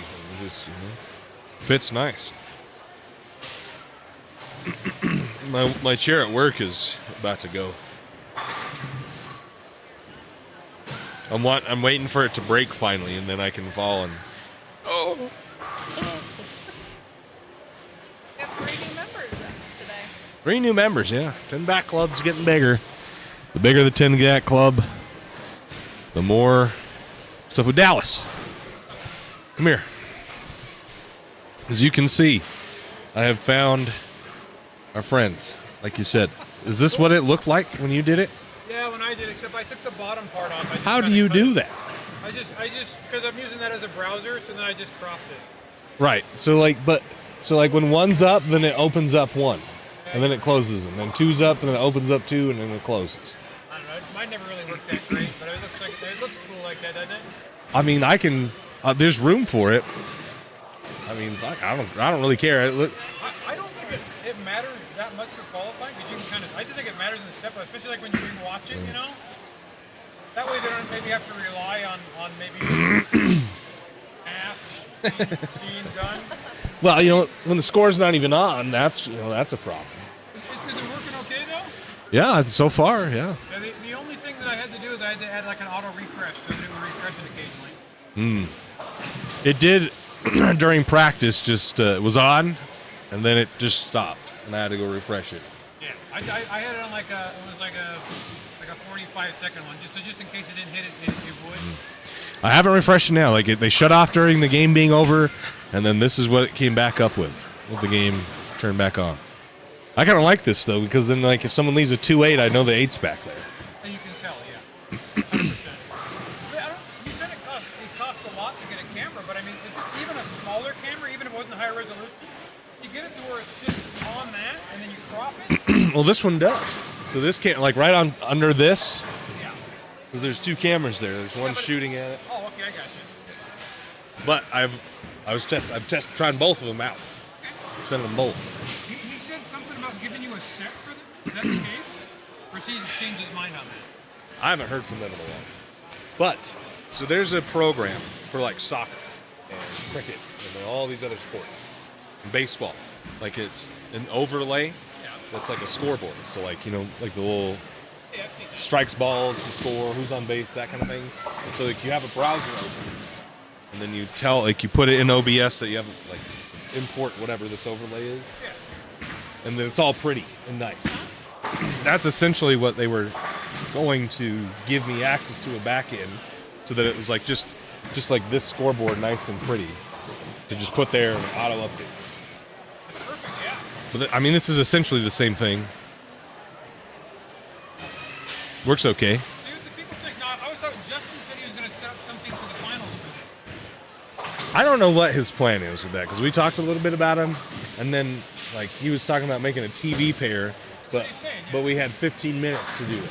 And I was like, I don't know if I have 15 minutes is enough time for us to. Well, I figured he'd put him down in there. That sounds fun. I know. That's kind of what I thought too. And if it's only one pair, you got to reload, right? I mean, you can't that takes an extra, I guess that's your 15 minutes right there. Yeah. But like we ran a camera down there, and all the cables and stuff for the junior tournament. Yeah. But that was really cool, by the way. I watched it. It did look really cool. It just took several hours to. We had to move this too, but even just the cameras out here, we have to like tape them down over here. It takes a little longer than 15 minutes. You're thinking of something like that for the championship of the Masters there? We are planning on like renting bleachers and a bunch of chairs and all the lights. So here's an idea that you might not have thought of. So like if you go to Parks and Rec, a lot of times the city wants you to have stuff like that increases business, and it's possible you could get them for free if maybe you could pick them up. Yeah. My buddy works at the Middleton Park and Rec, and he could have gotten me some, but he said they're gigantic, so they wouldn't fit, because they're all welded together. But a lot of times they have some smaller ones. Yeah, like the little 4 pieces. Yeah, so if you have a truck or something, or you got a hauler there, you can just go grab a couple. Good. And that might, because if you rent those things, I think they're like $300. My buddy just had twins 2 days ago, Dang, look at that. and they're watching the polo tournament. Like, and it's twins' first polo tournament. Satan's one of their first orders. I don't know if they want to repeat some of the things I say. We got scoring tight in now, huh? Yeah, That was a silly idea. we're trying it and see what it does. Yeah, it's really tough there. No matter how good all the internet is. Well, other than when the countdown, they had the power. You know, this is the best it's ever been.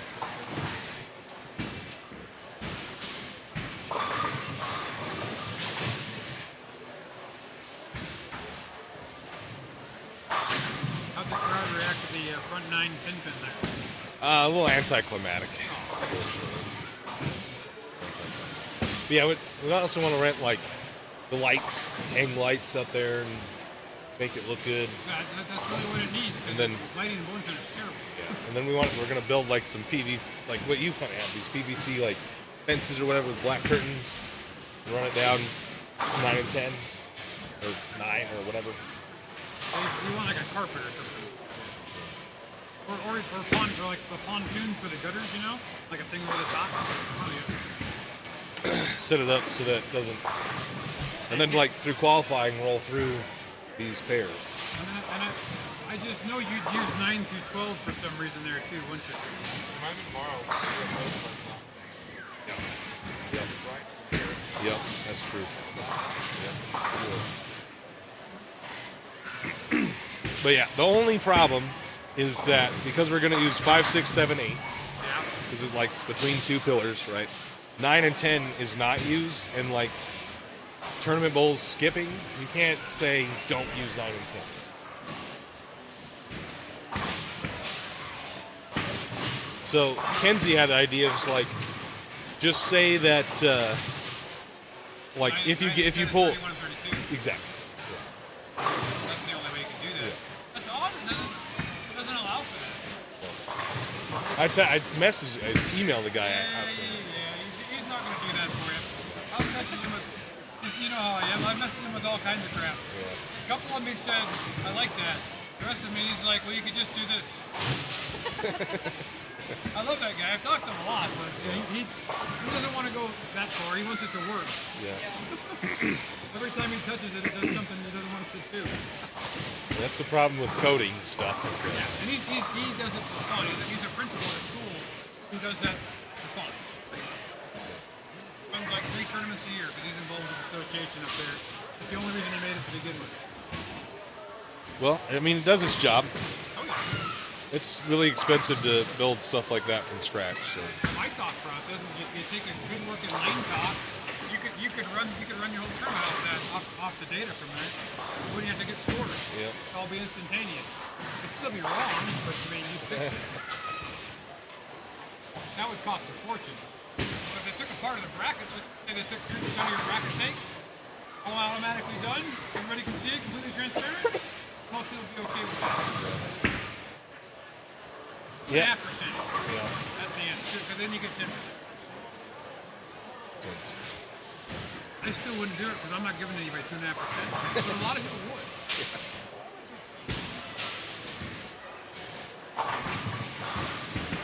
Oh, get that 5 out.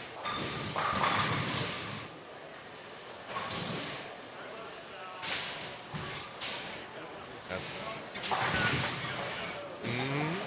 anytime, Dallas. See, but now it's like 1, 2, 1, 3. Like, what is all this shit? And now it doesn't show like what one has.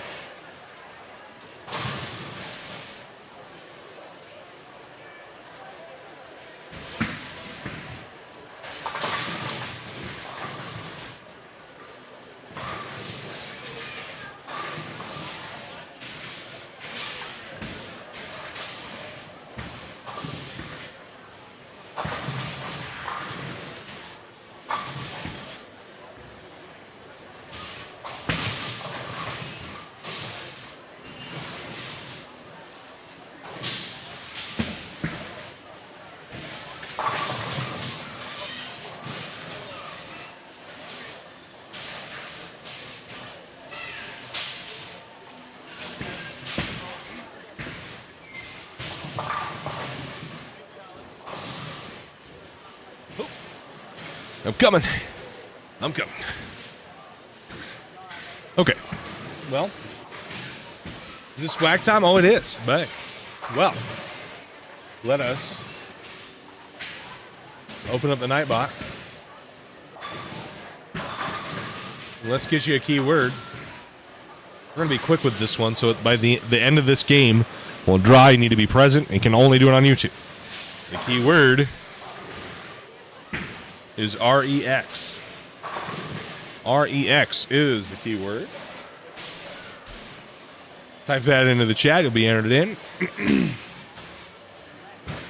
to a CB swag giveaway.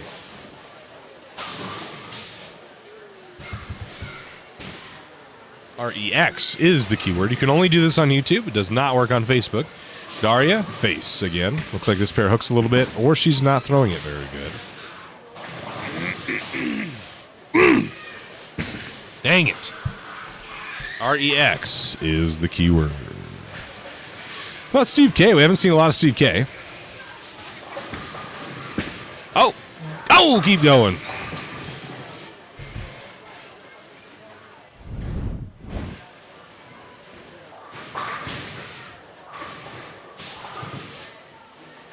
What happened? Why is it like that?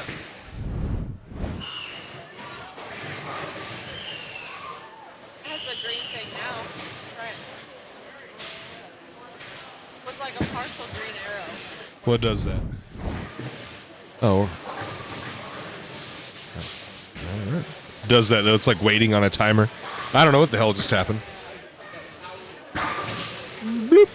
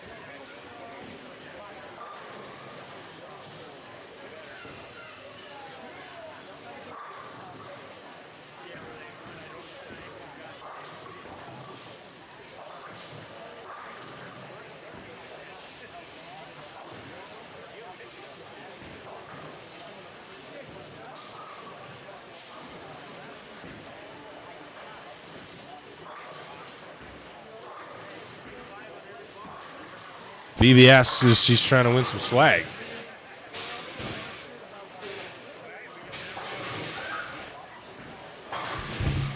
Absolutely.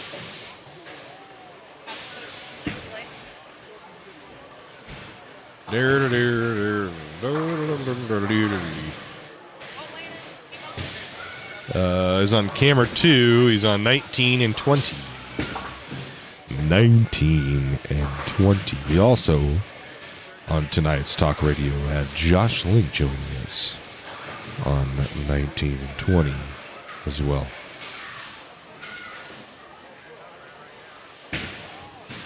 You haven't got it yet, Bowler? We'll have to take a look then. We shipped everything out. So if you haven't got it, yeah, I think Eric just asked Dallas to ask them to do it. Eric Henning asked Dallas to ask them.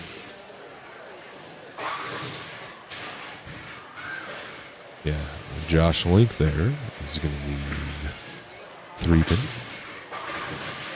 If you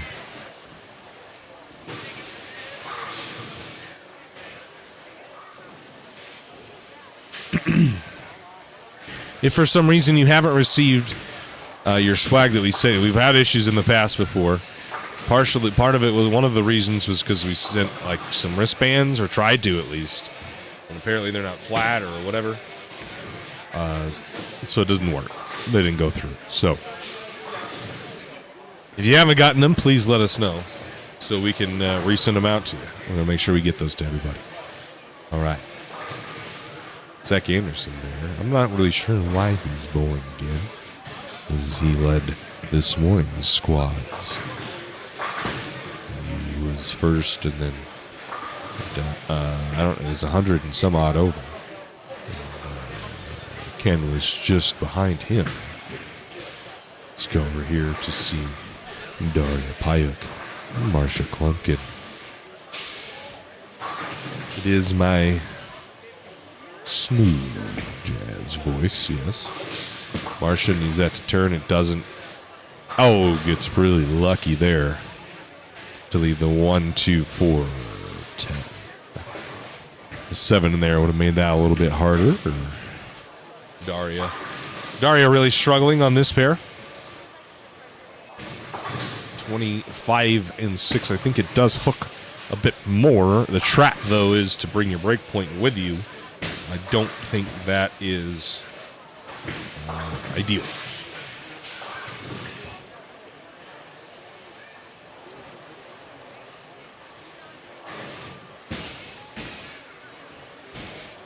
Need to have more of a Wolfman Jack voice. I don't even know what that is.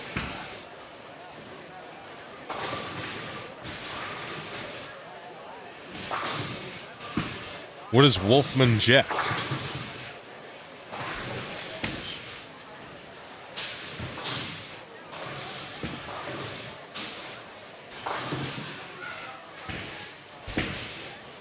Oh, Jet Fox. Okay. If you guys could maybe send us an email to the info@championship-bowling.com, that would also be helpful if you haven't received it.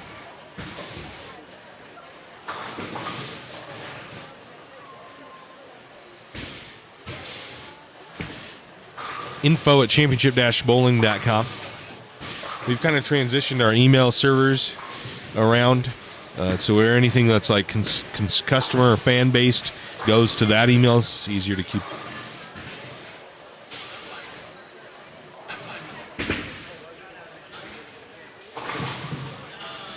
REX, great job, guys.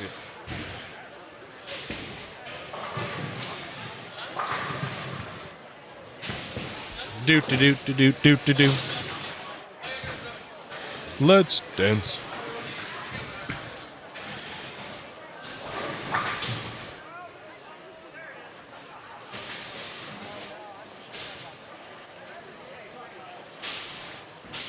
Let's go to Zach Anderson.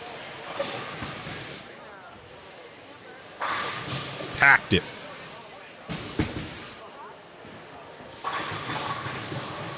Four pin there on lane 21.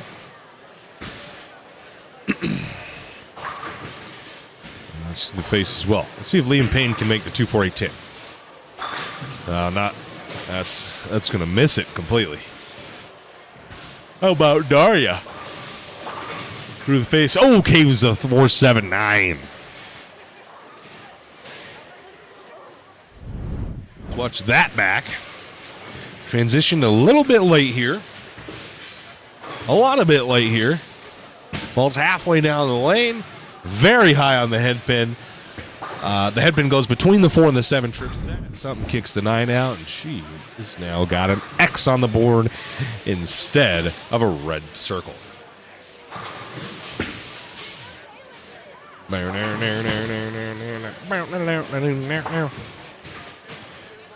Oh, Claybear and Kathy Ledford.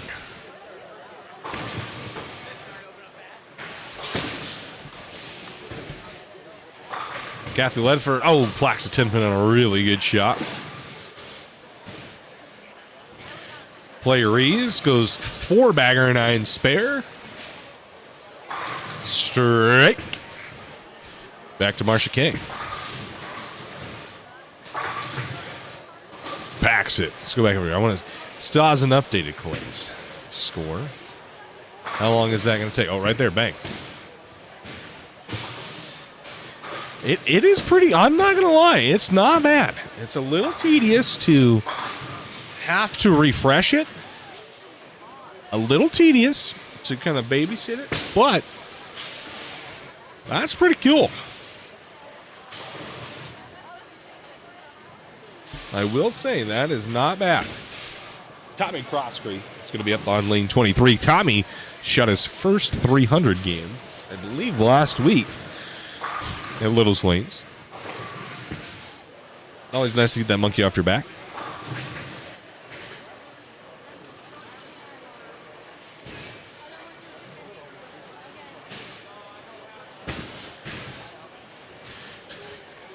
I really kind of want this for all of the stream now, but that's we're gonna get it with the setup that we have now. We would need 3 more laptops. Grove's gonna miss it. Oh, it gets back. I didn't think it was gonna hook back from there. It is. And that's a steer right on the board. Let's go over here to our low end. We got. I didn't know Gio was over here. I didn't know Cam Henning or Josh Link or Steve Klumpkin was over here. Is Kendall bowling? Yes, I haven't seen him though. He'll be here for the next game. He'll be on, I think, one of these 2 pairs in the next game. But yes, Kendall is bowling. He did make it.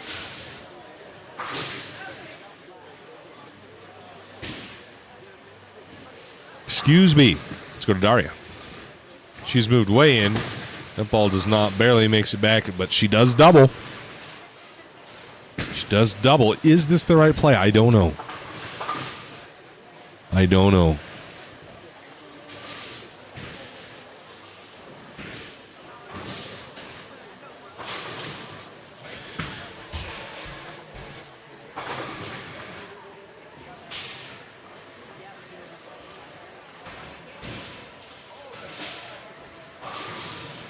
Let's go Marsha Klumpkin, then Steve Klumpkin.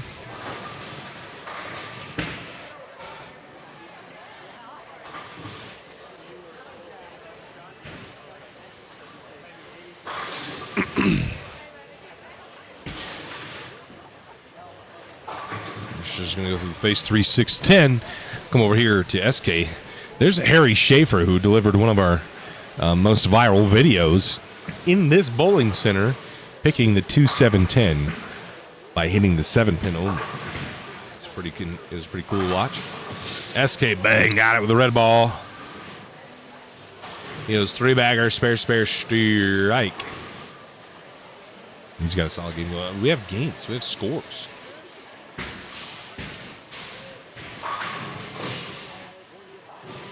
We do. Let me go up to those really quick on this big scoreboard. I'll be right back.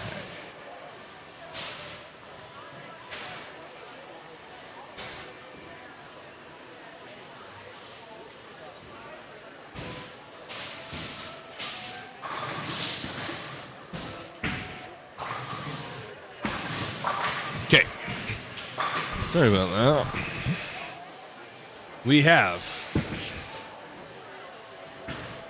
Yannick the top 4 all in the clubhouse from the last squad. Daria goes 267. Gio goes 252. Steve K shoots 240. Alf Lopez 235. Zach Anderson 234. Zach's already in, so that would put Cameron Henning in. Well, we still have some of this issue where some people are already in that are in, but they're not. But they're already in, so they're not in this one. Confusing, yes. Very much so. I just updated it. So what is the cut? Well, it's not Kyle. It's not Andy. It's not Riley. Kendall's not doing great, but he's not doing awful. Kendall's not doing great, but he's not doing awful, is what Kenzie has told me. So the cut, I think, is still Daria, no? 1, 2, 3. Drop me 1, 2. It's Daria. It is.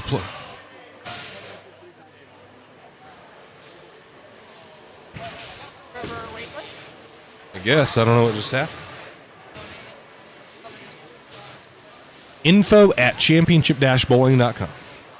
So I think that the cut's still Daria, but then she's in right now. So it'd be Sam Lang at plus 21.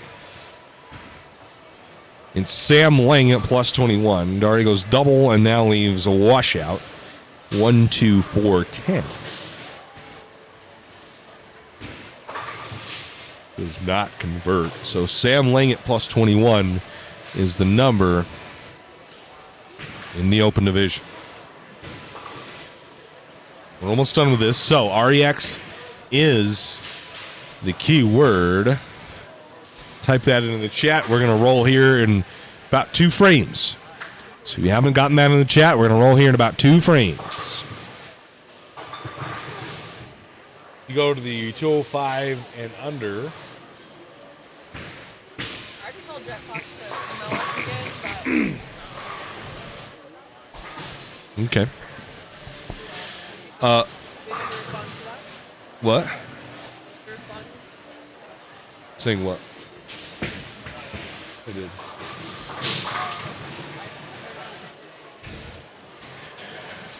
Luke Brown's in the clubhouse, plus 37. Then you got Tom Croskrey at plus 20. John Nelson, plus 15. Kenyon Lopez, plus 7. Mitchell Baker, plus 5. Gary Ledford's first out, 3 back. Liam Payne, 10 back. Nick Vanderloom, 16 back. Josh Empey, 17 back. Lance Fieldstead's rounds out your top 10. He is 22 back of the nation. Right now, plus 5 is the under division cut. Who? Oh, I mean, these will go down. I know, but I'm saying, like, that's crazy. Like, they're, like the pace that they're at.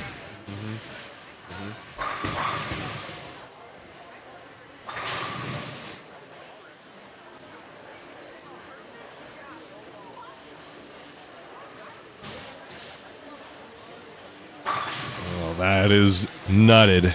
Splits the 8-9, Daria Payok. Let's go back over to your Cam Henning, Steve Klimkin, Josh Link, and Giorgio Cleanus. Cam Henning's on a great bite game. Steve-O makes his spare. I'm losing my voice.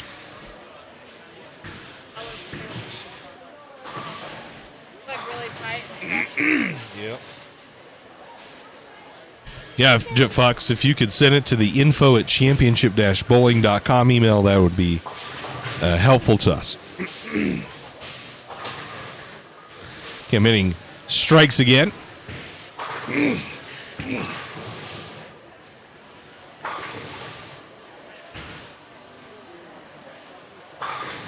I am struggling.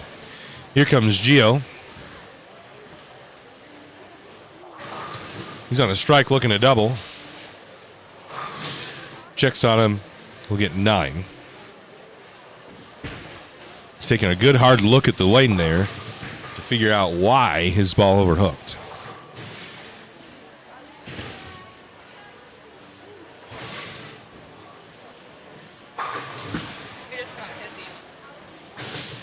It's like we just got your email, Jet Fox. Kenzie said it just came through. Here's Josh Link. High flush trips to 4-pin. Ironically, Gio tripped a 4-pin on Josh Link to win this tournament 2 years ago. And then Josh Link put a beat down on player Rees last year to win this.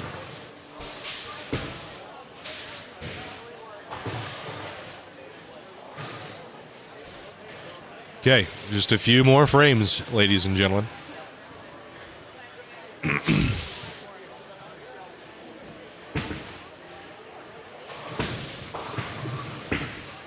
Let's go check in on Clay Rees, who was claiming to have some knee problems He's on a pretty solid game right now.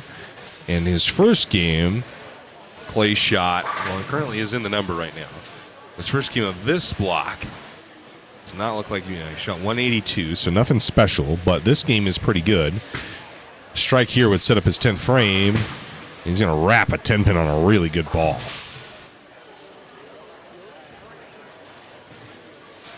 Let's go over to Steve Klemkin. Mixing strike leaves a 7. I did that quite a few times. That mixing strike did not kick the 7 out very often on this pattern. Not sure why that is, but...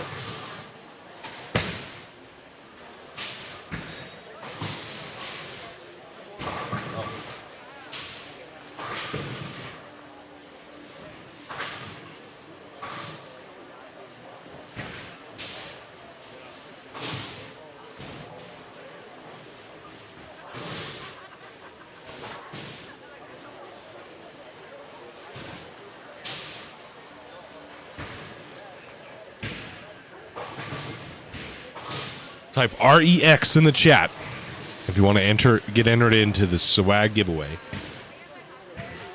This is only available on YouTube. So if you're in Facebook land, it will not work. You need to come over to YouTube to do it. You will not win. And if you're new to the chat, go ahead and hit that like button, because when we get to 200 likes, every 50 likes, we will send... We'll send it on another giveaway. Swag giveaway, that is. Let's go see. Oh, that's not where I want to go. Let's go to Marsha and Daria.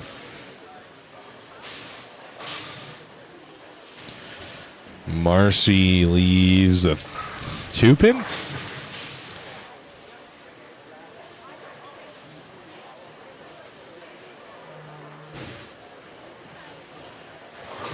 Daria. Oh, wraps a 10-pin. This is the girl Jude that danced with, right? That's the other kid. What the heck? And they went on a dance together?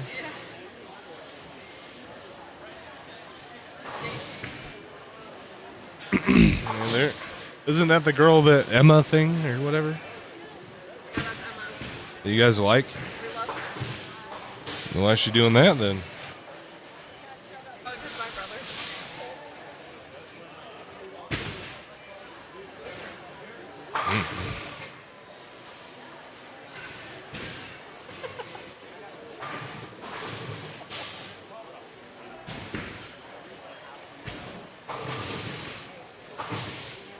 Daria makes a spare.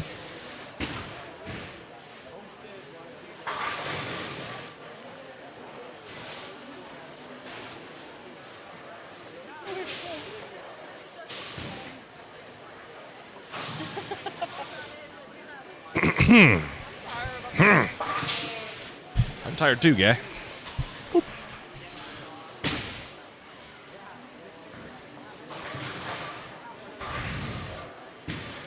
Okay, you guys ready to draw?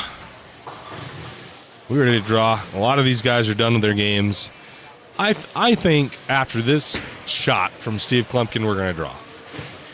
So if you haven't typed in REX in the chat, do so now or forever hold your peace, because after this shot from Steve Klumpkin, we're going to draw.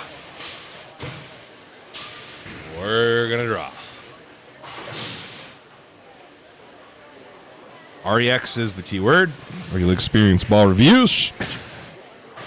They are the presenting sponsor of the Coach K Scholarship Open November 1st to the 3rd at the Gold Coast Bowling Center in Las Vegas, Nevada.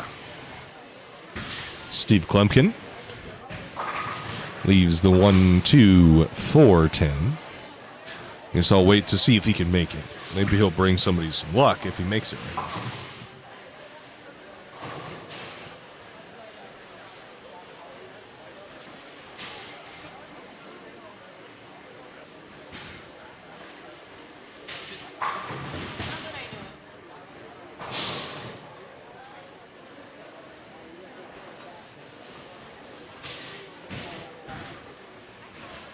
Here's SK. It's got a chance. Oh. We'll get just the 2-8. All right. 3, 2, 1. Nope. Mark R. Mark R, you got to be present to win. If you're not present to win, we'll roll again. Mark R. Are you here? Mark R. Let us know in the chat if you're here.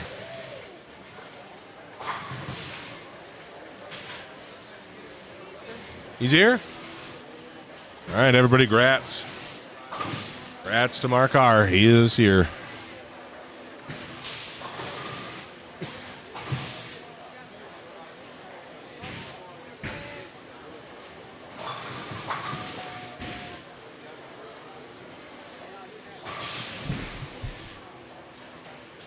Mark R, is your lucky day, my friend. Info at championship-bowling.com or just an exclamation point email to get the email put in the chat for you. Strikes. I'll bring up Joshua.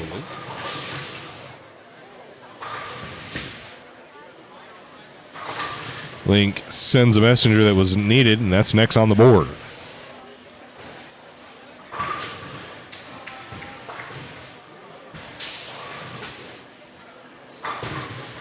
Crossing over, yeah. See, once you get this to this part of the lane, there's no hiding. Especially with the reactive, it just sees the friction down lane and bounces. Darty's going to walk away with a 180, and that's going to hurt. That's going to hurt.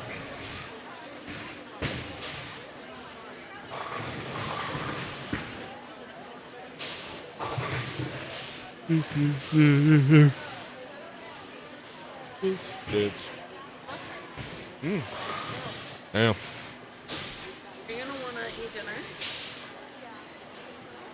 I don't know.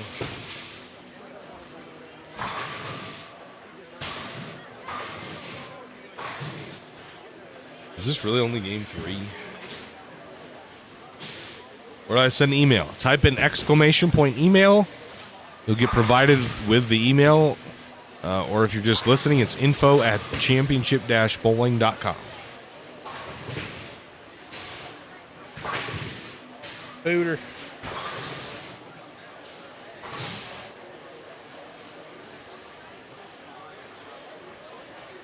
Do a little DoorDash. Our website.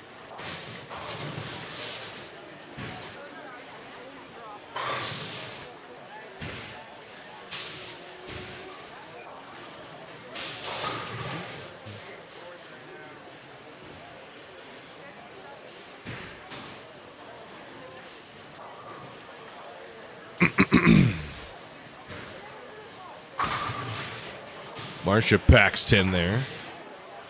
And she needs 30 to get to 183.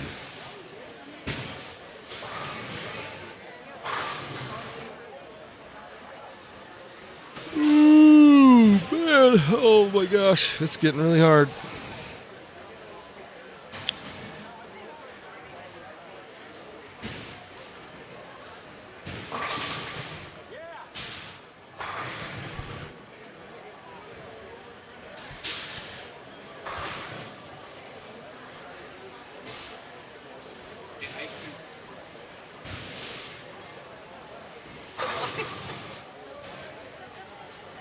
The kid I got, he filled that thing up.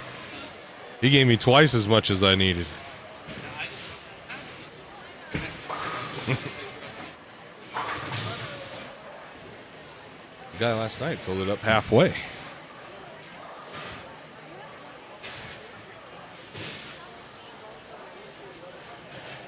Look, damn.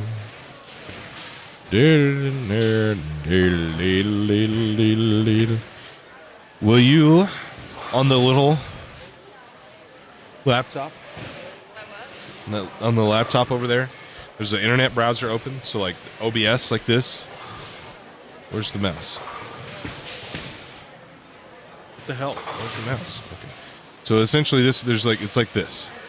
This is OBS, and then right here is the browser. So click into the Chrome browser, refresh it, and then that should be good.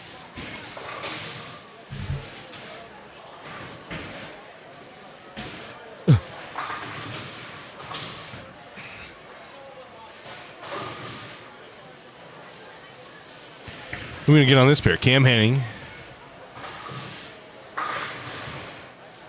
who will strike.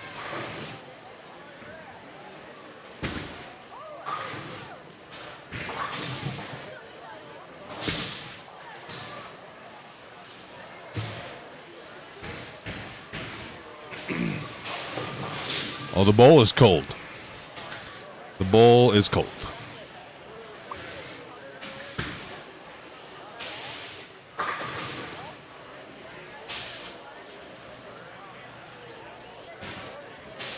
You need to be pretty accurate on this pattern. This is a toughie.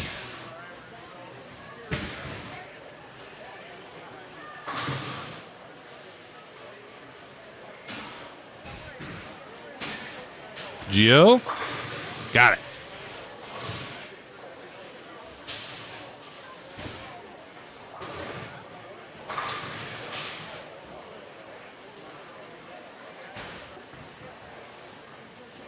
There's Kendall Mikes.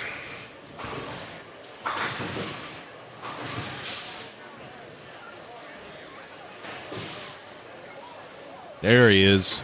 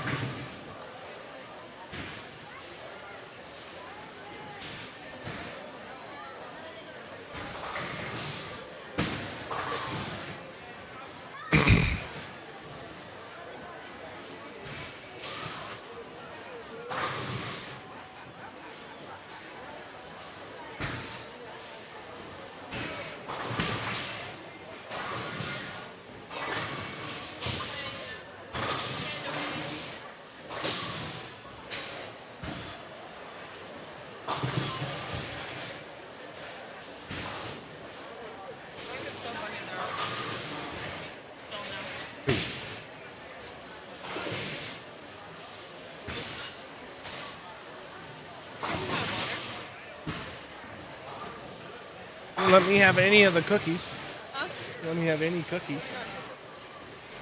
That's all I have money for. It's mean you didn't let me have even a bite of one.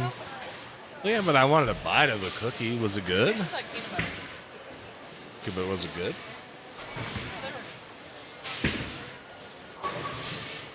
I wanted some of that cookie. You didn't give me no cookie. I think I'm gonna go get some fries. Papas.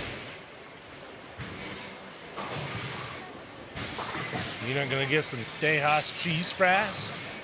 Why? You want them? You can. Oh, by myself.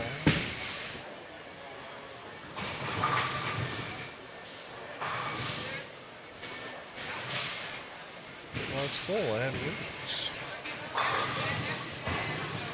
Oh, Alfie. Bang.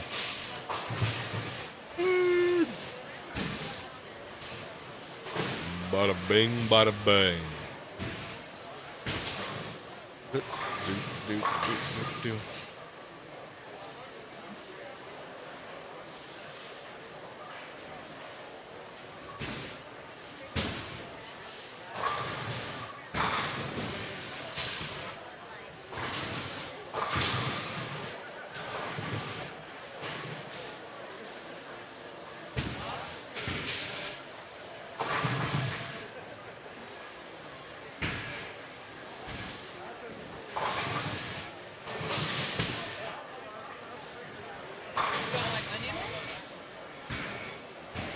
Yeah, maybe.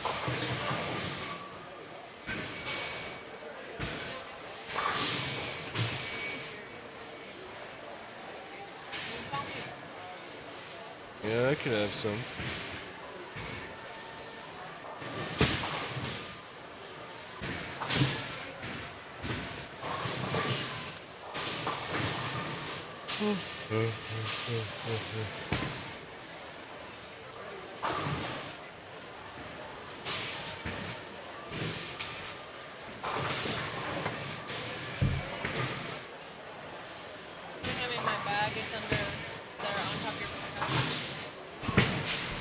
When you go by, you need to do what you did again.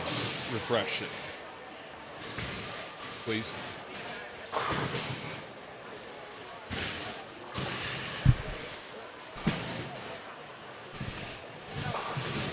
Because they started their game on this pair and it didn't get fixed because they hadn't started yet. Alf Mixer, chip it.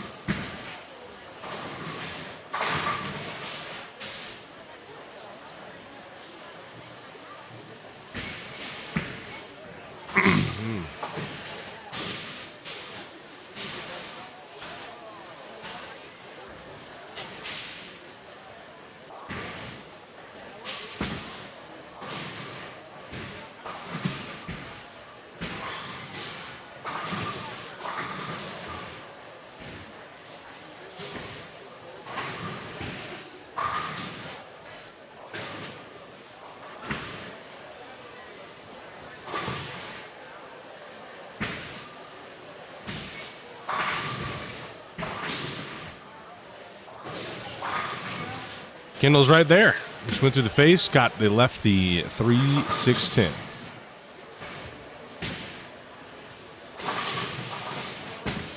Landon Carnate, what's up, buddy? How's it going?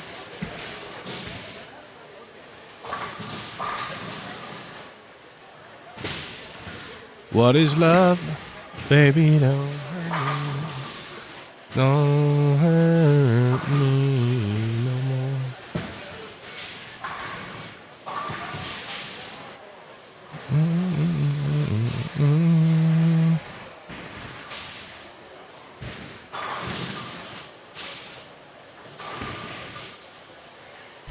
How did Daria finish last game? She started. That was the first game she started with front 7, shot 260. With front 7-9 dash. Front 9-9 dash. And then the third game, she did not bowl very good.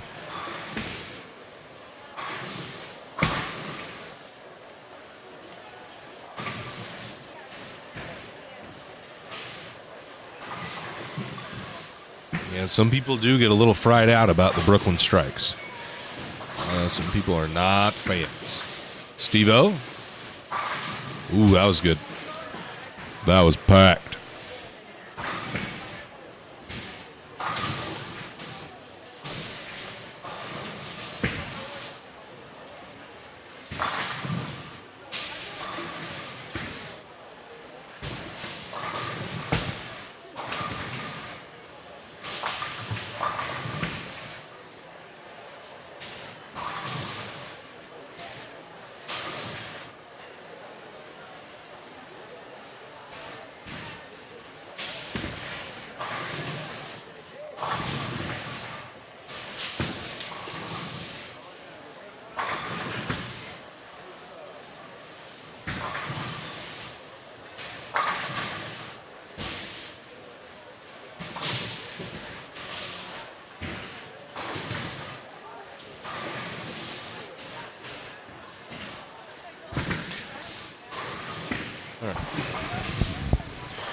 All right, here on our marquee pair, we got the scores fixed, so looks a little bit better.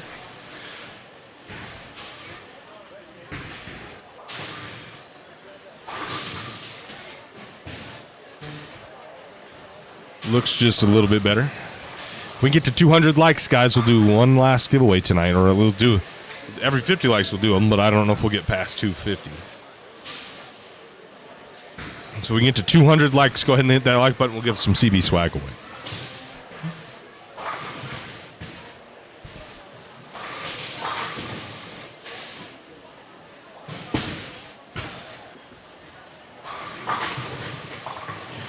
Cam Henning is going to bleed one through the nose.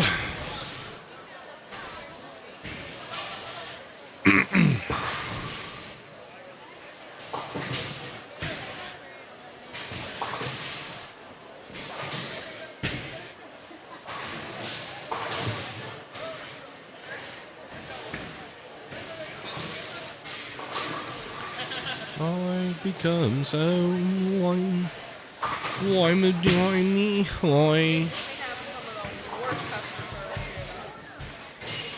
What happened?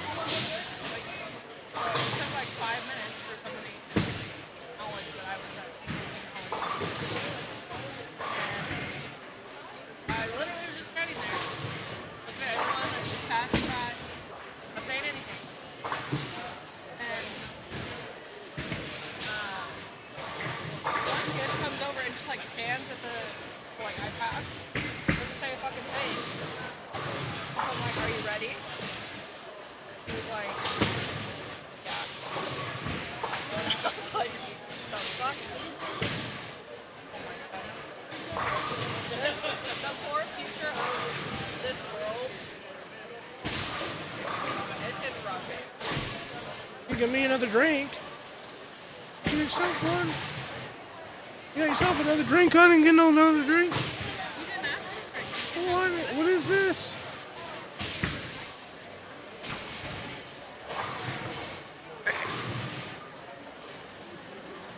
It's literally Dr. Pepper. Ah! He goes in for another Here's soda. Gear it up. Yeah.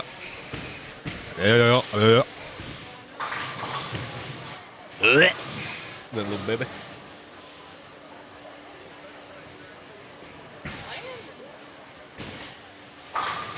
Yee, aloha.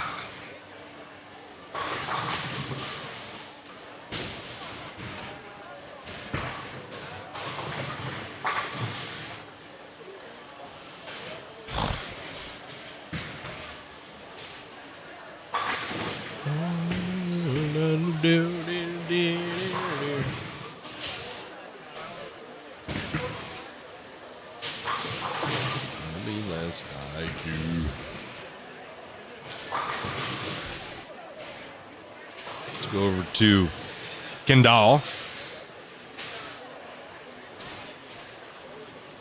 think I like Diet Dr. Pepper more than Dr. Pepper. Yeah, I haven't had Dr. Pepper in. Kendall They didn't have diet, and I figured I could use the sugar. Goes to the face, trips the 10 out of the 310.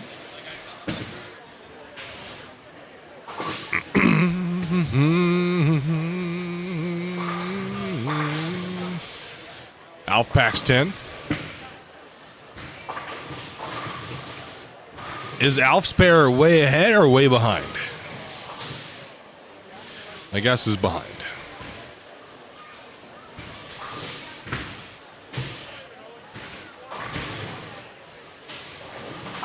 Kino makes a spare. We'll go back over here.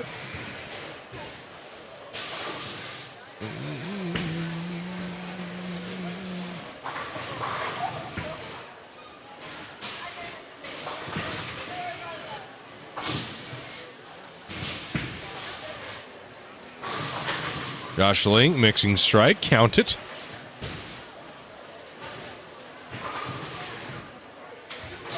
Girl from earlier was really good. I still can't believe it. Whatever it was, man or woman. What? I don't know if it was. Ooh. Oh my gosh. What the heck? What just happened? Watch.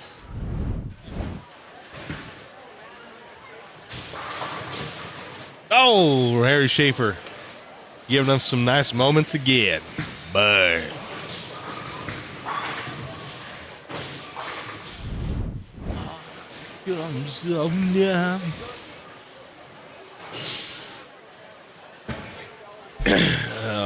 We are using a scoring system that's colors are green and black, but this is not sponsored.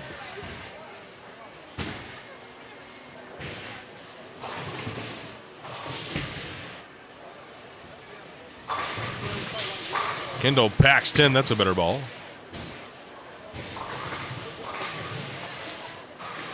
It's just those ones, though. We just need to get a couple more laptops, I guess.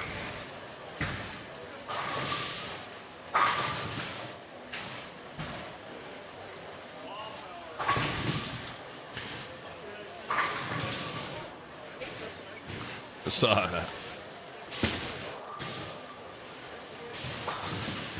Let's go to Geo. Well, if someone needed to get a hold of Clay, it ain't happening. This phone's been chilling there for a couple hours now. Speak of the... That's crazy. What the heck?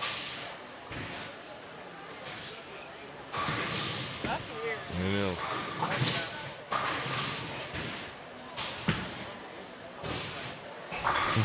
Josh Ling. Oh, blower 7.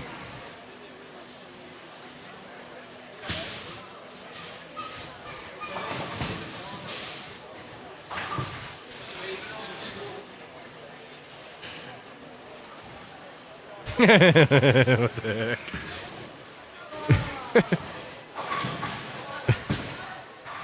What is this clown doing?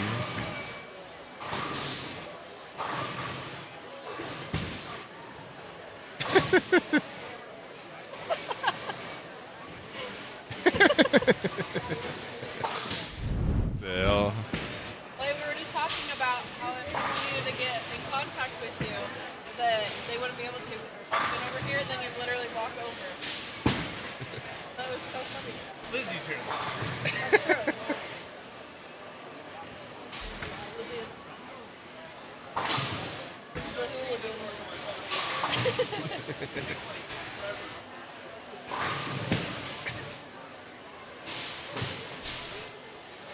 Let's go to Kendall Mike's.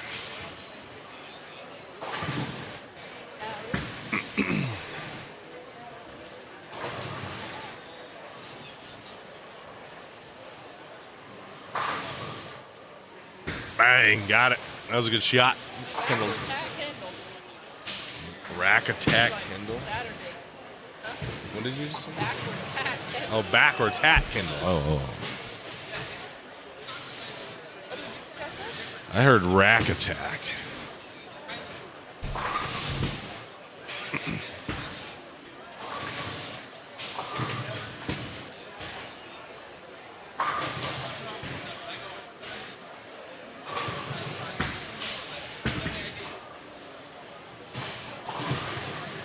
Hey, ain't nothing you can say, nothing gonna change what you've done to me. Evan looks weird, or like different with like. That's Evan? Yeah. Whole ass beard.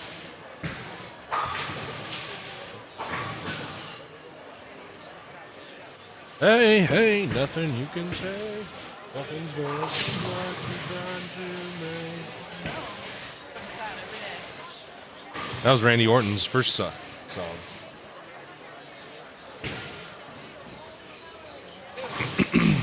I like that one.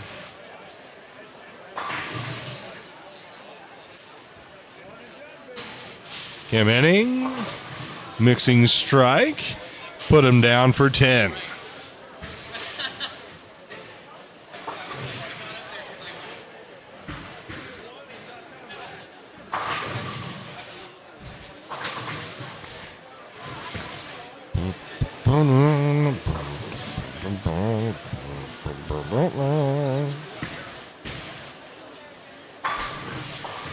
Paxton for Josh Link.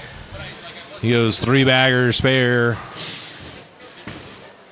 And a strike. Holy crap. Jesus, Murphy and Evan.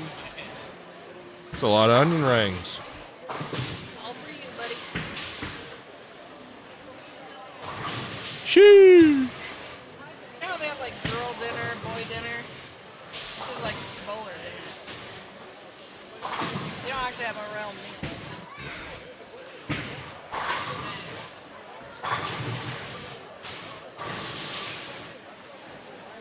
Hey, ain't nothing you can say, nothing's gonna change what you've done to me. I wanna go to that steakhouse that Ken went to. Devo, bang!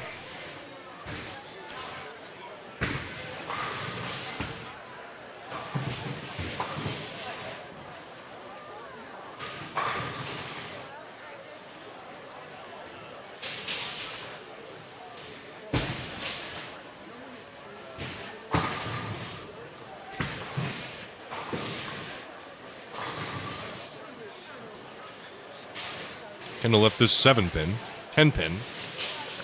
You have water.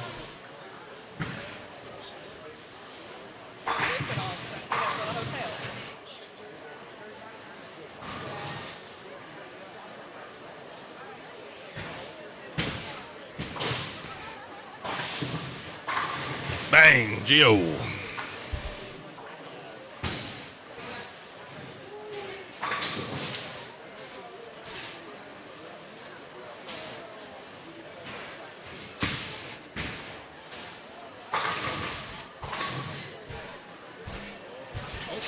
Screen now.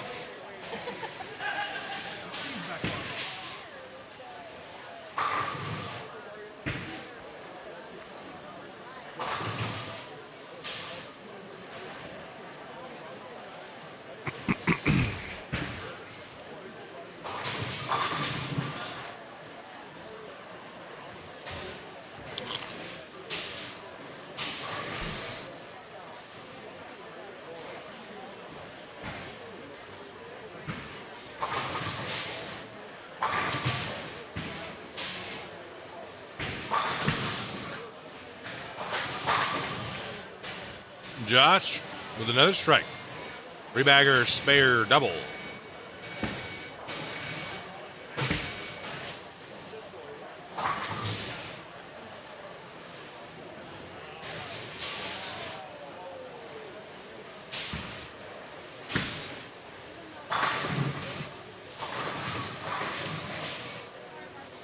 It's time to take what's mine. Take what's mine. Hey, nothing you can say. Nothing's gonna change what you've done to me.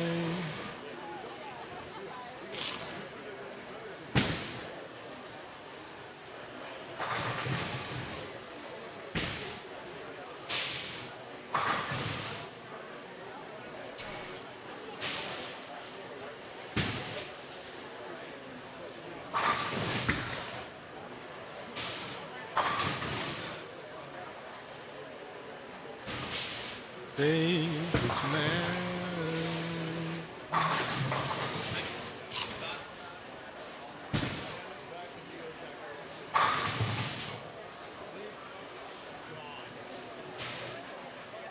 Kendall with the box ski. Like, did anybody see me just walk? They looking at me?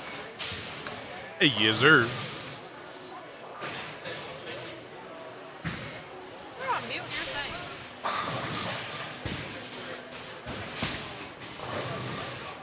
Sorry. Face, foreneck.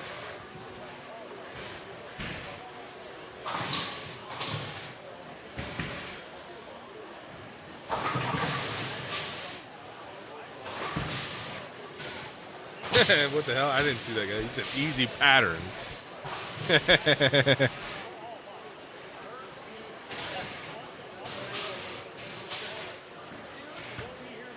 There's a lot of bowlers here that have bowled pretty well in professional tournaments, and they're not necessarily making them look easy. He's going to whip it.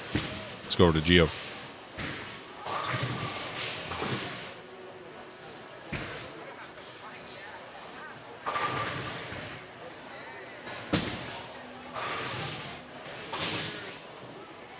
League bowler from Sweden.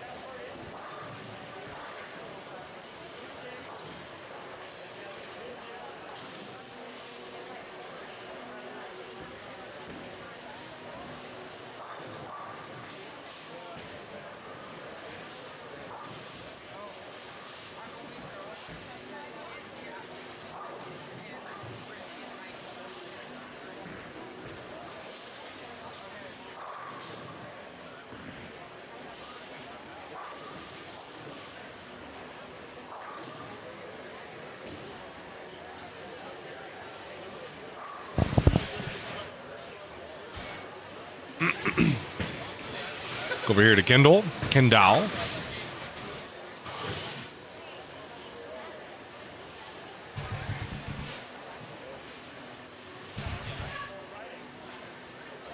Be next up on lane 20. He can shoot 204. He's got 144 in the 8th on that open. So could use some 4 strikes right here.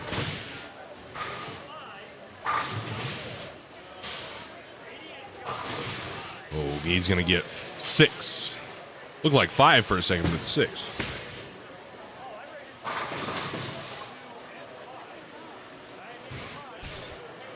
Ouch. That's a tough break. Let's go see Josh Lee. Chicklets, man.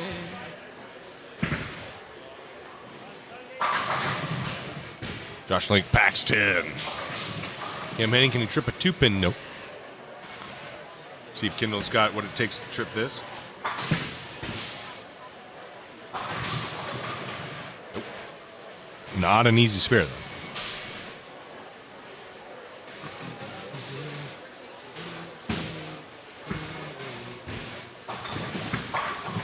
Hey, you can say...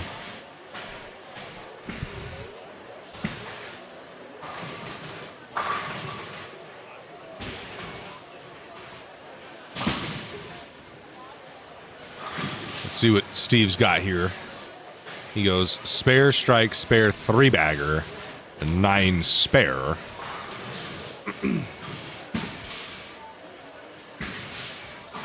Ball's left, needs a shim. It does, and it carries the 10. Got to Clay Rees.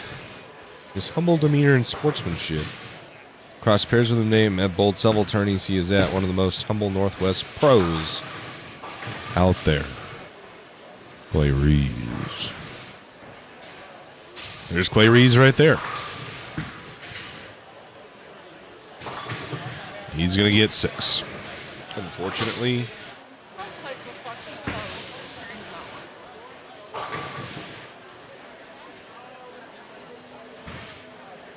What game are they in? This is the 3rd game.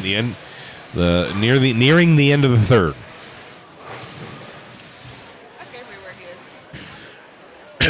Kenzie wants to know where you are at, Avery.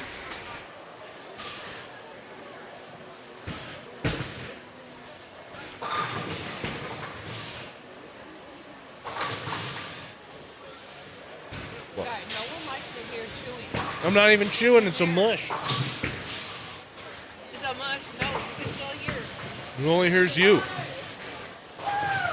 When I'm chewing? Or sometimes when it's crunchy, yeah. But that mushy ass fry? Oh, because you can hear it in your mouth. You couldn't hear it. You're just looking and you're like.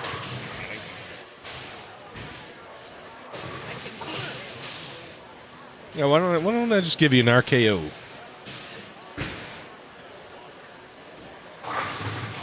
Did you see this guy? What is this one?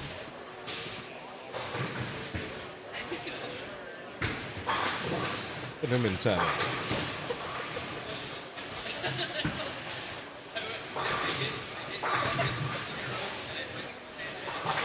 Oh, yeah, he said he's coming for the 8 o'clock. Or like 9. Yeah. I'm going to bed. Kenzie said she's going to bed, so she can't ball rep you.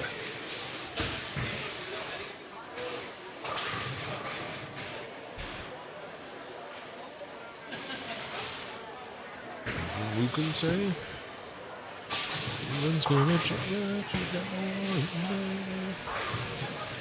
Well, Kendall has struggled mightily this game. Did they update scores at all?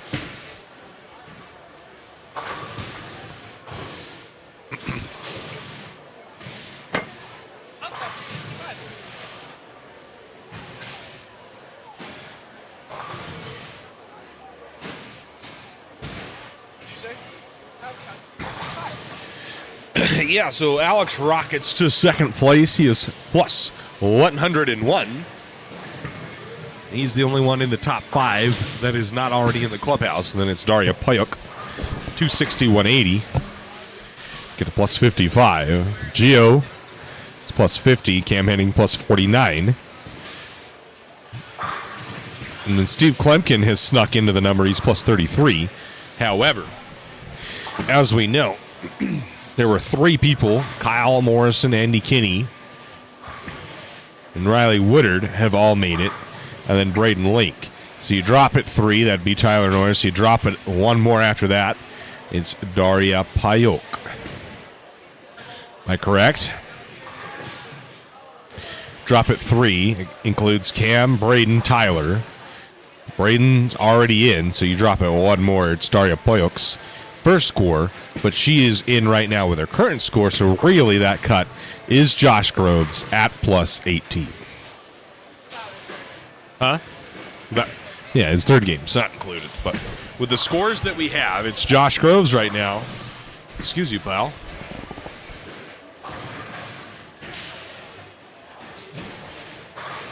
At plus 18. Over in the under division,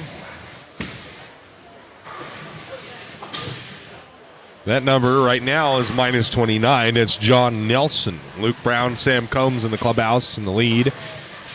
And then Sam Combs again. So actually it's Kenyon Lopez. Tom Croskery, minus 28. John Nelson, minus 29. Kenyon Lopez, minus 35 is the number.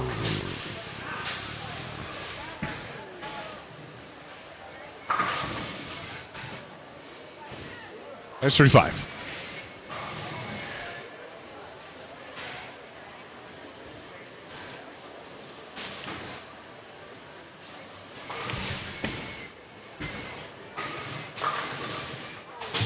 We're going to get Alex Hoskins for game number 4.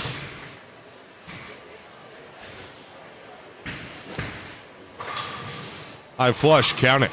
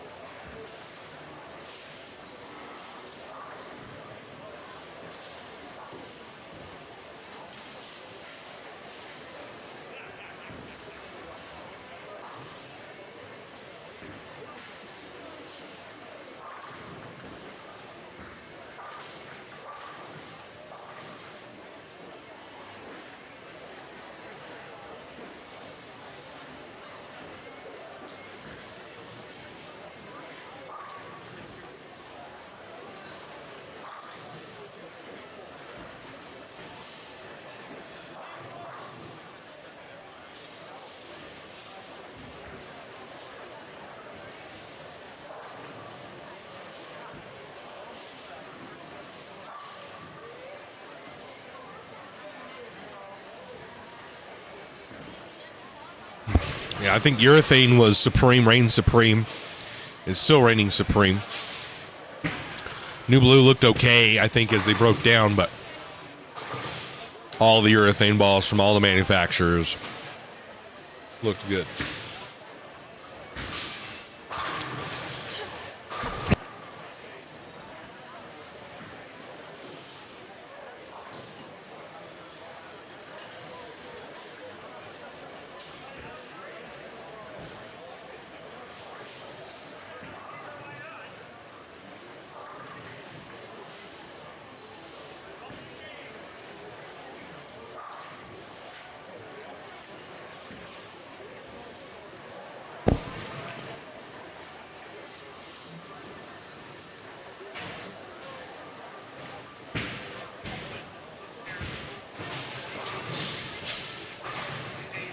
Someone just racked 18 and 19's camera. Alex is on front 5 right now. They are motoring through their 4th game.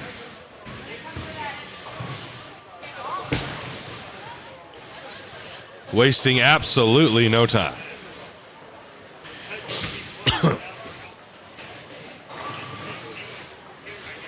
Steve and Gio and Josh Link are behind.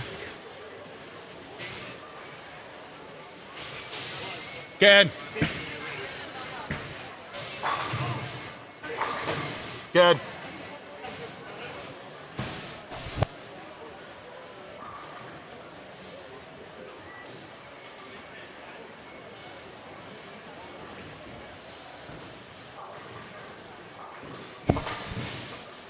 Guess he doesn't want to come talk to me. All right.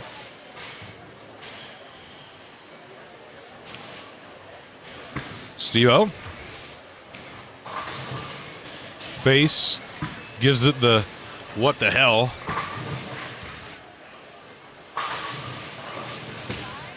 Goes strike 9 to finish his game. The one thing I don't like about this is once they're gone, I can't see the score, and it's giving me a cumulative total. Like, what, 406, what does that even mean?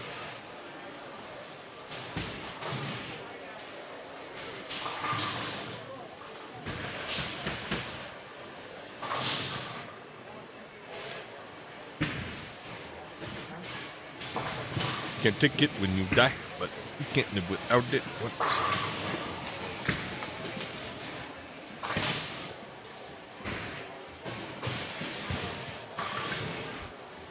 Gio, and then we'll bounce to Alex as he's on front 5, looking for 6.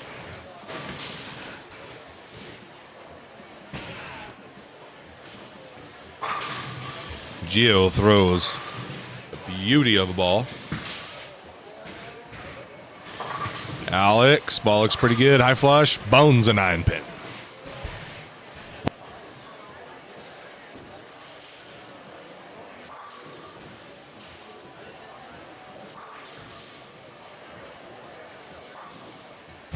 Jack, I want to ask him how that steakhouse was. I'm jelly.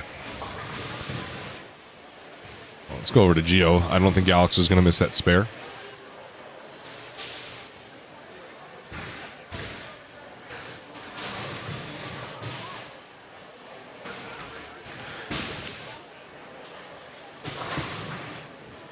Gio.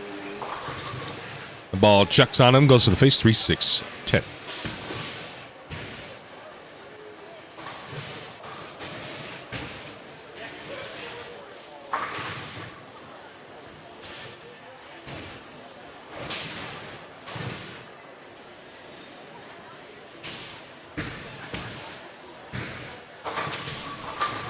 About Manuel Farrell. Haven't seen too much of him. Mixer roll a 2-pin, no. What about Riley Woodard? High flush, count it.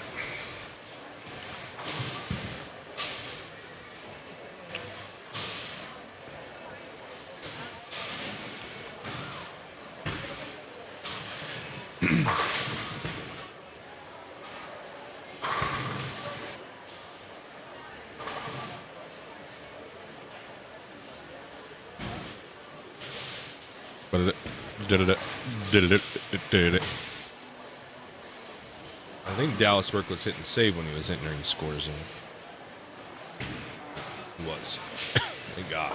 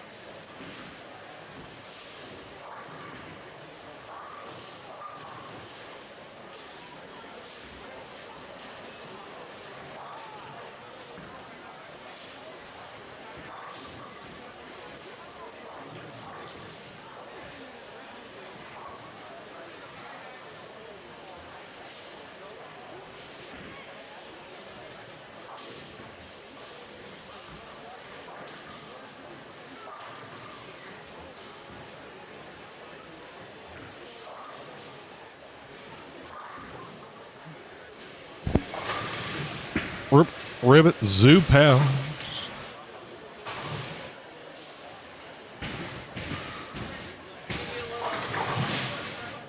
How do you do this one? There's that one, but then there's like... What's the one where you're like... Yeah, but then you do one with like your fingers only. Yeah, that one. You go like this. It's like... But you do this one because it's like... How did you do it? The two...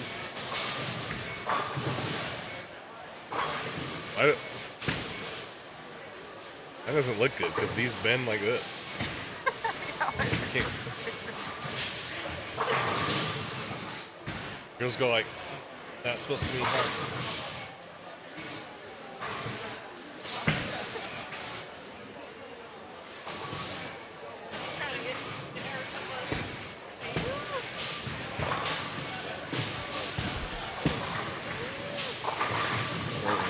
I think we have all the scores in for game 3.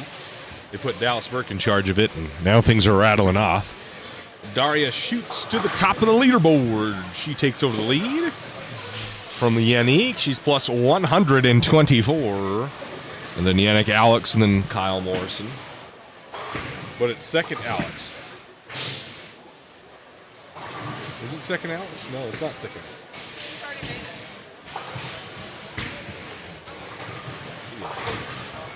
And then it's Alex. He's plus 101. And then Giorgio Klinas plus 66. Cam Henning plus 54. Steve Kempkin plus 49. Clay Reeves. They put it in. And then it's all the way down to Nolan Fisher. He's plus 28. Would be the next one. So how many do we have already?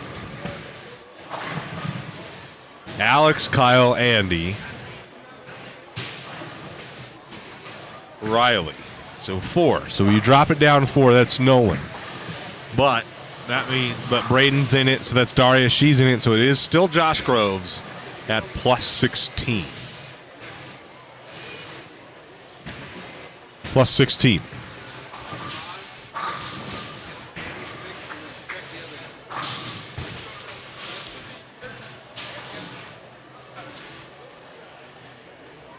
Plus 16.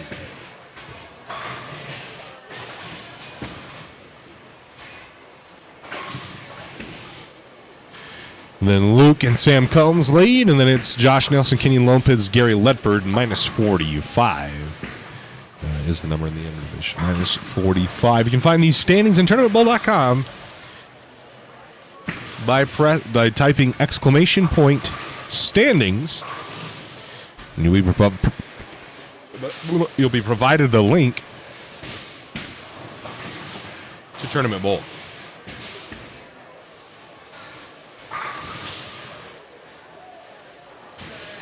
Can you do that one?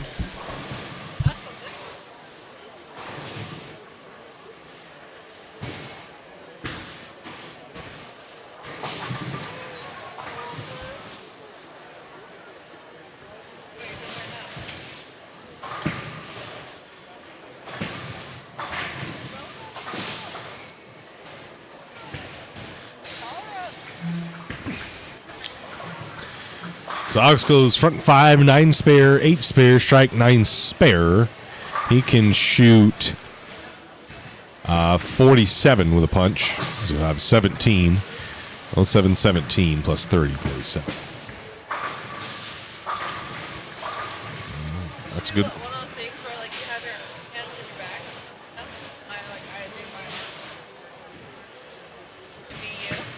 Yeah.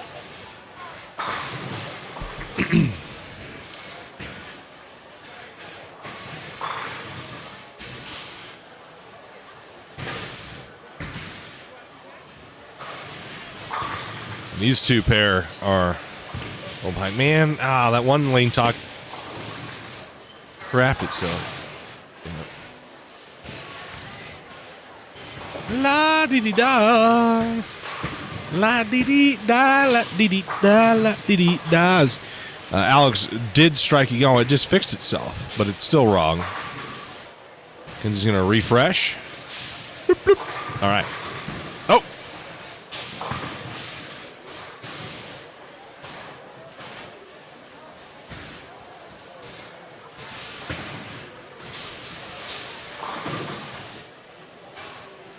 As a Kendall Miles says, what is he doing?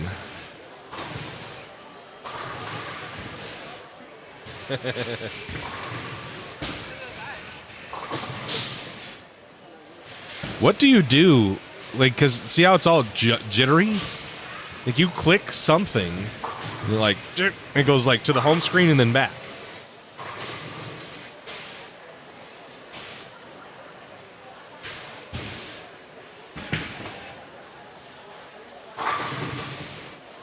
Devin said he got his first 200 at a tournament. Nice. Congrats, brother.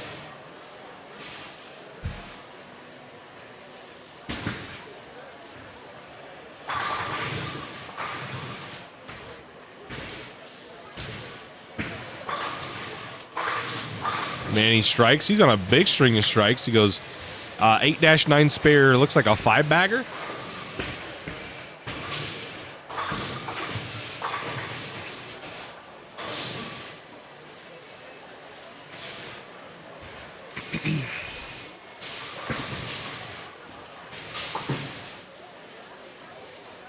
Oh, you did something to it to make it like start jittering.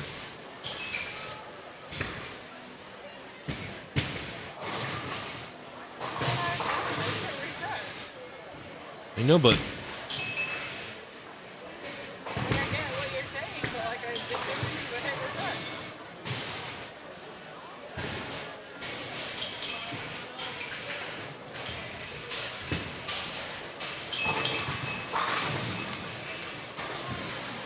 Bowling with Diallo, what's up, buddy? No need for the quotation marks. Let me get up. When I do what I'm telling you to do, I'm gonna do it, and see if like the home screen of like the computer comes up. You know what I'm talking about?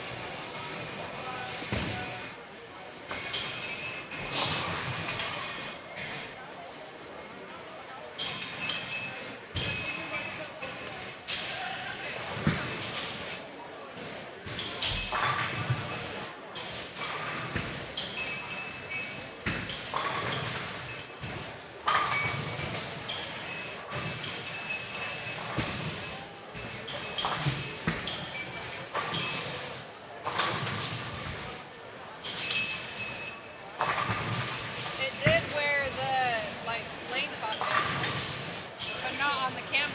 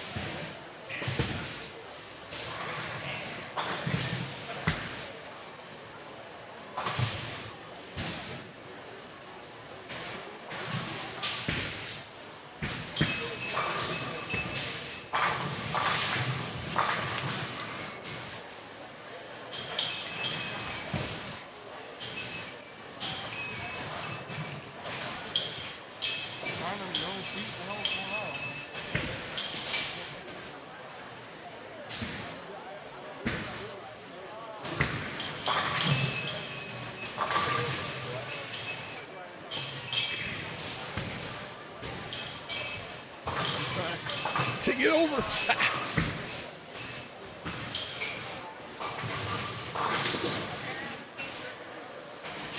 10-game marathon, huh? Dang. That's a lot of games. That is a lot of games.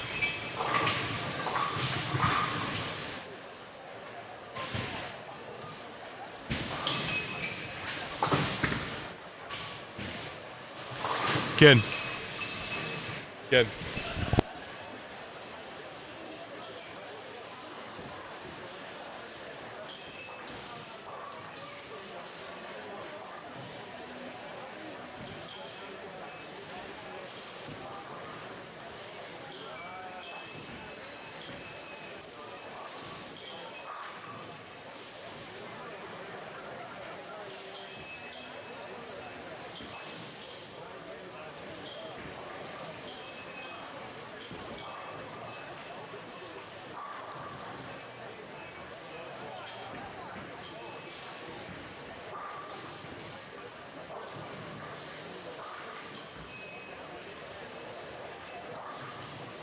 Derek, what's up, buddy?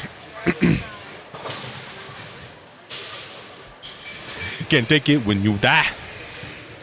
I need like a little sound bite and play that part of that J. Cole song.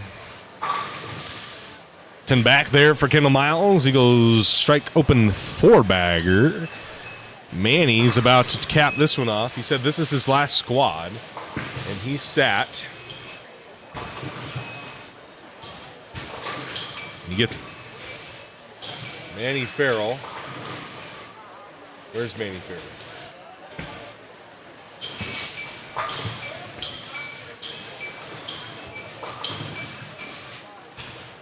Ooh. What did he shoot? 269. He's going to be 50-ish over, right? 69 minus 12. What is 69 minus 12? Yep. It's right here, right? That's his 19. 19. How about a weekend?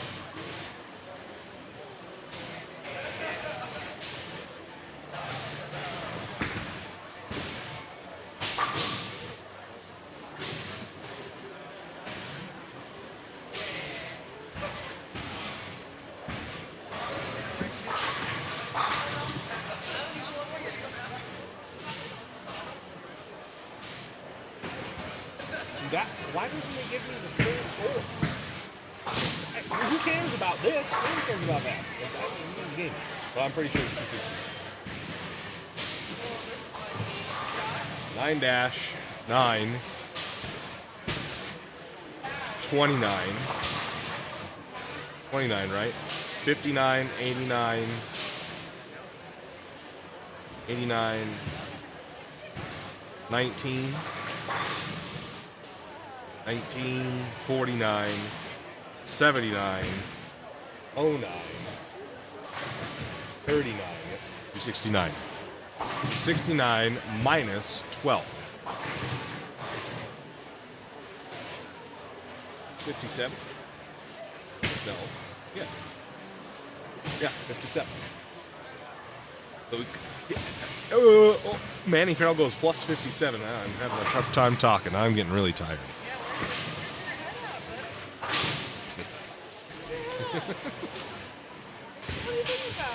You're not nice. Oh my gosh. You're being tough.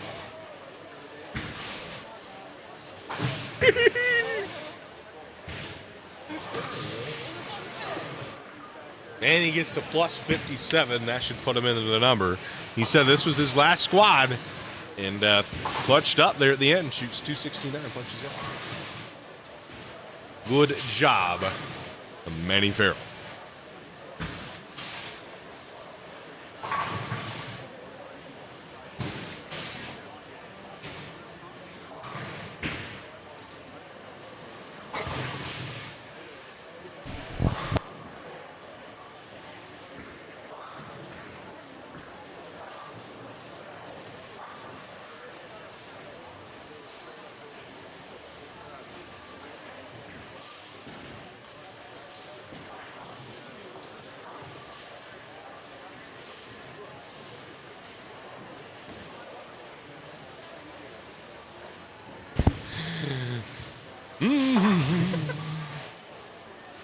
Let's go over here see Steve Klumpkin, Giorgio Glenaz. Gio left the baby split. Oh, and made it about as close as you could.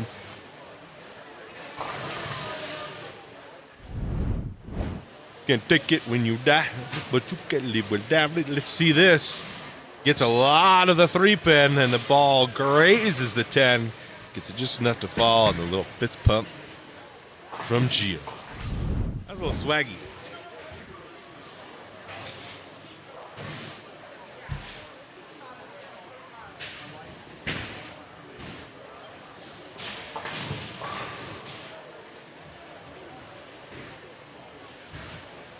Here comes Starry to come check on Gio.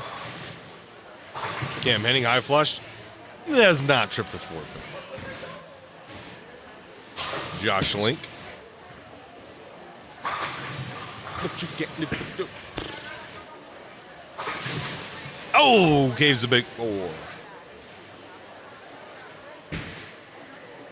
Got a video of Darnie. Did you? Wow. She did like a little like it looked like she literally like whisked them to fall.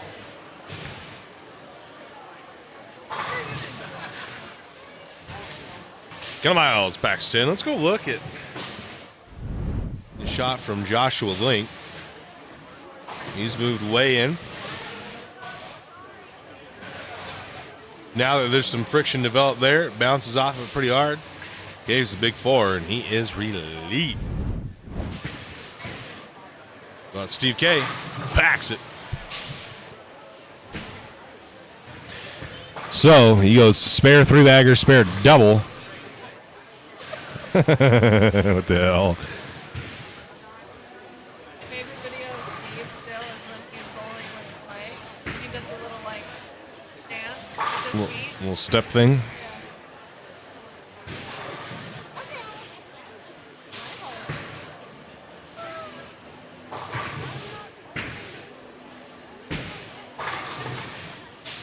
Shout out to Abu Dhabi Filipino Bowling Club watching. What? I can't say that. Abu Dhabi Filipino Bowling Club. I wonder if that was translated. Huh. Well, well, we go back to Kendall.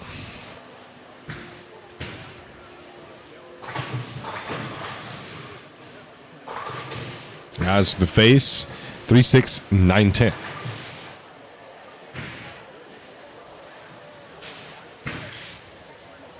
What? Russia.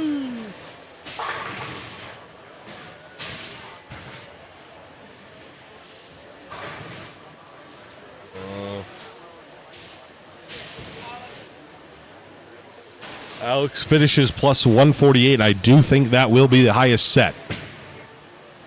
He shoots 198 is Josh Link Paxton. He shoots 198, 238, 265, 247. 148 over.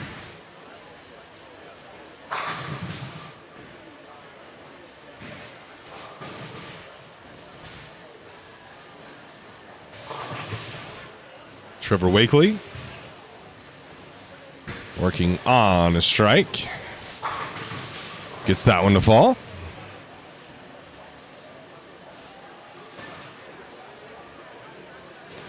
Let's go over here. Go funny.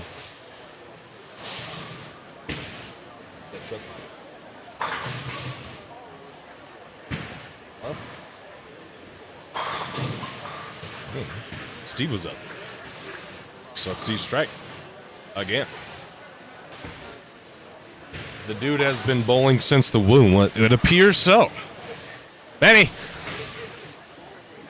you gonna be in now, huh? You gonna be in? Yeah, that's it. Good job, man.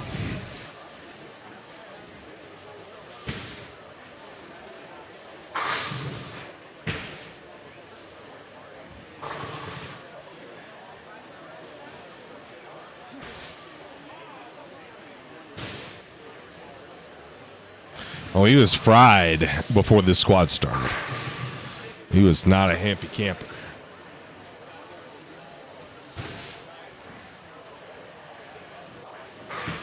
Bro, I'm so done sitting in this chair.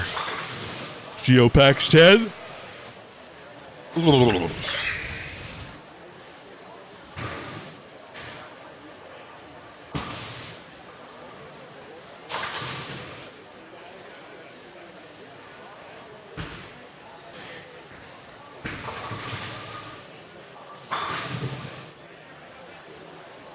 Bang! Christina Love celebrating 4 months as a 10-back club member.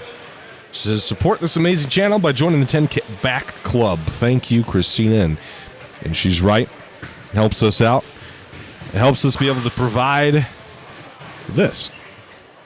We have the scoring up on the screen for easy viewing.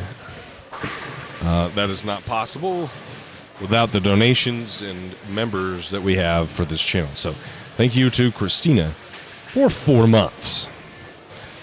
Steve-O on a 3-bagger looking for 4 to head into the 10th frame. Ball looks pretty good. Mixer, count it. And a little fist pump.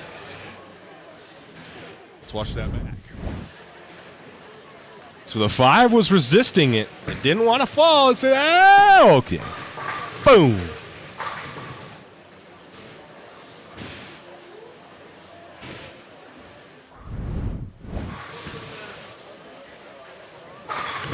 Now we'll get Gio on the left lane, but before he goes, Cam Henning on 26. Hates it. Crosses over, leaves the 6.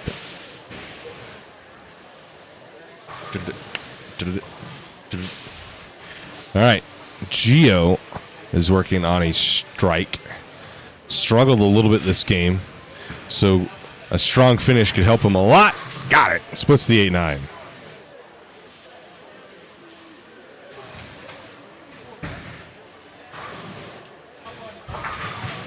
Plus 66.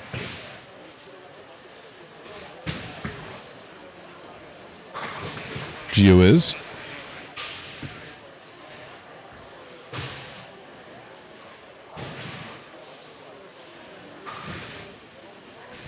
Kendall finishes his game. Not the greatest game, and if he's going to want to bowl tomorrow, he's going to need to bowl the 8 o'clock squad, which is actually going to be the 9 o'clock squad.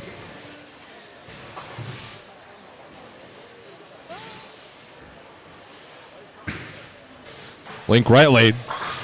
Got it. Slaps the tit out.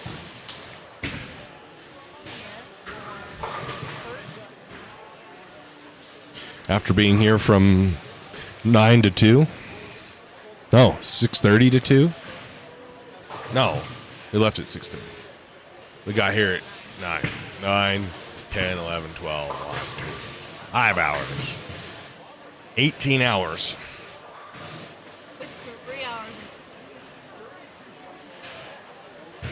Chop pot. Asks, when are we going to come to California? Well, we came to Reno last year for the Tour Championship. A few hours east of northern, I guess, California. And then we go to Vegas, which is a few hours from Southern California. We'll be in Vegas this year. We're not going to go back to Reno, but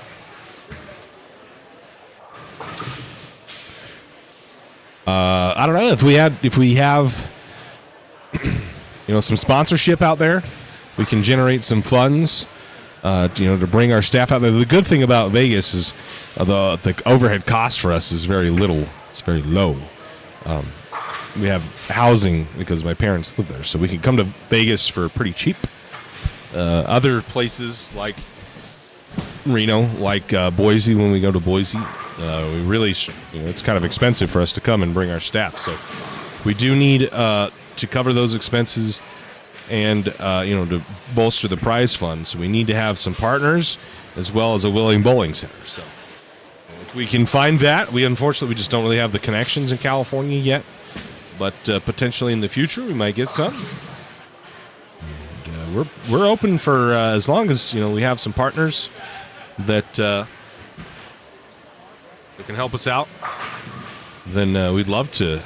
Nowhere's off the table. We just need the partners to do it, and the bowling centers that want us. And Steve-O is going to shoot. Is he shoot 279 or 69? Backed it. So Steve Klumpkin, we'll see him tomorrow, 269. See Steve-O.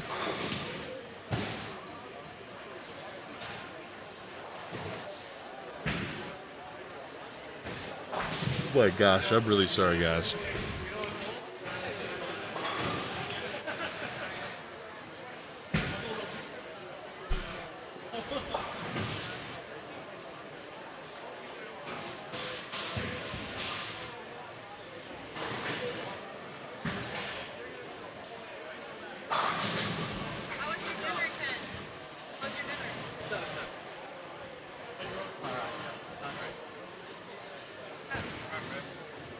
Like Texas Roadhouse barbecue.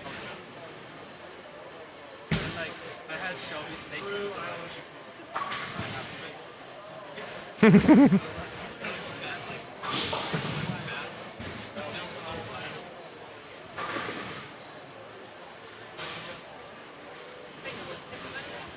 they have like they got the special like my intermission. That is my flavor. Mine was like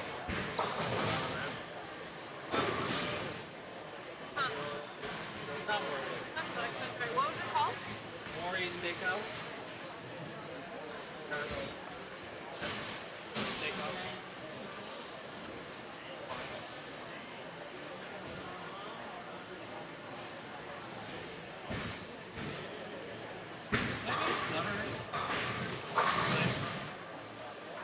Nope.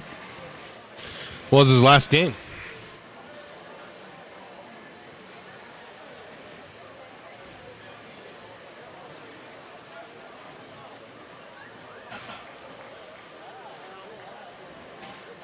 $192.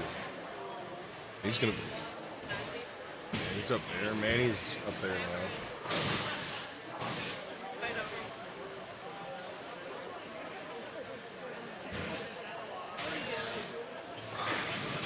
Oh.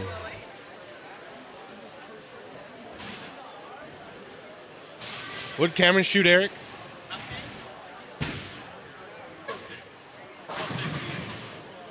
And unique. How was the steakhouse? It was Josh Groves. Was Josh Groves.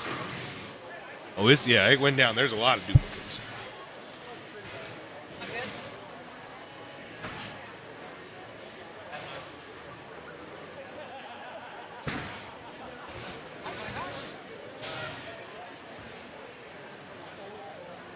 Maybe I might just say, I'm gonna go home. Just running out of things to say. I'm tired, man. We've been here 18 hours this weekend. That's what's tough about this is like, man, we work like 30 hours on the weekend and then go back to work and work 40 hours. Like, I'm not saying Kenzie's job's easy, but at least it's not bowling. Like, I come right back to just editing video. I just doing this, sitting on my ass, looking at a computer screen, watching bowling.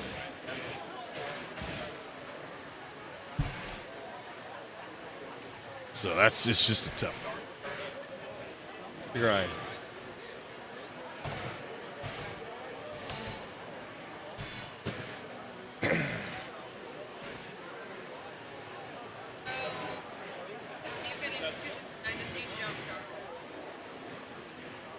It would be 100.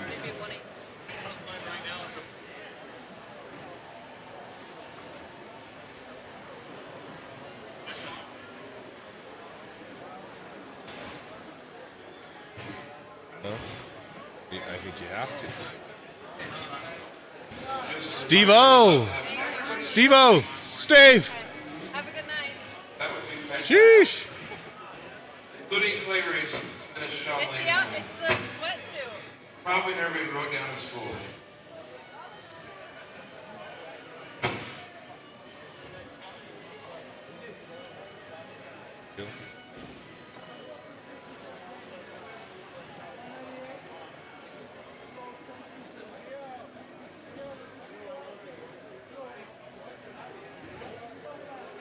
Still looking.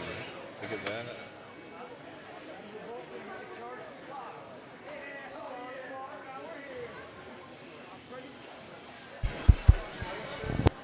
All right, we're waiting for scores to be finalized and the folks to be taken out that need to be taken out. Last I saw it was Josh Groves was the cut. It's down there because there's a lot of duplicates. So we're waiting to see.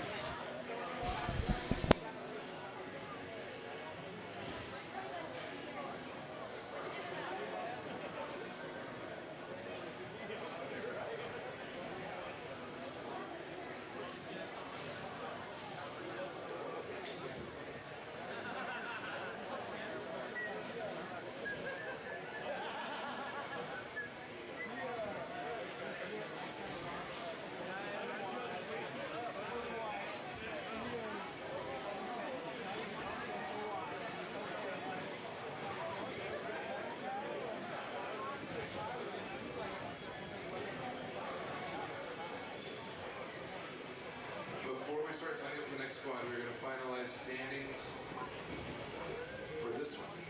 So, What movies are on? know when you can come sign up. What movies are on my bucket list? I want to see Dune Part 2. I haven't really been, I used to go to the movies once or twice a week before COVID, and now, when's the last time we went and saw a movie in the theater?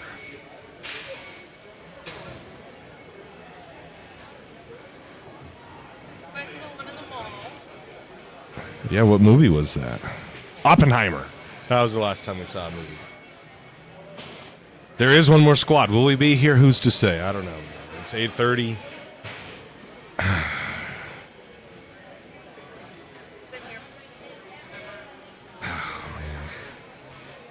It's like just push through, but at some point, like I'm just exhausted. It's impossible for me to deliver a solid product when I am so tired. You'll see Dune Part 2 tomorrow? Nice. Don't spoil it for me, all right?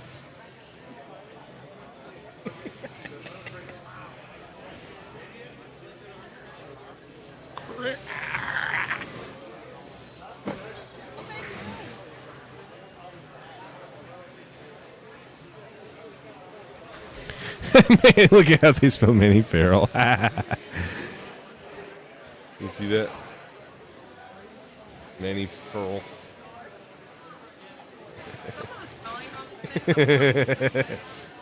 I don't know, like what Sam Combs Samuel.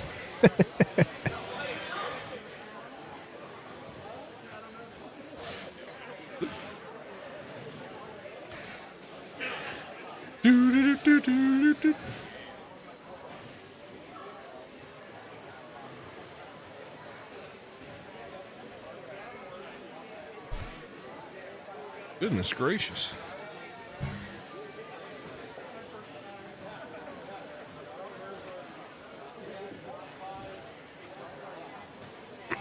They need to take him out. I mean, Alex, Kyle, Andy. I heard Cameron.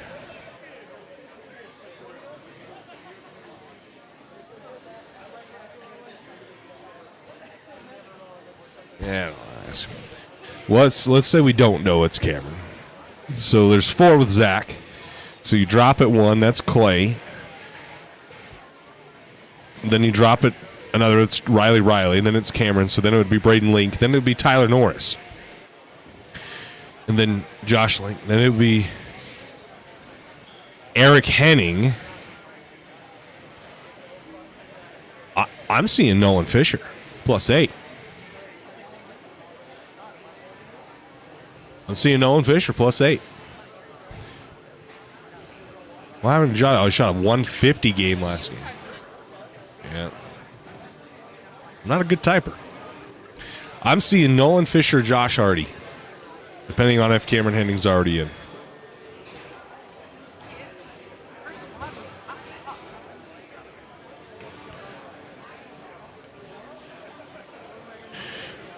I like to go to the first showing of the day for cheaper prices. Cody or Roman? I'm a Cody crybaby.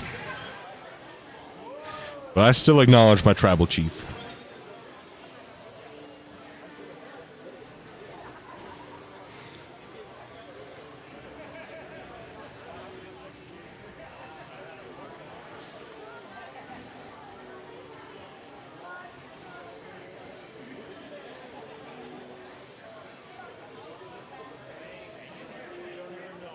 Hopefully we don't get copyright struck here right at the end. No, stop the music. No.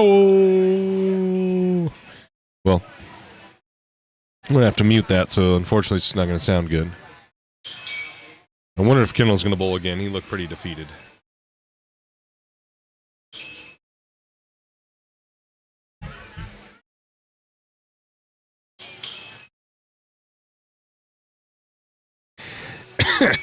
Oh, man.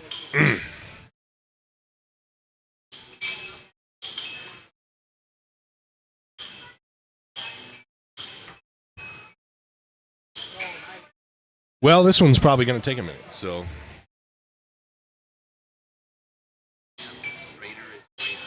Well, it's not for Strader is greater for everybody here.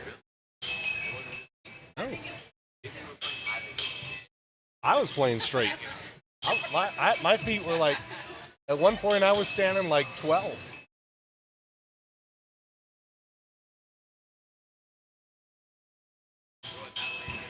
That's why I was standing there. I couldn't be steep, not on the fresh.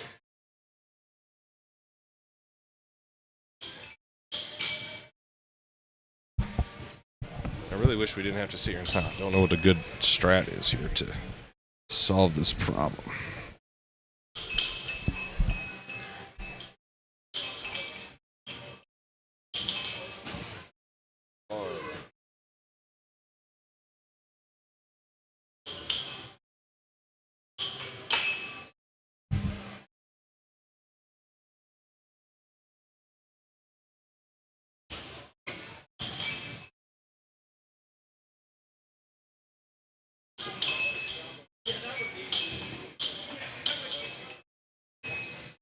They got an oil, and that's going to take, another. You gonna bowl again, Kendall?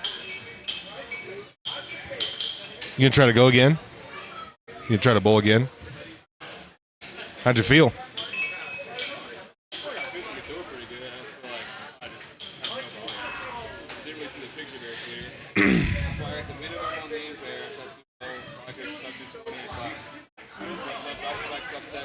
Mm.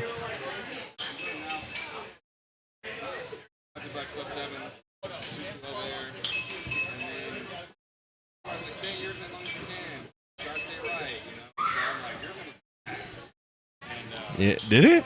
For you? Really?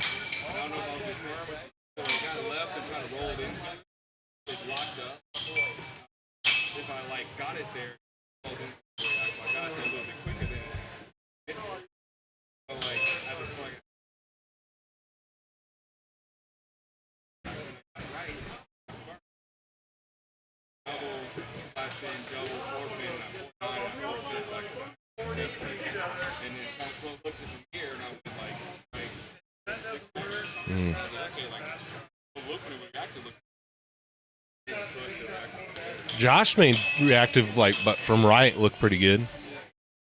Like on a squat earlier, I was playing super right. Like with a IQ, I was standing 13, 14, just throwing it at 2, 3.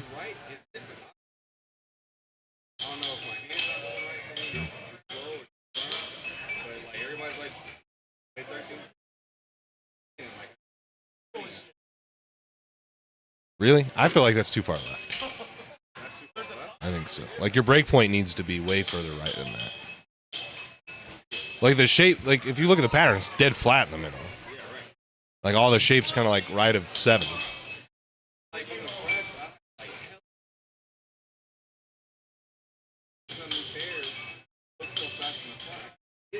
Really?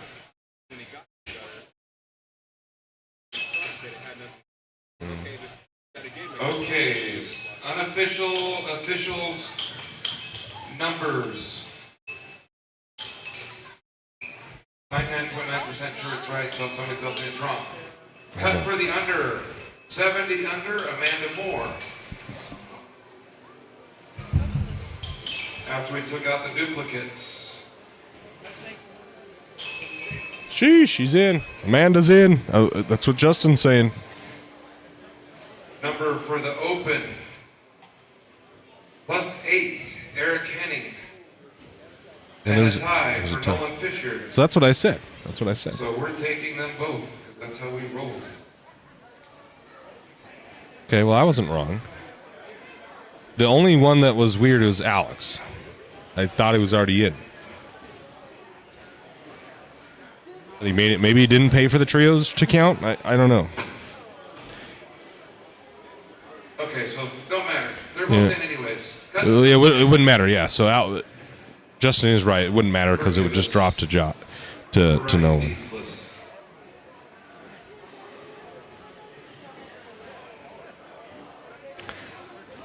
So they would go. Yeah. So I was right. It was no one.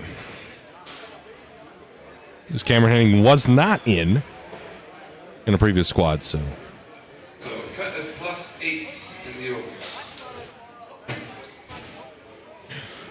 Yes, you did. Okay, you're guys are in line. So we're gonna start taking money here in just 1 second.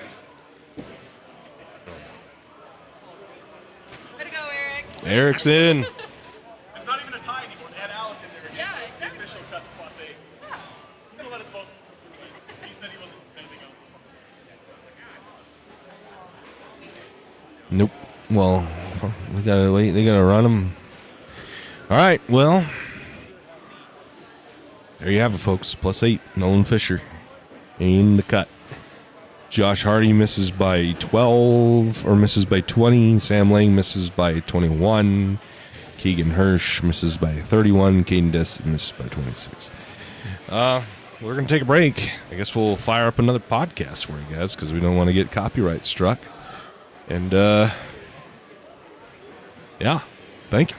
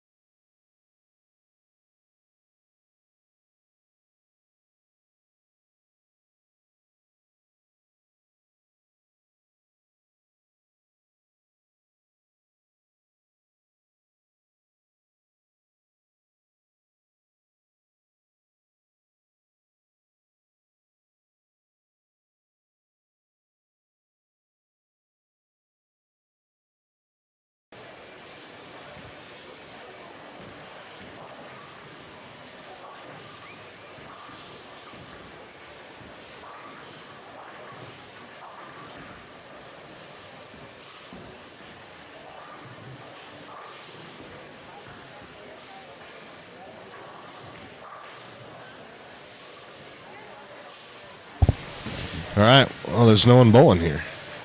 Oh, it did its thing again where it freezes. Why does it keep doing that?